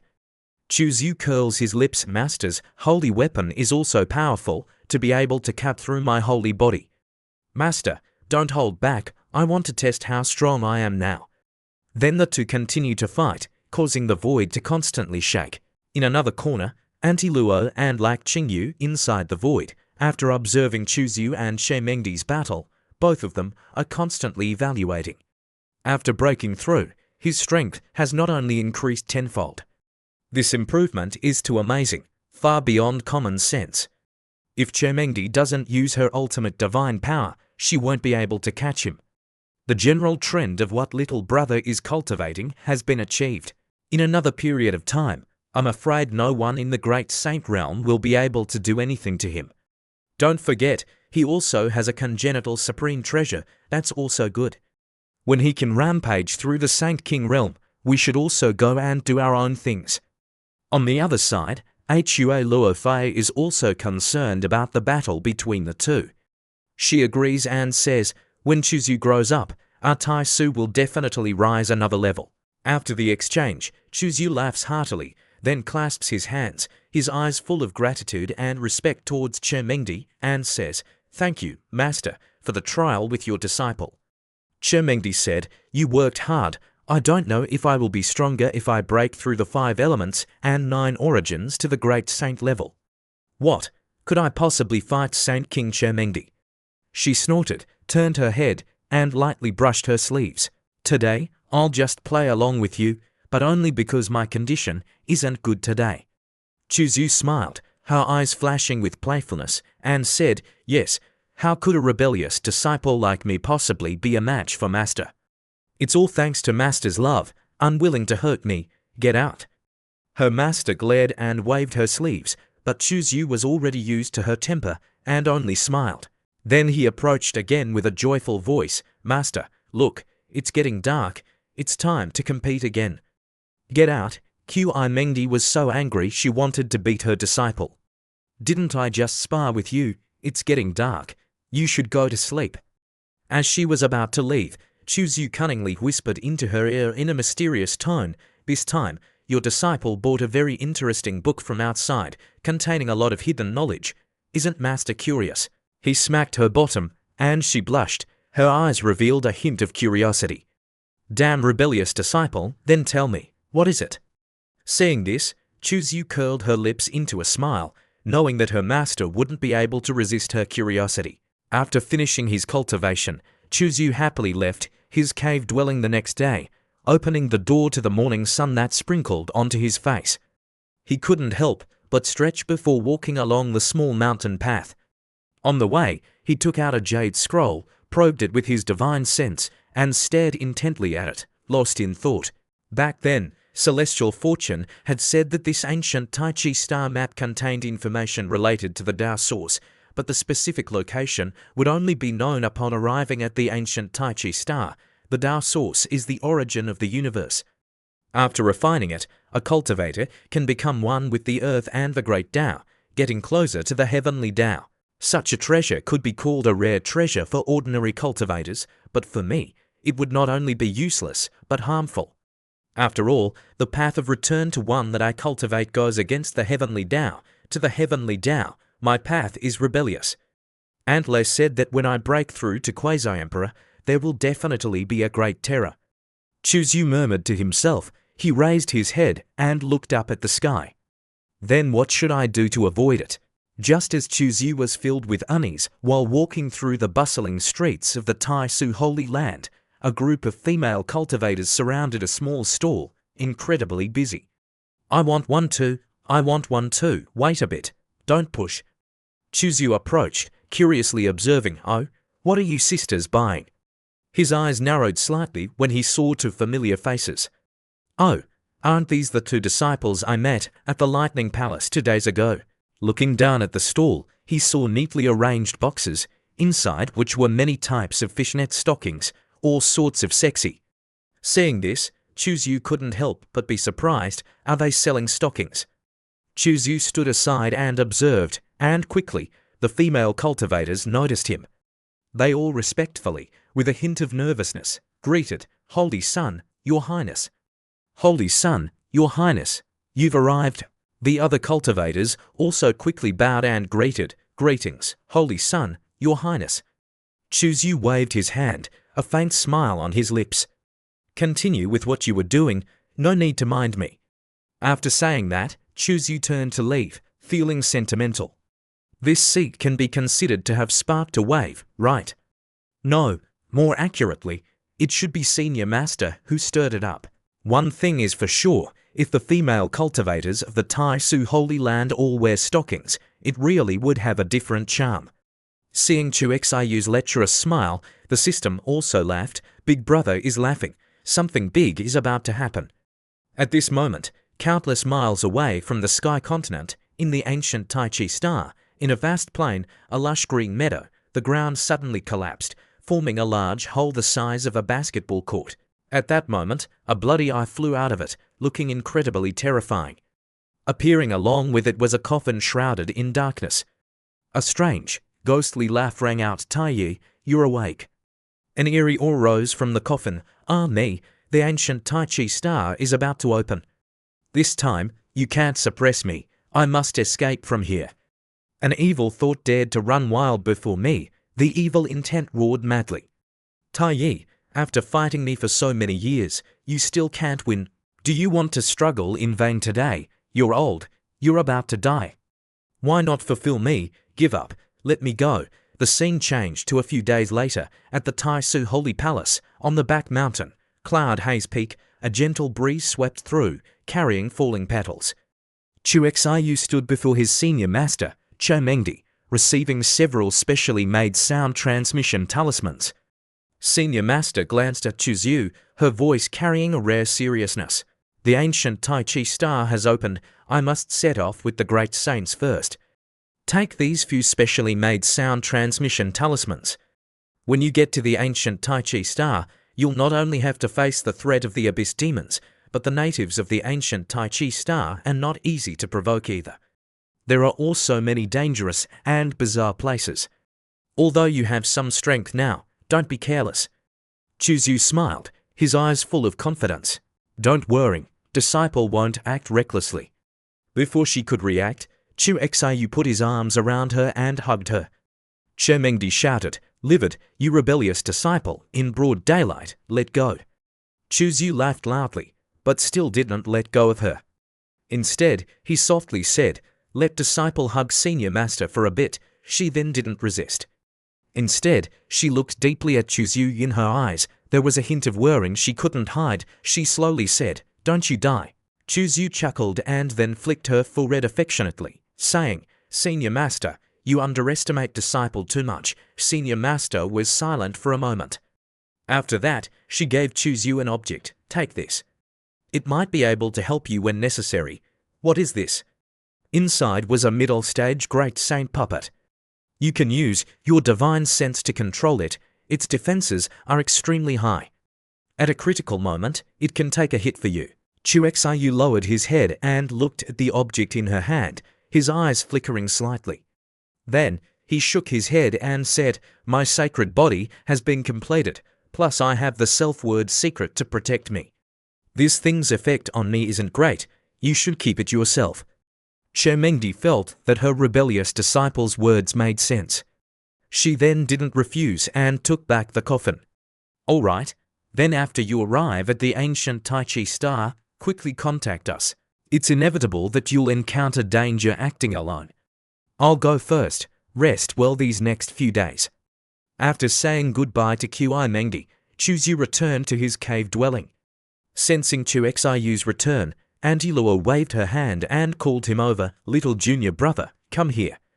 Chu Xiu teleported to her side and then reached out and pulled her slender waist closer to him.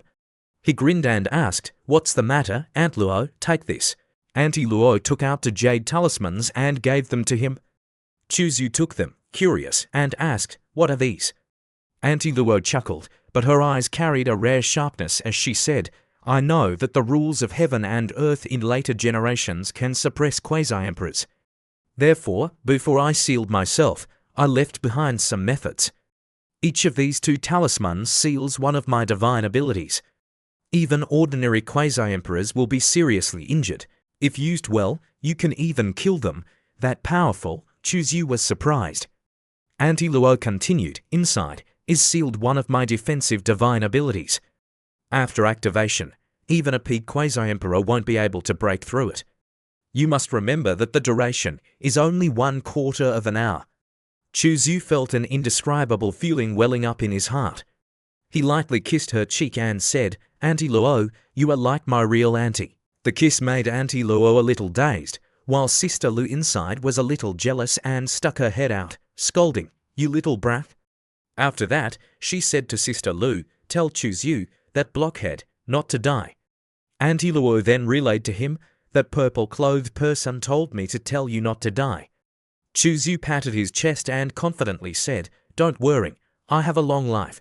After Chu Xiu said goodbye to everyone, he used the law of space to go to the ancient Tai Chi star. In the sky, above a piece of still water, a vortex unexpectedly appeared. Chu Xiu fell out of it, feeling the sunlight and the sound of the wind in his ears. He slowly opened his eyes, filled with emotion. The ancient Tai Chi star is so vast, I've just set foot here and haven't had time to locate myself. I've accidentally landed on one of the important points. Is this the benefit of strong luck? But very quickly, His eyes darkened and his expression became serious as he looked towards the lake opposite him. That's not right. This lake is too quiet. He frowned, listening to his surroundings. Not a ripple, no insect sounds, not a hint of life. Everything was eerily quiet. Chuxiu tried to dive into the water, but the surface was like an invisible wall, blocking Chuxiu. No matter how he punched or bombarded it with divine abilities, he couldn't enter the water. Chuxiu sighed. It seems I can only move forward. He walked, each step gently touching the ground. A cold feeling traveled from the soles of his feet up his spine. Just at this moment, behind Chuxiu, a ferocious monster suddenly appeared and rushed towards him. Chuxiu's pupils contracted and he abruptly turned his head. A bizarre monster with sharp teeth was baring its fangs, wanting to bite Chuxiu. Without the slightest hesitation, Chuxiu turned around, golden sacred flames blazing, and punched towards his back. One punch tearing through the void, sending the monster flying backwards. Looking at its soulless eyes, Chuxiu narrowed his eyes. He couldn't feel any life. It was a dead thing, like a corpse, being manipulated. That powerful punch was unleashed, but the monster didn't budge. Chuxiu was slightly stunned. It wasn't shattered by my punch immediately, proving that its body is extremely tough. Its strength is at least comparable to a third-level great saint. Chuxiu tilted his head, dodging a hand, grabbed its left arm, and then slammed it forcefully towards the front. With one slam, the corpse was smashed to pieces. Chuxiu sat down, examining the corpse from top to bottom. Just then, the surrounding space echoed with roars. Chuxiu turned around, and his pupils shrank. At this moment, Chuxiu was surrounded by many corpse fiends. In an instant, Chuxiu felt a chill. Have I stirred up a whole nest of them? The swarm of monsters rushed towards him like a storm, causing Chuxiu to run for his life. Luckily, before coming to the ancient Tai Chi star, I exhausted all my efforts to raise the secret technique of movement, the self-word secret. Otherwise, I might have to lose my life here today. Behind him, many ferocious monkeys were chasing after him. Suddenly, he sensed something, and his pupils slightly moved, sword energy. From within the spatial ring, Chuxiu took out the bronze compass and looked at it. It was constantly flashing a green light, scattering, and then finally forming a small island. Chuxiu was surprised. The island. Could it be that the innate sword embryo is on the island? Before he could think more, suddenly, an invisible force swept across. The lake under his feet then disappeared.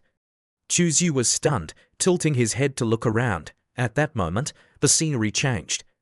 The trees around him gradually appeared, and the flowers and leaves began to move with the wind. Chuxiu slowly walked forward. Suddenly, above a branch, a black cat appeared, and with it, a gentle voice rang out, "Finally found you, cat." Chuxiu immediately turned his beloved around, became alert, and from a tree branch a small figure jumped down. When her feet almost touched the ground, she immediately transformed into a playful girl. The girl's bright eyes flashed with a teasing glint. "Outsider, don't be nervous, meow. I is the protector of this forest. If you want to get out of here, you need my help." The cat girl hugged Chuxiu, encircling his body. Chuxiu looked closely at her and realized she was a cat girl, a girl with cat ears and a tail wagging gently. With a look full of interest, he raised an eyebrow. "Cat girl, I didn't expect there to be such interesting things on this ancient Tai Chi star." Chuxiu crossed his arms and calmly asked her, "What exactly is this place? What do I have to do to leave here?" The cat girl blinked and giggled. "Meow, you really don't know this place." She shook her head, her tail wagging, and said, "To be able to cross that lake and still survive is truly a miracle, meow. If you don't know, let me tell you." She reached out and drew a few lines in the air. In the center, a blurry image gradually appeared.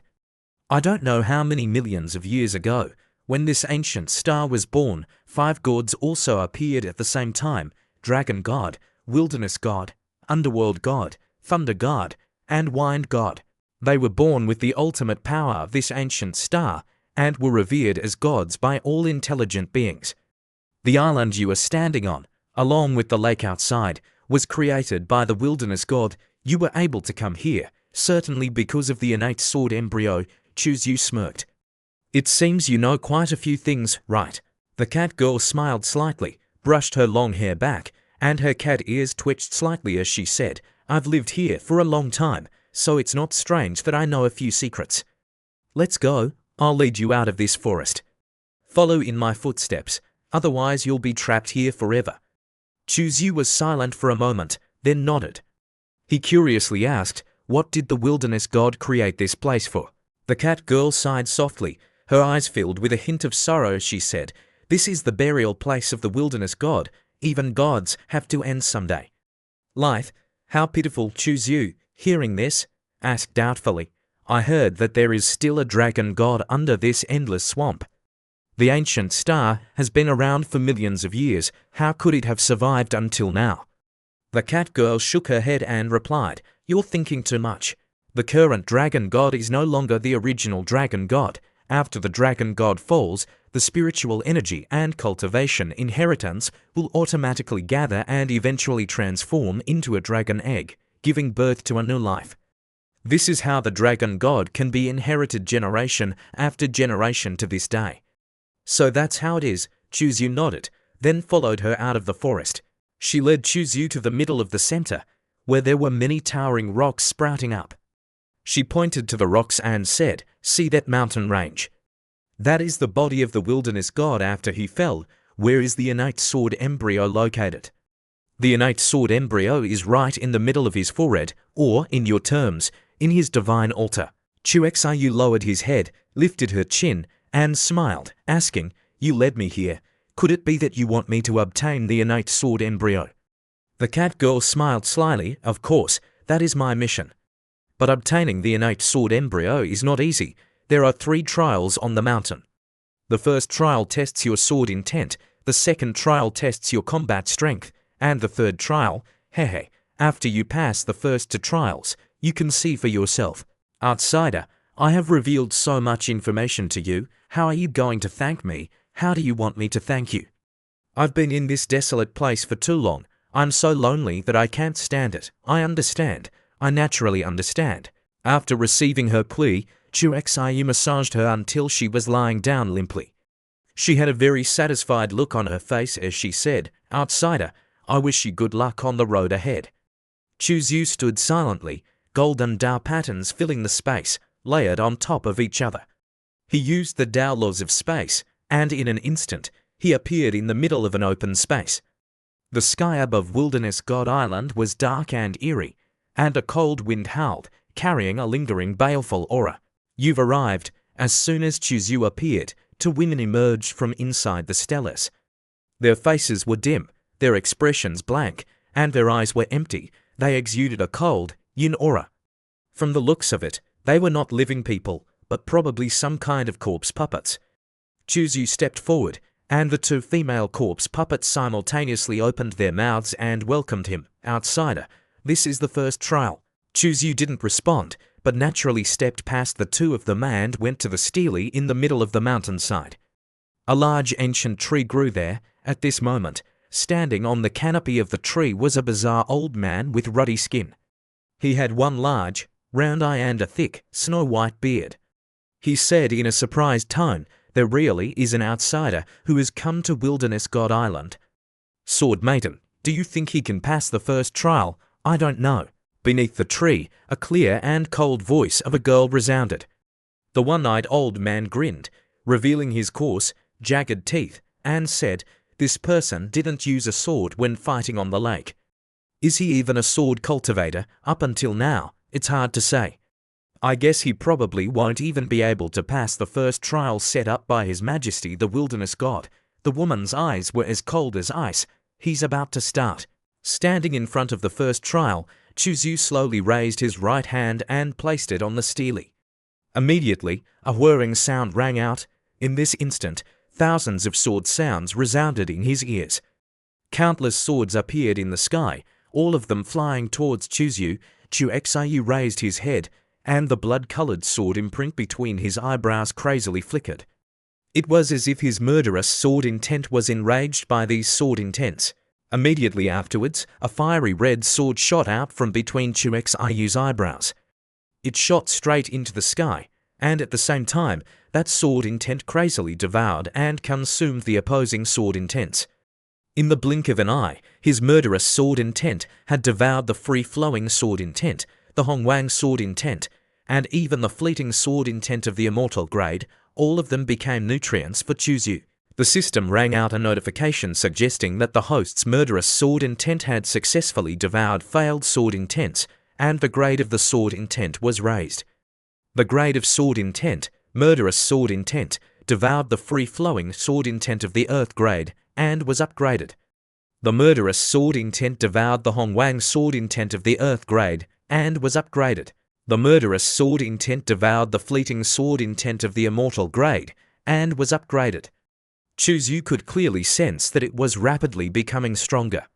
He stood in the midst of the sea of sword intents, amused, and a slight smirk appeared on the corner of his lips.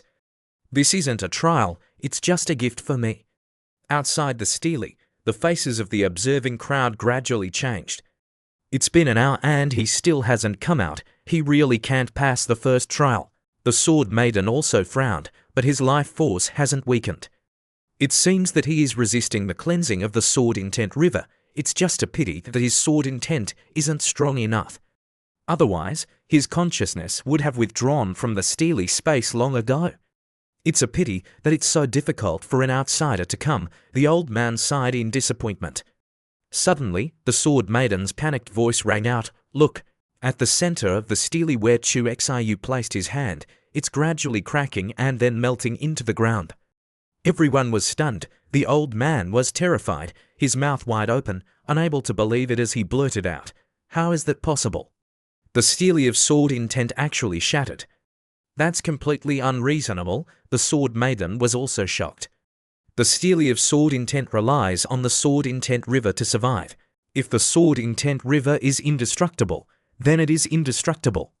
Now that the stele of sword intent has been destroyed, it proves that this outsider has annihilated the sword intent river. His sword intent must be extremely powerful, even surpassing the divine grade.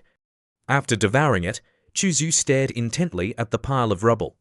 His sword intent had broken through again, reaching the realm of enlightenment, reaching the initial stage of Tao comprehension. Seeing the stele shatter, the two women, still soulless, said in unison, "Congratulations, outsider. Now you can proceed to the second trial." Following the path they indicated, Chuzyu looked towards it. It was a stone staircase stretching up to the top of the mountain. He stepped onto the first step, and immediately a force of pressure prevented him from stepping up. Seeing this, Chuzyu became interested. Then, Chuzyu stomped his foot lightly and shot up to over 10,000 feet. Seeing this scene, the old man was in shock. He couldn't help but twitch wildly. Is this guy tired of living? How dare he run on this path? As Chuzyu advanced on the path to the back of the mountain, thunder suddenly began to pour down from the sky. A dense baleful aura, along with streams of thunder, roared down like steel whips, striking down on Chuzyu. With a loud bang, Chuzyu took the brunt of those lightning bolts. Seeing Chu Xiu struck by the lightning, the old man laughed gleefully. As expected, he was struck by the heavenly lightning. Let this kid continue to act. The old man stood and laughed loudly. The sword maiden laughed mockingly at the old man and said, "Look closely and then speak." The smile on the one-eyed old man's face gradually stiffened. He was surprised to discover that inside the lightning tribulation, Chuzyu clearly didn't suffer even a strand of hair's damage. Even the corner of his clothes wasn't torn. Chu Xiu's eyes became coldly murderous. He raised his head and roared at the sky, "Come on, let the lightning come down a little more fiercely." Boom! Stream after stream of thunder struck down on Chu Xiu's body. Seeing this scene, the one-eyed old man was even more terrified, his eyes wide open. That outsider is actually using lightning to temper his body, passing through the Tao tribulation. Chuzyu slowly walked towards the ancient tree. He looked at the two people in front of him and smiled. "Are you the guardians of the second trial?" The scene at this time was in a tense atmosphere. Two figures stood with cold eyes staring at Chuzyu. They were not humans, but high-level puppets, more advanced than any that Chuzyu had faced before. The one-eyed man's voice was full of calmness, but apathy. "Yes, We are the guardians of the second trial. According to the rules set by the wilderness god, you must defeat us before you can advance. Chuzyu did not show any anxiety. He raised the corner of his mouth into a faint smile and replied, "No problem." His eyes looking at the two people with a sharp expression, he muttered softly as if talking to himself, "These two are also puppets, but compared to the water monkey in the lake and the two women, one white and one black, in the square, they are much higher level." In Chuzhu's heart, a strange thought suddenly arose. He wondered how the desolate god existed. Just this puppet technique was enough to make him roam the starry sky.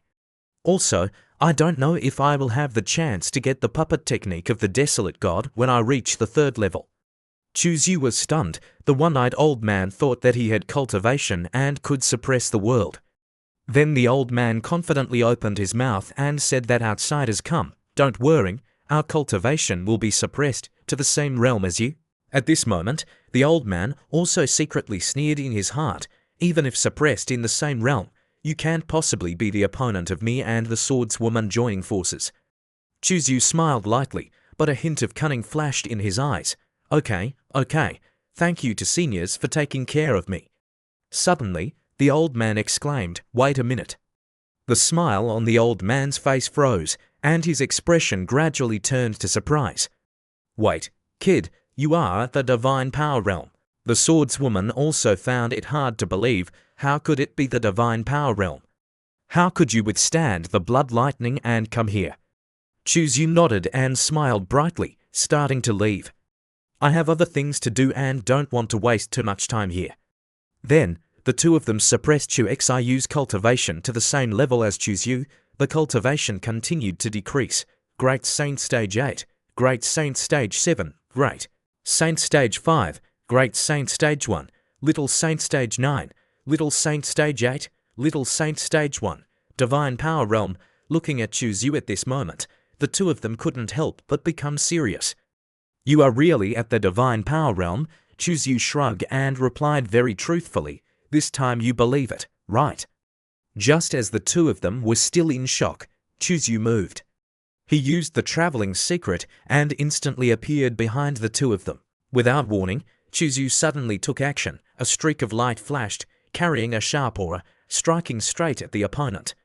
Chuzyu first knocked out the one-eyed old man, while the swordswoman was startled and jumped back. She reached out and drew her sword, but soon after, Chuzyu had already appeared in front of her. Then, he unleashed a palm and sent her flying backward. The two puppets were ambushed unexpectedly. The old man frowned, his voice sinking. "Little brat, you have such a great advantage, yet you still attack sneakily. You are really shameless." Chuzyu smiled and shrugged innocently, saying, Hey, the battle has already begun. I can attack whenever I want. Do I still have to remind you? What's wrong? Can't play anymore, being defeated." She then said, "Outsider, you have passed the exam and can go to the third level." Then Chuzyu moved like a gust of wind and stepped onto the stairs. Stepping up, but there was no pressure at all, making Chuzyu doubt. There is no pressure from heaven and earth. The road up the mountain is indeed easier now, but on the way I came here, it seems I didn't encounter any difficulties. This level seems to be made specifically for me. Even the black cat leading the way seems to be intentionally setting up things. Things are not as simple as they seem. Chuzyu quickly climbed to the top of the mountain and saw a wooden house. He walked over and slowly opened the door, then stepped inside. Stepping inside, it was a vast emptiness. He looked at an object inside and was stunned. On it was a very large stone. The stone exuded an extremely powerful cold air. Chuzyu put his hand on it, his face full of surprise. "This is the innate sword embryo. This volume is too exaggerated. Meow." At this moment, a soft voice rang out. "Actually, the real volume of it is about 10,000 times smaller now, right?" A small figure of a black cat with eyes as bright as stars suddenly appeared in front of him. She opened her mouth to say hello and said, "We have met before. I am Amayo Shachi, the innate spirit of the innate sword embryo. Meow." Chuzયુ's expression didn't change much. He opened his mouth and said that my name is Chuzyu in everything can be repaired. The girl was very happy and jumped up. then hugged Chuzu and introduced herself, saying that I am Amayo Shachi, the innate spirit of the innate sword embryo. Chuxiu tilted his head and stared intently at the black cat. The black cat also looked up at him as if seeing through Chuxiu's thoughts. She smirked and asked, "Are you wary of me? We already have a relationship. Why would I harm you? Moreover, a cute little meow like me. How could I have bad intentions?" Chuzu still didn't rush to believe, his eyes deep as if trying to see through the essence of this spirit. He said that humans are naturally suspicious, and things that are obtained too easily always make me feel insecure, but such a great opportunity is presented before my eyes and I can't help but be tempted. Meow Shachi tilted her head mischievously. People's hearts are so complicated, meow. So, what do you plan to choose? To risk refining the sword embryo or turn around and leave? Chuzu hugged her butt and asked, "What do you think?" The scene shifts to the ancient star of Tai Chi, where a high mountain stands desolate, and the cold wind blows down from the summit, with thick fog overflowing down each crevice, creating a mysterious and deep scene. On the opposite side are two phantoms of dragons flying and phoenixes dancing. This place contains endless opportunities. On an ancient stone slab full of traces of the years, faint lines of text reflect a faint light, which is the cultivation insight left by the sages of the human race.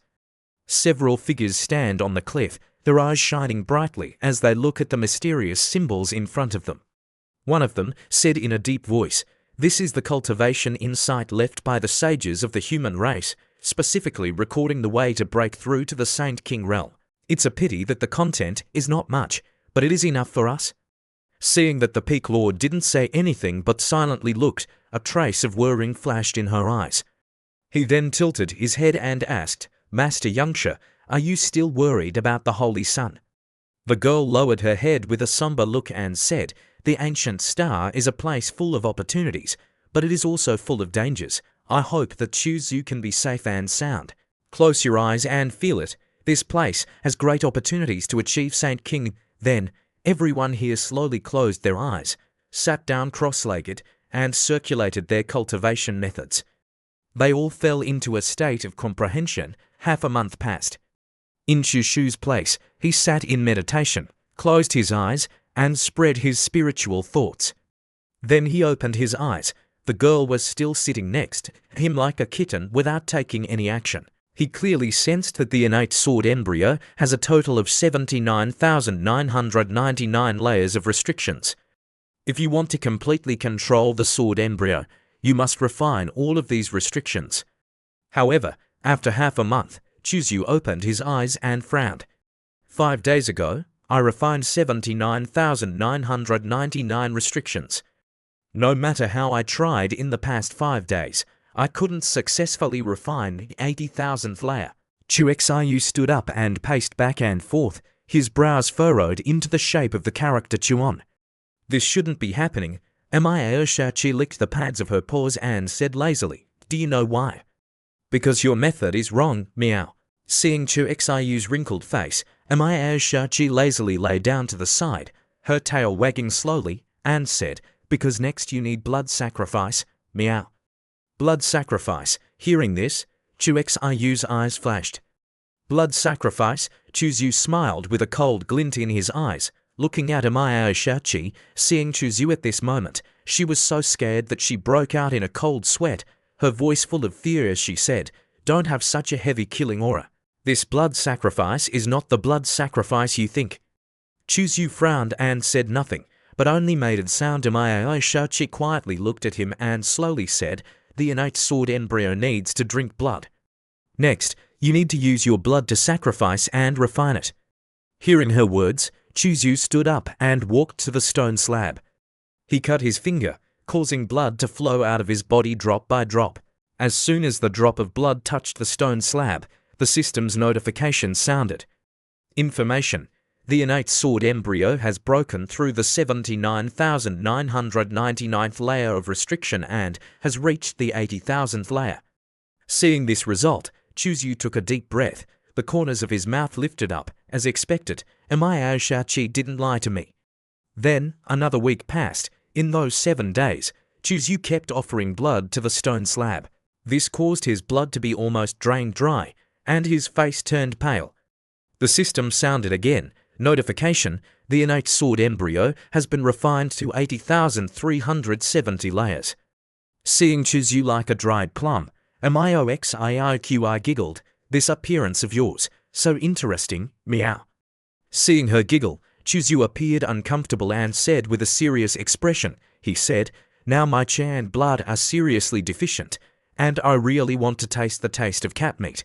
Hearing this, Mioxiqi jumped up, her tail bristling with fur. She didn't dare to laugh anymore and covered her mouth, saying that I won't laugh at you anymore, meow. Chuxiu's eyes were pensive as he asked her, at this rate, how long will it take for me to completely refine the sword embryo? Mioxiqi yawned and replied lazily, about 3 months. But you've probably noticed that the difficulty of refining increases later on. Continue refining. Chuxiu closed his eyes and formed hand seals, his spiritual power surging again, continuing to enter the sword embryo. Time passed extremely quickly. After 3 months, the innate sword embryo shook madly. Chuxiu's eyes were tightly closed, and his long black hair fluttered without wind. At his brow, a golden immortal light shone brightly. Mioxiqi woke up from her sleep and stood up. She looked at the violent aura erupting and was extremely moved. It's finally about to begin. Suddenly, a dazzling golden light wrapped around Mount Xumi flew out from Chuxiu's divine platform. Chuxiu's heart stirred slightly, and he was confused. I refined the last subtle layer of the innate sword embryo, but why is Mount Xumi reacting? Immediately after that, the stone slab and Mount Xumi collided violently, and then both merged together. Mount Xumi also dissolved into a golden liquid and mixed with it. Chuzu was shocked and puzzled, his eyes full of complexity. This thing, Mioxiu's eyes lit up like stars, finally waited for this day. At this moment, Chuzu thought of many things. Sister Luo urged Mount Zumi to easily suppress to peak Saint Kings, beating them until they dared not resist. But Sister Luo said that this Xiantian treasure was not perfect because it had no Che spirit. But normally speaking, Emperor artifacts have Che spirits. Is Mount Zumi stronger than Emperor artifacts? How could it not have a Che spirit? At that time, I didn't think much about it, assuming the Che spirit was sleeping, waiting for Mount Xumi to become strong enough to awaken it naturally. Today, I finally know that the imperfection of Mount Xumi is because it is only a part of a treasure. Not only that, the innate sword embryo is also a part of it. Only after these two are fused is the complete form of this treasure. And the spirit of the treasure after fusion is Mioxiqi. Thinking of this, Chuzu smirked. Mioxiqi smiled and came closer. Looks like you understand. Miao. Chuzu stared and asked, have you been waiting for me here? Mioxiqi looked at him, her eyes as deep as containing the entire universe, and replied, I'm always waiting for you. Chuxiu's eyes were full of doubt, and he continued to ask, who exactly arranged these things? Is it the desolate god? Mioxiqi shook her head, not the desolate god, he's at the quasi-emperor level, not qualified enough. Then who is it? Mioxiqi was silent. After a long while, she slowly said, some mysteries can only be explored by yourself. I can't tell you much, that's why heavenly secrets cannot be revealed, but I must remind you that with your current cultivation, you are not yet able to face that one. She rubbed her stomach and said, this big sword still needs to be in my body for a few days to complete. These few days, you stay here and rest. 3 days later, the sword inside her stomach was almost complete. She reached into her private parts and did something, and the ecstasy erupted from it. She shouted loudly, then pulled out a long sword almost as tall as her. Her eyes happily handed it to Chuzu. It's refined. Chuxiu took it and couldn't help but praise. Good sword. Then he asked, so, are you the sword spirit of this sword now? That's right, meow. He continued to ask, then you must know its characteristics, right? The girl laughed, pointed her finger at the rock mountain over there and said, if you want to know its characteristics, why don't you try it yourself? Don't worry, you are its master, the sword's power won't hurt you. Without further ado, Chuzu carried the sword to the towering mountains.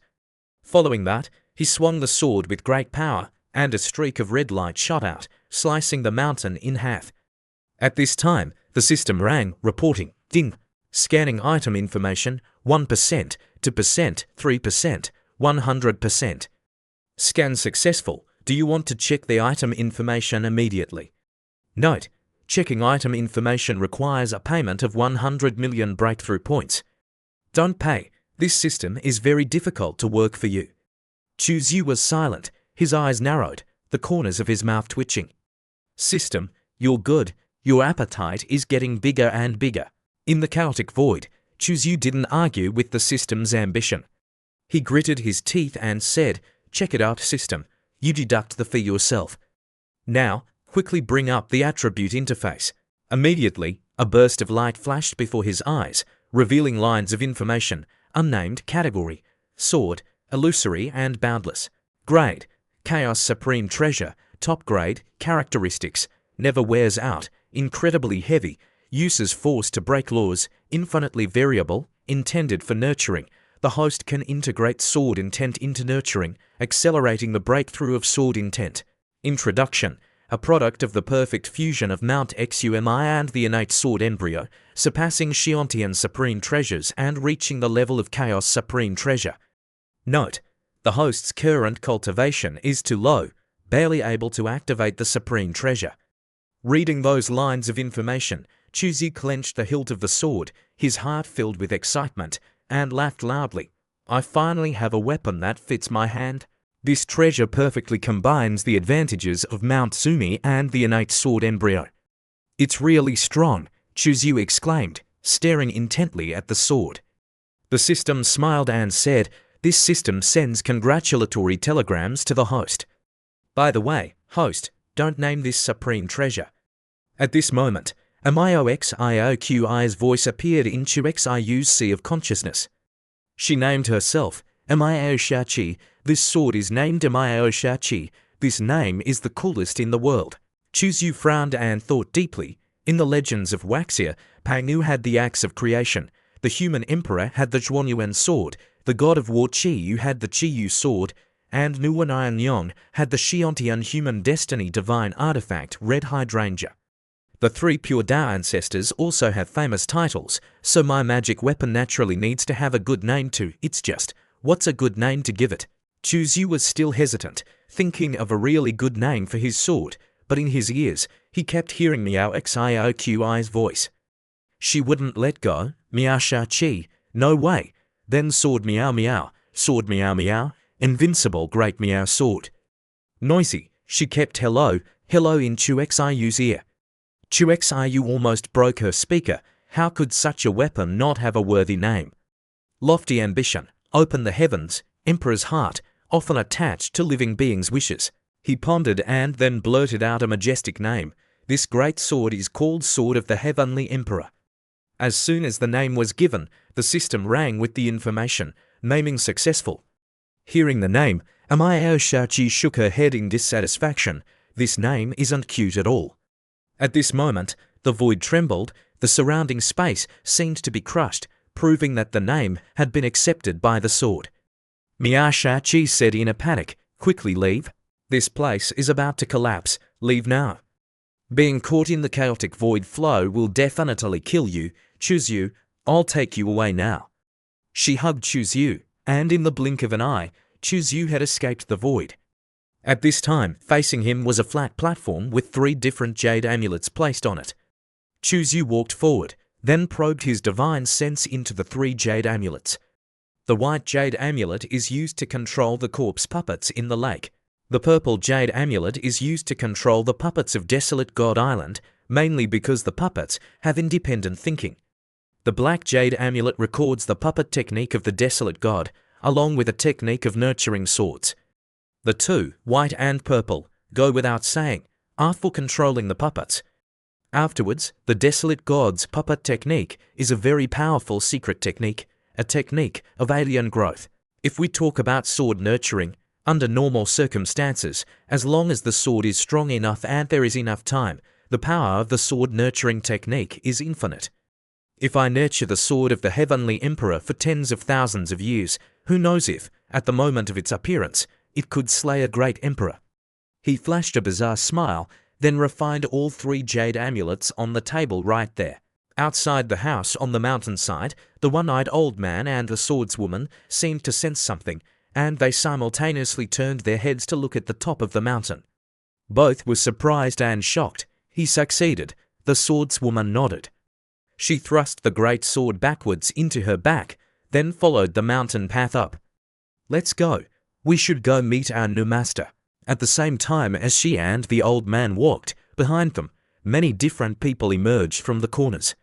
Their faces were expressionless, all heading towards the wooden house on the top of the mountain in unison. They all shouted, "Greetings to the new master! Greetings to the new master!" Looking at the crowd below, Chuzyu smirked. "Looks like after refining the jade amulet, I got a group of underlings." First to the top of the mountain were the one-eyed old man and the swordswoman. 2 figures flashed and knelt behind Chuzyu, performing the ceremony. "Swordswoman and One Eye have met the master." Xiu crossed his arms, his eyes calm but containing a hint of satisfaction. He said sternly, "You two, stand up." Then he tilted his head and asked the swordswoman, wanting to know how many people there were here. The swordswoman respectfully replied, reporting to the master, "On desolate God Island, there are 4 peak great saints with independent consciousness, including myself and One Eye. There are 20 great saints in the middle stage without consciousness. In the Divine Lake, there are 2 third-level great saint corpse puppets." Hearing this, Chuzyu raised his eyebrows in surprise. "Oh, there are so many." Very quickly, the void in front of him opened up, and 2 independent consciousness puppets with peak great saint cultivation stepped out. Both greeted Master. The 2 sisters, one white and one black, also respectfully greeted Master. Chuzyu looked at the entire crowd and felt a powerful aura emanating from them. He was increasingly satisfied. Taking them to fight wouldn't be great. Based on the great saints of the Heavenly Vault continent, they think they have the qualifications to compete with me for opportunities. The scene shifts to the other side of the Tai Chi ancient star. At this time, the entire sky is dark and heavy, with bloodstains everywhere, indicating that this place has experienced countless bloody battles. At this time, 1,000 Faces and another woman are fleeing at full speed. The woman clenched her fist, her voice deep but unable to hide her pain. 1,000 Faces, are you really okay? 1,000 Faces shook her head, her eyes flashing with determination. I'm okay. It's just a pity for Qingyu, the other person sighed, but there was no time to be sad. Behind them, a group of monsters was screaming hideously, getting closer and closer. Amidst the thick darkness, the space around the group feeling like being squeezed by an invisible pressure. The sky is dyed a pale red, the space is frighteningly silent, only heavy gasps and hurried footsteps on the cold ground. Chermengdi is lost, whereabouts unknown. The group braces themselves and runs to the lake, hoping to find a way out. But at this moment, the sharp eyes of the white-haired man momentarily reveal a look of gravity while fighting. Chermengdi is lost from us. I don't know if she is in danger. Liu Xui tilts her head and asks, Heavenly Figure Master, brother, is what you said really true that it can save us? That lake area is very dangerous, one of the forbidden areas of Taiyi Ancient Star. Living beings usually don't go there at will. Persevere a little longer. When we get to that lake, we'll be safe. When running near the edge of the lake, the group of people stop, everyone panting, looking hurried. Seeing the strange scene, Eliuzu immediately reminds everyone that this place is too quiet. Very strange. Be careful a bit. There are also some people rushing to run away over there. Snake Woman turns her head and tells fellow Dark Crow that among us, your fort is speed. Please take action to explore the movements of those monsters to avoid us being caught off guard. 1,000 Faces immediately stops fellow Dark Crow, saying there's no need to go. They've arrived. The trigger restriction that I specially placed in the void outside the lake at this moment is being triggered simultaneously. We are about to be surrounded. When everyone triggers it at the same time, it signals that monsters are rushing in. 1,000 Faces bites her lower lip, a miscalculation. Suddenly, in the void, a huge crack appears. From it, dozens of black, fierce-looking monsters burst out like tigers being released from their cages. They appear simultaneously, rushing down towards the group of people. Thu's pupils suddenly shrink, not expecting those monsters to not fear the forbidden area of Taiyi Ancient Star. The sudden appearance of the monsters and countless outsiders in this area makes the old man agitated, and he reports to Chu Xiu that Master, the spirit lake, has appeared again. The outsiders have arrived and in considerable numbers. Hearing this, Chu Xiu is also surprised. Outsiders have arrived.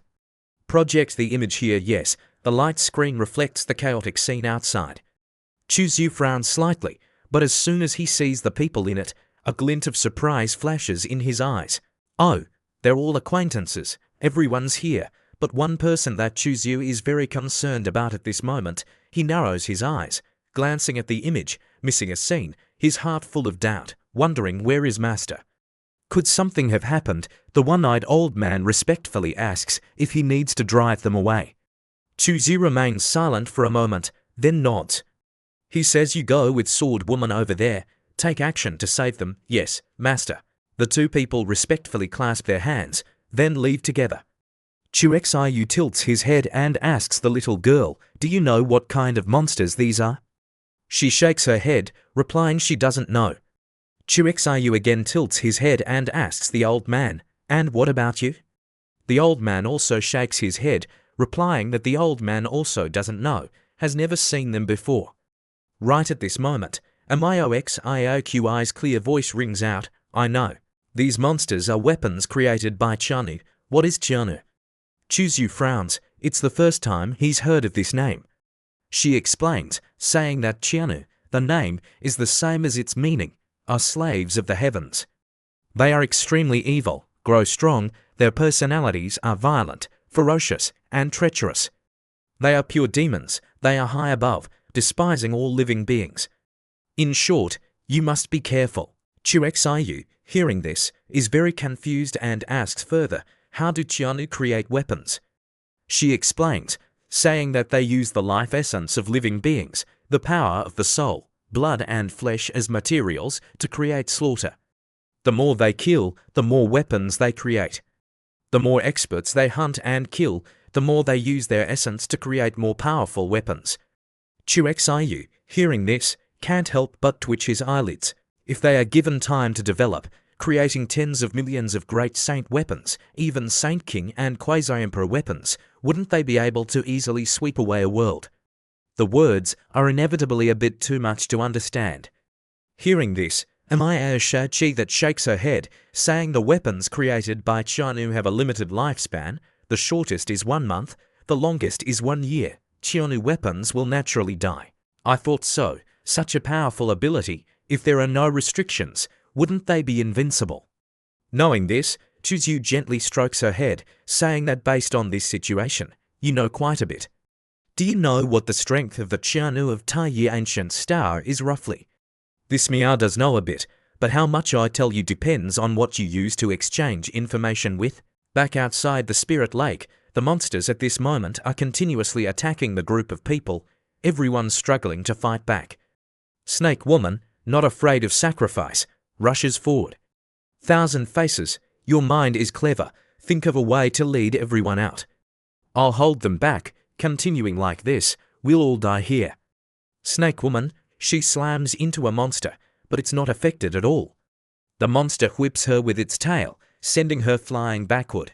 Snake Woman, Thousand Faces cries out in pain, go quickly. Thanvu is dead, Thousand Faces, you can't die. Heaven won't abandon people, we definitely have a chance to escape. In just a moment, the group of people is surrounded by monsters. Thousand Faces clenches her fist, quickly thinking of a way to escape the encirclement, but before she can think of a plan, another wave of shock rings out loudly. The earth shakes violently, a roar echoes from afar, shaking the entire space. What is this sound? Everyone looks in horror towards the direction of the sound. Many monsters leap out from the water. These monsters look no less ferocious than the monsters out there. Seeing the situation at this moment, Thousand Faces shouts, blaming Jie Jin, is this the path you led us on? Jie Jin is also surprised, I didn't expect it to be like this either. Thousand Faces clenches her teeth, could it be that we really have to be buried here? Suddenly, Thousand Faces' gaze freezes. Appearing again on the surface of the lake is a one-eyed old man and a woman who looks somewhat gloomy, standing there. After appearing on the surface of the water, Sword Woman draws the sword on her back, her eyes sharp. She first opens her mouth. The master has ordered to save these outsiders, kill all these black monsters. Kill. Hearing her order, 2,000 monkey soldiers all move with lightning-fast movements and rush forward. She also rushes forward at the same time. The two sides clash in a fierce battle. So many great saints fighting makes the group of Thousand Faces feel frantic in their hearts. Thousand Faces frowns. The master that Sword Woman speaks of is willing to help us, proving that he doesn't hate outsiders as much as we thought. If that's the case, then he slightly narrows his eyes, his face revealing a bit of ambition. The two sides have a basis for cooperation. If we can cooperate with such a powerful force, then our survival rate in Tai Ancient Star will definitely increase greatly. A strong gust of wind blows, carrying with it pieces of dry leaves, flying in disarray. The tense atmosphere gradually subsides. Sword Woman waves her sleeve, ending it. Let's go home. The two people prepare to leave. Suddenly, seeing this, Thousand Faces reacts the fastest. With a wave, he kneels down before the two people, clasping his hands in salute. Then he respectfully says that Tushin Kyonyu thanks all of you fellow Taoists for your righteous action in helping. Sword Woman says with a calm face that you don't need to be polite, we are just acting on orders. Thousand Faces, his voice is deep but contains anticipation, clasps his hands and says, fellow Taoist, I don't know if we have the good fortune to meet the honorable superior of your force. Chedashin, great saint of Taisu Holy Land, also steps forward, clasping his hands in salute. Fellow Taoist, we want to personally thank the master of your force. Please inform him. The one-eyed old man smiles faintly. Don't rush. Our master also happens to want to meet you. You follow us. Saying this, he waves his sleeve, signaling the group of people behind to follow. The atmosphere becomes heavier. The cultivators exchange glances with each other, their hearts somewhat hesitant but also full of curiosity. They follow, looking around with vigilant eyes. A voice whispers in the group, what do you guys think the origin of the master of this force is? That's right, to be able to control so many early-stage peak great saint puppets, and even have to late-stage peak great saints, that person is at least at the Saint King level, right? Thousand Faces, his eyes a bit worried, asks the person next to him, I don't know what the other party's temperament is like. I wonder if he's easy to deceive or not. Snake Woman curiously tilts her head and asks, Lord of Thousand Faces, can you guarantee you can win him over? Thousand Faces, his eyes flash with confidence. As long as the other party is willing to talk normally, I guarantee I can persuade him. The group of people follows Sword Woman to the center of the lake. The cold moonlight falls on the calm surface of the water. Rippling waves reflect the shadows of each person walking forward. The two sword women and the one-eyed old man together descend to the ground, both facing the person in front of them, in the center of the lake, one hand covering their chest, bowing with respectful expressions. Master, standing in the center of the lake, is a slender figure, long hair fluttering in the wind. Seeing this back, Thousand Faces and Chia Jin feel a stab of doubt in their hearts.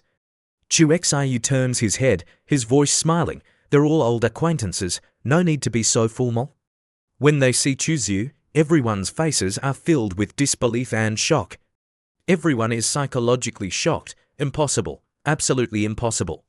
He clenched his fist, his eyes full of surprise and resentment. He shook his head repeatedly as if he couldn't believe his ears. Why is it Sixth Master Chu? Holy Sun! The Heavenly Punishment Peak Master saw a familiar face and excitedly grabbed Chu Xiu's hand.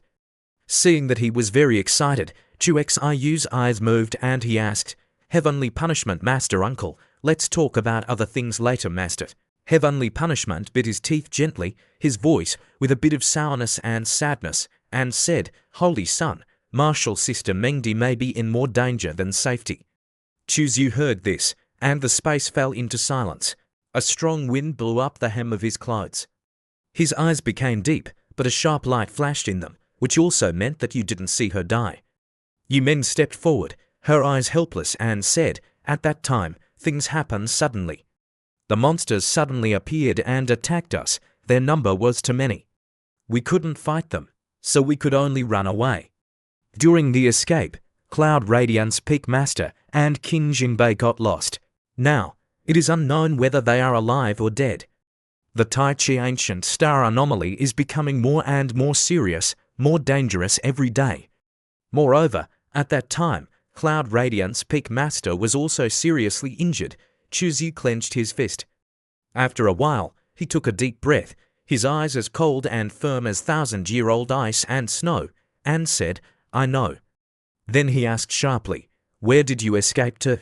She asked with a worried voice, "Holy Sun, do you want to go find Cloud Radiance Peak Master?"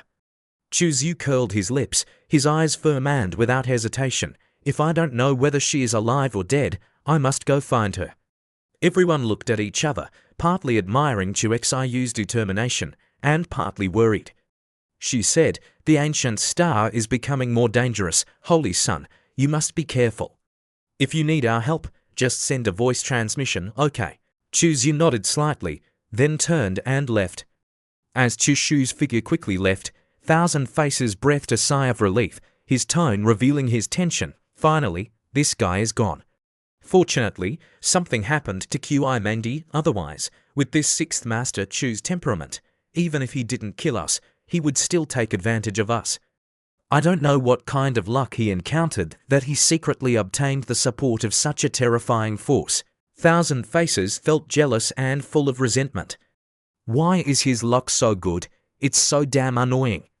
After an hour, at the ice and snow plain in the northern continent of Tai Chi Ancient Star, the cold wind howled and the snowstorm swirled like white dragons roaring in the sky. Under the white snow, three figures strode firmly. Chuzi took out Qi Mengdi's voice transmission talisman and held it in his hand. Then, Chuzi activated it, a flame ignited from it. "I hope you don't have an accident before I find you." Immediately, the voice transmission talisman automatically flew towards its owner. Seeing the voice transmission talisman fly away, Chuzi felt happy in his heart. There is the purple seal of the heavenly crying mother-child seal in the body of the master. If she dies, the purple seal will automatically disappear. 2 days later, at Mengdi's location, she was unconscious. After 2 days, the pain brought her back from the hazy world. Her whole body was as if it had been crushed. Every joint was crying out in protest when she tried to move. The pain in her body made her eyebrows furrow. Cough, cough, she coughed up blood in her mouth. She slowly sat up from the ground. At this time, when she opened her eyes, the scene in front of her was strange. She wondered where I was. She sat cross-legged and immediately circulated the false self-secret to recover. The false self-secret is indeed a healing magic. In just 3/4 of an hour, all her wounds disappeared. Then, she slowly lifted the wall and walked out of the cave. Patchwork memories swirled in her head. For so long, there was no news of the rebel. Tai Chi Ancient Star is so dangerous. I don't know if he is safe. Thinking of this, her expression became even more worried. Suddenly, Chuzu appeared in front of the cave, jumping in front of her with extreme joy. "Master, I finally found you," she asked with a somewhat doubtful expression. "How do you know I'm here?" Chuzu curled his lips and smiled, his eyes extremely firm, and said, "Silly, even if it's to the ends of the earth, I will find you. Come with me, let's leave here. I'll take you back." When that warm hand reached out, Qi Mengdi hesitated a little, then retreated. A strange feeling enveloped her. She frowned, her eyes sharp and cold. "You are not my rebellious disciple." "Who are you?" The impostor tilted his head slightly. His smile remained unchanged, but it carried something strange. "How do you know I'm not him?" Mengdi's face was cold and she didn't say a word, but in her heart she said to herself, if it was really that rebellious disciple, he would definitely laugh at me for being alive, and then he would touch me. A hearty laugh rang out with a tone that made people shiver. The human race is really interesting. Just after the laughter, the illusory image of a golden dragon appeared above the roof. Mengdi's eyes widened in shock. Dragon God, she never thought that on this Tai Chi Ancient Star, the dragon god in the legend would appear in front of her. "Yes, I am the dragon god, Golden Dragon." He held his chest with his front paws, looking extremely arrogant, and said, "Woman, tell me why there is a breath on your body that makes me nostalgic." The scene shifted to the Tai Chi ancient star, northern continent, at the ice and snow plain, where the wind howled and the ice and snow raged, as if to tear apart the heavens and the earth. Inside a cave, Chuzyu calmly used a knife to dissect the corpse of the monster to observe it. When he cut it open, there was only a gut inside. This made Chuzyu couldn't help but reveal fear and admiration on his face. There are no heart, liver, lungs, kidneys, only a huge esophagus and a strange internal organ like a stomach.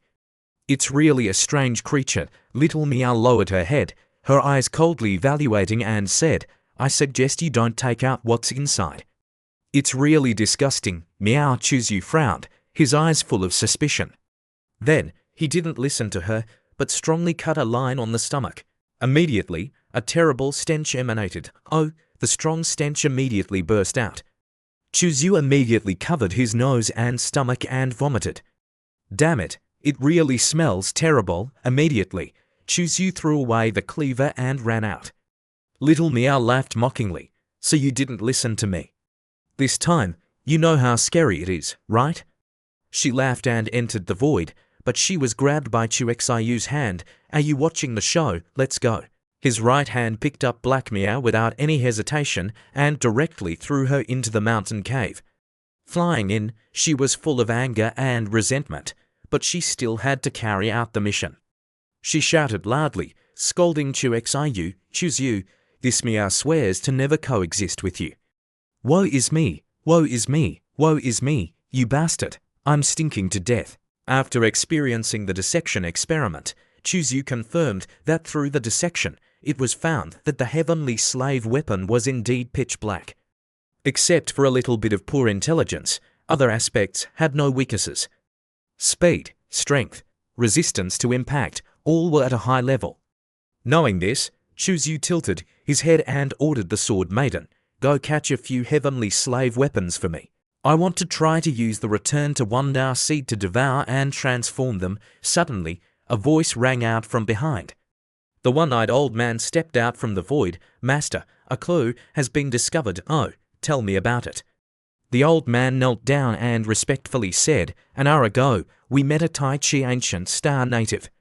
That guy was being chased by a heavenly slave weapon. From his mouth, we learned an important piece of information. A few days ago, a group of heavenly slave weapons chased a girl from outside. That woman was seriously injured and finally fainted in the mountains not far from the endless great marsh. At the moment when the heavenly slave weapons were about to tear her apart, a huge claw, as if cast in gold, emerged from the endless great marsh. In just a flash, all the heavenly slave weapons were slapped to death, and the girl was conveniently taken away. Master, it must be the dragon god who took action. What should we do next?" Chuzyu sighed softly, his eyes narrowed. "This time, it's troublesome. I had read about the dragon god's reputation in ancient books before coming to Tai Chi Ancient Star. In this place, she represents absolute peak power, at least on par with Aunt Luo, who is at the level of a demigod. It's a pity that Aunt Luo is not by my side. Otherwise, if I lend the Heavenly Sword Emperor to Aunt Luo, I will definitely be able to defeat the dragon god." His eyes were a little pensive, and then he slowly asked, "If I use the identity of the master of the desolate god island to pay a visit to the dragon god, do you think she will benefit me?" The one-eyed man said, "Master, rest assured. Since the creation of the world, the 5 gods have made an agreement not to attack each other. Although now 5 gods only dragon god, but this agreement is still in effect. As long as you do not actively harm the dragon god, she cannot attack you." Hearing this, Chuzyu nodded. "Okay, follow me to meet the dragon god." The scene shifted to the dragon god's palace. Inside, the dragon god was in human form, very leisurely, while Chomengdi was holding a tray of 5 fruits, serving this two-horned big sister. At this moment, she felt something unusual from the outside. Oh, someone is coming. At the dragon god's palace, a faint mist swirls around the temple's tower. A deep voice echoes in the main hall. A female servant approaches with utmost respect, holding up a token and saying, the desolate god island already has a new owner. She hands it to the dragon god, who examines it for a moment before nodding. Her rosy lips slightly part as she says to the envoy of Desolate God Island, "The master of Desolate God Island can come at any time. It's perfect timing. I also want to know who the master of Desolate God Island is." Yes, the maid acknowledges and withdraws. After the maid leaves, the dragon god forces Chermengdi to kneel at her feet, her hand gently lifting Chermengdi's chin with a hint of teasing yet containing oppressive force, saying, "Mengdi, I have a distinguished guest coming later. You must help me make a good impression, understand? Why not dance a little to liven things up?" Qi Mengdi clenches her hands, her eyes resentful yet trying to restrain herself, thinking, "I, a dignified great saint-level expert, have now been reduced to dancing for the amusement of others." Seeing her dazed expression, the dragon god's eyes gleam with malice as she lets out a cold laugh. "Why are you unwilling? You wouldn't want me to kill your lover, would you? That way, the child in your womb would be born without a father." Mengdi's body trembles slightly with anger as she says, You are a traitor. How can you be so shameless?" Seeing Chermengdi's cold face and silence, she knows that the other party has compromised. "Stand up and come with me to prepare. A guest will be arriving soon."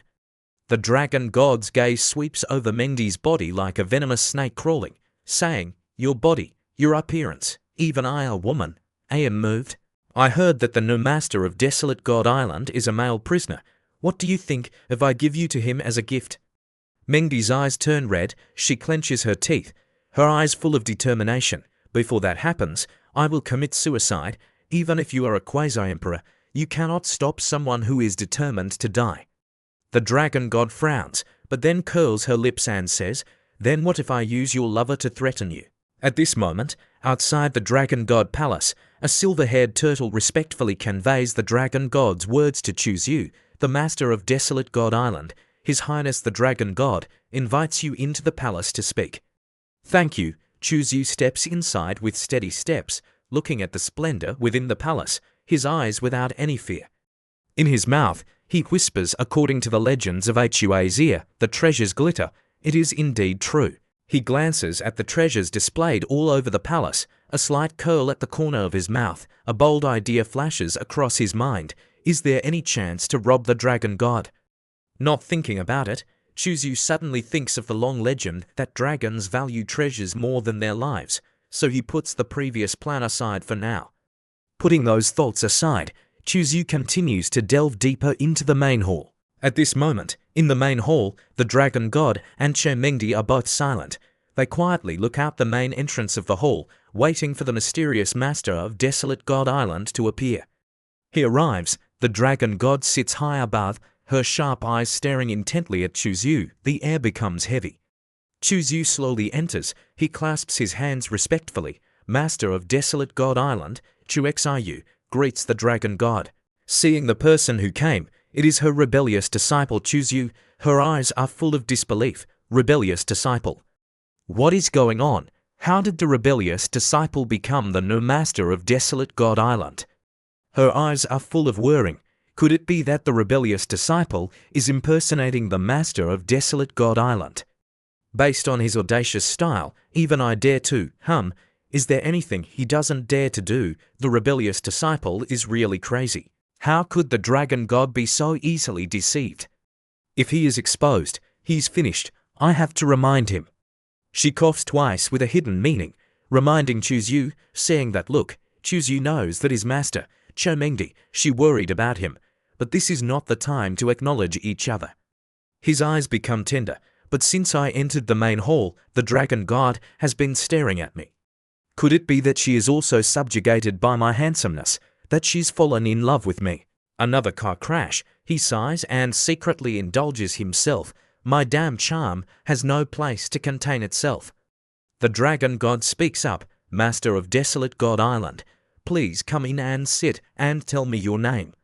Chuxiu naturally replies that his name is Chuzyu. She also replies that her name is Long Kui. Desolate God Island has long had good relations with the endless Great Marsh. You can call me by my name directly. Serve tea to the guest. A maid steps forward, offering a cup of tea with a fragrance as cold as snow. This tea is called Holy Snow, picked from the Tai Chi Ancient Star's starry snow mountain. The output is extremely low. Cultivators from the heavenly vault continent like you have probably never tasted it before. Xiu does not pay attention to the dragon god's words. His eyes are fixed on the two huge melons in front of him, and with that, the aroma of the cup of tea fills his nasal cavity, so fragrant. Mengdi sees his lewd eyes and angrily grinds her teeth. Damn rebellious disciple, rotten rebellious disciple. I'm wasting my time worrying about him. Let the dragon god beat him to death. The dragon god transmits her voice to Mengdi, full of sarcasm. He is your lover, right? You are something else. You even made a move on such a young child. Mengdi's cheeks turn red. We are innocent. Don't talk nonsense. You even have a child, and you're still innocent. Her cheeks turn red and she falls silent. She is so hated that she is speechless and unable to answer. Long Kui frowns. Her eyes slightly change as she looks towards Xiu. Strange. Why do I feel an extremely familiar aura on him? She raises her head, facing Xiu's resolute eyes, and opens her mouth. Xiu, is there anything you came here to talk about? Xiu's eyes droop down. I came for the celestial slaves. Hearing this, the dragon god's fingers tap on the throne, gently drawing Xiu to continue speaking. With your strength, you should have discovered their existence long ago, right? I knew, but the other party did not offend the endless great marsh, and they are like river water not interfering with well water, not invading each other. Xiu looks directly into her eyes and says sternly, the celestial slaves are inherently brutal, greedy, and cunning. The balance between you will not last long. Once they accumulate enough strength, they will definitely attack the great marsh. Long Kui frowns. The light in her eyes deepens. You mean you want to invite me to take action?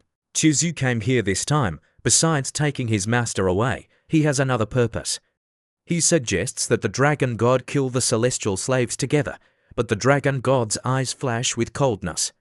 He has a kind of premonition that the celestial slaves hiding in the dark will definitely find him. Now, the Tai Chi Ancient Star is sealed again, and to open it again, he has to wait another 3 years. The celestial slaves hiding in the dark will definitely find us again. For self-defense, it is better to solve the celestial slaves sooner. After hearing Xiu's explanation, the dragon god sits back on the throne and shakes her head, saying, the endless great marsh that I manage are all aquatic tribesmen. The aquatic tribesmen are best at fighting in the water. On land, 100% of their strength can only be used to 70% at most, and they are not at all opponents of the celestial slaves. If they rashly start a war, the casualties will be very great. Mengdi listens carefully to the conversation between the two, and is extremely suspicious in her heart. Celestial slaves. What celestial slaves? Could it be the monsters that chased us some time ago? No, those monsters are probably not to the extent that the dragon god is afraid of. So far, Xiu roughly understands the dragon god's thoughts, and he becomes serious and says, what I am saying bluntly to you is slow death. The celestial slaves will eventually aim their spear at the endless great marsh. Hearing this, the dragon god's eyebrows droop. She sits back in her chair silently without a word. She naturally knows that after the celestial slaves wipe out the creatures of the Tai Chi Ancient Star, they will definitely aim at the endless great marsh. However, Xiu does not know that the dragon god also has hidden means. She is not at all afraid of the celestial slaves attacking her. At this moment, the dragon palace hall falls into a brief silence. Xiu's eyes then change and he says, Long Kui, dragon god, you still owe desolate god island a favor. Now I need you to fulfill your promise. As Xiu speaks, a celestial light flashes between his eyebrows, and the black cat Miao Shahui flies out of the shrine. Miao Shachi appears in an instant. The dragon god then suddenly stands up, her pupils staring intently at the black cat with a face full of disbelief. You are the spirit of the innate sword embryo. You follow him. Could it be that he has refined the innate sword embryo? Miao Shachi raises his head, scratches his ears, and smiles softly. Of course, Miao. Mengdi's expression is uncertain as she thinks to herself, how long has it been since we came to the Tai Chi Ancient Star, and this rebellious disciple has already obtained the innate sword embryo. The dragon god stares at Chuzyu for a moment. Her expression of uncertainty quickly returns to normal and she says, "The dragon god's promise naturally counts. Tell me, what do you want me to do? The opportunity is only once. You must grasp it well." Chuexayu's pupils slightly move, glancing at Shomengdi standing in the hall, his heart quickly considering whether to use this condition to exchange his master with the dragon god, or use this condition to exchange for the opportunity for the dragon god to take action for him. At this moment, the dragon god laughs lightly. "Chuzyu, from the moment you entered the hall, you deliberately ignored the woman next to me. You are all cultivators from the heavenly vault continent. Don't you know her, Chuzyu?" He then said, "Of course I know her. She is the cloud mistress of the heavenly vault continent's supreme sacred palace." Chomengdi, seeing such an important opportunity not to be wasted on herself, she transmitted a message to Chuzyu, saying, "Evil disciple, such an important opportunity cannot be wasted on me. After observing for the past few days, even if the dragon god doesn't release me, it won't threaten my life. But you are different. Now that you are alone on the ancient Tai Chi star, if you are targeted by the heavenly slaves, you will definitely fall into danger." Chuzyu transmitted back, saying, "Master, you can hardly take care of yourself, yet you are still worrying about me?" Her cheeks flushed red. "Stop being narcissistic. I'm just afraid that you will die outside and it will be inconvenient to explain to the sacred ground." Chuzyu then seriously looked at the dragon god and said, "She is the cloud mistress, also my master, and also my woman. Long Kui, if you want to use her freedom as a bargaining chip for this favor, then so be it." Hearing this, she was even more moved by Chuzyu. "Evil disciple, you are standing up for me, truly a love affair." The dragon god propped her cheek with one hand and stared intently at Chuzyu with her golden eyes, saying, "Although your choice is very irrational, I can understand it. After all, she has your child." As soon as she said this, Chomengdi and Chuexayu's bodies shook simultaneously. Chuexayu's head buzzed with emptiness, and he kept pondering the dragon god's words. He had suspected it before, but he didn't expect that his master was really pregnant. Doesn't that mean that it's very difficult for strong people to conceive? Chuzyu regained his senses and asked, "Then can I take her away?" Just as the dragon god was about to answer, Amai Shachi interrupted, "Wait, Long Kui, let's talk." The dragon god's golden eyes flickered slightly, and her red lips parted slightly. "It just so happens that I also have some things I want to ask you." Then the two of them disappeared from the spot, leaving the two in silence. What they feared most was the sudden silence. Chuzyu then turned his head and asked her, "When did it happen?" Chomengdi bowed her head shyly and replied, "Approximately around chapter 27. Hearing this, Chuexayu's face twisted. "Hasn't it been almost 2 years?" He moved closer to her and asked, "Did they also know about this? Why did you all hide it from me?" Chomengdi raised her head and stroked her lower abdomen, saying with a blaming tone, "What does it matter whether I tell you or not?" Chuexayu remained silent and hugged her in his arms. This time, Mengdi did not struggle, but leaned her face against his chest. A layer of mist appeared in her eyes, and her tone trembled. "Evil disciple, let me go. Don't think that just because I'm carrying your flesh and blood, you can do whatever you want. I can always abandon the father to keep the child. Dare you?" Looking at Chuexayu's eyes at this moment, Chomengdi tilted her head and said, "Evil disciple, don't forget that I am your master." "What wouldn't I dare do?" Chuzyu calmly touched her lower abdomen and asked, "It's been 2 years. Why is your belly still so small? Are you carrying Neza?" Chomengdi glared at Chuzyu angrily and waved him away, saying, "What do you know?" Then she stroked her lower abdomen with a smile and said, "This child is extraordinary. They often absorb a large amount of heaven and earth spiritual energy, and also need all kinds of heavenly treasures. Otherwise, they will kick me." "What they?" Chuzyu stood still, his eyes stiffened with surprise. Judging from this tone, there are many children. The scene changes to inside the quiet jade palace. The cold light from the magical lamps shone on the sparkling stone walls. The two walked to the garden in the cool pavilion to talk. Miasha Chi, being greedy, reached out and took her apple and put it in her mouth, but when she brought it close to her mouth, she felt that she had been too rude. The dragon god tilted her head, her soft voice ringing with a hint of sarcasm, and asked, "So, you helped Chuzu refine the innate sword embryo?" Miyashachi smiled playfully and said, "Your words are too absurd. The innate sword embryo originally belonged to him. How can you say that this cat helped him? It originally belonged to him." As soon as Miyashachi said these words, the dragon god's pupils suddenly contracted. On the surface, she was silent, but in her heart, a monstrous wave surged. After a long time, she muttered, "No wonder I felt his familiar aura. If that's the case, then everything can be explained." Miyashachi chuckled, "So, your thoughts have changed now." Meow, her eyes changed.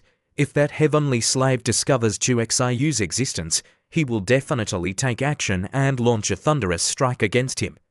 The heavenly slave will definitely not allow him to continue to grow. You won't turn a blind eye to his death, will you? Thinking of this, the dragon god stroked her chin and said, "I know. At a critical moment, I will take action to protect him." But her words paused slightly, her eyes full of suspicion. Hearing the dragon god's interrupted words, Amayo Shaoxiao looked blank and full of doubt. The dragon god's voice was like a breeze, saying, "I have no other way. The dragon god lineage has been extended to my generation, and it is almost at the end of the old nirvana." She raised her head, her eyes containing a hint of determination. If she wants to continue to extend it, she can only use a more primitive method. As long as he agrees that after this matter, he will let me have his child, I will definitely try my best to help him.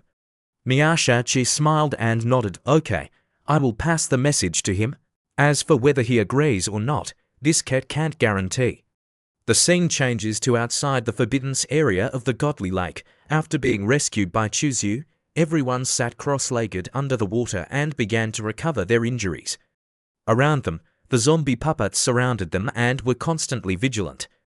At this moment, the surrounding zombie puppets suddenly became chaotic, as if sensing the approach of outsiders. They all tilted their heads towards another place, full of vigilance. Seeing someone intruding, two female cultivators, one in white and one in black, appeared with expressions devoid of life. They both opened their mouths in unison. The Godly Lake is a forbidden area. If you don't want to die, don't enter it casually. An unfamiliar old man in a blue cloak approached from afar. He revealed a tired look and said, "Fellow Taoists, I am Zhou Long. I heard that cultivators from the Heavenly Vault continent are gathered here. Please inform them." Hearing this, the two assassins nodded lightly. With a flick of their bodies, they disappeared without a trace. After a moment, a distant voice came, "You can enter." A smile appeared on his face. Entering, he looked at the zombie puppets and it was not difficult to guess. He murmured in his heart that there was such a group of strong people here. No wonder they could destroy a dozen living weapon soldiers. Liu Zhu walked over and saw him, her face full of surprise. "King Jinbei, you have recovered. It's good that you are okay." King Jinbei smiled and nodded in response. "Thank you for your concern, Heavenly Sword Peak Mistress. After getting separated from you, I strayed into a secret hall." He had some opportunities. Just as he finished speaking, a huge crack suddenly appeared in the sky above the Godly Lake. The two were startled and turned around to see Chuzu with a cool expression. Seeing Chuzu, he couldn't help but wonder in his heart why there was an aura of the innate sword embryo in Chuxiyu's body. Seeing Che Mengdi, Heavenly Punishment's senior brother was overjoyed and came forward to ask, "Mengdi, you're okay?" "That's great. I was so worried." She smiled palely and responded softly, "Thank you for your concern." As for True Lord Thousand Faces, a wave of whirring rose in his heart. His eyes were full of unease. "Now, we demons are all chickens. How will Chuxiu treat us when he returns? Will he drive us away or hunt us down? Or will he take a big hit from us? If he doesn't take action immediately, he can still talk and take the initiative." Then Lord of Thousand Faces stood up and said, "Chuzu, I want to talk to you." Chuzu just glanced at him and said indifferently, "Let's talk about your matters later. I have more important things to deal with now." Hearing this, True Lord Thousand Faces was puzzled, not knowing what Chuzu wanted to do. However, He didn't say much, he nodded and then retreated. Chu Xiu's eyes fell on King Jinbei again. He said in his heart that the aura on this guy was a bit similar to the aura of the blood pupil in the center of Mingyao Ziai's eyebrows, but that thing came from, according to reason, the Tai Chi ancient star in the outer heavens should not exist. Could it be that this guy was manipulated and used by the heavenly slave in some way? Sensing Chu Xiu's flickering gaze, the King Jinbei frowned secretly, wondering why the Tai Su holy son was looking at him like that. Could it be that he knew something? Approached by Chu Xiu, the King Jinbei inexplicably felt a sense of foreboding. He subconsciously took a few steps back. Chu Xiu silently raised his hand at the same time. He used the 7th grade peak grand array. Seeing the grand array, Lord of Thousand Faces couldn't help but exclaimed, "Now Chu Xiu can casually set up a 7th grade peak grand array. Isn't that all a grand Dao grandmother can do?" At this moment, the grand array pressed down on the King Jinbei. He was full of fear and asked, "Holy son, what are you doing? You and I are both cultivators of the southern region. Why do you have to do this? If I offend His Highness the Holy Sun, I hope you will let me apologize." Liu Zu asked the Holy Sun in doubt, "What's wrong?" At this moment, Chu Xiu slowly said, "Do you know what those black monsters chasing you are?" The girl shook her head with a confused look, having never seen them before. Lord of Thousand Faces' voice became serious and asked, "Chu Xiu, do you know the origin of them? You ordered to arrest King Jinbei as soon as you came back, surely because you saw the connection between him and the black monsters." Chu Xiu's lips slightly curved into a smile. "Lord of Thousand Faces, you really understand me." Then he tilted his head and slowly said, "The terrifying existence hiding in the darkness is called the Heavenly Slave." The atmosphere at this moment was silent to the point of suffocation. Chu Xiu detained the Northern Lord, then spoke seriously. "The Heavenly Slave has at least reached the Emperor-level realm. You all here must not be its match." Hearing this, Qi Mengdi exchanged astonished glances. The mastermind behind it turned out to be at the Emperor level. Those words struck straight into their hearts like a hammer. Several disciples of the Grand Saint of the Jiaoqi Holy Land, Great Saint Chemeng, frowned, then spoke up, "If we don't provoke him, will he still hunt us down to the end?" "That's right, as long as we don't provoke him. We just need to wait here for the opening of the Tai Chi Ancient Star, and we can leave immediately." Everyone enthusiastically nodded. "Absolutely. This statement makes sense." "Right, this makes sense. We won't cause trouble and will focus on cultivating here." Chu Xiu laughed coldly and said, "You were hunted down by the Sky Fiend weapons before because you provoked them, right? The Sky Fiend kill with intent, holding resentment against all living beings. Do you really think that hiding away makes it all okay?" Upon hearing this, no one replied to Chu Xiu. Instead, a suffocating silence fell as fear took over. One person spoke up and said, "If what the Holy Sun Tai Su said is true, then even if we hide in the ancient star, it would be no different from locking ourselves in a coffin. So what should we do?"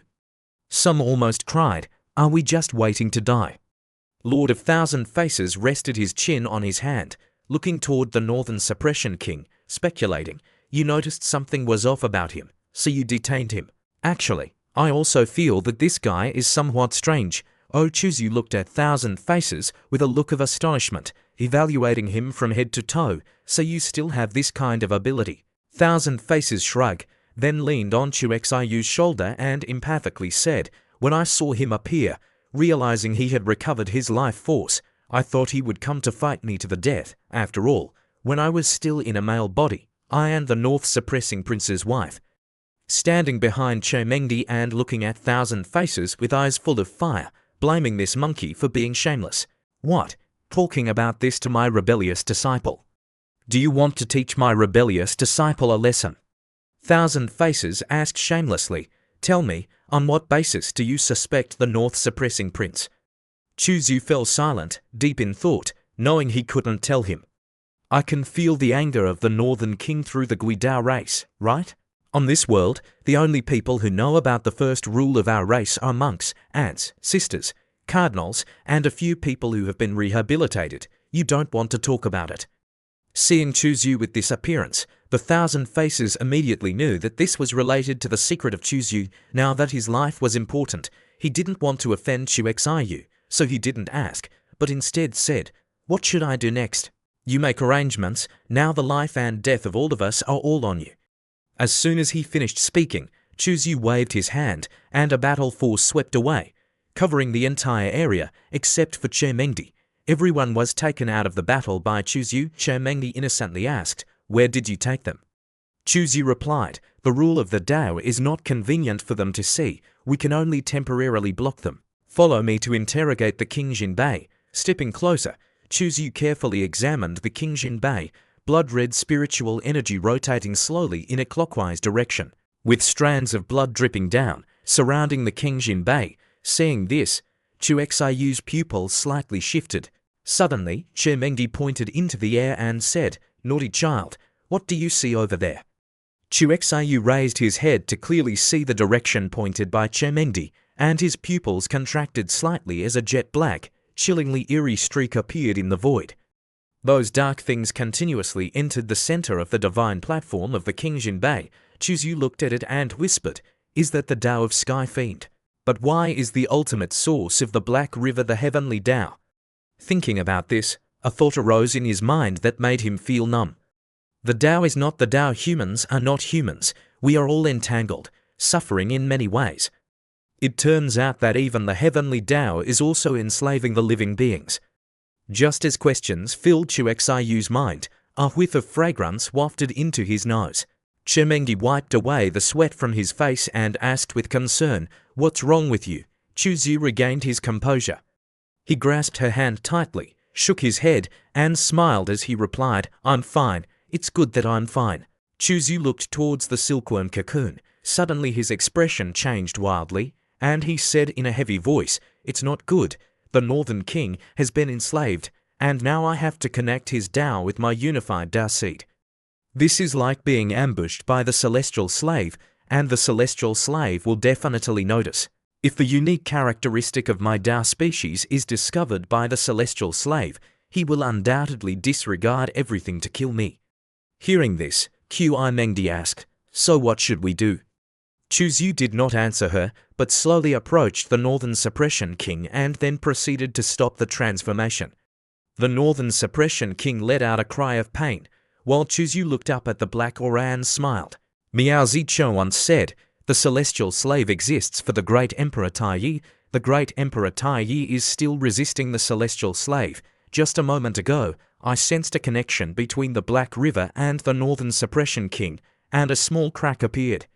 Mengdi said, "It might be the great Emperor Taiyi taking action, creating an opportunity for you.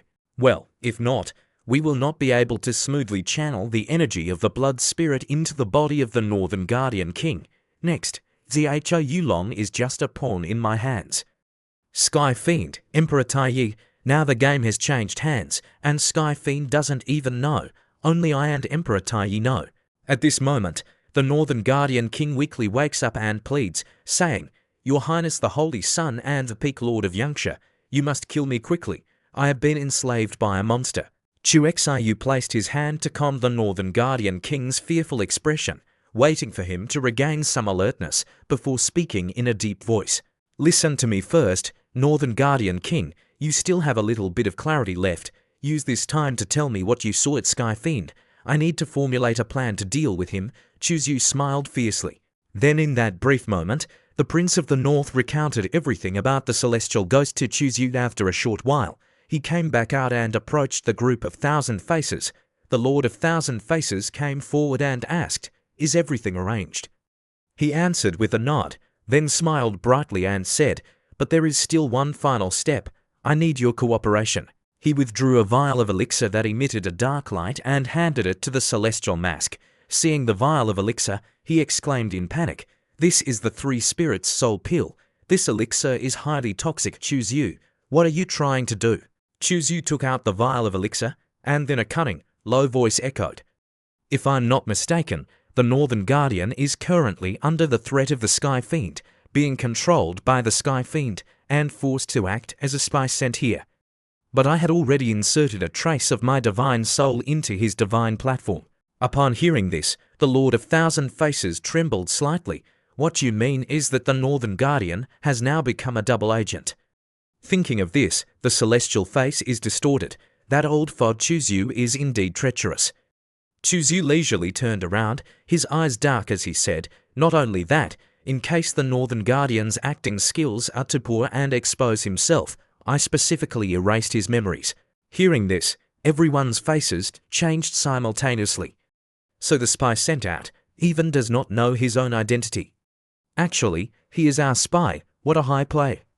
Indeed, it's high. Skyfiend very likely could strike down without any expectation. At this moment, Lord of Thousand Faces, filled with suspicion, asked, but what if someone among us is captured and controlled by Skyfiend like the Northern Guardian King? Wouldn't that destroy the plan? Then wouldn't today's plan be completely ruined? Chuzu took out a pitch-black jade vial from his sleeve and smiled sharply, saying, "You are indeed quite clever, Lord of Thousand Faces, which is why I specially prepared the 3 spirit soul pills.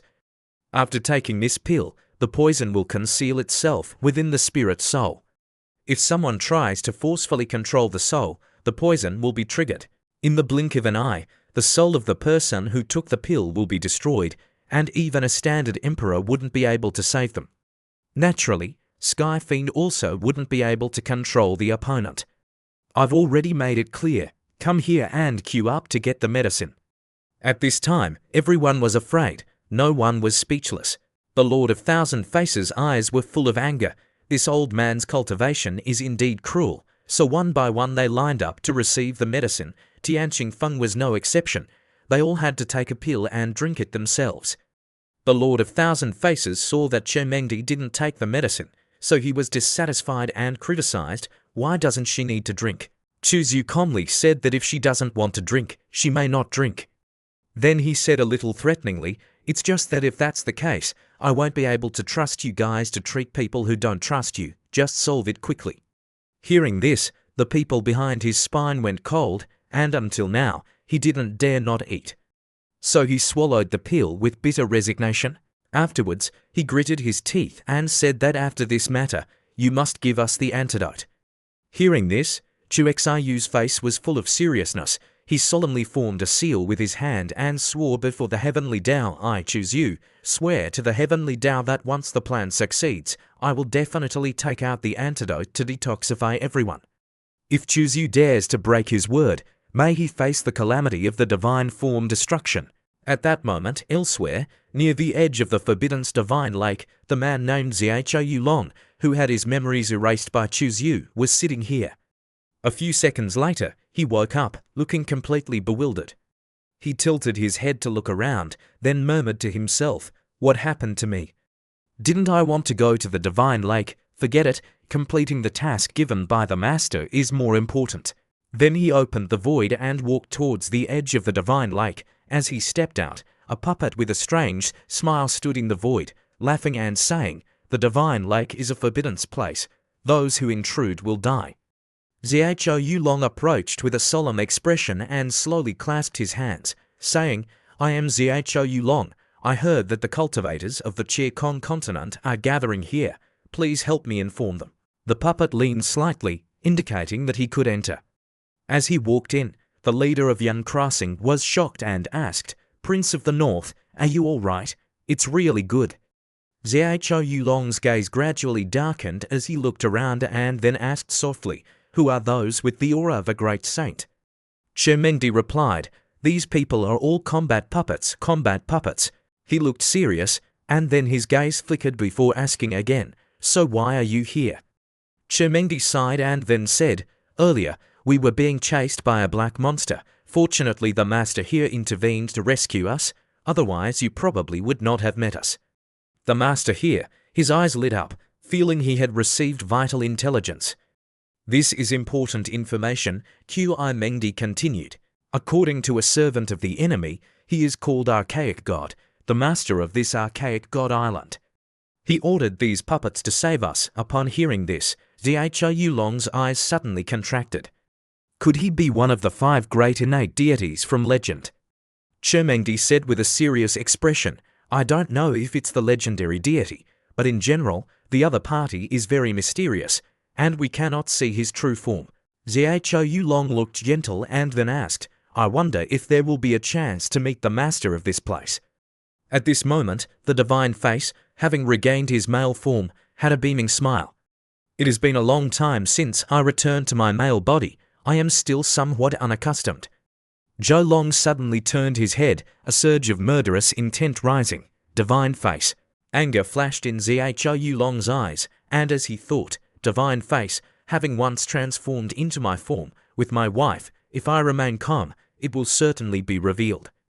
Zhou Long hissed through his teeth, then clasped his hands to Qi Mengdi and said, Qi Mengdi Peak Master, thank you for answering my question. Now that my life has revived, it's time to settle old debts.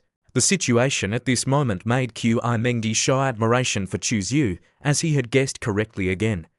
Without waiting for Qi Mengdi to ask him the reason, he quietly picked up his spear and swiftly rushed towards the Lord of Thousand Faces. The Lord of Thousand Faces, prepare to die. Come here, the Lord of Thousand Faces smirked, thinking to himself, SS Law LCC, this guy is not wrong, he will definitely come to fight me. He calmly raised his hand to block a strike from Zhou Long, seeing the current situation. Everyone was confused and asked each other, what is going on here? Why did North the Lord of Thousand Faces seek out the celestial face true monarch? The person beside explained, saying, don't you know? Previously, the Lord of Thousand Faces true monarch became North Tun Vibang, then took on his appearance, along with the princess consort. Zhou Long's eyes reddened as he spoke fiercely, celestial face monarch, that day you humiliated my wife, for the greater good, I let you go, but today, Zhou Long wants your dog life. The Lord of Thousand Faces true monarch, holding a fan in his hand, lightly shook it and coldly said, Zhou Long, you are no match for me. Don't forget your pain once your wounds heal. This place is the Divine Lake, the territory of His Majesty the Wilderness God. I won't provoke you to avoid displeasing that predecessor. Upon hearing this, Zhou Long's pupils trembled slightly as he thought to himself, could it be that the Wilderness God is really not dead? No, we must seize this opportunity to probe. Before he could speak, he heard the Lord of Thousand Faces continue, there's no denying that the figure of the Princess of North Guardian is indeed impressive, it's delicate, enchanting, and smooth, making people yearn for her in an unforgettable way. Zhou Long was furious and grasped the golden heavenly mask. Just then, a fist like a heavenly figure descended onto the ground, causing it to tremble. At that moment, the heavens and earth changed color, a kingly pressure descended, shaking the ground, and the Lord of Thousand Faces shouted, Senior Archaic God, save me. Someone is trying to kill me on your territory. She cried out in panic for mercy, while the North Guardian's pupils trembled, realizing that there truly existed a kingly being. Qi Mengdi looked up in shock. This was the aura of a true emperor. How could a mere rogue exude such pressure? Amidst the night sky filled with thunder and lightning, on the pitch-black, bottomless lake, lay the divine lake of the forbidden area where no one dared to approach. At that moment, a heavy pressure like a meteor suddenly descended from the sky, crushing the calm surface of the lake into tumultuous waves. A voice echoed from the void, shaking the very soul. Who dares to cause trouble in my divine lake? The Lord of Thousand Faces appeared frightened and bowed his head. Clutching his head, he knelt to the ground, crying out for the senior deity to spare him. The man Zhou Long felt as if an invisible hand was squeezing his heart, his face pale, cold sweat pouring out as if he had just taken a bath. He panicked. Archaic God, there really is an archaic God existing here.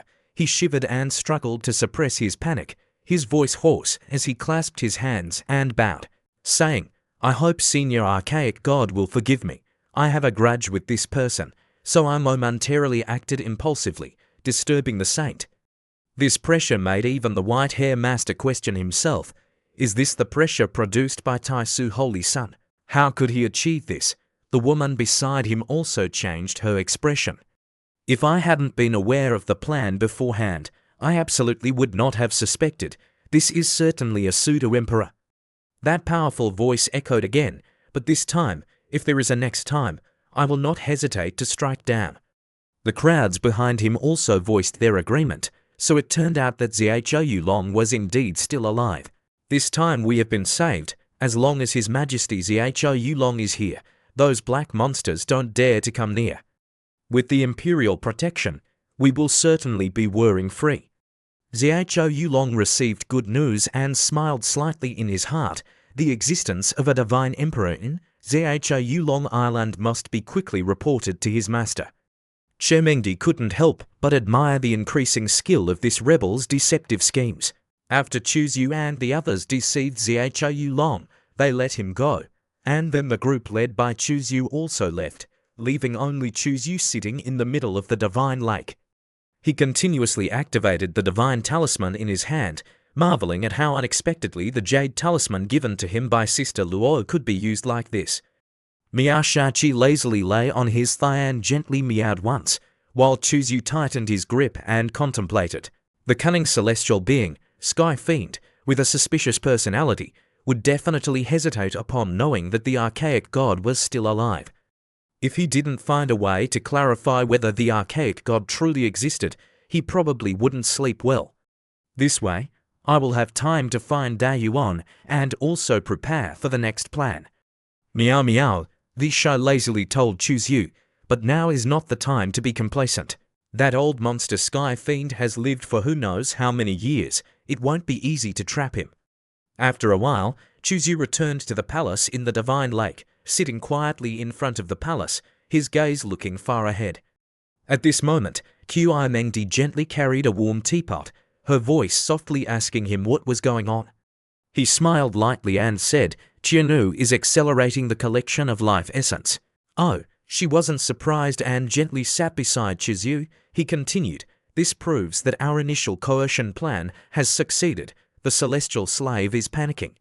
He raised the steaming cup of tea in admiration. The sacred snow-famous dragon tea is indeed very good. After sipping the tea, he gently set it down. Then, he tenderly embraced Mengdi's waist and said to her, "Please stay on the wasteland island, don't go anywhere." Hearing this, Mengdi showed indifference towards him and said, "Quickly let me go." He continued to say that the god-abandoned island conceals quite a few secret teachings along with the cultivation insights of the predecessors you can cultivate here in peace. At this moment, she looked worried and said, "You must be careful, don't push yourself, absolutely don't die here." Xiu's eyes flickered slightly. "Are you cursing the child's father?" Mengdi blushed and lightly scolded, "Don't talk nonsense." "What nonsense did I say? The rebellious disciple. Quickly let me go."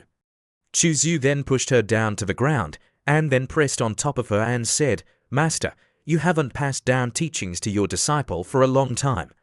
Mengdi, feeling a bit flustered, scolded, "Rebellious disciple, what do you want to do? This is outside, you. Shameless one, master, you are about to say goodbye to me, why don't you take advantage of the time to teach?" He reached out to touch her belly, then took it somewhere, causing her to stammer and cry out, but few understood the reason. Suddenly, Xiu stopped his fingers, his expression became serious and he asked. "That's right," she was taken aback by the unexpected interruption and asked, "What's wrong?" He gently asked, "If it's hesitant, it won't affect the child, right? As the saying goes, under the rod, there is no problem for filial sons, right?" Xiu's eyes were very cunning, and Mengdi blushed shyly and huffed, saying, "You mischievous one, what nonsense are you talking about? Can't you be a little more proper?" Then she touched her belly. "There should be no problem, so that's good." He was overjoyed and quickly picked her up, saying, "Take it slow." He carried her slowly into the room. Following that were a few hours of strenuous training for Yu, he was exhausted and slept a little longer before waking up. Mengdi then came out of the room, her cheeks flushed, biting her upper and lower lips tightly, huffing, teasing the things she had made again. But in the end, her voice softened as if she felt a bit reluctant. The mischievous one must return safely. The scene shifted to the spaceships amid the Divine Lake. From inside, a loud voice of the Lord of Thousand Faces resounded. "What? Yu told me to transform into a weapon for the Qianu and secretly search the Qianu stronghold. I won't do it, I won't do it. The outside is too dangerous now. Do you want me to die?" Saying this name, Mengdi's eyes were cold and stern as she said, "It's not just you, others have their own missions as well. We not only need to find the lair of Qianu, but also locate other outsiders and combine all forces against Qianu. Why are you not willing? After hearing this, the Lord of Thousand Faces' heart surged with fear. He felt that failing to follow through would lead to an outcome even more terrifying than angering Chuzyu. After being threatened by Chemengdi's words, Lord of Thousand Faces fell silent for a few minutes, deep in thought. The woman behind Chemengdi glared at him with cold, killing intent. Seeing this, his expression immediately changed. Now that the human race is powerful, my savage demon tribe relies on them to survive. Since we can't defeat them, we can only obey their arrangements. He knew that if he dared to refuse, the Nidus would immediately draw out her powerful treasure and strike him down with a single sword. So, he gritted his teeth, full of resentment, and said, "All right, I agree. Is that enough?" "Good." Chemengdi and the Nidus walked away. Thousand Faces gritted his teeth, clenching his hands. Then he raised his head and muttered angrily, "So what if you're Chu Xiu's master?" 3 days later, a tall, slender figure in a black robe stood in the void, moving extremely fast and secretly, attracting no attention. In his hand, he held a glowing golden jade slip. He had finally arrived. The jade slip noted the potential existence of Da Source. Chuzyu followed the instructions to a mountain peak, and his eyes widened when he saw the sky filled with lightning striking down. Clearly observing the scene from afar, his pupils couldn't help but tremble. He saw that for tens of thousands of miles, within his sight, was a desolate land devoid of any life. In the sky, thunder and lightning surged like a torrential downpour, ceaselessly washing over the land. Chuzyu stood there, his eyes narrowed, and Heavenly Origin Master remarked, "This place is a dragon vein land, rich in heaven and earth origin energy, one of the rare blessed lands of the primordial Tai Chi star. How has it turned into this state now? Can Da Source truly be found here? I'll go and check," he thought. "After all, I'm not even afraid of heavenly tribulations. This little lightning won't harm me." Chu Xiu's face remained cold as he slowly flew forward. Unexpectedly, a voice echoed from within the lightning. "This is my clan's territory, outsider. You'd better not disturb this place." From the storm clouds, a bolt of lightning coalesced into the form of a woman. Her hair fluttered, and her eyes were like ice and snow. Her entire body was wreathed in lightning. It wasn't borrowed power, but rather she had become one with the lightning. Her name was Lei Din, a member of the Thunder God clan. Seeing her, Chuzyu frowned in surprise. I couldn't even sense her presence. No, she must have merged with the lightning itself. Judging by her aura, she's at least a 6th level great saint. Chuzyu stood there and asked, "Are you from the Thunder God clan?" Lei Xian's eyes flickered as she looked at Chuzyu and replied, "That's right, outsider. This is a forbidden zone.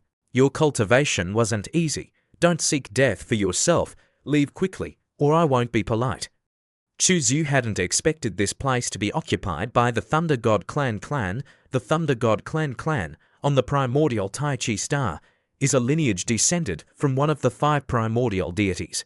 The Thunder God, according to the records of the Heavenly Dome continent, this clan is extremely valiant and belligerent. Especially when bathing in lightning, their combat power can increase by 50%, even doubling, without any fluctuations. He cupped his hands, his gaze calm, and said, "Greetings, fellow Taoist. I am Chuzyu, the new master of Desolate God Island." The woman paused upon hearing this. Her eyes flickered as she assessed Chuzyu from head to toe.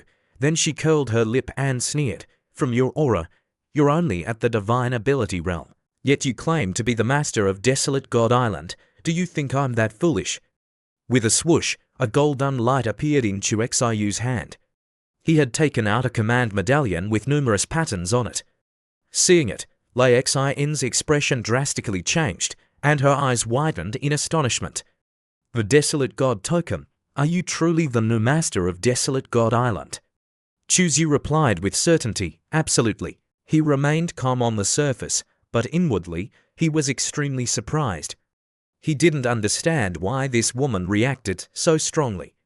Lei Xian regained her composure, took a deep breath, and then said to Chuzyu, "In that case, come with me." She raised her hand, and a void passage formed by crashing lightning bolts appeared. To ensure his own safety, Chu quietly held a medicine bottle in his hand, just in case. A moment later, within the Thunder God Clan Forbidden Zone, the stone gate with lightning patterns opened. Leixin turned and then introduced herself. "My name is Lei Din. I will now take you to meet my grandfather. He is the current patriarch of the Thunder God Clan. Chu nodded, but didn't say anything further. His mind was filled with thoughts. It seemed this place had changed because of the Thunder God Clan. Why would they do this? Could it also be for the Dao Source? If the Dao Source is in the Thunder God Clan's hands, how can I reclaim it? Leixin gently pushed the gate open, and Chu followed her inside. Upon entering, the scene before Chu immediately astonished him. What appeared before his eyes was an extremely ordinary rural area. He couldn't help but feel a surge of surprise, not expecting such a place to exist on the primordial Tai Chi star. Lei Din turned to ask him if he was surprised. Chu sniffed the floral fragrance in the air, then gently nodded and hummed in acknowledgement. Leixin explained, "This space is a small world manifested by His Majesty the Thunder God, managed by the patriarchs of successive generations of the Thunder God Clan. Follow me." Chu didn't say or ask anything, slowly following her. A moment later, the two arrived in front of a simple house. "We're here," she said, opening the gate and calling out to her grandfather. Hearing her voice, the old man turned and saw Chu, then immediately scolded Leixin, asking why she had brought an outsider in. This old man was Lei Yuan, the patriarch of the Thunder God Clan. Leixin immediately explained, "Grandpa, his name is Chu, and he possesses the Desolate God token." Hearing this, the old man shot up in shock and asked again, "Leixin, what did you say?" Leixin happily repeated that he had the Desolate God token and was the new master of Desolate God Island. The two then chatted excitedly with each other. Seeing them like this, Chu then spoke. Chu slightly frowned, thinking to himself, "You two are so excited. Are you plotting against me? I advise you to be a bit more rational." The two were inwardly giggling with joy. Realizing their loss of composure, the old man lightly coughed twice and said, "Young Taoist friend, please, have a seat so we can talk."